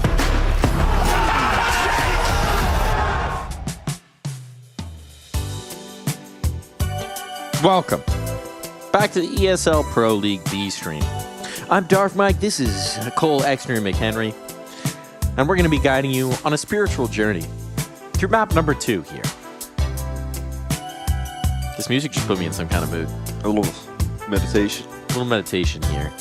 So if everyone could just take a deep breath in. And a deep breath out. And hopefully Falcons did a whole lot of that during the break because they got wrecked on the second half of Train. Their map pick did not go to plan. Pretty desolate for them. Yeah, trying to throw a little bit of a wrench in the veto here, switch things up from some of what we saw in the past. Doesn't work out for them in a big way, right? Kind of blow up in their face, and now they have to face Nuke here, which I think could be a good chance to bounce back when you look at some of the pieces they have available. Talking about, Nico here on this Falcons squad. Yeah, only good memories on Nuke for him always. Talking about the way that Mouse kind of, played up against him last time in Kaluge, very close, but now you're going to see CT side start here from Falcons as well, so that could be a good opportunity for them to kind of lift off. And again, Nico towards that outside can do a whole lot, and need to see him really step up to the plate there, have a lot more defensive success for him and his squad right now, especially on a map like Nuke, can make that happen there. Dexter in the same way, right? Deep breaths here for him, trying to get activated in map 2, trying to keep them rolling throughout the Swiss stage. But definitely a good opportunity for Mouse to try and, dunk this one on in. Yeah, I think Dex is the play that we're probably going to have under the microscope on this one. Just a lot of moments on Train where it felt like he got caught out of position, got caught into transition. The 2v2 where they rotate in towards his site, and he just kind of gets caught standing out in the open, headshot down. It was him, and it was Magisk as well on that B side. I mean, there was 2 gun rounds really where Magisk got kind of blasted back to back, and if you're talking about solo anchoring here on the map of Train, if you're alone and you don't get any resistance, if you just get leveled out by Spinks 2 times on 2 gun rounds, you know, that's like 5 rounds strung together right there, essentially. You know, barring a little bit of saves in between that, but that also hurt Falcons quite a bit. So, you know, Dexter getting called out of position a little bit, but then, you know, now you have to look at Magisk as well, and if he could bounce back on this map. You will. You will indeed. A whole lot of bouncing. Maybe some balls to be deployed here. The bouncing kind, of course. You got a bouncy ball in the studio somewhere. Somewhere sitting around here. But don't bounce on your balls, you. folks, because we are going to be starting this map in just 50 seconds. You can see it on the timer. Don't need to get too antsy. You see a preview of our next game as well in the player camps. I think we got a little Furia Liquid action setting up on the next door spot. So that's what you got looking forward to. Meanwhile, Frenchies are yelling at each other on the A stream. Getting loud, I'd imagine. Always love trying to do the live translation. It's the best workout for my French comprehension I've had since I lived in France. So it's been like 15 years for that. Yeah. Thank you guys. I would like to shout out Gravity and Apex for giving my brain a workout. Yeah, a little bit of back and forth right there. I imagine it's getting loud in the studio. Depends on how one-sided it is, though. But yeah, you know that they like to get loud, get yelling at each other. Funny that matchup's happening again. And I think we just have to book it in every event that they're both at. Yeah. Just that's a contractual requirement now. I think obliged to bring that one through. These teams maybe not so chirpy. Although I think give GymFad like 5 years and he'll evolve. Yeah. The quiet Swedish guy. He's already starting to strut the personality a lot. I'm giving him 5 years and then he's a trash talker. Time to develop right there. We didn't know about this part of the mouse development project. Yeah, well, you know, first the retweets happen, and then the big fights. Comes next. Double smoked in towards Mini. Oh boy, but the kills are stacking up very nicely here for Mouse. So you can double up your smokes however much you want. Bomb's gonna go down. Dexter gonna try and do something about this. Oh my goodness. Dexter can do a lot about this. Sets up roll up into the clutch. And he's already being peppered down, but he knows. And he wants to come into the fight against the Dooley's bets on himself, and the bet pays off. Beautiful work from Brolan. What a big clutch right there for Brolin. As soon as you see Dexter start to heat up a little bit, get a little active right there. Couple quick flanks, some kills to boot. Somehow, this round so quickly recovered on the entrance. Trying to run it down into that A side, catching the players off guard with some great flashbangs. Yeah! That would have been the perfect start for Dexter as well, right? Think about that. Man. Still, I think he got his whistle wet. Yeah, this is what it feels like. Where's that scout at? Back in towards CT, anticipating maybe a wrap, maybe a play out here. Little spammeroo. No one's behind it. Double up here onto the ramp side. A lot of positioning in that direction as well for the T side right now. They might be walking into the setup. That might be golden here for the Falcon squad. Well, unless you got one. Everybody's in. Coming through for the fight out J-Hall. What a brawl. Spinks punishes them for that. Now they know they got a player tucked in the corner, so they can just leave. Maximum one was here, and Zershin quickly realized that wasn't the case, so the bomb can be planted up, or maybe some guns can be recovered. But he's going to take some risk, because you can see Spinks is playing babysitter to those rifles. Doesn't want you getting your grubby mitts all over them. Call him the custodian. He's on cleanup crew. Oh, there's certainly Mac-10s as well. Mac-10s, yeah, okay. Never mind. Never mind. There is nothing worth having. There's the great opportunity there for Mouse, where they kind of identify a stack, and they have a lurking presence, and then that gives them a plan B. And when you talk about snappy decision-making here, I think that's important that we see the communication flowing within this roster. Sometimes if you're talking about a new IGL, that direction isn't always there, but what we're noticing here at Brolin is that they have these really good mid-round decision-makings, giving themselves routes away from, chances to walk into stacks, adjusting, finding a way out, and that's exactly what they do in this round. It's interesting as well, right? Because one of the things that people were speculating about Brolin that I myself was questioning is by rights, he's a quiet guy. when you run across him, he's a pretty quiet dude. He doesn't necessarily have the most commanding voice in terms of leadership, and sometimes you need that one strong voice, but it does seem that in some ways, first off, they clearly respect what he's voicing, so it's effective. But it also feels like maybe in the vacuum of having that one strong voice, you've had a little bit more of a democratic feel. I think JimFab was talking about that in some of the content that he did out in Kato, of you have Zershin talking a little bit more, perhaps. You have Torshi talking a little bit more, perhaps. You have Jimmy himself contributing a little bit more. And then you have that very veteran voice in Spinks, who has a lot of ideas about how he wants to play and where he wants to bring it in. And it does seem like, by aggregate, the comps have been pretty dang nice. This round's looking pretty dang nice to start. Tess is deleted. And now if you want to go towards B, well, no one's going to stop you. In fact, Falcons look like they have 1 foot out of the door already. I reckon 2 feet, maybe. Hold on to as much armor as possible, I'd imagine. Try to maybe find some exits, play a contained game here. Zershin on the lurk with an AK. That could be nice to pick up. Rather, a Galil. Yeah. In fact, never many mind. ways. What's a Galil? They're pretty good. Yucky. They're alright. Stinky. Especially when they have a cool little skin to them. I like that one. I mean, it's fine, I guess. Just white and green, right? What's cool about it? Talk to me here, Cole. Well, I mean, it would match the vibe of Falcons. Okay. If it doesn't match your gloves, though, does it just look bad? I guess it does match your colors, so maybe they've all got mandated for those gloves, too. Yeah. Yeah, Dexter's got the same gloves. Yeah? Well, it makes sense, you know? Gotta match the logo. I also like that scout skin. Blood in the water. Sure. Skins are a thing. I love skins. Yeah. Think about them so much. I like, the kind of the old schooler scout skins, they're always fun. Big Shark fan? We had Snacks playing Baby Shark on the Bells in Inferno yesterday. Did we? Yeah, we did. I'm not even sure when that replay got played. I saw it posted somewhere. If it played while we were casting, full brain blast. Mel missed it. I don't remember that at all. I don't think that happened, but it did. Yeah, maybe it was in the pregame, hopefully. Might have been while we were sprinting to the bathroom during one of the breaks that we got the replay hit out of that one. Yeah. They're just gaslighting us. Oh, that's quite nice right there. Dexter with the op instead of the scout. Oh, what a visual. Not the connection. That looked on. Almost gets it through the smoke, but has to readjust.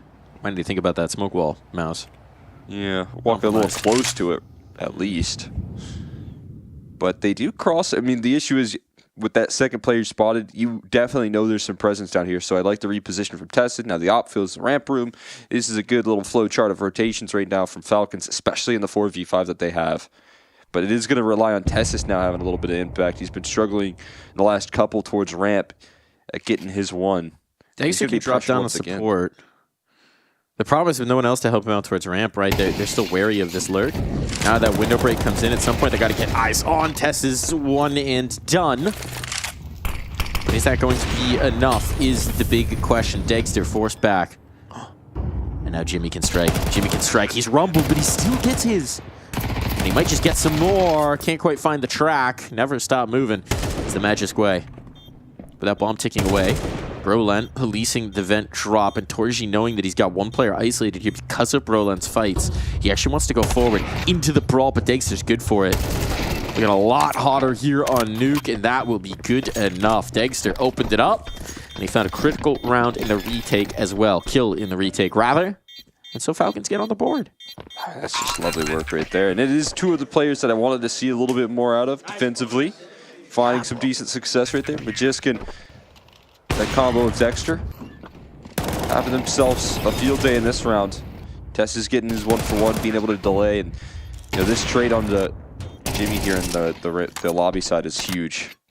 So much direction there. No hesitation on the trade, chasing that one down when the time's ticking up against you.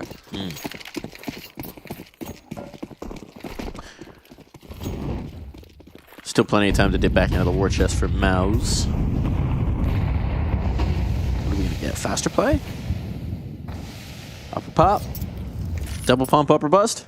They got those outer yard smokes here, so trying to draw that attention out continuously. That's mission accomplished because you do have some rotates pretty far moved back at Big Garage and Nico kind of playing, hovering around mini now. Single pump upper bust, perhaps. Get that flash. Here comes the U-tilt. Good counter molly. She dives. They've got to go through. Where's that hut molly? No hut molly. No, you see, that was the critical piece that you missed here is no hut molly. You do like to have those. They threw one for the second vent instead.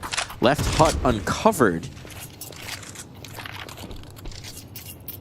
And that does seem to have rebuffed them. Now at this point, you're drained on the util. You're just going to have to do this with the guns, and let's see if Tessus can shut it all down. Cross beyond him. He's tight onto the angle. Dexter's coming back into support. Tessus finds the first. Can the op get on the angle? Oh, Torges is there first. So now, even Stevens, options open. It seems like the Rapid of the Heaven might be their intention. Zertion retakes his control lobby. He knows that he's got a dual kicks in trying to find space, but this is going to put Magisk on high alert for this Heaven play. So let's hit the shot. Oh, they've crept out. They've crept out. And he gets caught wandering into the hut. He had the right idea, but he didn't trust himself. Kaysen can correct this mistake. All about this duel. Everything's here, and Zertion will win it. No positioning here for Nico. He's got to travel around the world to get involved in this clutch. Bomb will be long since planted. And he'll opt for the lobby route. Well, I'm not planted for Zertion there right now. Oh, doesn't matter. Just gonna land the kill there, close it out. Wow. Elimination, got lobby covered. And Mouse recover a very difficult start to that round of the 4v5, losing out a lot of utility on that A-hip, but the protocols on that ramp take so fantastic. And Tessus again, good for a single kill here, but that Torzi line being covered on the rotation. Dexter trying to offer up that support. But Torzi has his teammates back, making sure that op can't support that ramp room. We worried about Nico yet? Not yet, but he's kind of being avoided right now. Best A play. Well, this is going to speed up once again, and targets quick on the line. A lot of damage done out of that MP9. Molly for Heaven, and they're good. But they do need that Molly for Heaven, and they're not going to throw it. They're not going to throw it. They're not going to use that util. Sphinx spinning. Oh, boy. They had so much utility. I don't really understand why you don't throw anything for Heaven. Chance. Get down the vents here. Could open up a different avenue. It's these little details, right? It feels like there's just one piece of util missing from a couple of these takes that it's not exactly revolutionary util. It's very straightforward stuff. Torsi reading into this one in an interesting way, going down the vents, could have made a move towards B. Puts it down in their mind that he could be anywhere. Nico has cracked his goose egg, by the way, which is nice. Got one through the smoke right there in this round. Might be having another. Get him hunting right now for Nico's positioning. This is crazy, though. Not going to be in the pack of Big Garage here. Instead, he's positioned over in the A side. They've split up, but... Are you ever going to expect him Heaven? Nico's playing behind the blue box on site. Oh, yeah. He should be golden. Which is safe from this. Torchi's been pretty diligent on some of the clears. Yeah, he could go out the rafters and look straight down to check this. This would be next level diligence, and he's running out of time. Oh, yeah, there it is. Okay. Thought he was going to do it, not going to lie to you. But Nico has the better of him. Wins that positioning battle, never gives him the chance. And Falcons, that one feels like Mao's error as much as it is Falcon's success. Yeah, I'm with you on that one right there. Getting access into this A side there. The flashes still look good. They've got some decent utility, but as you said, just missing a bit of coverage for that bomb plant right there. Just You're under Heaven, man. Trying to, just defend it with the rifles, but you have some extra utility. I think it was on Torzi in lobby, though. No, I think multiple players had mollies. Yeah. Multiple players inside had mollies. I know that because I hadn't even looked at Torzi's utility before I realized he had a full belt and hadn't thrown any of it. Even a flashbang into Heaven as you go for that plant there would have been nice. It's just something. You got to throw something at them. Well, they will be punished for that. Is Nico on the Doom model as well? Yeah, he's long since adopted the bigger model. I say long since, pretty recently adopted the Doom model. Because they're a cultural impact going crazy these days. I think I'm getting used to it just by watching. It doesn't hurt your brain much anymore, right? No. You're going to be playing it inside a month. Calling it now. I don't think so. I don't really care that much about the view model. And I get kind of thrown off by the left hand. I said I would DM with it, maybe test it out, but I don't know. Even opping feels different when I'm on a weird view model. Tesses, feeling very comfortable. Whatever his view model. Wherever his guns go. Running out of bullets. You do need bullets. Unfortunately, he has teammates who have bullets. And they have brought them to play. Money made off the MP9 rifle can be retrieved as well, presumably. So, well done for Falcons. Looked like he just shrugged it off right there. Like he maybe couldn't quite see where that was. I think it was on the T-side body and he ran to his teammate.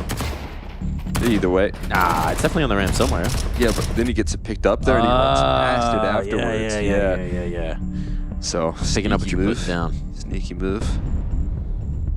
Yeah, there's 2 MP9s. Look at that. Oh, look at this. Double hands on shoulders. Very paternal going on here from Cyclone. I think he's saying you gotta throw the molly in heaven. I hope so. They go for another fast A play here. The outer yard takes haven't been super frequent. They've been throwing a lot of those smokes. We saw them walk down 3 towards Secret one of those rounds, and that was good. But I think, again, the avoidance of Nico in the south yard for Mouse is just an interesting game plan. A lot of early ramp attacks and a lot of quick, punchy A plays here out of Mouse. I mean, not a bad way to play up against Falcons, I'll be honest with you, but you're going to have to threaten that side of the map at some point, you'd have to imagine. And now a lobby crunch coming through. A bit of a pace change, and Magist gets a kill with that MP9 that he does possess.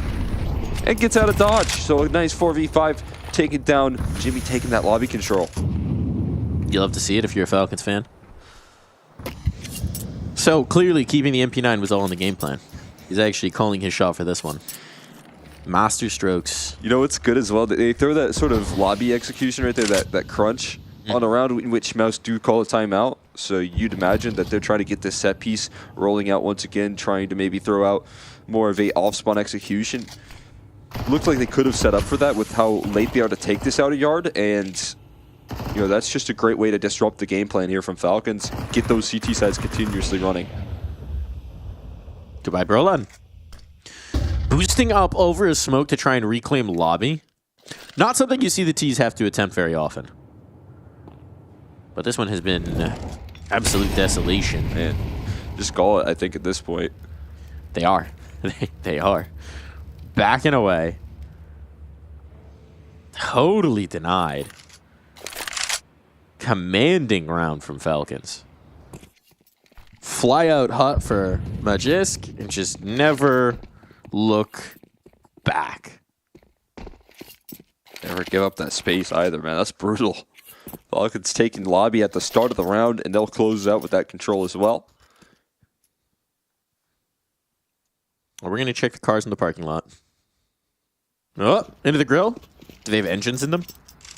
Can we play Car Mechanic Simulator while we wait for the save? We can play Car Wash Sim. I don't know if there's a Car Mechanic Simulator. If you want to play Car Wash Sim, I've got a car IRL I can hook you up with. Sorry, Power Washer Simulator, but we can play the car level. Yes, yeah. If you could do that. Otherwise, I have to call Nath and Nertz in here. They got it done speedy fast. Thing was shining. I could use that treatment. Yeah. For my car. Maybe for me. I could be shining. That's the next one. Body waxing. Roll swap. Peace. Make it happen. It's just Jason. This ramp hold looking good there. Again, they're throwing a little bit of disruption. Dexter's been positionally very strong now.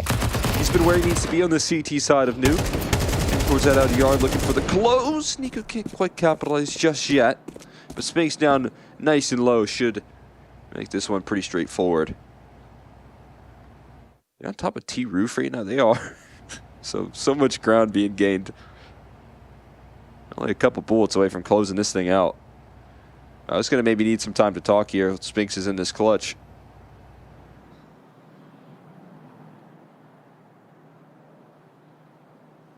Again, there's just this avoidance for a lot of this out of yard right now. I think, again, Falcons are starting to react and adjust to that with how they're setting up this defense. A lot of A resistance right there. We just saw Op starting off in ramp, but it's not an aggressive setup. You're not pushing into Trophy. You're actually hanging back and waiting for Mouse to move into you, which is always a risk to position your Op there for so long. But they are starting to feel that resistance right now in the Mouse camp. Certainly are. Start off so well, you're carrying over such great vibes from Train. Now it feels like it's gone a bit whisper quiet. Not even the most comforting of Cyclone back rubs can fix this one. You're gonna have to shoot your way out of it.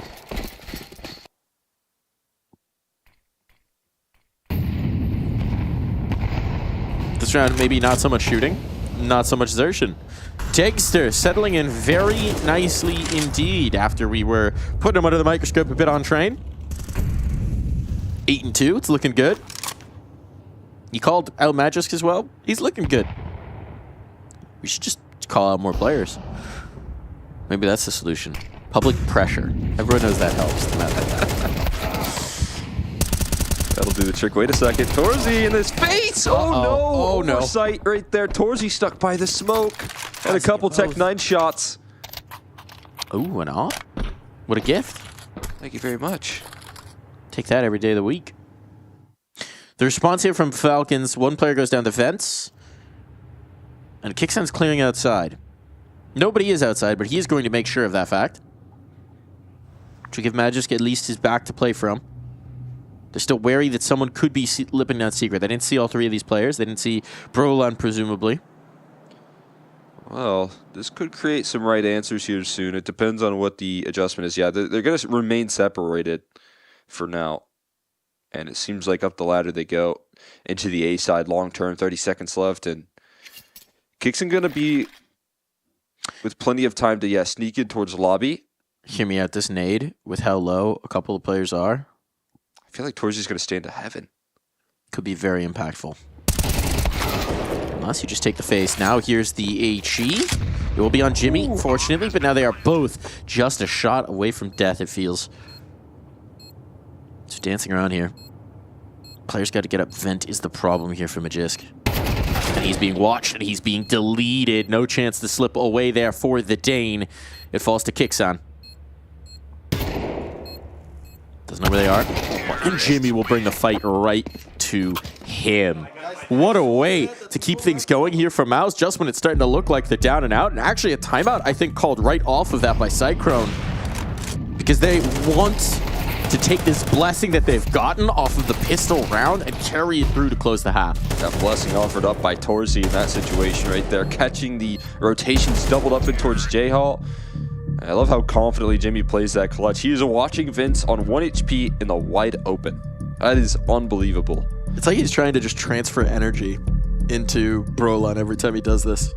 Just two hands on. Hold on. Can we get a casting posture like this? I don't even know if I can get behind your chair far enough. Oh, we can make this happen. How does this feel? Oh, I feel just like Mike. Do you feel comforted? Feeling the energy. Do you feel like you could call a good half of Counter-Strike? Yes. Okay. Actually, you know what? I feel like I'm going to start calling like you. That's not good. All right, never mind. It might depend on the user. It might depend on the wielder here. Yeah. Look, I can call a great half of Counter-Strike when I can see where all 10 players are on the board. Yeah. The minimap, that's the trick. If I just have walls, that would be the greatest IGL this world has ever known.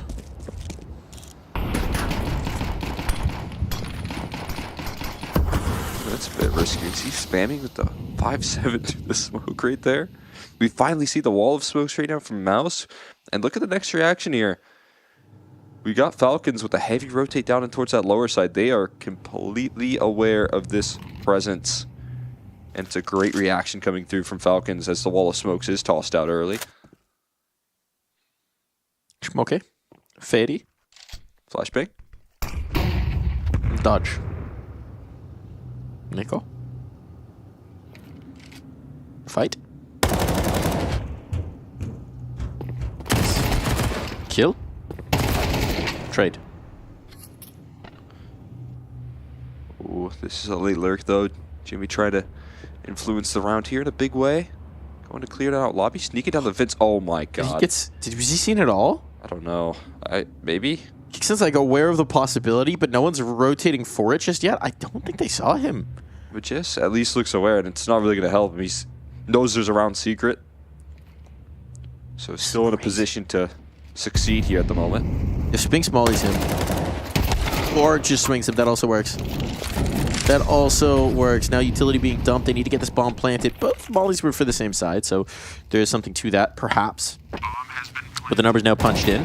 Kicksun cannot deny that, and this next kill would make life a lot easier unless you don't get it. Jimfat, he's done some incredible things already this event. Glass obscures his vision on that. And now they're getting on towards the stick. Has to brave the off, and Dexter, he ain't missing on Nuke. Oh, he's aware. He's firing up right now for Falcons. Bringing home another round. Able to lock it a head-to-head there versus Torzia as well. Once again, being able to best him. Finding a lot of this opening success. And Cyclone timeout efficiency taking a knock off of that one. Yes, maybe he's got to come up with a new chakra pose to transfer his energy into Brolan. I'm thinking... all right, let's brainstorm. Let's brainstorm different ways that he could...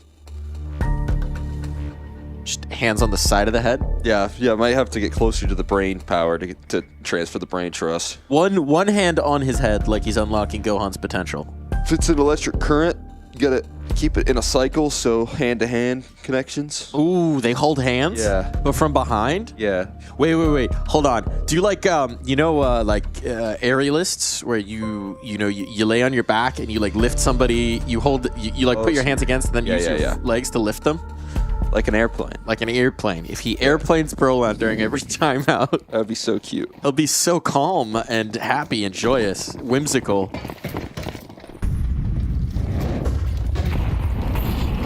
We're pioneering out here. New coaching tech. I mean, again, if we're trying anything in the coaching department there, we're bringing out node sheets. Why not try that here? Maybe one last A-hit for the road for Mouse. See if they can't get it done again. Ready with all that utility that you highlighted. This time, though, they do have this outer yard lurk from Xertion. So a slight adjustment on that. Another wall of smokes as well. So a lot of utility put in to play to pressure this outer yard. It's not forcing any rotates just yet. Finally, you see Nico budge out of the A side, down the vents, trying to support this lower side. But I think the direction's still pretty set in stone at the moment. Lobby re-aggression not quite prepared for by the side of Mouse. They are prepared for the ramp aggression though. Great pickup here, Jimmy. Always aware of his vulnerabilities. One is slid out in front of him. Torzy, he spotted it out from the ladder, able to influence the round. Tough fight ahead of him though as Magisk offers up a trade. And a 4v3 here as Heaven's being suffocated. Full outside control from Mouse. The wrap in towards Heaven. I mean, where do you fight from if you're Magisk? Pick your poison. Ooh, Brolin's got to move. Brolin, you're the poison. Gotta come in. Gotta guarantee this, but he's trying to be the last one in and trusts Jimmy. So you know what? Actually, you don't have to move Brolin. Brolin is actually getting really good at the IGLing because he's already figured out the part where you just... what? That's not gonna win them the round, but he's cheating. He's cheating. Ladder inaccuracy is a hell of a thing. Only Nico, man. His crosshair wasn't anywhere close. And dead. And dead. 6! Oh, we'll be back.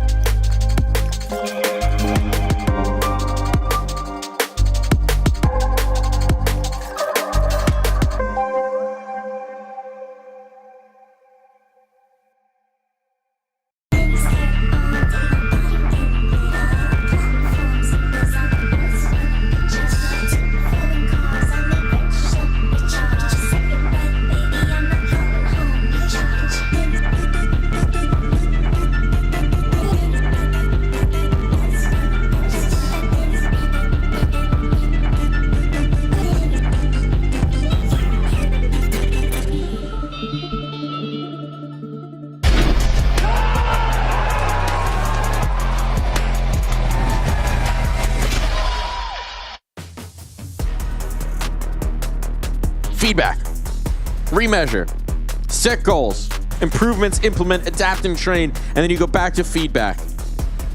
That's the way you measure progress. That's the way you make your way forward, and Falcon's going to need a lot of progress in the second half. It's 6-all, but a Mouse team that's tough to unseat on this defensive part of Nuke. The search for constant improvement here.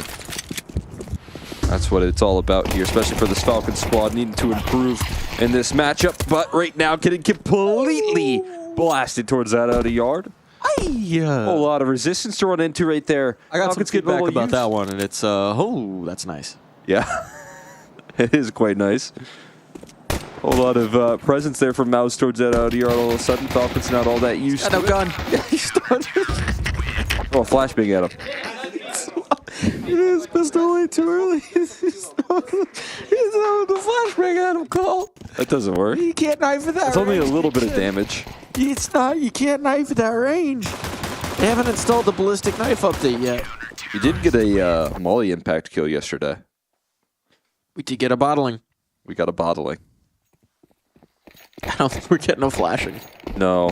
Well, they need to be low on HP to do that. That is unfortunately, the key part. You missed that part of the step. Didn't quite get too much damage. Decoy downrange. dodgeball does not work when they're at 100. No.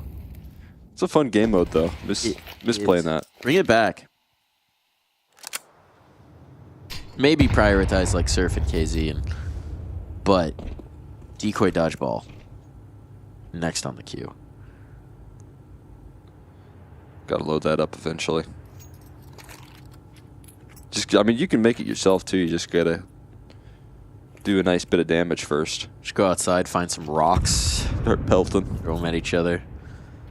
Oh, yeah. I mean, I was talking in the video game, but we can play it in real life, too. Use your imagination, folks. Well, Falcon's going to need to imagine some round wins because they aren't happening in reality.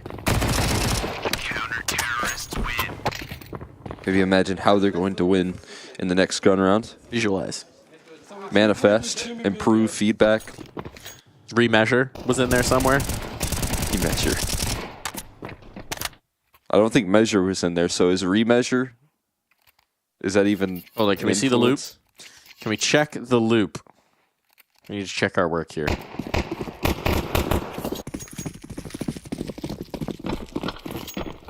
No loop for us. There's pathing on these heaven plays, though. They do say measure tries cut once. These two teams playing up against each other quite a bit. Got a chance to measure up against each other. Hey. But at least last time the cut went the way of Mouse. Hoi, Torji. Gonna get cut down here. Nico with the control here, now in towards Secret. Somebody else got to rotate down to deal with this, presumably. She's gonna start to spread Mouse thin. Yeah, the issue with this CT side for Mouse is there was a lot of avoidance towards that out yard for what Nico was able to do and what he can bring to the table. You're gonna struggle to avoid him on this half here as he takes fights into his own hands, but starting to reclaim some of this out yard control. Everyone is in towards hell right now for the defense. A bit of a wild unity in this trio, trying to work as a pack. The Mouse pack here, moving in towards the lower side. Nothing more fearsome than a Mouse pack. A pack of wolves. I have nothing on these guys. Not at all. Just to hear the fearsome battle cry of Mouse. That's fear in the hearts of any opponent. Even the Falcon. Well, the Falcon has now avoided the Mouse pack, so it's all good. They're flying above their heads. They're right above them. Mouse, meanwhile, saying, how do we bite their ankles? Chew their wires. We're in their walls.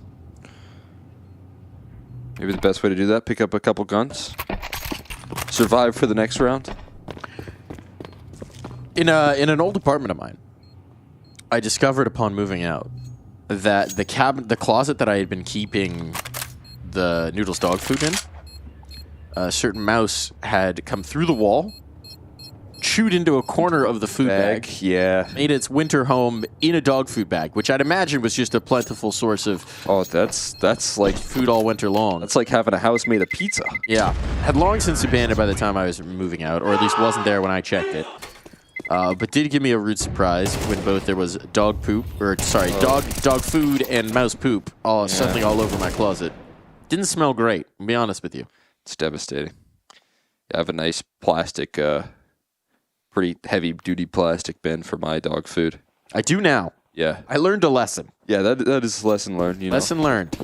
And somehow, some way, this is when I was moving out, they never checked it because I got my full security deposit back. So shout outs to lazy property companies. There you go. Lesson learned and not the hard way. Into the A side though. Quick punchy move here, but Brolin's still on the top of the hut. And this utility disrupting them. They can't make it past his line here. They finally do. Nico again with a couple of opening duels here. Starting to heat up on this T side. Need it. Need that Nico impact. But Xerxin here on the smoke fade. The reload. Oh, unfortunately, time you never expected him to be that close. Need to get more bullets in the gun. Magisk and Dexter, the 1-2 punch successful here. Big find for Falcons. Needed that. Yeah, that's huge right there, especially with the start. That looked like a play that was already getting disrupted enough to where they couldn't quite seal it on in, but Nico with a couple of quick transfers. It's good positioning for Magisk and Dexter. Almost slammed the mouse hand. Almost slammed the mouse hand. Can't do that. You reined it in. Can't slam the mouse. Gotta calm it. Keep it out of control. Don't break the mouse. Otherwise, you'll have to call in the Squire. Call in Jimmy. For Jimmy. I guess Jimmy is kind of the mouse Squire. Why is that? Not this Jimmy. Other Jimmy. Oh, okay. I see what you're saying. Yeah, yeah. Comes in for the hot swap on the merch, on the gear, when they need it.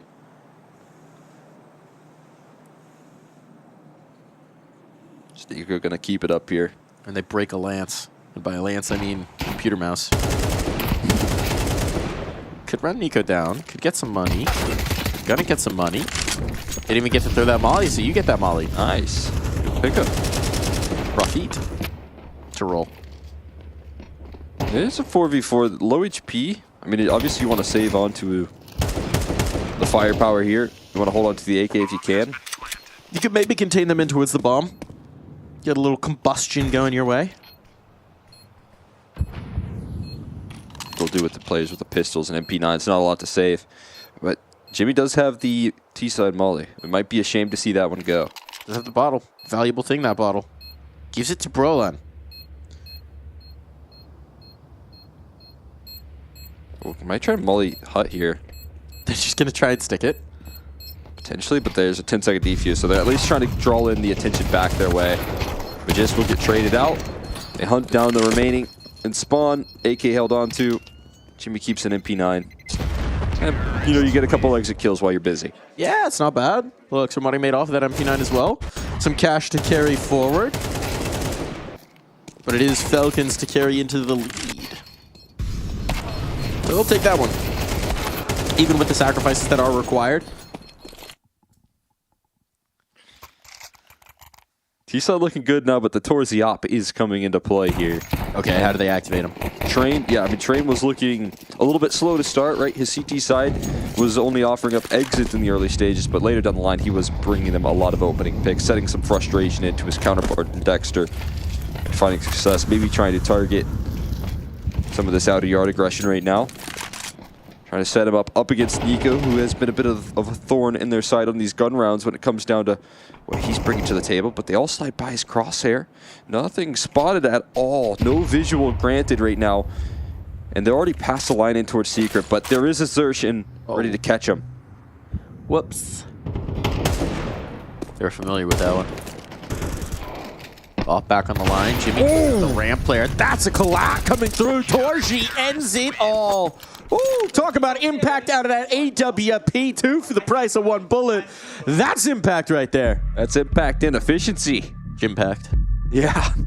He got his one, too, so he's getting some impact while he's at it. And Mouse answer back with that AWP with Xertion in position. Difficult smoke, and maybe a molly was tossed in there, but I don't know why that smoke was so deep. Maybe it was a CT smoke? I don't know. I'm interested to see how that smoke came to be, why Nico had to walk through it eventually, but leads him to a gray screen, leads to an unlosable fight from Xertion. And Falcons call time it out accordingly. A bit of priciness in just 2 rounds prior, right? So you lose a lot of guns, force a lot of rebuys. Falcons' money not quite out of control. Meanwhile, nice and tidy round for Mouse there. AWP still held on to. This feels like the swing. This feels like the swing round. This feels like the moment about which the map revolves.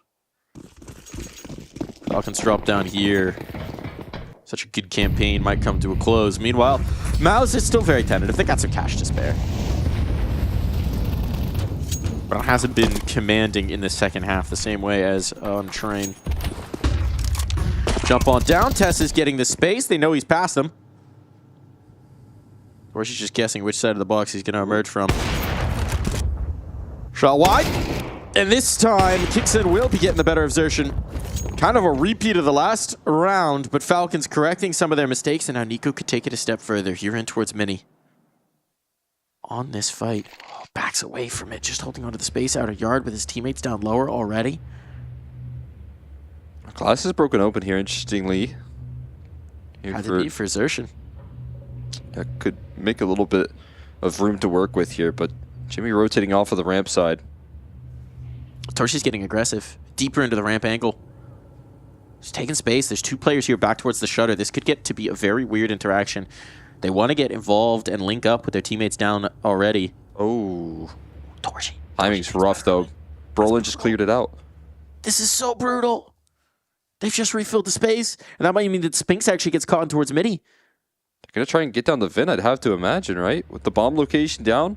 Oh, the snapback! Magisk! What a blunder. Now opens the window back up. The possibility here, they hear Nico. They know he's present, can't get the kill, but the trade is set. And Jimmy now policing that lower sight will not be letting them past. That's a massive missed opportunity coming through from Magisk. That should have been a bang on kill instead. Disaster for Falcons. Yeah, I mean, it was looking like one of those rounds there where Falcons is just so kind of disrupted in the setup. So you have the bomb stuck down lower. That means it has to be a B play. Otherwise, you have to fly up the Vincent a 4v4, but 2 players still outside of lobby. So I don't know how you're supposed to link up there in that round other than you don't. Even with a miraculous timing as well from Falcons landed. They still obviously had so much to chew through in that round. It's just not possible. Now money gone. And the chirps are coming out from Mouse. They're getting loud. Xertion, I think, letting them know, letting them hear it. Might have been a bit of Torji in there as well. I don't know if you saw Nico there on the cams.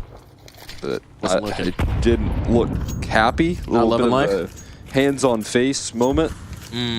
Could just be itchy eyes. Be a little bit of frustration. I don't think it's just itchy eyes, Cole. I'll be honest with you.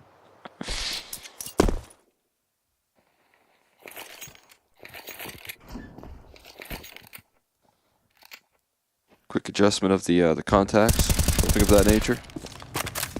No fun for this round, though, that's for sure. Just trying to talk things through. I mean, he was very vocal during that time. Good control. Spinks gets put down by his teammate. That's one way to make sure that they won't get the kill reward, is to put your teammates down yourselves. Most importantly, you don't want to give them the confidence of getting a kill with a Glock. No. It's very important. Deny your opponents, kill your teammates yourselves. I like that. I like that motto. It's an even more confident assertion, if you will. I'm so confident, I'll kill my teammate. It's just so you can't have it. That is, again, you know, a round that they use with a lot of discussion throughout the time in which they're just waiting into a timeout as well, I'd imagine. Just trying to get Sonic involved in that conversation as well at the same times here, so we'll see what it leads to, but that swing round, that big momentum builder being won by Mouse. That puts Falcons on the back foot here. See, what Zonic's doing wrong in these timeouts, he's really messing it up, is he's giving himself the energy? Yeah, he needs to put his hands on Kicks and shoulders. He needs to commune with him. He needs to meld their minds like we're an avatar. Tie their little ponytails together. Oh. Is that what they do in Avatar? They do. It's also like, it's kind of messed up, because it's how they get intimate. That's what I was thinking. But also they do it to all of the animals when they ride them, which is concerning. Oh. Yeah. Didn't think that one all the way through. I don't think... James Cameron's into some weird stuff. Is basically what we learned from that franchise. Never watched the second one. Haven't done that, I'll be honest. I don't really feel the need. Nico needing to get some space outside. Oh, but it's a tough fight, man. Nico falling early on, so successful with some of his duels to open up for this T side. There's at least a little hope here. They have identified a weak point. They're going to press on it. Open access on the A side, but just call it clear. And there's a lifeline thrown out here to Falcons. Oh, no. Unpunished. Unpunished. That could have been lethal. Could have been the uppercut blow to put them through in this round. Now it stays in contention. Brolon wants to brawl. Brolon wants to flash his way in, find that space. Torshi tight to the angle, kicks out instead. Takes the fight to him. Do Mouse want this? They've got some money to spare. They could put some skin in. And that kill is going to coax them back forward. If they were thinking about the save, Spinks might just do it all himself. Clears out the lobby prongs. It all falls to Magisk. He's been having a tough one, and now it continues. Bomb defused. Series point found. Mouse look to put this one in the rearview mirror. Just when Falcons build up a little bit of life, that late flank coming through, completely denying them a chance at the close. Torzi to open it up right there. Offering up that quick trade back. This is a huge fight as well. Opens up some extra facilities, but it speaks here. This new guy on Mouse that's so aware. He's such a presence in the server, denying both the aggressive moves into lobby. That late flank that he brings to the table. It wins Mouse the round. Nico on a Eagle. Iconic gun for this map.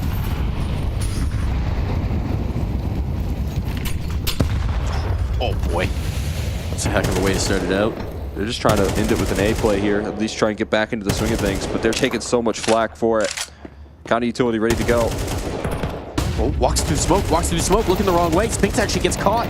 Awareness not there for once. But Brolan and Jimfat, they're the insurance policies, and now they're bottled up in towards Hut.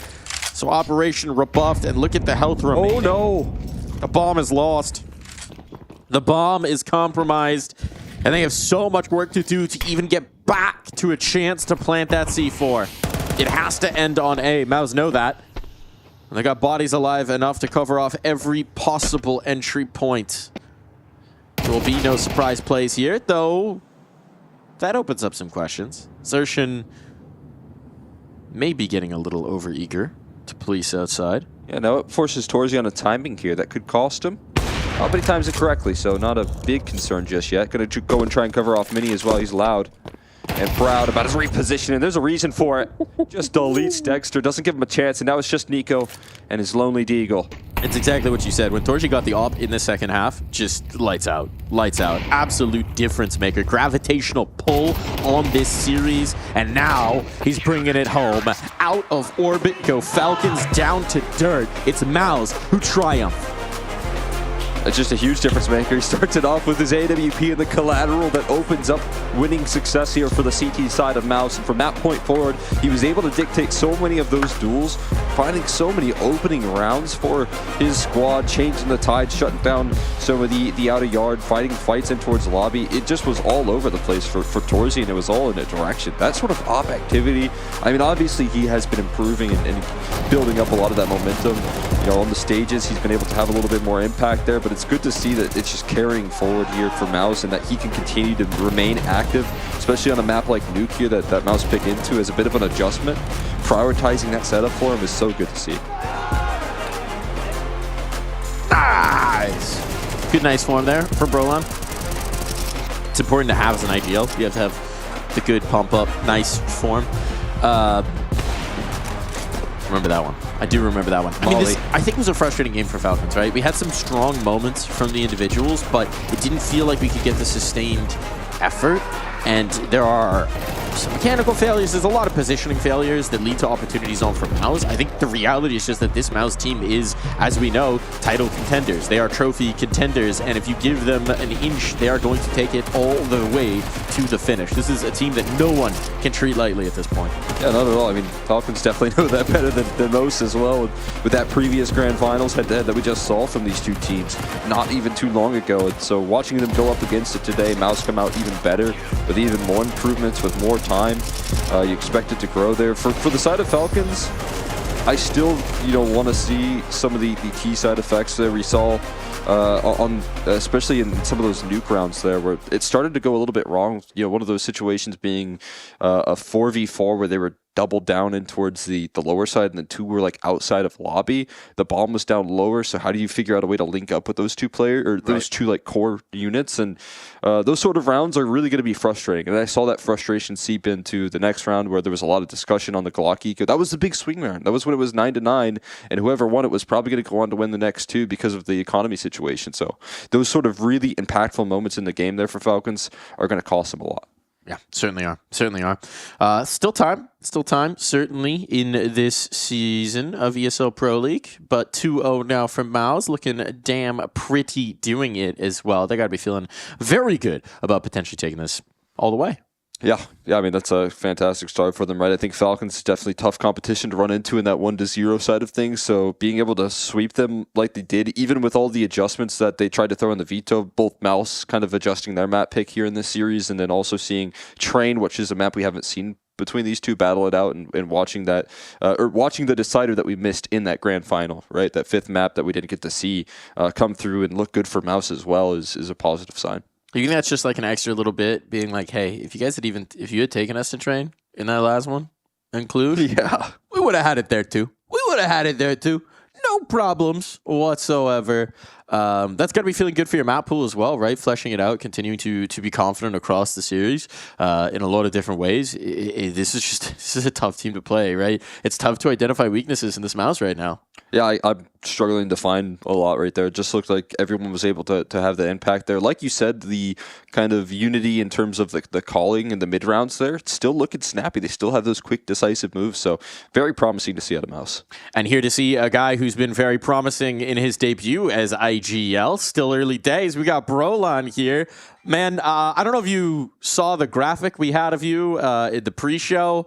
We blew up your forehead like Megamind for Big Brainland. What's going on, man? It's looking so very comfortable for you guys. How are you feeling in command? Oh, wrong graphic. I mean, obviously, I feel pretty good. It was I think clean, not a clean win, but I think we were under control pretty much all the game, and it just felt really good to win this game more comfortable than, for example, in Cluj-Napoca, for example. And yeah, I'm just really happy that we played a good, solid game, and we feel like we're getting better than each game, and yeah, I mean, I think I'm more than individual getting more comfortable to just calling game, of course, and it's gonna be it's like obviously it's a routine, but it's getting more into it, you know. So yeah, it's just grinding at the moment, and it feels really good. Yeah, I mean, I kind of want to talk about the grind that you guys are on. Obviously, that includes trying to build up a map pool there. We saw a little bit of that in the best of 5 there. We didn't get to see Train, though. And then today, Falcons pick into Train as a little adjustment in the veto there. I mean, first of all, were you guys kind of anticipating that out of Falcons? And second of all, I mean, you guys happy with the results that you were able to bring on that map, looking and feeling good?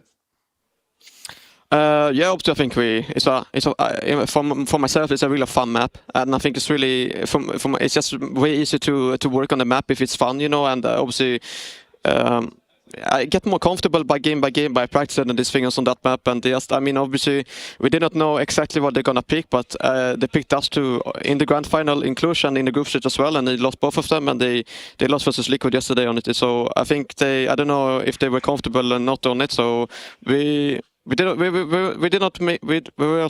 weren't sure what they're gonna pick basically, but I don't know. People pick and train versus us. I think it's fun.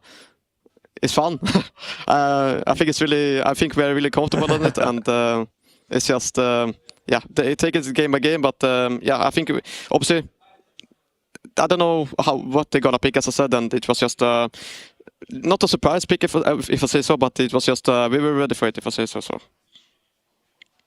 Yeah. So what you're saying is that everyone should keep picking Train into you forever. You'd be cool with that. Exactly. I mean, if they want to, can always pick it. I'm not afraid of it, you know. So.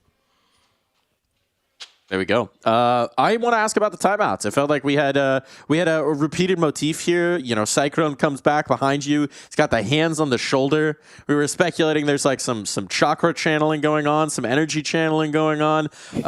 Is it nice to have that comforting presence when the timeouts happen? Yeah, of course. I mean, obviously, it's a lot of important input to give us, and when it comes to these timeouts, sometimes on maps, for example, Train, we started very slow, and on the second map we started very hot, and it's just different. I mean, obviously, it's just coming with way more input that we should have to put on the gas all the time and try to get as much as we can, basically, and just work for every round we have. And I mean, also it's just really more. He's really. As an IGL, I'm really comfortable, and what he's calling or what his input overall, and it's outside of the game as well, that we are in a really good duo, if I say so. And yeah, it's just really nice to have him behind our backs. A little bit of a mind meld. One last question before we let you go. Very strong start here at this season of ESL Pro League, coming off of the win in Cluj. Is the expectation the trophy here? I mean, obviously, I think everyone wants to go for a trophy, of course. It's just, of course, I think everyone wants to go for a trophy. Our goal is, obviously, the end goal is the trophy, but the Cluj-Napoca tournament was like testing the waters, kinda, and we won it. So it's like coming into this tournament, we tried to, obviously, it was not the best teams, wasn't it, in Cluj-Napoca, so probably now we're gonna meet the big teams, or like the top 3 teams, and we'll see how it goes. Staying humble. I like it. Congratulations on this win. Looking very comfortable today indeed. So those waters are looking fine, man. Thank you so much, boys.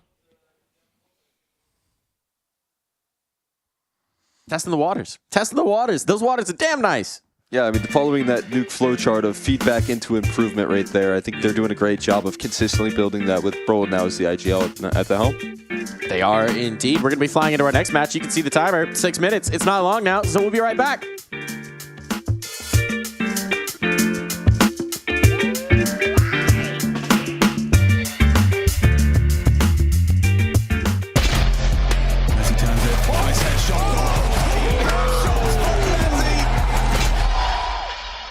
It's Liquid, it's Ultimate.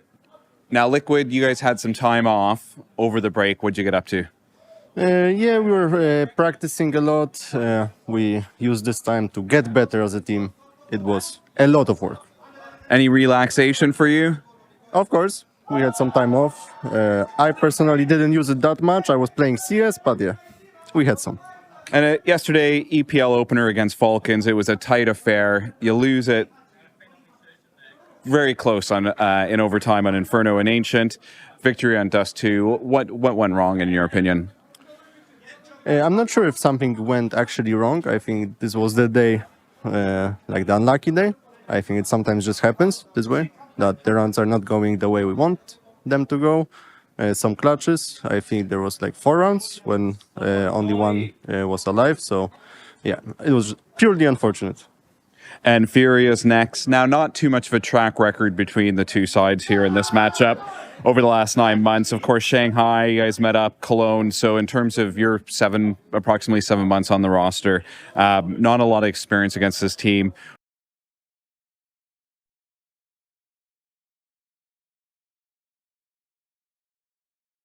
I think that we will win. And I'm not so sure what to expect, to be honest. Fair. Good luck. Oh, we got a wild twist. Okay. Happy International Women's Day. Assistance on the interview. Thanks very much, guys. Thank you. Why you don't speak English? Why you don't speak English? You just hit him with the why you don't speak English. A Frenchman said that to another That is Frenchman. funny. That's banter. That is good. Hey, c'est du dame, c'est trop simple. Petite pétasse, va. Translators. Get on it. What are they saying? It's just like death match for us. It's too easy, man. All right, well, let's see. They are converting for once. Oh, I speak soon, but not too soon. Just on time. 5th round for 3D Max.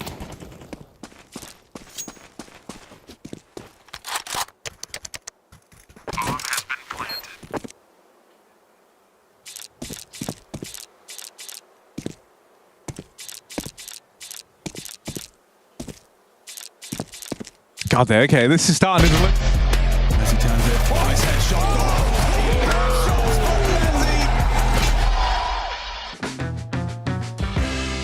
We're back. I hope everyone got a quick trip to a snack or a piss or a drink or whatever you wanted, because we're getting right back into the action. The games, they don't stop here at the ESL Pro League. Here on the B Stream, we only bring you the best stream, and that includes diving on into this matchup between Liquid and Furia. How you feeling about it, Cole? I'm excited, man. This is a excellent match there. Every time we get to see these two organizations battle it out, but also there's a lot of history here between these two teams. So looking forward to seeing how they're going to be playing up against each other. It's going to be a fun one here, especially when you talk about the implications of Liquid and Furia potentially starting 0-2 in the Swiss stage. Would be whoever loses is now facing elimination from that point forward. For these two orgs, I think that their sights are set much higher than that. I will say one good thing that's been working out for Liquid here, our Tomahawk missile coming in strong in that first matchup. Ultimate's been under the microscope for a lot of people around the scene, been attracting a lot of criticism for some of his impact. Felt like he came out the gate screaming on addition to his team, then maybe got solved a little bit, having to redefine himself, having to figure that out. So everywhere that Roland from Poland can find his impact will be good to see indeed. But still can get them the dub, right? So you're absolutely right, the 0-2. And the implications for both these rosters, Furia barely limped through that first stage, looked very tough and rough at various points. Now up against a Liquid team that skipped Cluj and is potentially looking at tumbling down the VRS rankings if they can't get some dubs here at the ESL Pro League. They really need a strong result here. Yeah, I mean, it's going to be incredibly important that they show up and start to deliver some results, especially up against competition that you're going to be familiar with, that you're going to look to show up against here in this Furia camp that have been struggling in throughout that stage 1. You guys fucking suck. That's a crazy thing to have in a round that in a game that you lost, a series that you lost. That's a crazy clip to have. And of course, it comes on Dust 2. Unfortunate for Liquid right there. So, that's one of the bigger problems for the squad. A tight game. Both of the maps the Falcons won were in overtime, right? So crazy close affair. Grueling one for sure. It'll be interesting to see. Meanwhile, on the Furia side, right, there's a little bit of that extra flavor in here from Skulls, previously of this Liquid roster. Didn't have the most fun in his time here. Looking to maybe prove himself a bit to show them what he lost. And he's had some very impactful maps as well for Furia here at EPL. Yeah, I mean, it's good to see that he's able to rise. I think that's kind of to be expected here. For the Vetoes, don't think anything too shocking right now. I mean, Dust 2 picked out from Liquid is their permanent kind of, or Fury picked out from the side of Furia, picking into this Dust 2, and then Liquid picking into Anubis, kind of as I expected. I think Liquid looking to still grow on Dust 2, but able to, bring in some results. At one point, this was a map that they were fairly strong at throughout 2024, and then it dropped off a cliff. So I want to see them kind of build back into this map and be able to show up with some better results here long term. That's definitely one where you're going to be looking at, Roland from Poland. You're going to be looking at the AWP impact potential here on T2. So we'll get a full view of it early on. A lot of drama on the line here as we dive in. And you're right, the stakes of being 0-2, being up against elimination in the ESL Pro League would be devastating for either of these teams. They want the battle out. They need the good results. Liquid, especially with their somewhat limited opportunities to actually get maps and matches before the cutoff on the rankings. Don't want to get into those MRQs. Ultimate starts strong. Ultimate starts very strong indeed. Ooh. Maybe a little overface there from Twist. Trying to chase the high right there.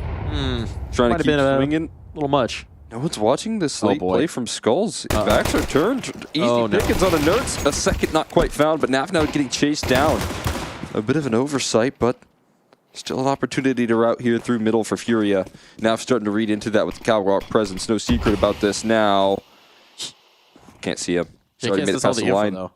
Oh, they actually do give up the site. Instead of anticipating the wrap back around, they're going to play together and rock on through. There's a molly available. Well, okay, there's no molly available. It just has to be Naf. JKS is picking up these dualies. He's going to deploy that. Don't know how much help it's going to be. Not quite the bounce he was looking for. Was at the tight angle. Will find the one, but Cello able to trade. And that one started off with a cheer for Liquid, but quickly came off the rails. That's a surprise right there. I mean, obviously, for Ultimate, you want to keep fighting there, taking these long-range duels. That makes a lot of sense. What's surprising, though, is a bit of an oversight from Liquid. As Skulls is just able to completely sideline Nerds. Both players' attention turned like everyone was spotted on the Furia camp, something of that nature. And my question is, from Skulls' perspective as well, right? Did he see these players getting towards lower? Did they not check? I'm not exactly sure what the pathing and timing would have been there, but I mean, he certainly read the setup beautifully. So, well done. Bit of a concerning one for Liquid. Maybe getting a bit over-eager to close. But they'll have a lot of time to think about that in this round because they don't have anything to do. Ultimate gets some headshots with the Deagles. Otherwise, round's over. What about some jumping headshots? Those are the best kind. One on the ladder earlier was pretty fun. That was nice. Nico. You're mad if you're the guy he hit with that, but... Yeah. Wasn't even looking at me. I hate this game. Was that JL where we had the comms clip of him just... dunking on CS2? Literally winning around and he's complaining about the game, man. Some sort of audio thing as well. Lock in. Lock in. This would be close out that series. The craziest highlight. And it's not gonna happen. Someone had the one deagle right there. Everyone else just saving onto their USPs. And a P250. Did Navi go and win that series versus Tyloo? I didn't check the end result. I think so. I do have. I feel like the phone would have blown up a lot if they had. Yeah, that's true. Would have seen a little bit more buzz about it. It would be wild if they start out their campaign dropping series to Solid and Tyloo. Well, if that was the case, that would be another reason you wouldn't want to be an 0-2 team. True. Facing Navi. Navi were waiting down there. Navi, in fact, did not bungle. Okay. That's good to see. On the up and up. Bounce back. Despite a scary matchup there. Some free ecos right there towards the tail end. Good to see. My favorite fallen. He gets an op because of it there. That's his reward for feasting up those ecos. AWP to start things off. Meanwhile, despite a good start from Ultimate with the pistol round kills, he actually can't afford it on round 3 for the CT side of Dust 2.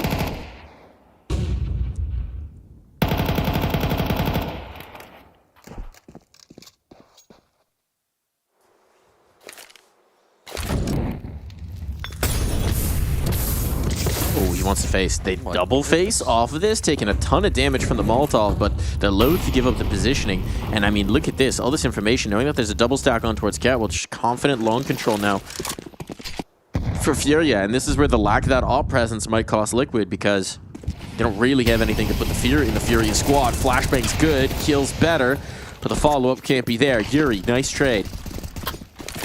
Now spam on the work just to give Naf a chance to get up top there. But he's here. Furia want to readjust and concentrate back in. Survey says yes. Looking to reface here after the second smoke, and a lot of spam comes through. They're going to have a really tough time having much impact out of Skulls and his lurk, but it puts all the extra pressure right now on Caserado finding his way and fighting his way through this site.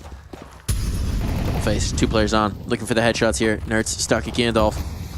There's not a molly to unseat him. All the utilities actually on Skulls at this point. There's nothing else. But headshots are nice. Now trying to edge around this. Caserado maybe coming his way. It's the healthy player and Fallen instead, and that bomb is now down. Fallen drops it a little forward. It could be retrieved by Caserado, but there's lots of bodies here, and now the chance that that plant is gone. The body's soon to follow. It falls to Skulls. No time, no chance, no round. Yeah, it's a little slow from Furia right there, and just a tough position from Skulls to find himself in. He was over there towards the top of middle. Potentially just had to work up Catwalk at some point in time as this long cross was being attempted, and City routes through long doors and tries to offer up assistance from that department. So you never have any Catwalk play, and because Liquid are already rotated with everyone watching the long cross, you also don't get to cut off anybody. Now we got the op. That retrieved. Out by Carr. And Ultimate will take it towards the long fight off rip. Nade trade. Somehow totally dodged by Skulls, or nearly totally.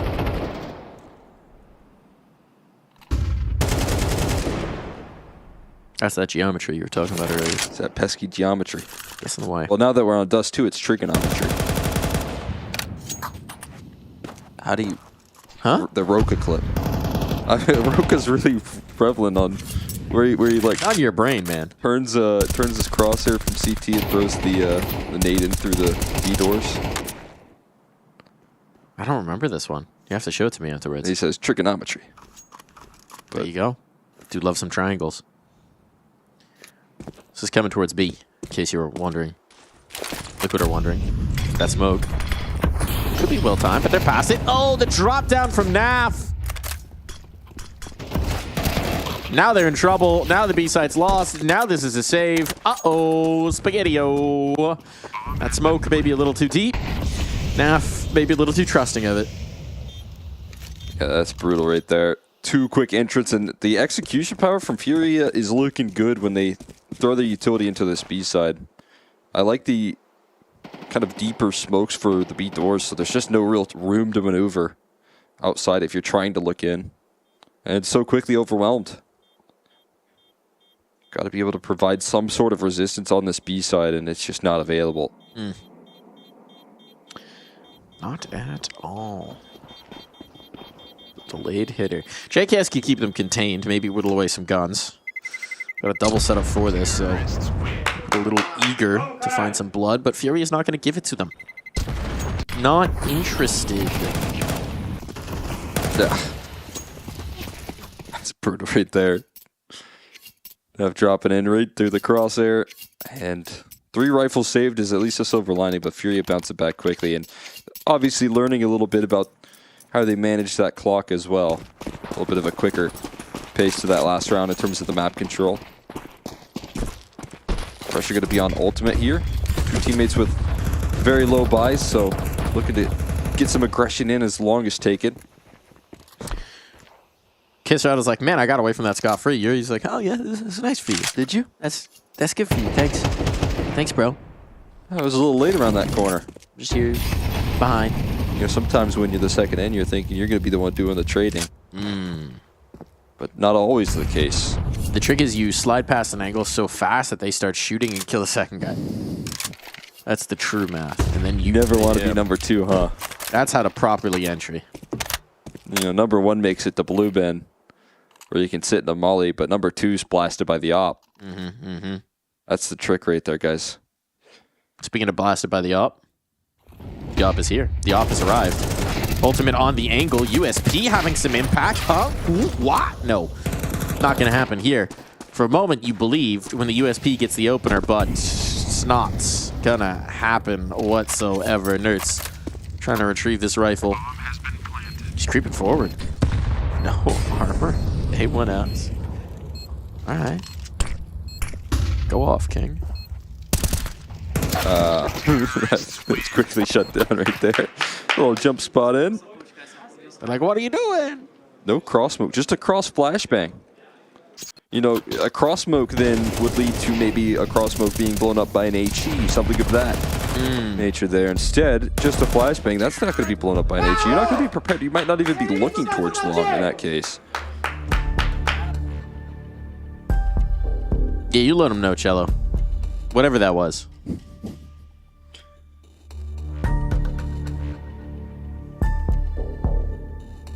Early timeout for Liquid. I don't mind it. You're going to get the investment back in. They've looked a little stymied in some of these setups. That last one gave themselves an opportunity, couldn't capitalize, right? Previous, the B set just gets caught on really awkward timing, deleted. Had some aggressive plays in towards middle to mixed results. No up here. An important one to win early. So far, Ultimate, you have to activate other than those 2 pistol kills.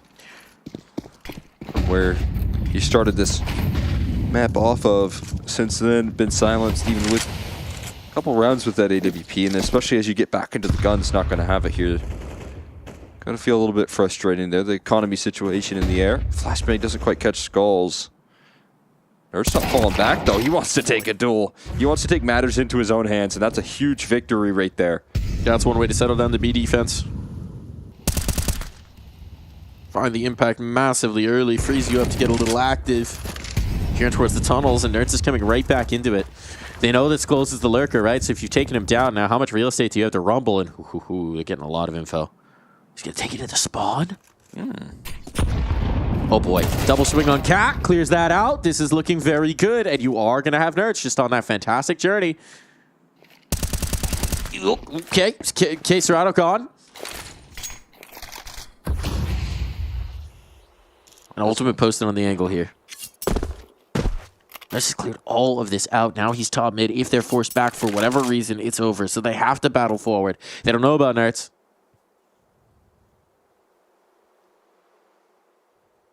Yuri. Desperate for some sort of a pick. Fallen will give it. Yuri now on his lonesome. Gonna be able to get this bomb plant. No, comes off of it, pulls off of it. Finds more damage, but no bomb. Still, the kill might actually be more impactful. Liquid are very limited in what they can do going forward. Almost lost Nerds as well. He was running through a Molotov to land that trade. So that fake into a molly kill could have been huge. Shed, it's just a lot of economical damage in a 2v5. Like you said, you'll 100% take a little bit of success. Easy, sure. Easy-ish. Easy. Yeah. Yeah, confidence is key. I like the confidence right there from Nerds in that last run. And like you said, it's all off the back of probably just identifying that, okay, well, if we took Skulls down on the B side of Tons, he was playing a very passive location. Well, odds are that means we have some free ground that we can go and capitalize on. And that was exactly the case there. It even looked like there was a moment where they were discussing and processing that sort of information there. But they capitalizing on it in time, play off their advantage with that info.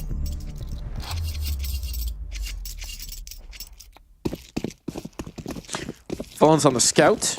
That's a big limitation in this round for Furia, but let's see.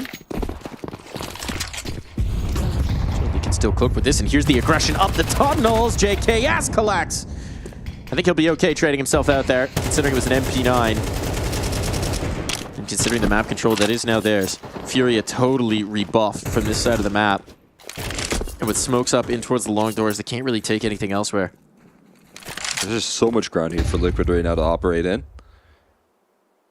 Just got to be careful here, holding on to that space. Not as easy when the smoke fades away. And so will he, backing out.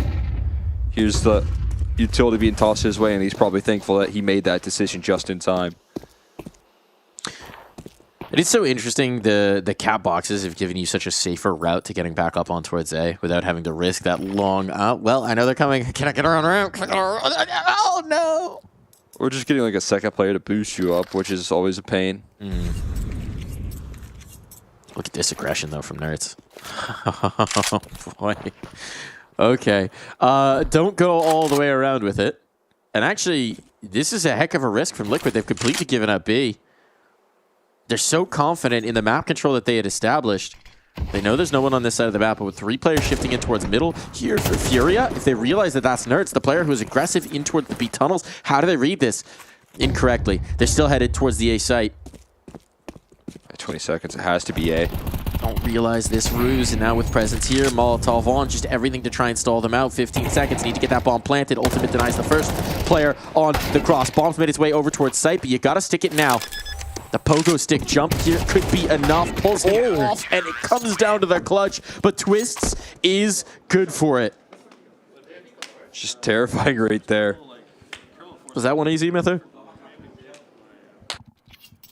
Was that one easy? It's not quite easy, but the job done. It's sealed in at least. They locked that round up.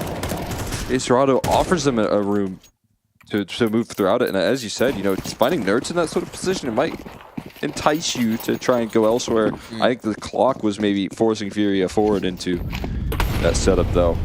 You also know, I mean, Naf was still alive, right? Naf is usually, Nerds is that more active piece, Naf is that more stationary piece on the B play, so it's not conclusive. Would have been a massive risk to try and rotate into a site you have no information about, so you can't really blame the decision making. Yeah, and I like the fact that they do kind of get long control and then try and float a couple more resources back towards that catwalk area. Ultimate's been on that perch for a little while. You think he's going to get a flashbang or a peek or something of that, and he just kind of falls off. Okay. He doesn't have an op, right? And that would be a position where you'd love to have an op positioned, ready with a flashbang to go, trying to get active, but that just hasn't been the case yet. I think he might have also had that moment of realization that he had stuck his silencer a little too far out. So a little barrel. They don't have any stall util. There's no mollies. So once this hit comes in, they spent everything they have on the Liquid side, really. Swiss gets loaded up with 1. Here it comes to set up that peek over from the B side of the map. Nerds is good for the first, but only the first. Still teammates here, reinforcements available, and on the line, they're knocking down these bodies. So this time, it actually stays healthy for Liquid, only the 1 casualty, and as the scoreline is all tied up, the bank begins to swell. Liquid defense starting to shape it up a little bit here. Getting past that hero rifle from Cello, only losing a single player, so that economic damage not quite confirmed, and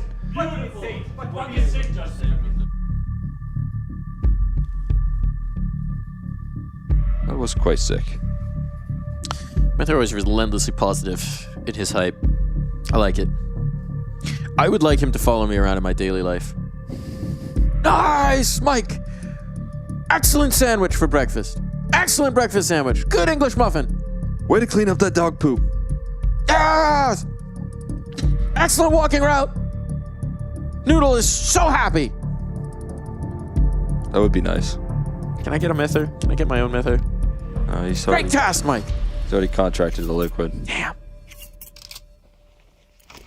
Liquid, I'm offering you a buyout. I can offer... I'll give you Exeter in trade. How's that? It's the season 36 I am champion. I'll have to coach. Yes. Yeah. What are your coaching styles? Keep swinging. Don't stop. You know, pretty similar to what Liquid have been doing here. You know, poking and prodding, getting aggressive. That would be my suggestion. Swinger be swung here. Fury have remained very cautious, very slow about the way they've defaulted here. We haven't seen any huge rallies off spawn or anything like that.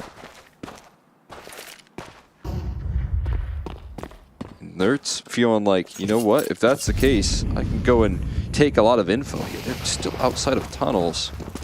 You have to crawl in or anything.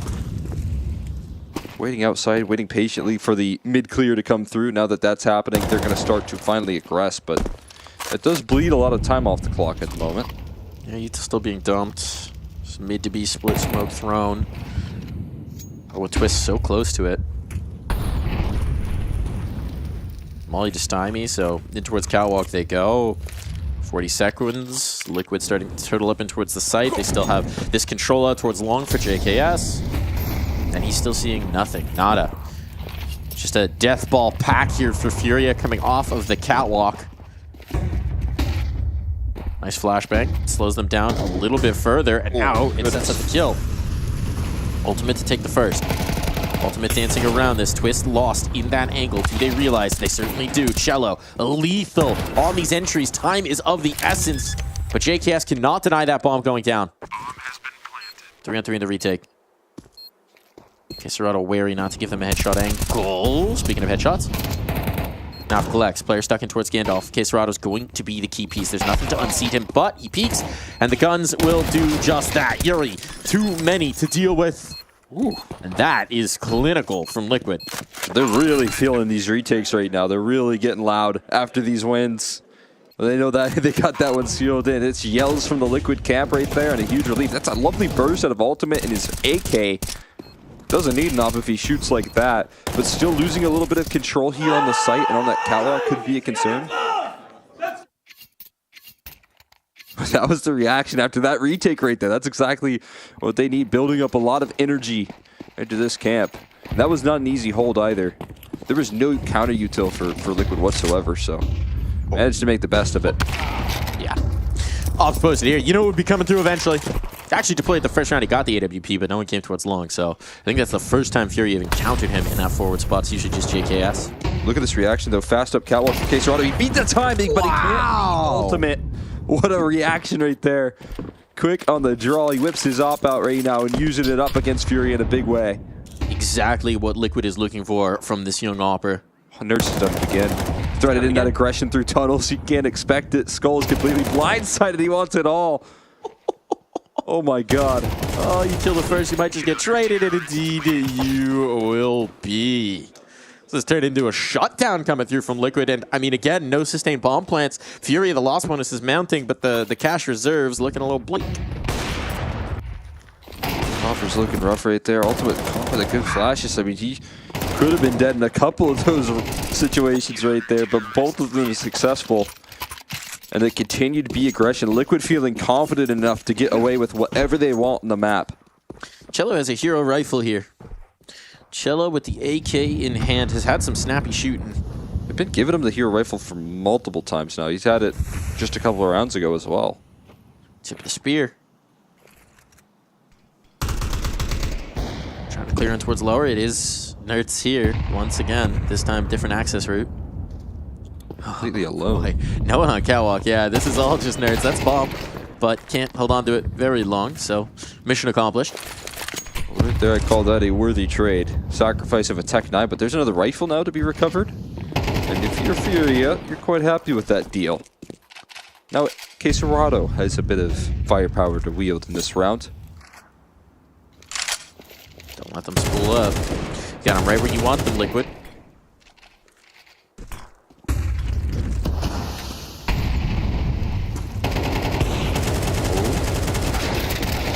Oh boy, commit to the mid-fight. That's exactly what Quesarado was waiting for. Baited in, and Quesarado closes, and now the flashbang. Brilliant. It's a disaster for Liquid. The bodies all dropped in middle, and Naf now got to make his decisions. Can't deny the path towards a bomb plant, but he could maybe put in some work. It's only one more round to play, so there's no reason not to risk this. Naf aware. Naf knows there's a player here, and he'll deal with his old teammate in Skulls. Nasty ass Naf starting to creep towards another clutch, but 2 more targets to find, and that bomb now ticking. Putting together the pieces, though. Trying to bait that peak, but it's just a Tech 9. There's no reason for Fallen to move early. Cello is a long distance play. No smoke to cover it off.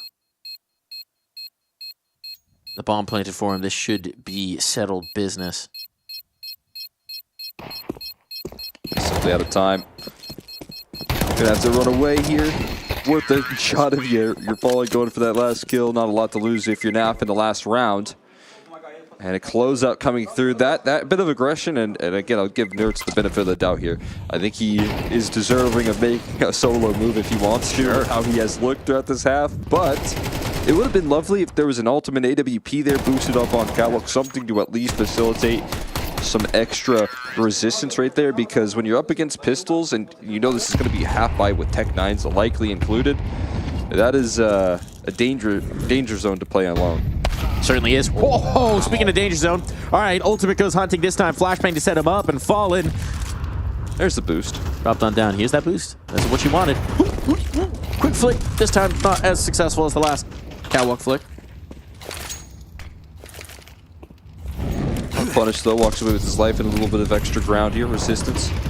Channel smoke's being set up, and actually Ultimate comes around on it. Quesarado crouches into the crosshair. Ultimate on the move, shifting this op all around the map, keeping it mobile, keeping it active. Response is they want to take some space in towards B, but it's Naf who's here, and he spotted presence, so this is going to send the bat signal up. The ultimate signal. Get him back on the angle everywhere they turn. It just feels like this op crosshair is waiting for them. That's how Skulls is going to try and get his space out. But okay. And now Ultimate connecting on the second dip on in, leaves it all to Yuri. Close of the half here for Yuri. And a brutal clutch to try and win out 1v4.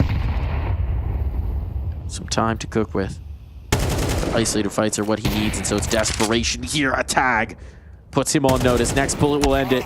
And spam through the door will be more than enough. Liquid with the lead as we swap.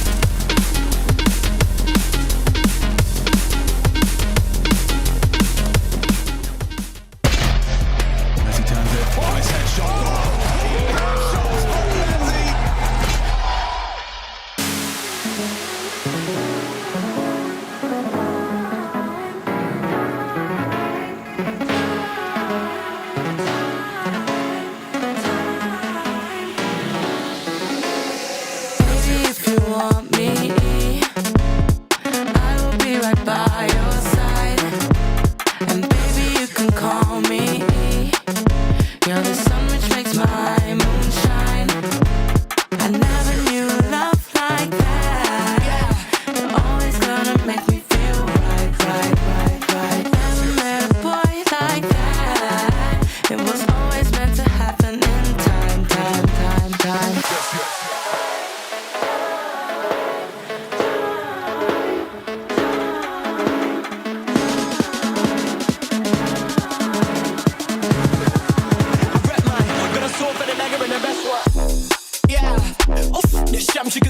sip.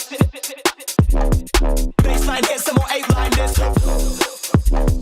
Buy me a whip, then I take my pick, then I find me a chick I can make my darkness in motion. It's a 16 bar from the dark of the ocean. Flow penetrates egos with the dark of the broken. Meanwhile, the hell smoking won't let me get my roaching. Been promoting the green and the purest herb. MPs get vexed and they swear they words. On daytime telly, but they blur with her like word. I rep mine, got a sword for the dagger in the best way. Baby, if you want me, I will be right by your side. Baby, you can call me. You can call me. The sun which makes my moonshine. Having you love like that, you're always gonna make me feel right. I never met a boy like that. It was always meant to happen in time.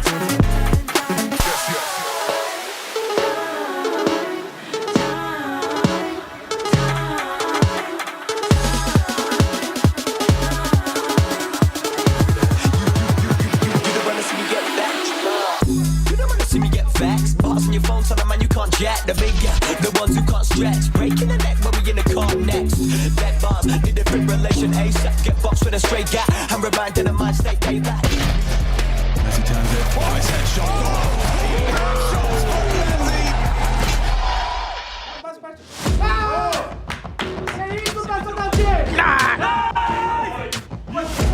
I still need a live Portuguese translation. French, I can do a little bit. Portuguese, not so much. It's looking good for Liquid. A 2-round lead for them, but far from unconquerable here as Furia look to get plugged in. Heavy long fight looks to be destined. It'll be tested by Twists, but he doesn't want to commit to it. Just identifying the presence. A little hop, skip, and a jump, and now he will hop, skip, and jump his way away. Seems like catwalk is the general idea here. That smoke not blooming fully. Got the flash set up for Quesarada. Oh my god, his USP. On the USP right there. What's wrong with his USP? It's got a little hanging USP off of it and it looks ridiculous. Little dingle dongle. Yeah, the charms do look dumb, but they're gonna rock them. And Yuri gonna let the gun do the talking. No charm needed. Oh boy, dancing around behind the boxes. Yuri continues to collect out from long. These closer fights not necessarily going their way, but Fallen eventually does find what he needs. His player's low and continuing. Yuri, just the executioner here. The Grim Reaper, he collects 4. Yeah, that's incredible work there from Yuri. Some great distraction and delay from Fallen to follow it up as well. Just holding down the line for so long on that side proper while Yuri is not the target. He's not the primary player taking these duels here. So while they're so distracted on Quesarado and Fallen playing whack-a-mole there, there's Yuri just plucking them away at range. And Furia on the CT side able to win the pistol. Getting off to a hot start. Both pistols now won for Fury as well. That helps. That makes life easier. Unless you lose. In which case, if you win both pistols and you lose, that is... no good. Doesn't feel great. Yeah. It's not ideal. It's a good point. Winning is a lot better. Winning is better, as it turns out, folks. Especially being as this is your map pick. Decent idea here. Smoke out for the cross. Yuri, though, going to get nice impact off of that HE. Woohoo! Early game plan here, shut down. Trying to maybe elevate above that, so he'll definitely have a chance to fire up here. If they're not cautious, if they take that corner a little too deep. They seem to be very cautious. Yeah. They're scared. There's that second smoke. That one's going to do just nicely. He's going to play ahead of it, though. He's going to swing. That might have been a little bit too much. Bit of confidence. Flashbang's good. Molotov forcing it forward. And now the crunch back in comes from Furia. That B element was just a little bit too late to hold their focus, to hold their attention. The middle players are gone, but if you can get this kill, a bomb plant might still be possible. That is labored. And eventually the reinforcements come through. I know. What I love about Furia right there in that round is they do take these fights towards middle, and sure, maybe Yuri jumping the gun on it just a tad, but most of all, you see eventually that everyone comes to fight through middle. And despite some decent utility, it's just too many targets, it's too much numbers there for Furia with way too much firepower compared to what Liquid were throwing down at them. And that's an important way that, you know, now we see Dust 2 a lot more played out. The mid control here for every team is so much more important.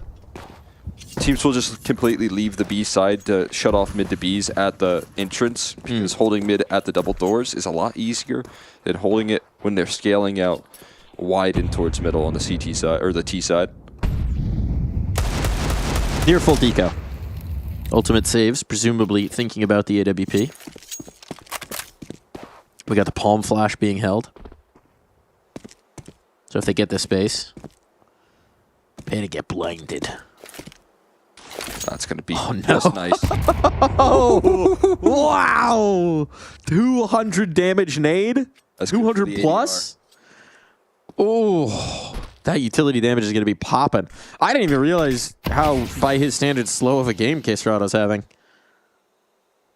Yeah, a bit of a tough time there. What he did do with his 2 of his 4 kills was when the AK was picked up, he used it quite nicely against Liquid. Impact is good. So that was a very impactful moment that kind of slowed down the momentum here of Liquid on that first half.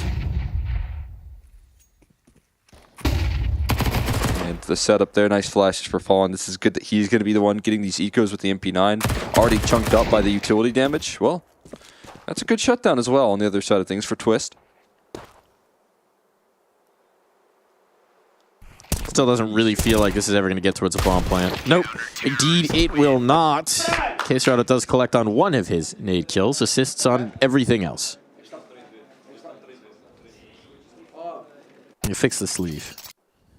Little stretch. Nice hot pink sleeve.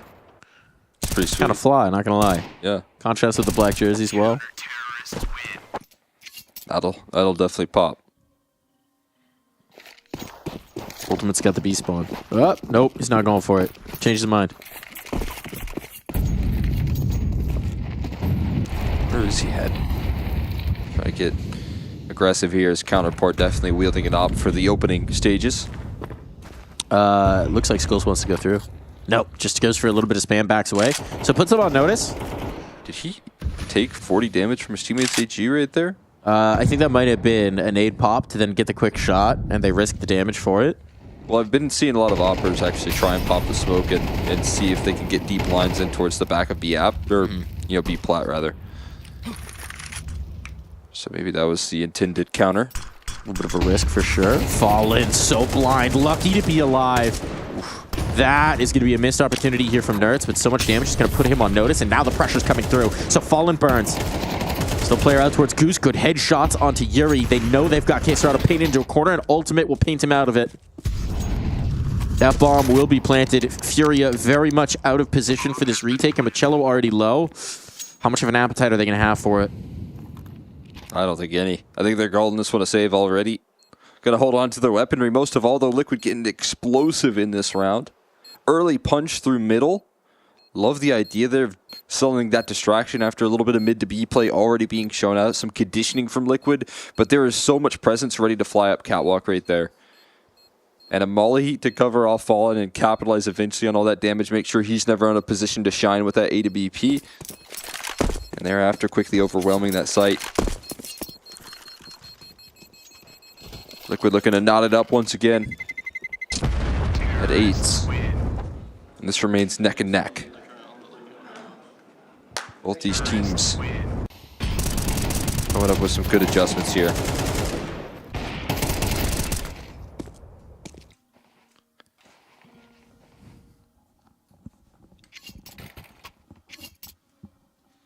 The saved rifles, though. We'll get another investment out of this Furia camp for the CT side. Gonna be missing some bells and whistles, though. You don't have that fallen AWP. Instead, it's a FAMAS. And op shot rolls out. And no good here on the opening. You do like those bells and also the whistles. You like both. You don't like when I sit down on my chair and it shuts off my monitor for a moment, though. That's less fun. Wonder what the bells and whistles of that interaction are. A working display cord, I guess. It's just like the cord right there is just a bunch of cogs moving the display. And then, you know, when you sit down, it maybe disrupts it. Perhaps. We're still trying to figure out the exact interaction here.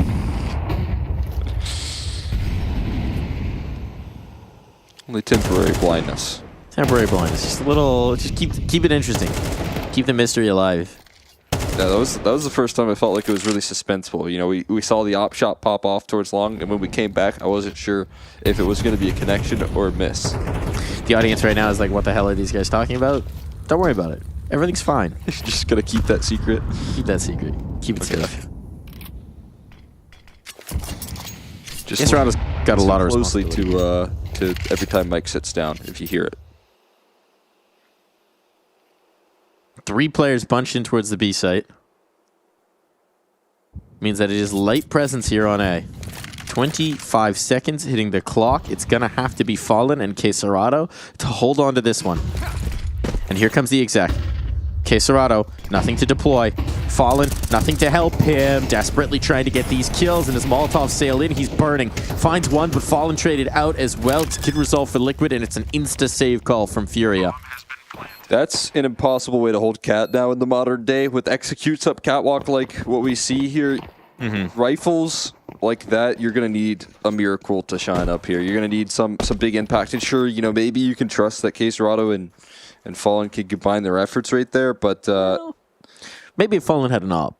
Exactly, that's what you need, right? You need the A to BP to be helping out in some sort of position. Otherwise, you're just going to get overwhelmed like that. So a little bit unsustainable in that department. So, I mean, that does queue up, but you obviously are kind of going for a bit of a gamble. I actually did know it had the CS logo. Football. But you're never looking at it, you're just kicking it. Yeah. It's interesting. Has that shaken your beliefs? No, not really. I'm not like shaken to the core. I'm you? surprised I've never seen that. New World Order?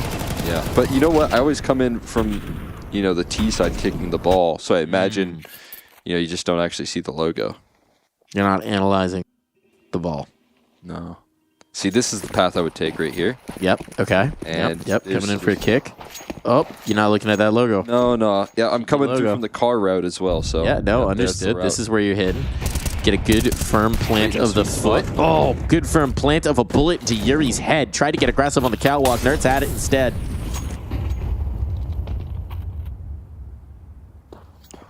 I gotta see how Skulls has taken this damage every round. Every round. It's the same. I think it's the same nade pop on the smoke. He's just sacrificing half his HP though every round. It's like he's a warlock. You know, he's got a blood pact. He has to just hurt himself to get the magic going. Really? Unfortunately, the spell not really very effective so far. It would be nice if he pushed in and took the space in towards tunnels. No. That's too much to ask. He's just playing from half. This just has not worked actually in any rounds. One day. Maybe change up the idea. If they had just rocked up catwalk here, this would be another situation where I just don't know how much impact Fury would be able to have. They are betting on Serato to be able to hold long and cat and just about everything else. They're betting on this mid setup. And it might be a bet that's paying off. Fallen burned out, but not killed. Counter molly on. Liquid are reading this wrong. They're headed in towards the heavy site. Now, heavy is a relative term, but that makes it a lot easier. Fallen just alleviates a ton of the pressure, and now it's Skulls on the angle. They got nothing to offset his aim. They need to get this kill. He's got his pound of flesh, and Cello's still tucked in the corner. Now Fallen on the door, kind of distract. Liquid have played themselves into disaster. Do they clear car? They do. Disaster averted, at least for the moment, but there's still problems on here. Twist gonna punch in those numbers. He's got to do it. Denying the space out towards the door. Fallen trying for some desperate D shots just to keep their attention focused, because look who's coming out the tunnels. It's Serato. But now, Fallen gone, it is just Serato that they need to focus on, and Twist, the bullet is perfect. Dinks exchange, but one of them has an AK in hand. That got very rocky for Liquid. Yeah, I mean, shout out to Twist for recovering that one in a big way. He's the difference maker. That card clear is absolutely impressive. I mean, that setup right there from Furia, the amount of resistance that they do have, it probably should have been enough, but Twist is just too diligent. You're not going to catch him off guard right there. Covers off the massive vulnerability, the big bait setup that was coming through. From that point forward, at least it stabilizes in that round. Final timeout going to be called here. City getting in their ears. Trying to find a solution because this is quickly hurtling out of control on Furia's map pick. Claps to wrap. Meanwhile, comfortable for Liquid. This would be a big result for them in this series as well, because I think Dust 2 has been anything but. Again, when this map first came out, I was kind of excited about how Liquid were playing this, but obviously it was a much different team. And much different look right there. Skulls, this time not going to take the sacrifice of half of his HP, he's just going to take the whole thing. They're out B. This round's over. It's 11. All it quits. Looking rather donezo. Yuri's going to try and say something about it, but he doesn't know that a player's already in. That a player's already window. Oh, boy. Nerds. Is he going up over? Is he just waiting? Patient. He's got a smoke still. They have to wait for the bomb to actually get back around and in position. They're wary that an under push could have come in. It hasn't. Oh, this smoke is going to be so effective. Unless there's a guy already through it. Whoops!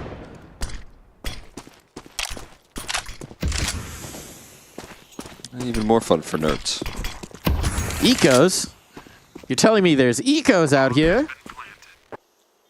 Well, Cello has a gun. Every time they've been with the hero rifle, it's been him rocking the hero rifle. He's binding himself. That is true. They're not dropping it over. They are putting faith in his gun, and this time that faith is not rewarded. Lethal on the hunt are Liquid.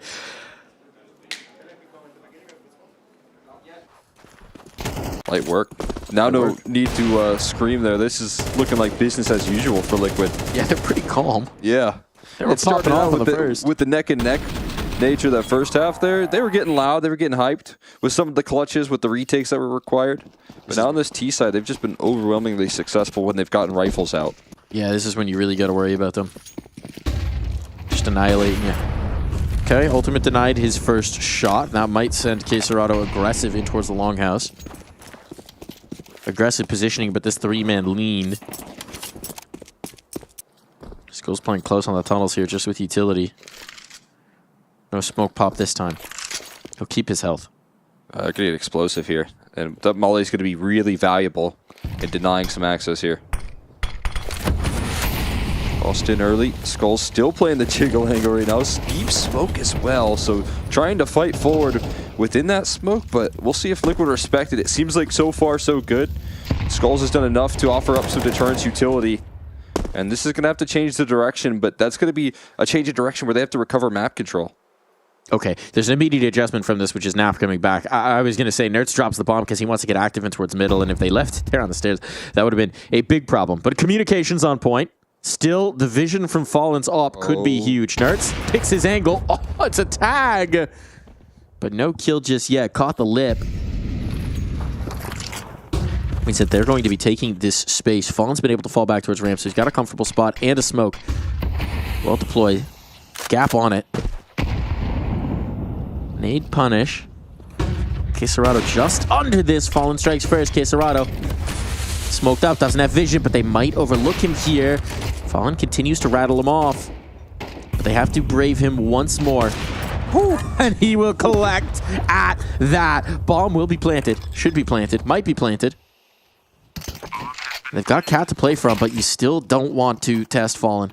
Oh, unless you're named Ultimate. Apparently. Finally deals with that thorn in their side, plucks it from their paw, but they need more. They need more, and there's a lot of bodies from Furia coming their way. Falls to Naf. Too many to find. Too many targets. Can't get the transfer up. So Furia. It's not clean, but they stay fighting. Able to hang in there right there. That's what they needed to hold off against the Catwalk executes as well right there. That Fallen AWP, even though eventually shut down, sets it up into a 5v3 and is able to provide a couple nice opening picks right here. This is the first good flashes on Liquid to try and scale up Catwalk, but Fallen just offering up too much resistance. And that AWP positioned correctly is the big difference maker for Fury to hold off against that Catwalk aggression. Also some great utility damage from Quesarado to back it up. Gonna try the fast B right now. Is that what they're gunning for? Again, heavy Tongue's presence here to start off this round. Last time Skulls tossed in a quick molly to shut that idea down. This time, no molly available for him. Just aggressive rifle setup to try and punish. But he's good for it. He's good for it. Eventually going to get run down, but space in towards B still denied. Cello behind him. They'll mount up, climb up and over. And we know how well defended this site can be. Molotov to keep them out of the window for the moment. And a long rotate from Queserado. They're going to have to wait for. He took the longest possible route to this. That is going to slow down this retake from Furia. Oh, back in towards Tons right now. He's going to try and meet him where he's at. A lot of Tons repositioning. They're all coming in from one direction. JKS has just cleared this. He's just cleared this. But as he slips away... Oh, audio cue. Guns dropped. Guns dropped. He should know. Now the utility comes around, and they certainly do know. Everybody's here. Bodies spotted, but the kills have to come in. And Justin Savage is not up to the task. Time? Wait. Is there enough? He's got the kit. It's right down to the wire, but Fallen is good for it. An extra second of delay might have been the difference between victory and defeat.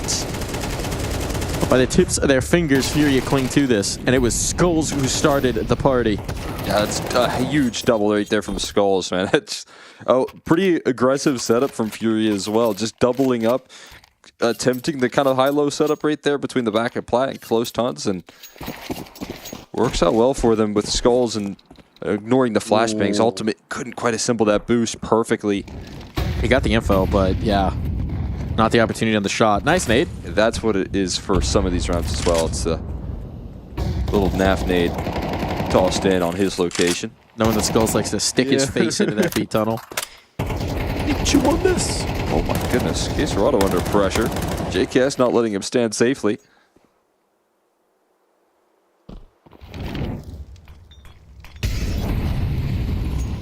No casualties just yet here. Are heading straight into this fallen AWP. You'd have to imagine, though, that utility on the T side going to be good enough to force him off the line. Twist has this controlling towards middle. They're coming back. And a nade pop, but no one to spot behind it. Twists. Dodges the spam, at least for the moment. He's drawing so much focus here, and he's passed. He's passed. Come the checks. Flashbang for it. Gets a kill. A second as well. Massive impact for Twist. Now he has shattered the middle of this map. It has to be Fallen. Misses his first shot. His second as well. Now under pressure. That long presence not activating just yet, but NAF is coming for him. And he's got to be aware. Making moves. Making noise. Keeping NAF stationary for the moment. Do Furia risk it? Or are they playing for OT? That op is gone. The save is called. Furia. They got this closer. They dragged this into contention, but now they're facing disaster. And the chase is on. Yeah, Liquid are hunting. Liquid are eager for this. Nerds wants to put this away here and now wants no guns into the next. But he gets popped on the nose. He gets punished. Will he still be this ambitious? Because if these guns are taken away, there will be nothing for Furia to play with in the next. I think they'll be safe.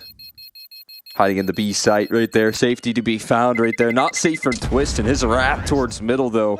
Again, when we see some of these setups right now looking a little bit rough for Furia, it's at the hands of some of these mid to B fakes coming through from Liquid. They're drawing out these players into CT spawn, finding success on the catwalk execute, and I mean right there, not only do you have a flash play to push the smoke into the mid to B setup, Twist punishes that. There's still 3 players on B at that time. It is just Fallen completely alone on A side. Oh, no tag this time around though for Ultimate.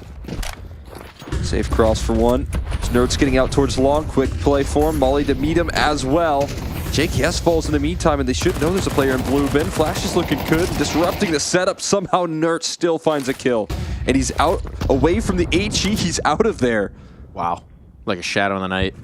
This kills everything. This kills everything, and NAF's got it. Now mid is wide open. Pressure onto Skulls. They're trying to come in to support him, trying to throw some desperate utility to give him some space, but for Fallen, it is just that desperation. This MP9 and an op shot through the reassembling smoke. Yuri's come out towards long. It's so heady. It's so tentative, but Skulls gets active. Knows he can't just fall back on his laurels, but the bomb has slipped on by. If he can get out and around, and it can indeed, this can't be denied. Okay. A bomb plant. They won't plant for Yuri because he's fast into this. They're wary. They're so wary of him. It does pull them off the plant for the moment. Now both players on towards Catwalk. Twist is going to plant it more open as a result of that. Set up the post. There's no long presence. They're paranoid of it. But both these players are coming in from Catwalk. They're playing together. Skulls gets forward ground towards Gandalf. Time's the issue. They both have kits. Spot from the catwalk. Carr silences one. Yuri can't chime in, and now he has to regain all that space that Skulls earned. Falling apart for him. There's no opportunity for it. Twist puts this one to rest. Liquid strike first on Dust 2. And a fantastic T-side right there overall from Liquid to get them across line. That's both Pistols' loss on this map. Their opponent's map pick, a map that Liquid just haven't really shown a lot of force on. We know they have the rifle presence. We see what Ultimate can do when he's heated up right there. But most of all, I think we're seeing a little bit of development and some good calls coming through from Liquid. The way that they manipulated those mid to B plays, drawing out attention in towards middle, then hitting Catwalk with, you know, a very quick pace to it. It caught Fury off guard in a couple of crucial gun rounds, and you know that sort of momentum built into the second half is absolutely monumental. They looked like the first half was all energy, was all just, you know, loud screams, some good retakes, some nice shots landed, but that second half you get to see a little bit of depth here from Liquid, and that's important for the bounce back that they're looking to make happen here. Certainly is. Certainly is. Gonna be a frustrating one for Furia. Got a lot of their win conditions activating. Skulls in particular having a lot of very good impact anchoring in towards B, trying to get implicated into the vault rounds, trying to get dynamic with it. But it's not enough. It's not enough. And now that risk of the 0-2 creeps up in their minds, knowing that this one could be very dangerous indeed. We're going to be headed forward in the series here. And if we're ready for it, are we ready for it? I think it might just be time to head straight into the break, because the sooner we take the break, the sooner we can get to the second map. I think that's how it works. I think that math checks out. Does that math check out? Does that math check out?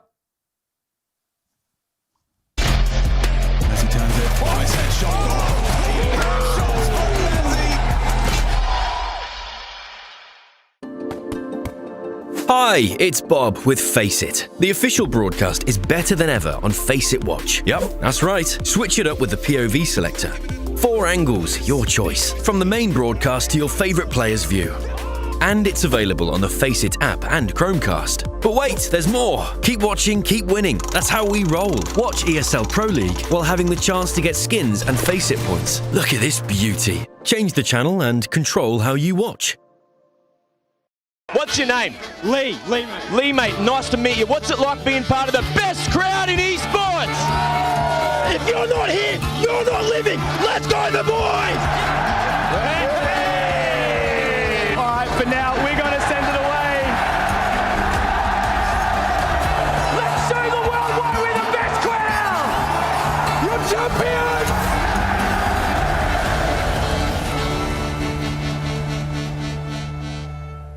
So you had Eternal Fire rank you guys at 13th. What do you have to say about that? I mean, it's fine. We are a new team. I don't care about if someone will put me on the 16th or whatever. This is for me. We need to show good results every tournament, and it's fine for me. I don't care. But how do you know, what is the place that other teams are putting us?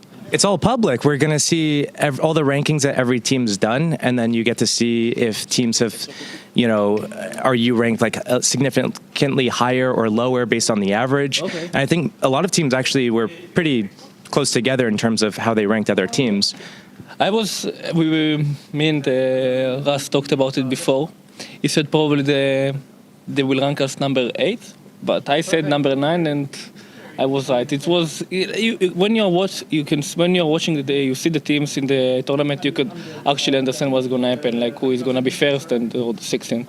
It was easy. Yeah. Have you seen all the first round matchups already? Is there anything that catches your eye for a fun one? I didn't. I just saw that we are playing against Falcons, and I was pretty happy about it. To play against my ex-teammates. Well, do you think it's going to be so you didn't see any of the other ones? No. After you guys beat Falcons, surely, who would you guys want to play up in the second round matchup? I mean, I don't know who we are going to play, but I mean, I want to play top team because it's really good for the next games. But yeah, I don't have any favorite team to play against. Okay. Well, I'm gonna head over to Russ because he's one more person before we get to the real meat of the situation. So you said that these guys don't pay attention to the convos and the shuttles. Yeah. Who are the main convo starters in the shuttles, and who just put on the headphones and tune out? That's crazy. That's really impressive. Mither is usually the first one. He's always asking questions. Keith is always the one not in the conversation because he has headset on. So he's the first one to check out mentally. And then Guy is like kind of there, but apparently not there, from what I'm understanding. He's there. He listens. He just forgets. Yeah. Yeah, I think he's filtering only useful information, which is very valid in the shuttle. Who comes in the shuttle with you? Is it just you guys and Steve, or do you also have does Edward travel around with you guys everywhere? I mean, sometimes there's only so many shuttle slots to be allocated. So either our analyst is unlucky, or Edward's unlucky, or Steve is unlucky. Especially if we have a video guy, then one of them is 100% unlucky. How do you decide or determine who is the unlucky one in a certain situation? I mean, it's not up to us. Sometimes I'm like, Steve is good vibe, so we need him in the shuttle. It's usually based on that, on energy level, on vibe level. So does he get involved in the situations of the most painful wasted eye? Yeah, no, he's there. I mean, he's from Florida, so it's you can guess. There was 2 ways to die, and it can only happen in Florida, I suppose. Both Okay, so alligators and Tide Pods or something. Sharks. Sharks, yeah. Sharks are tough. All right, well, sharks are tough. Okay, we're finally gonna get down to it. Okay. Hello, gentlemen. I've heard that you are the one to speak to find out the most painful ways to die. No. I was just contributing a little bit. Just sharing my opinion. Well, can you share your opinion with the rest of us? Because some people have forgotten what your opinion was, apparently. Well, one person had headphones in and never heard it, and then another person said that they heard it, but they forgot what you said. So can you repeat it for the class? So, in my opinion, one of the worst ways to die would be burning alive. That would be painful. So, That's my knowledge. So I take it that you don't default B on Inferno. Oh yeah, that's for sure. He's there, but the second... I'm only there when it's comfortable. I'm only there when it's comfortable. He sees Nurse's HP go down, he's like, I'm out. Okay. Yeah, I'm just saving myself. No, I don't want to burn alive.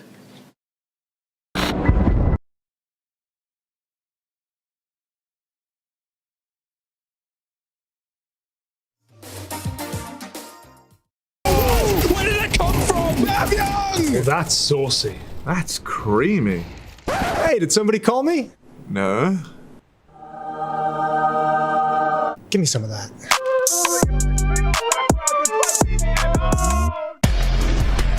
Honestly wants to win right here, right now. It's crazy. Nice, хорош!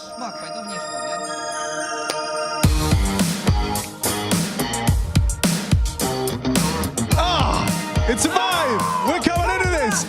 It's been a great half! If your team spirit. It's been a great half! 11-1. A great day! A great day, a great half, great teams, big smiles all round. That's so 80s.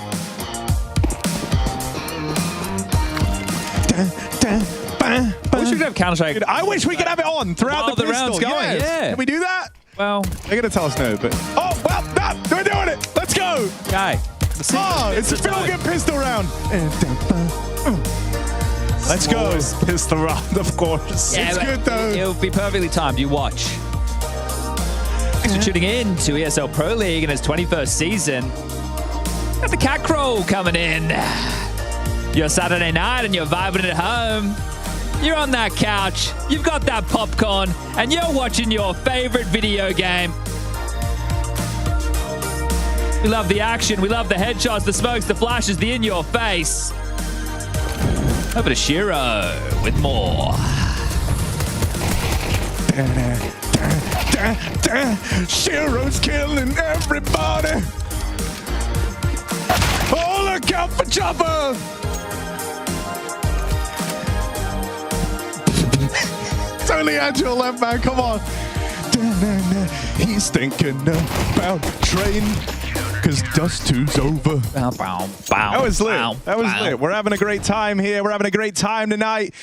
Oh, what a Saturday it is. And boy, there's still more to come after this. The weekend has only just started, everyone. Work is over.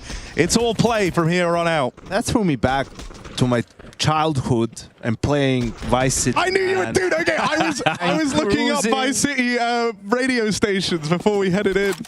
That's what it was. This was Vice down City. the boulevard. My pink car. People on the left.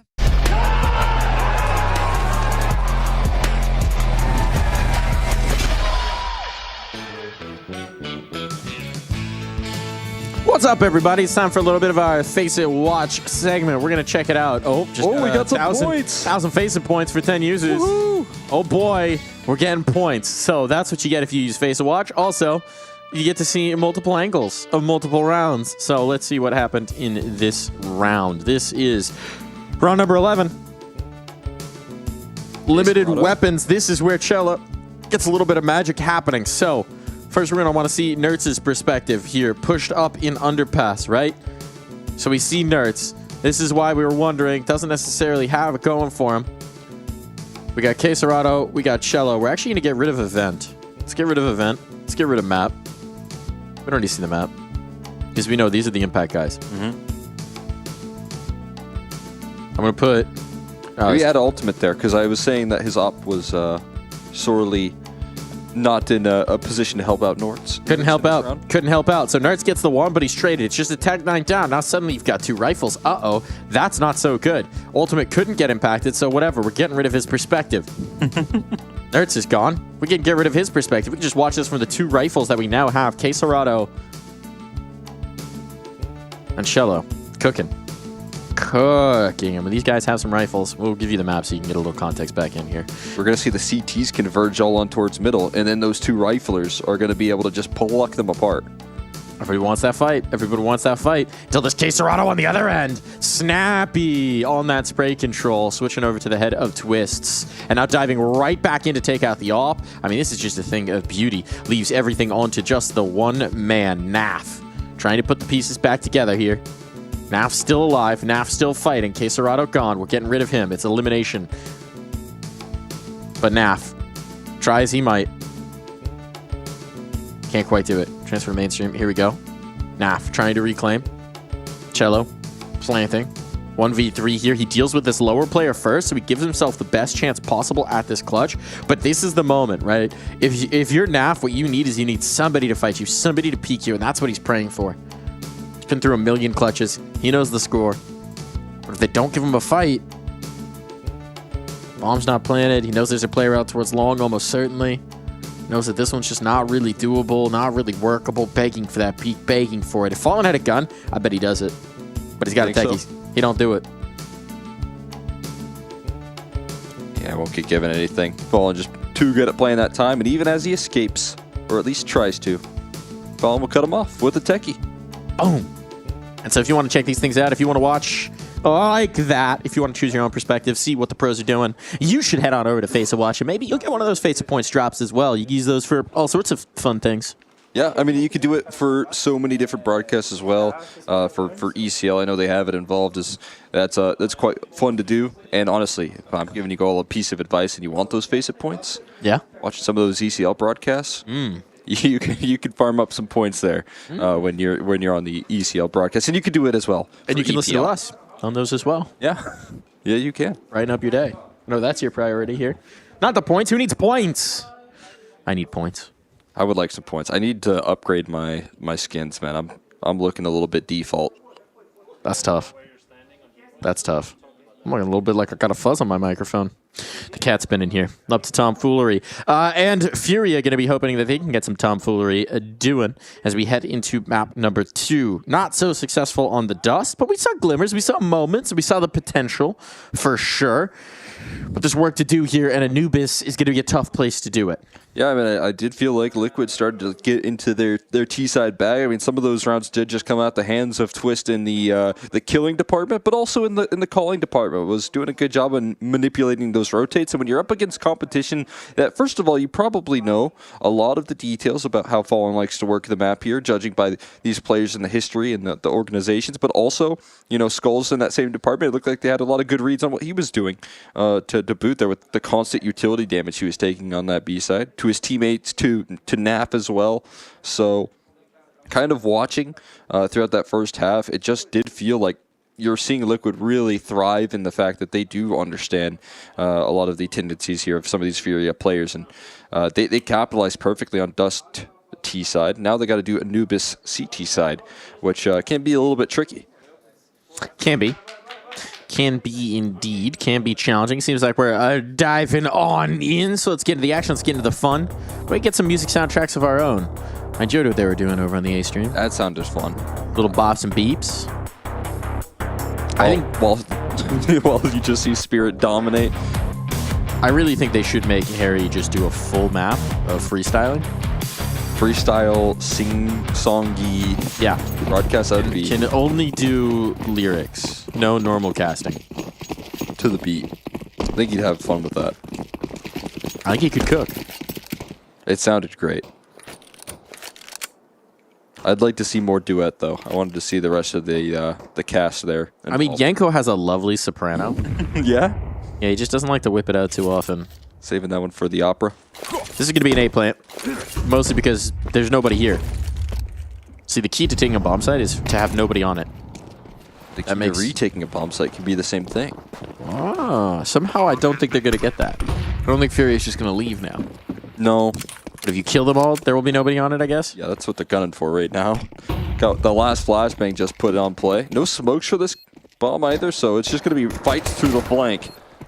This is a risk and a half. Now you need to shoot your way out to pay it off. Bombs planted a little awkwardly as well. Better get these kills quick. Do have that kit. It's on Nav, but he is low. Now he is dead. And now it's just Twists. And this one is going by the wayside. Ain't no chance here in this pistol. And remember what we talked about on Dust 2? You know what feels bad is winning both pistols and losing the map? Yeah. They did that. 0 for 3. They did. They did. Yeah, Fury got both pistols. That is a little bit frustrating. That's why I kind of give a lot of credit to that T side that they were able to pull together.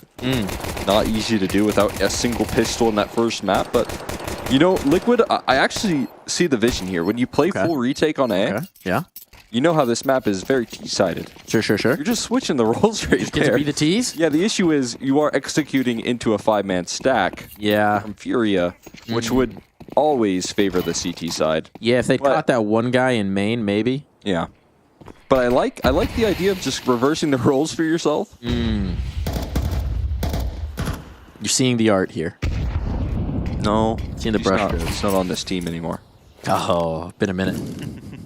Been a minute. Part of that classic brand Furia. Vintage Furia, even. Vintage. It was fun talking to Queserato about, you know, playing NRG, the likes of OC over the years, in many different forms.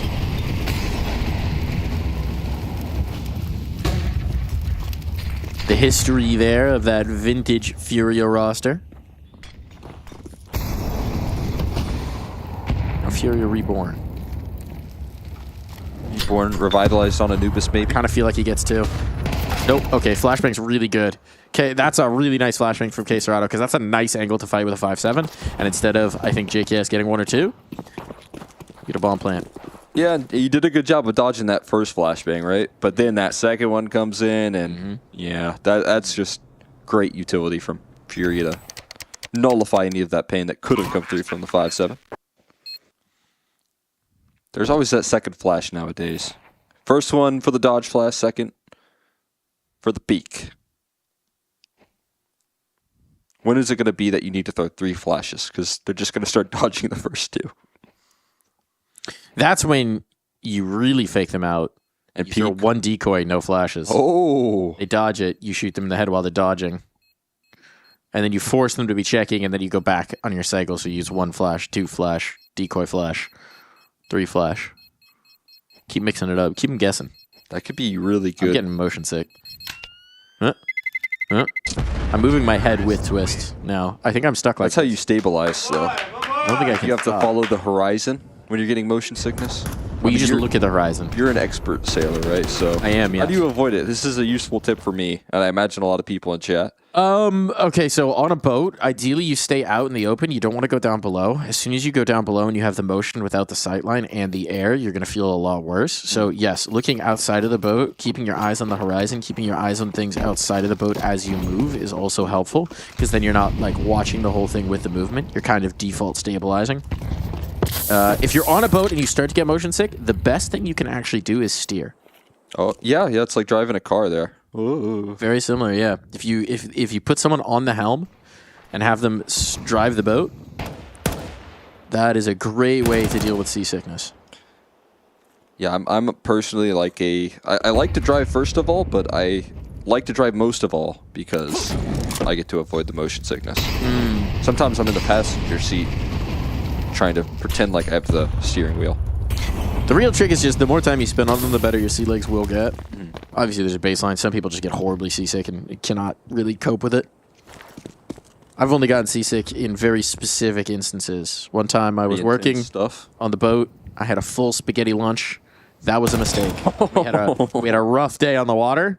And let me tell you, not a good combination. I still had to work like another 6 hours. So I just... sick as a dog all day long. The other day, the worst seasickness I've ever experienced. Hold on, nerds. Can you make them hurl? With the first, running out of bullets? Yeah, okay. That's the round. So the worst time I ever experienced, it was on a long ocean race. We were doing the Annapolis to Bermuda race. Took us about 6 days and 20 hours in sum total. And about halfway through, we had a really rough day. Like gale force winds for about 20 hours. So 20-foot seas, the boat's just going whoosh, boom down. And we had, again, it's always food-based. Oatmeal in the morning meal. Didn't sit right with me. Then we're getting thrown around, and I'm just sick as a dog for about 12 hours. I'm still doing what I need to do, but I'm just feeling awful for about 12 hours. And then that 12th hour hits. I finally get sick enough that I just lean over the side in the heaving surf, lose everything that's in me, and then I felt great. Everything was fine for the rest of the trip. It's all good. We did take a wave where I was sitting in the cockpit, and the wave washed so high that it was up to my shoulders. Oh my gosh. That was a fun trip. Insane. The ocean's a wild thing. You got any races coming up? I see the only problem with this job, much as I love this job, is planning is somewhat difficult. So I'll find out closer to the summer when I have a better sense of my schedule. You never know where you're going to be. Fortunately, I'm going to get some sort of trip going in the player break because I didn't do much of any sailing last season and I need it. All right, now Fury are sailing into this T side. They've got some nice winds going in their favor, but it is an ultimate AWP. He's played a bit of a weird angle there, and it does not work. He tried to late swing into that duel, but they're going to take a lot of pace off the back of that opening pick, and they're starting to run it down into the bomb site. Lots of damage done, and it will be capitalized on. Fury are trying to fill in the holes, but now into a 2v2 with quick reactions from Liquid. They're going to have to slow this thing down. They're leaving. Cello knows he's got the space out towards B, and Liquid are dumping what utility they have to try and reclaim this ground. Maybe some nades can be picked up. Nerds has a molly. And he's going to chase it. But this is going to get kind of weird when you hit the shift. Oh, falling back on the angle. Misses his shot. Looked like it was dead to rights, and that could have been the round over. Done and dusted. Instead, now they can start to path. Cello's coming in on this fight, trying to go in for the clear, but does he think it's vacant? Oh, no. All going to be about the timing here. And now past the crosshair, footsteps given over, but Fallen. Oh, the sidearm is enough. Still, they know where Fallen is. And a smoke to cover that. This is going to be the stick. If he had the kit, you'd think it was almost done. But instead, Fallen's coming back through. Desperation on the Molotov. Does he realize the player is close? Fallen! Oh, right on the edge of disaster. Pulls them out of the fire. It's like the Swiss Army knife round right there for Fallen. He gets 1 kill scoped in on the trade, gets a kill with his pistol whipped out, and then a no-scope as a cherry on top. I gotta be honest, that late swing in from Ultimate that started the round, I don't... With a flashbang, I guess, but with no flash, just dry swinging that in, that feels like such a miserable way to take that fight. Yeah, definitely interesting to see the delayed peek. Had a chance to take a shot. This is incredibly aggressive here, left and right channel here for Caserado and Cello, but it's just going to be around done and dusted right there.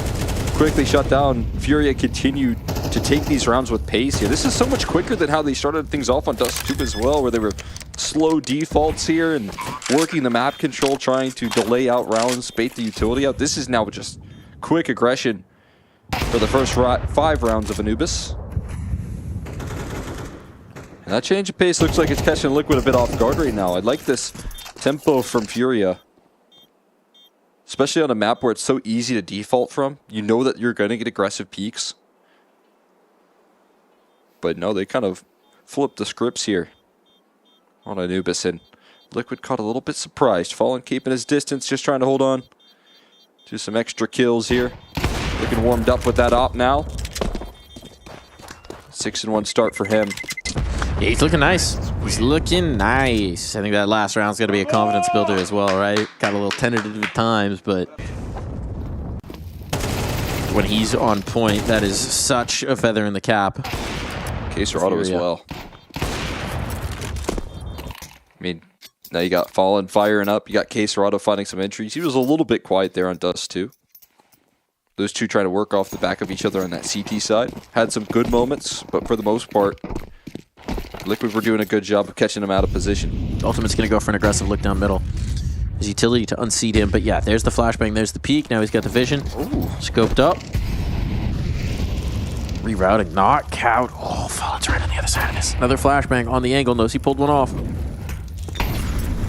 Molotovs to rumble him, and now you got to back away. Another flashbang though for him. Oh, HE to do the trick right there as well. HE for the smoke to be blown open, for him to find his target and win versus Fallen. They are duking it out there, trading fist for fist, and finally the connection comes through. I love that idea, though, for Liquid, right? Okay, you're young Opper. He was having a strong Dust 2. He's struggling to get involved here. Commit a ton of resources to giving him those favorable fights in towards mid. Get that kill going. Get the blood flowing here for Ultimate. Give yourselves the 5v4. It's well worth it. Oh, an aggressive maneuver. Decent trade there. Twist's lost, but shutting down the Canal's control slows down Furia, and again, we're seeing clock get low. About to hit 40 seconds on it. A resmoke. That was too much. That was too much. That was too much. That was the overheat. Yeah, that was a heat check right there in which Furia quickly cooled him down, trying to take it all. Continued aggression. As you said, trying so hard to get Ultimate activated. There's only a single defender. It's just Naf lonely on the bomb site now. Smokes and utility starting to head his way, and there's still a lot left for Furia to dispense. Ultimate started the rotation. He's going to go all the way around in towards CT, but with these smokes up, his vision won't be there. There's nothing to pop it. Molly's good. Player up from Cave. Molly is so very good. You're absolutely right, but they don't expect a Cave player. Now there's no time. There's no time. Ultimate's just collect one as well. This one's over. Furia did not leave themselves enough clock. They can make it expensive, though. Oh, this op is so valuable. This op, did he live? Did he live? I don't know.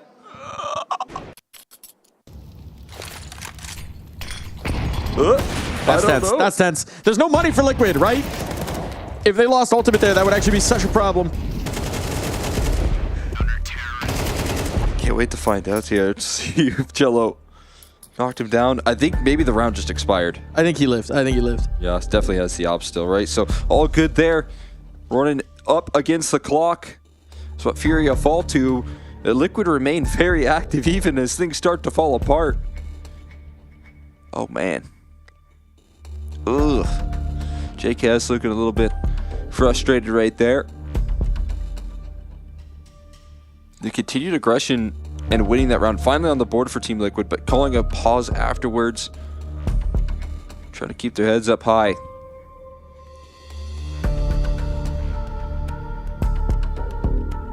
But I think CT side of Anubis here, especially if a team is playing as fast as Furia has been, an op in between the aggression right there. If you're catching these op duels, like Ultimate just did in that last round, it's going to be very impactful in shutting down some of those fast plays.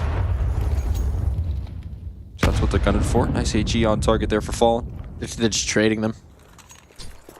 Are you throwing 8 stairs? What are you throwing 8 stairs?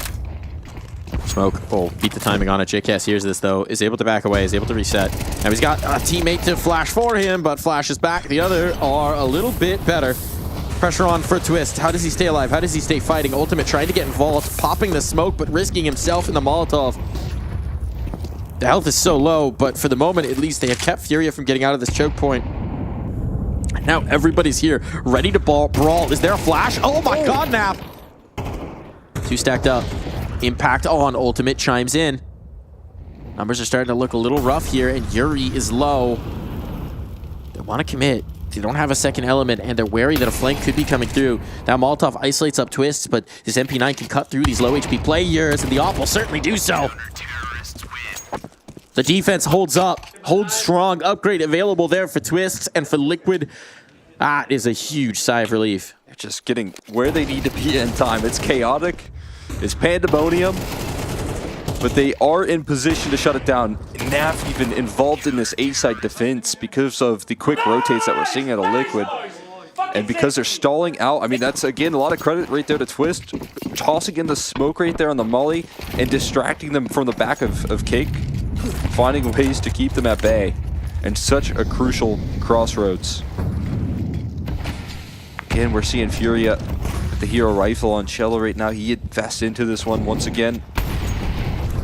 Placing a lot of faith in him, and now being able to deliver on Anubis is a good look.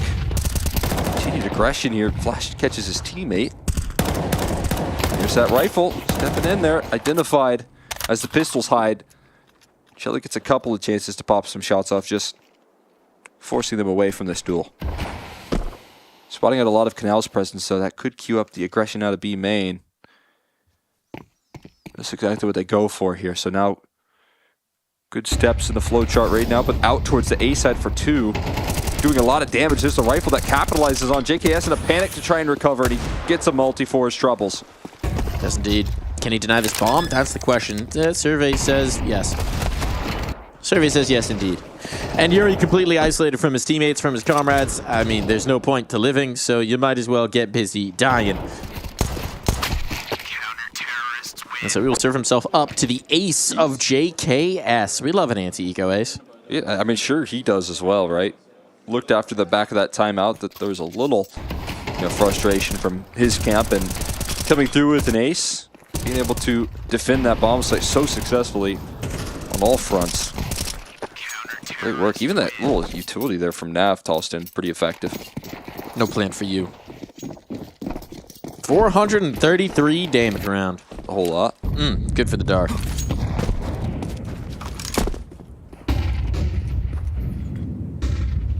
They got a couple of pieces looking good right now on Liquid.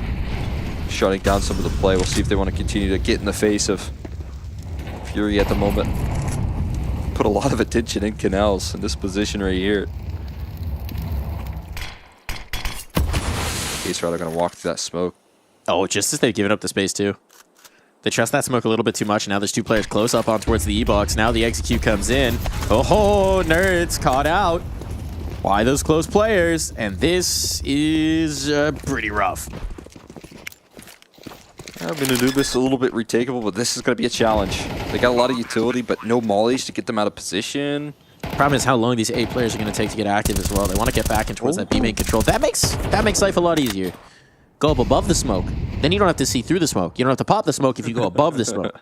Altitude is key here, folks. Altitude, very important. Much like in flying a plane. JKS is wrapped all the way through spawn. Ultimate hasn't moved, expecting them to come out of E-box. Are they just playing contain on this? Low. Yeah. They just want to take the guns away?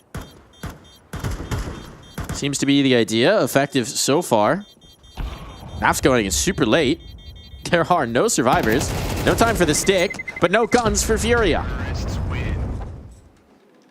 Definitely the best way to lose a round right there if you're Liquid taking everyone down and surviving with 4.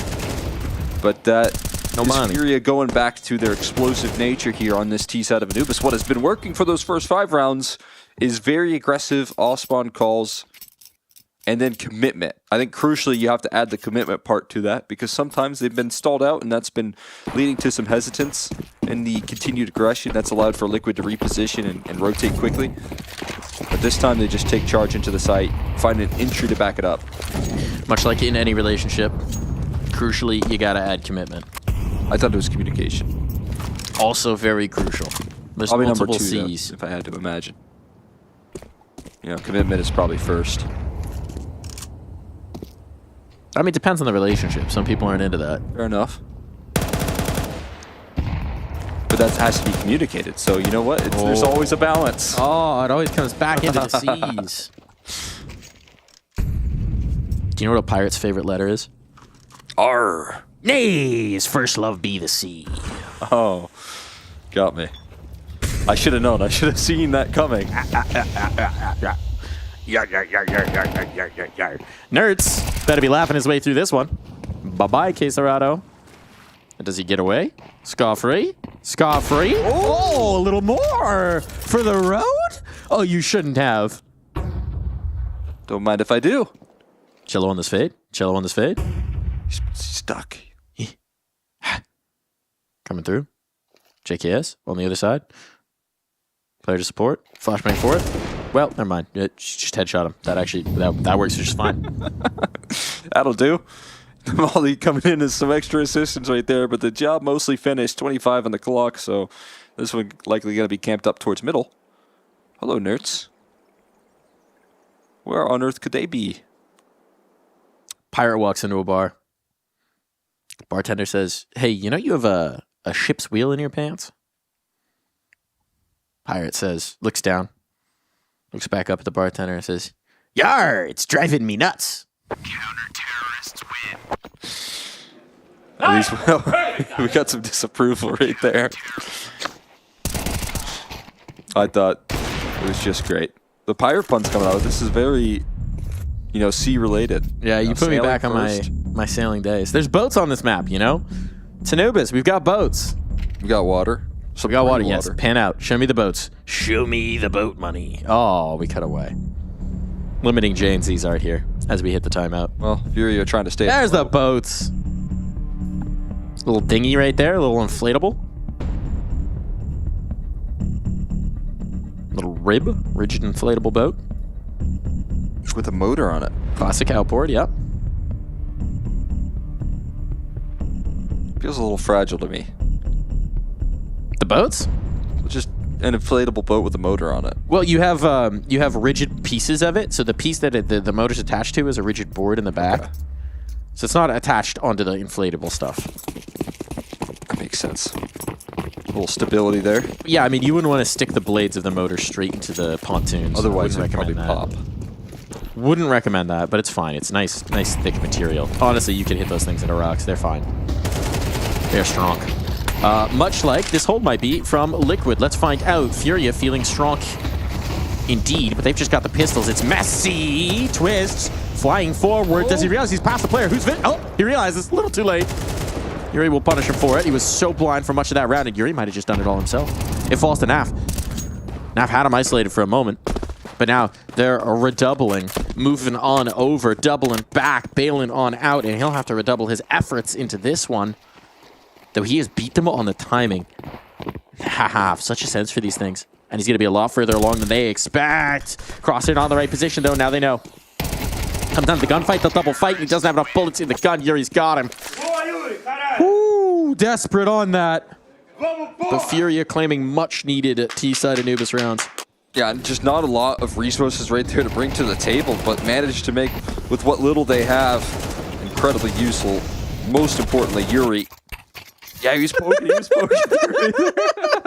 Just had full vision of him. Maybe that's a view model situation. Maybe that's a 4-3. I don't know what to place on offhand. Probably just looking at his crosshair. But yeah, that was Yuri's just sticking out. Hello. Oh, where did I find myself? Oh boy. taking that, and they'll be taking a nice little round behind it here. We'll see who closes out with a little extra towards the tail, but Nerds above the smoke is beautiful to open things up. The quick chase down, pulling into the site, but he just plays so effectively behind these smokes. Nerds with 3, dancing in between them. And Quesarado is all that they have left. A couple of kills offered up back. Nerds looking to close, but it's actually ultimate from the sideline right there to finish the job and send us into the side swap.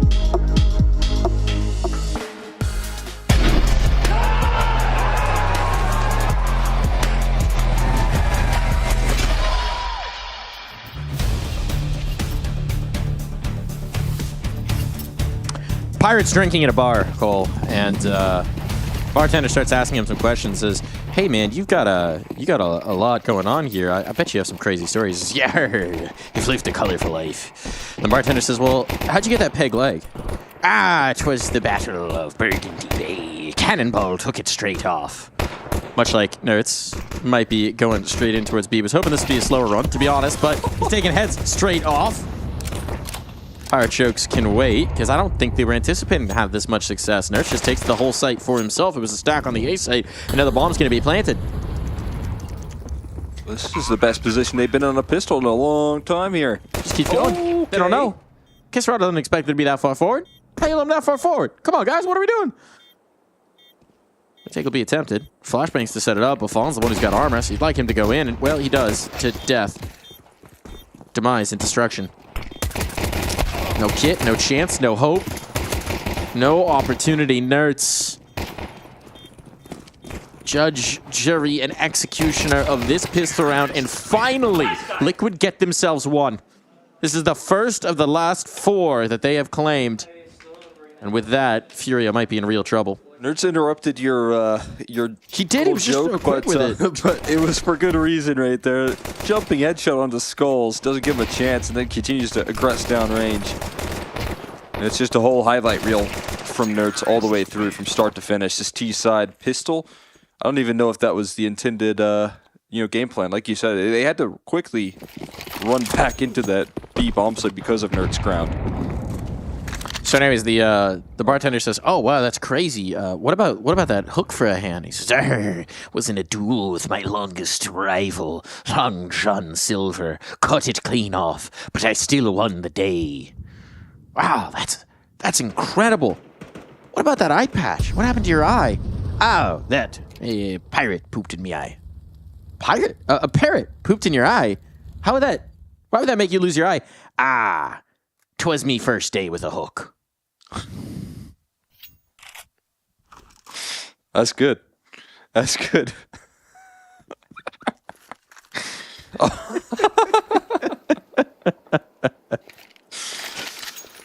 Well, there you go. I mean, much more pirate-themed jokes to come. You got a bag full of them. That's what we got here on the B stream.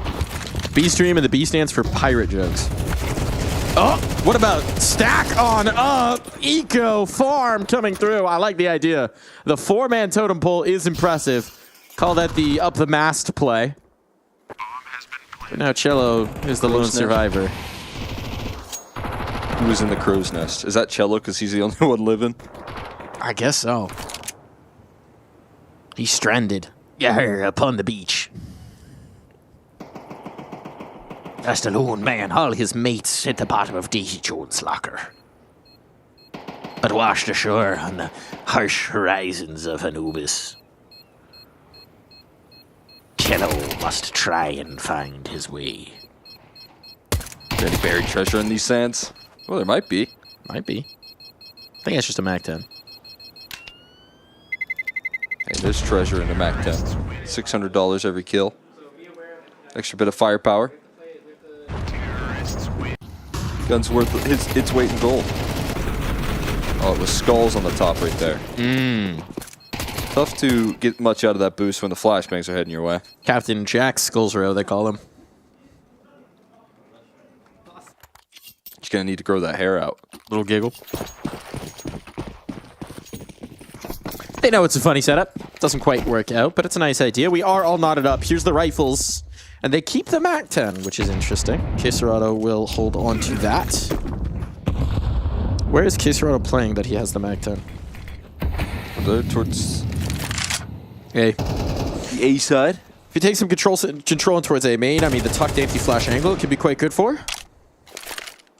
Don't know about back fountain. Though I suppose if you pick your timing. Yeah, you just gotta let him get close to you. Or have a fair MAC-10 versus MAC-10 duel. Long range between duel. JKS and Queserado. Could be coming up here, but this is a decision from Fury to start 3 players on off the gates. And now they're finally looking to actually re-aggress here. That's a key part of the setup right now. A little delayed, but they will choose it. Is it going to be in time? Because there's a flashbang almost certainly turning that bend. Oh boy, oh no.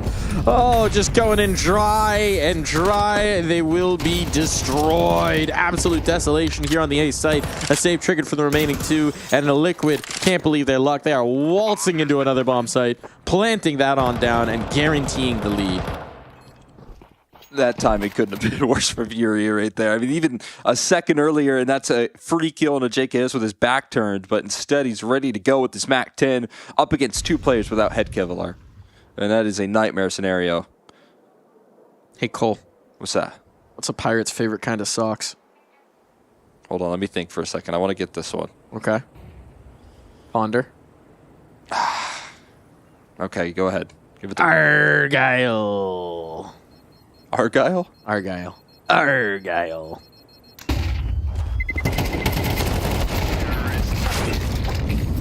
No survivors! I don't get that one. Do you know what Argyle socks are? No. They're like the plaid socks. Okay. That doesn't hit if you don't know what Argyle is. I have no idea what Argyle. I would have never got that answer. I know like wool socks. That's about it. They're like dress socks, maybe? Fancy? Kind of, yeah. I'll pull up an image of what Argyle is. Another boat! There's boats everywhere, if you know only what to look. The world is full of mystery and wonder, if you've got but the eyes to see it. Nerds has the eyes to see headshots. Oh my god, he doesn't even need to see them. He's still going to find the kills. Nerds demolishing this. He ended the first half with a nice play through the smoke. Admittedly, there might not be much behind this play this time, but Nerds is continuing to just destroy them. Yeah, started the second half with a 4K, ended the first half with a 3K, and now he's just going to be able to have some fun on this T side. This pattern is Argyle.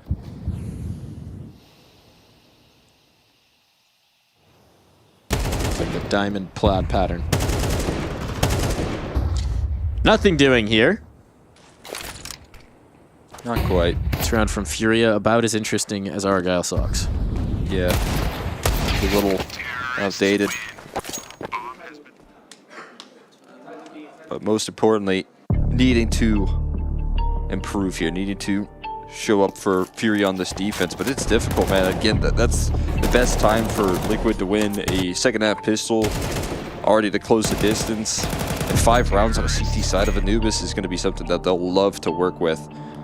Now having a lead into 9 rounds, so confidently shutting down with their bonus weapons, upgrading onto, A1Ss for JKS. And their money's getting out of control. Furia know that they need to slow the roll down. Hey, you want another pirate joke? Let's hear it. Slow burner. So, famous pirate captain, let's say his name was Nafly, sailing upon the seas. He's taking on a new cabin boy in the last port. Seems like we're actually getting into this round. This is a pretty tense round. We'll save it for the next pause. I'll keep you. Nerds is going to disrupt you again here. He's going to play quick and he's going to do it. Get some opening duels. Everyone heading in towards that B side. So I think no matter what the case is, it's going to be quick. It's going to be basey. They're going to get aggressive. Quick hitter. 3 players are here though. It's a decent defense. Here comes the exec, just trying to hit it, just trying to disrupt. Cello finds one blind. Yuri able to chime in for the next. This is looking good so far. No disruption right now onto the remaining Furia players. Good nade, but that's the first step. There's a lot more to do. And for now, it seems like Liquid have been rebuffed. Yeah, it's going to have to be plan B. No opening access granted there. Great start from Cello to open things while blinded up. Ouch. JKS is laughing right there. Look at that bomb. JKS, no, get that bomb. No, you need that bomb. He doesn't need it if they're going to save for the rest of this round.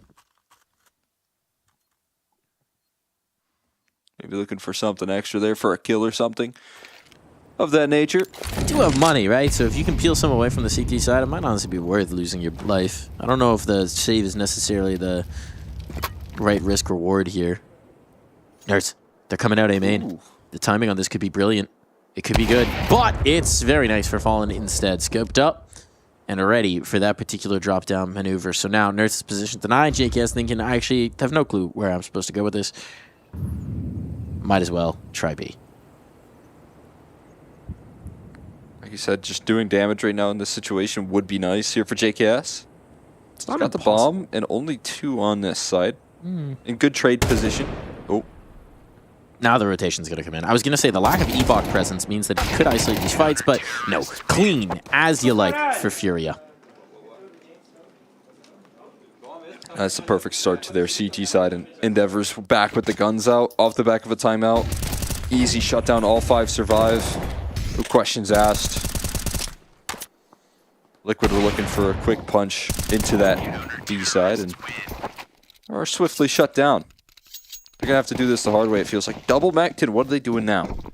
What are they doing now with the double Mac-10 on the gun round? Well, fast B maybe didn't work. What if we speed it up a bit towards A?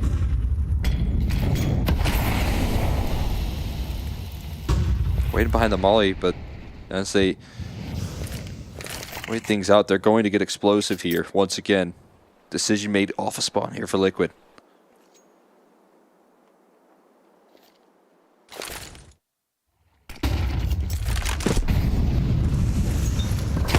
flash on the Fallen. Oh, it's just a leg shot though. The mobility of the MAC-10. It chases him down, and now Caserado on the back of the site. He's just dead as well.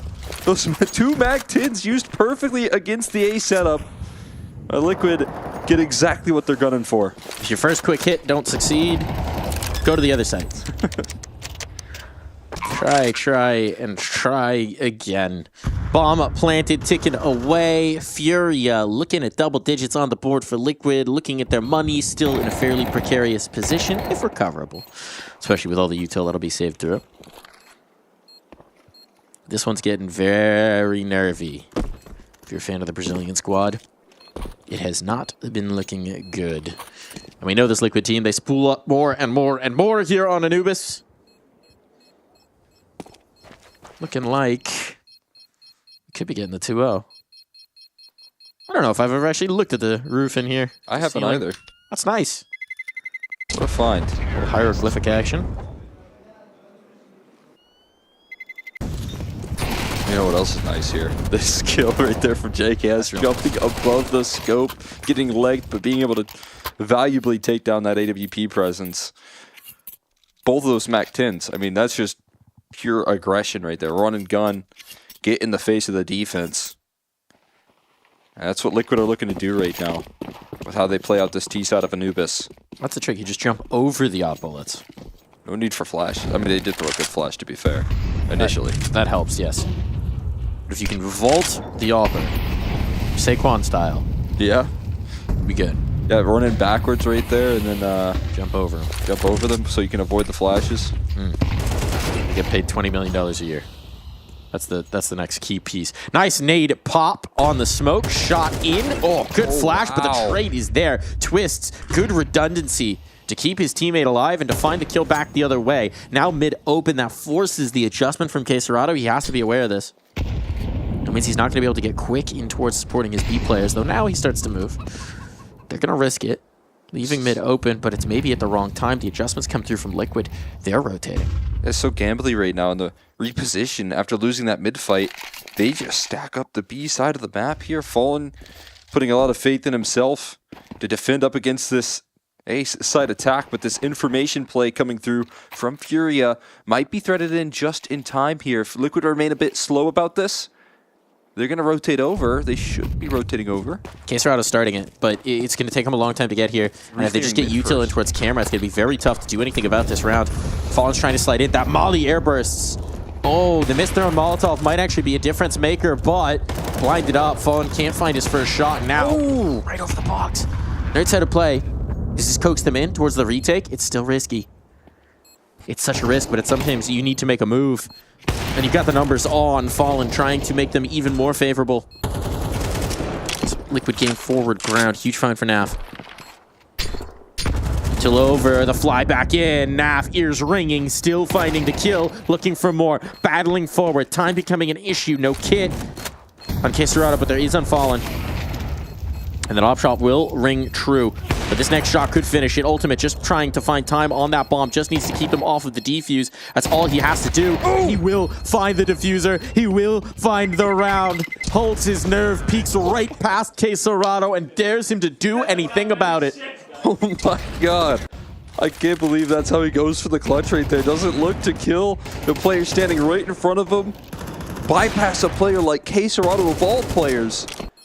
And gets away from his crosshair long enough to threat the kill onto Fallen. That's sick. That's so sick from Ultimate. Stone cold, man. Little smile. Cracks a little smile after that. Not. Well deserved. All right, here's our timeout. You ready?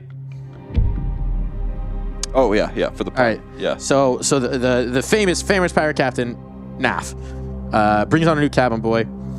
They wake up one morning. On the horizon, there's a sail. Pulls out the spyglass, looks out on the horizon, and sees it's a Navy ship. So he says, "Okay, cabin boy, go bring me my red shirt. It's time to prepare for battle." Cabin boy goes, gets the red shirt, brings it to him. They fight with the Navy ship. They're victorious that day. The next day, 2 sails on the horizon. Cabin boy, bring me my red shirt. Puts on his red shirt. They go to battle. They are victorious. It's tough odds. The cabin boy says, "Sir, why do you ask for your red shirt before battle?" He says, "Oh, it is so that if I am wounded in the heat of battle, the men will not see the blood and lose heart." Next day, 3 sales on the horizon. Cabin Boy, bring me my red shirt. It's tough. It's tenuous. They nearly lose everyone, but they managed to make it through. They clutch up, shall we say. But on the 4th day, they look out on the horizon. There's 15 sales. 15 sales. Captain Nafly pulls out a spyglass, peeks out at the sails, realizes they're all Navy ships, closes the spyglass, turns to the cabin boy and says, Cabin Boy, bring me my brown pants.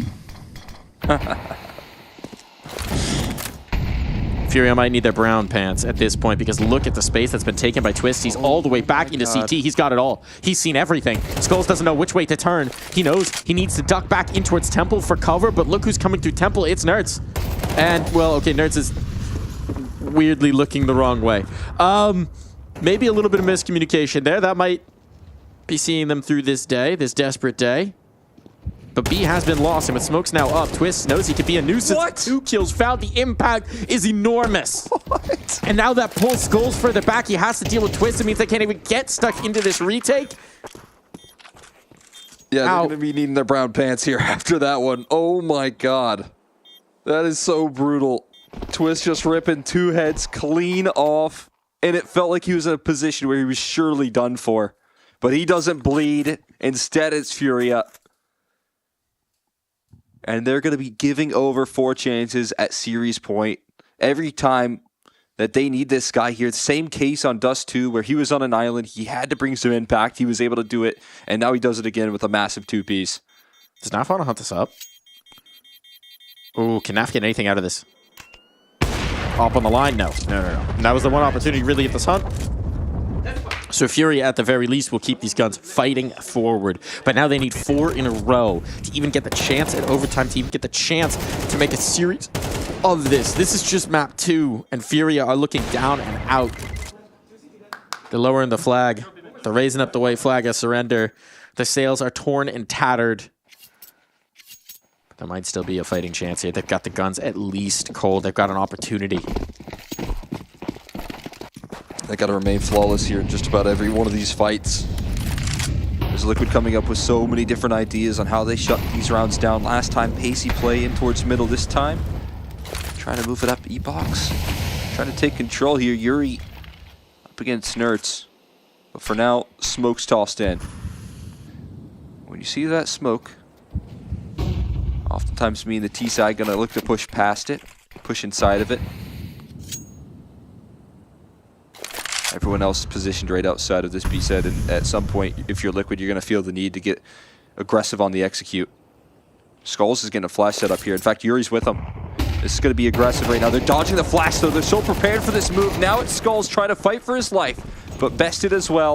Ball on the backside of the site with the AWP. Offers up 2 in return. A chance back into this round for Furia, but only a chance here as it's still a 2v2. And they're getting the numbers punched in. So that second from Fallen, that is such a gift in a hopeless situation to even give his teammates the opportunity. Now they withdraw. There's kits on both players. There's a Molotov. It's not going to cover off enough. Even with the smoke, this is going to be tentative. Based on the plant, player from CT crossing through. They're letting the time wheedle them on by. Want to be careful, want to be diligent. Flashbangs into the angle, but Liquid know they just need to play off this bomb. They don't need the kills. They just to make sure you don't get them. And now time is starting to run out. K-Serrano has to get stuck on. Nade to pepper him up, and the spray down isn't there. Naf will put them through. Liquid the 2-0, get their first win of Season 21 of the ESL Pro League. Just about enough health for that clutch right there. Then again, another fantastic key side offered up by Liquid here. This time on Anubis, more understandable, but shutting things down with so many different game plans, so many different ideas. A couple of punchy off-spawn calls threaded in there as well. And Furia falling down into the 0-2 side of things. A little bit of a scary position for them to find themselves in. Old squad, former teammates here, and Skulls right there in front of us, but you know, a scary position for Furia here in stage 2. Scary position indeed. It was such a struggle for them to get through the first week of play, right? Battling all the way. They managed to do so, and now they find themselves back against the wall again.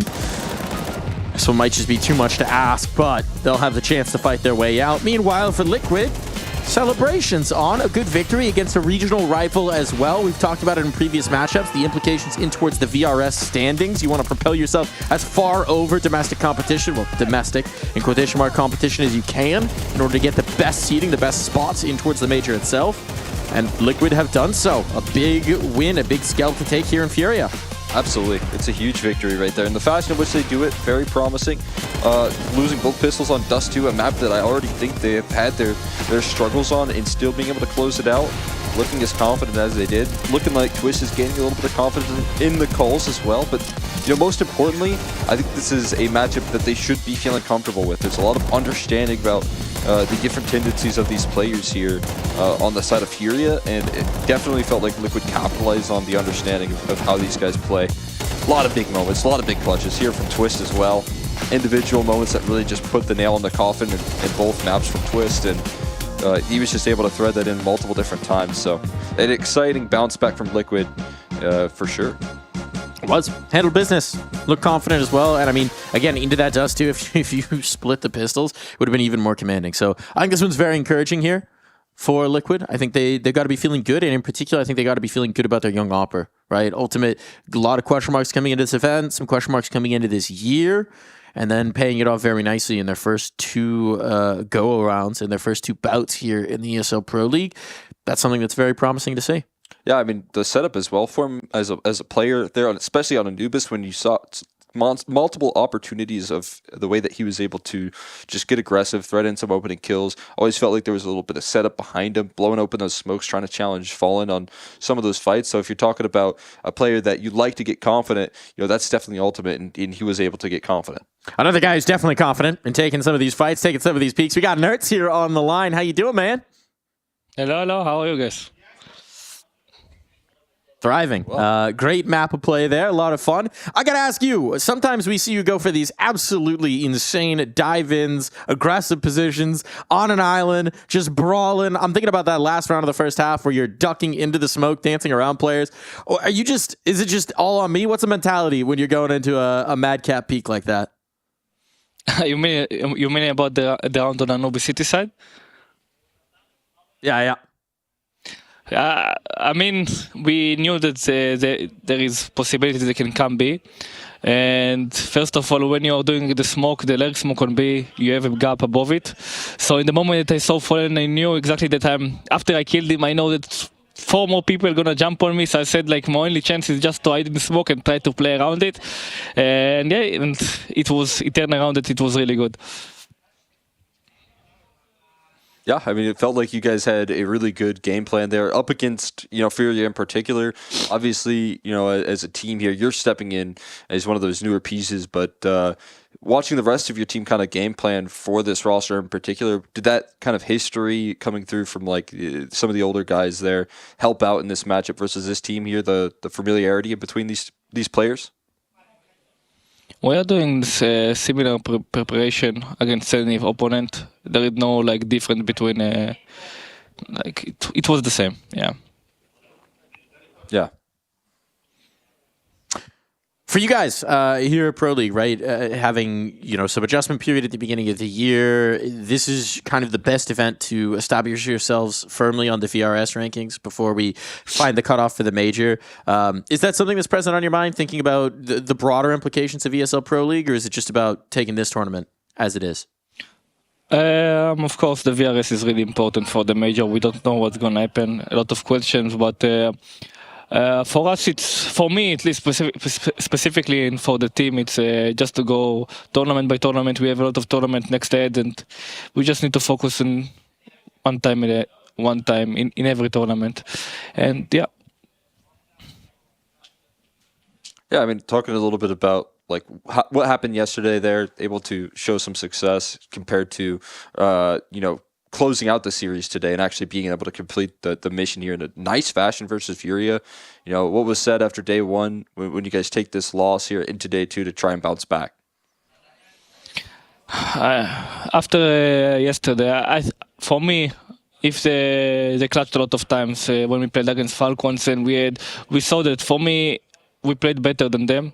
We had more entry fraggers than them. The 5v4 that we played is just terrible. But Today, I mean, if we're gonna play the same, we just need to focus more about communication in the post plant, and it will be really good. Right now, all the players have the confidence to play good. Even though we lost to Falcons, I felt like we are playing really good today and yesterday. Yeah. Certainly looks that way. Now business questions are gone. I've got a very important question for you. Have you, Nerds, ever considered a life of piracy on the high seas? What? Again? Sorry. Can you ask again? Have you ever fantasized about being a pirate, running away to the high seas, sailing a boat, taking merchant vessels? I mean, if it's like One Piece world, I will take it, yes. But not like real pirates and just, being a pirate in the anime will be really good. All right, I'll lean into that. If you had a devil fruit power, what would it be? Wow. I will take the Kaido. Yeah, I will take Kaido. Oh, no. Luffy. Nika. It's the... Okay, there you go. It's going to be the rubber man. Be flying through the sky, get some white hair, diving on into some of those peaks. Well, we'll let you go now. Thanks for indulging me. Congratulations on the dub. Thank you very much. See ya, boys. All right, so anime pirate, not real life pirate. That works, I think. I don't know.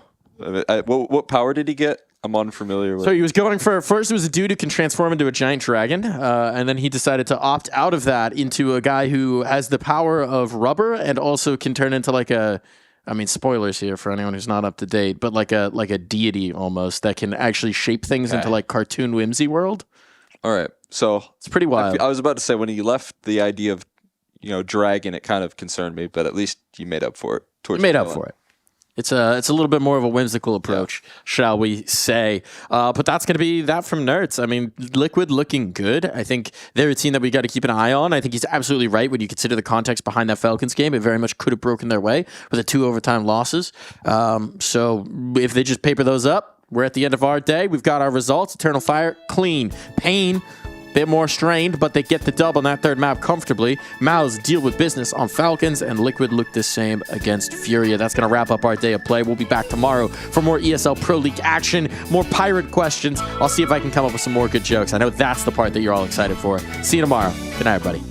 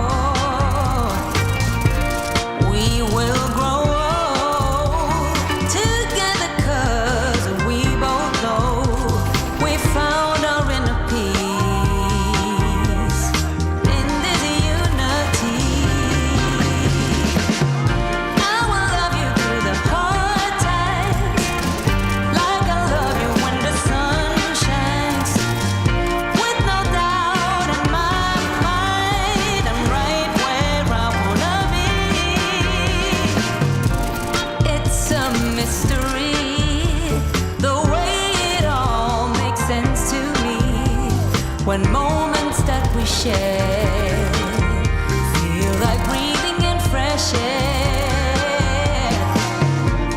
This feels like home, 'cause I can feel it in my bones. The further we're apart, the more aching in my heart. We'll have our share of hardship and difficulties, but no matter the pain,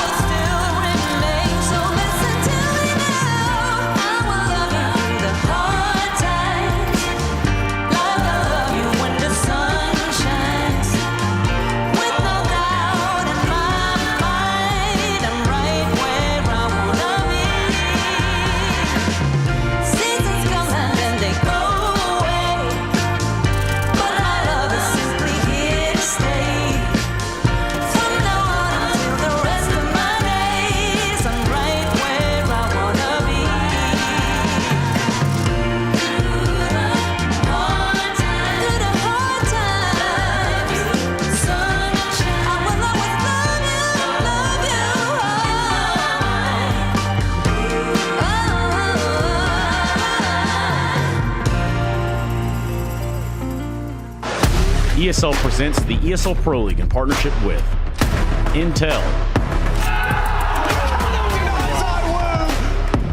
Acer Predator, EHL, Kadia,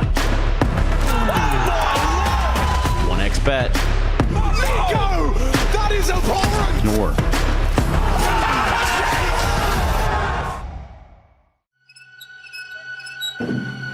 Come play with us.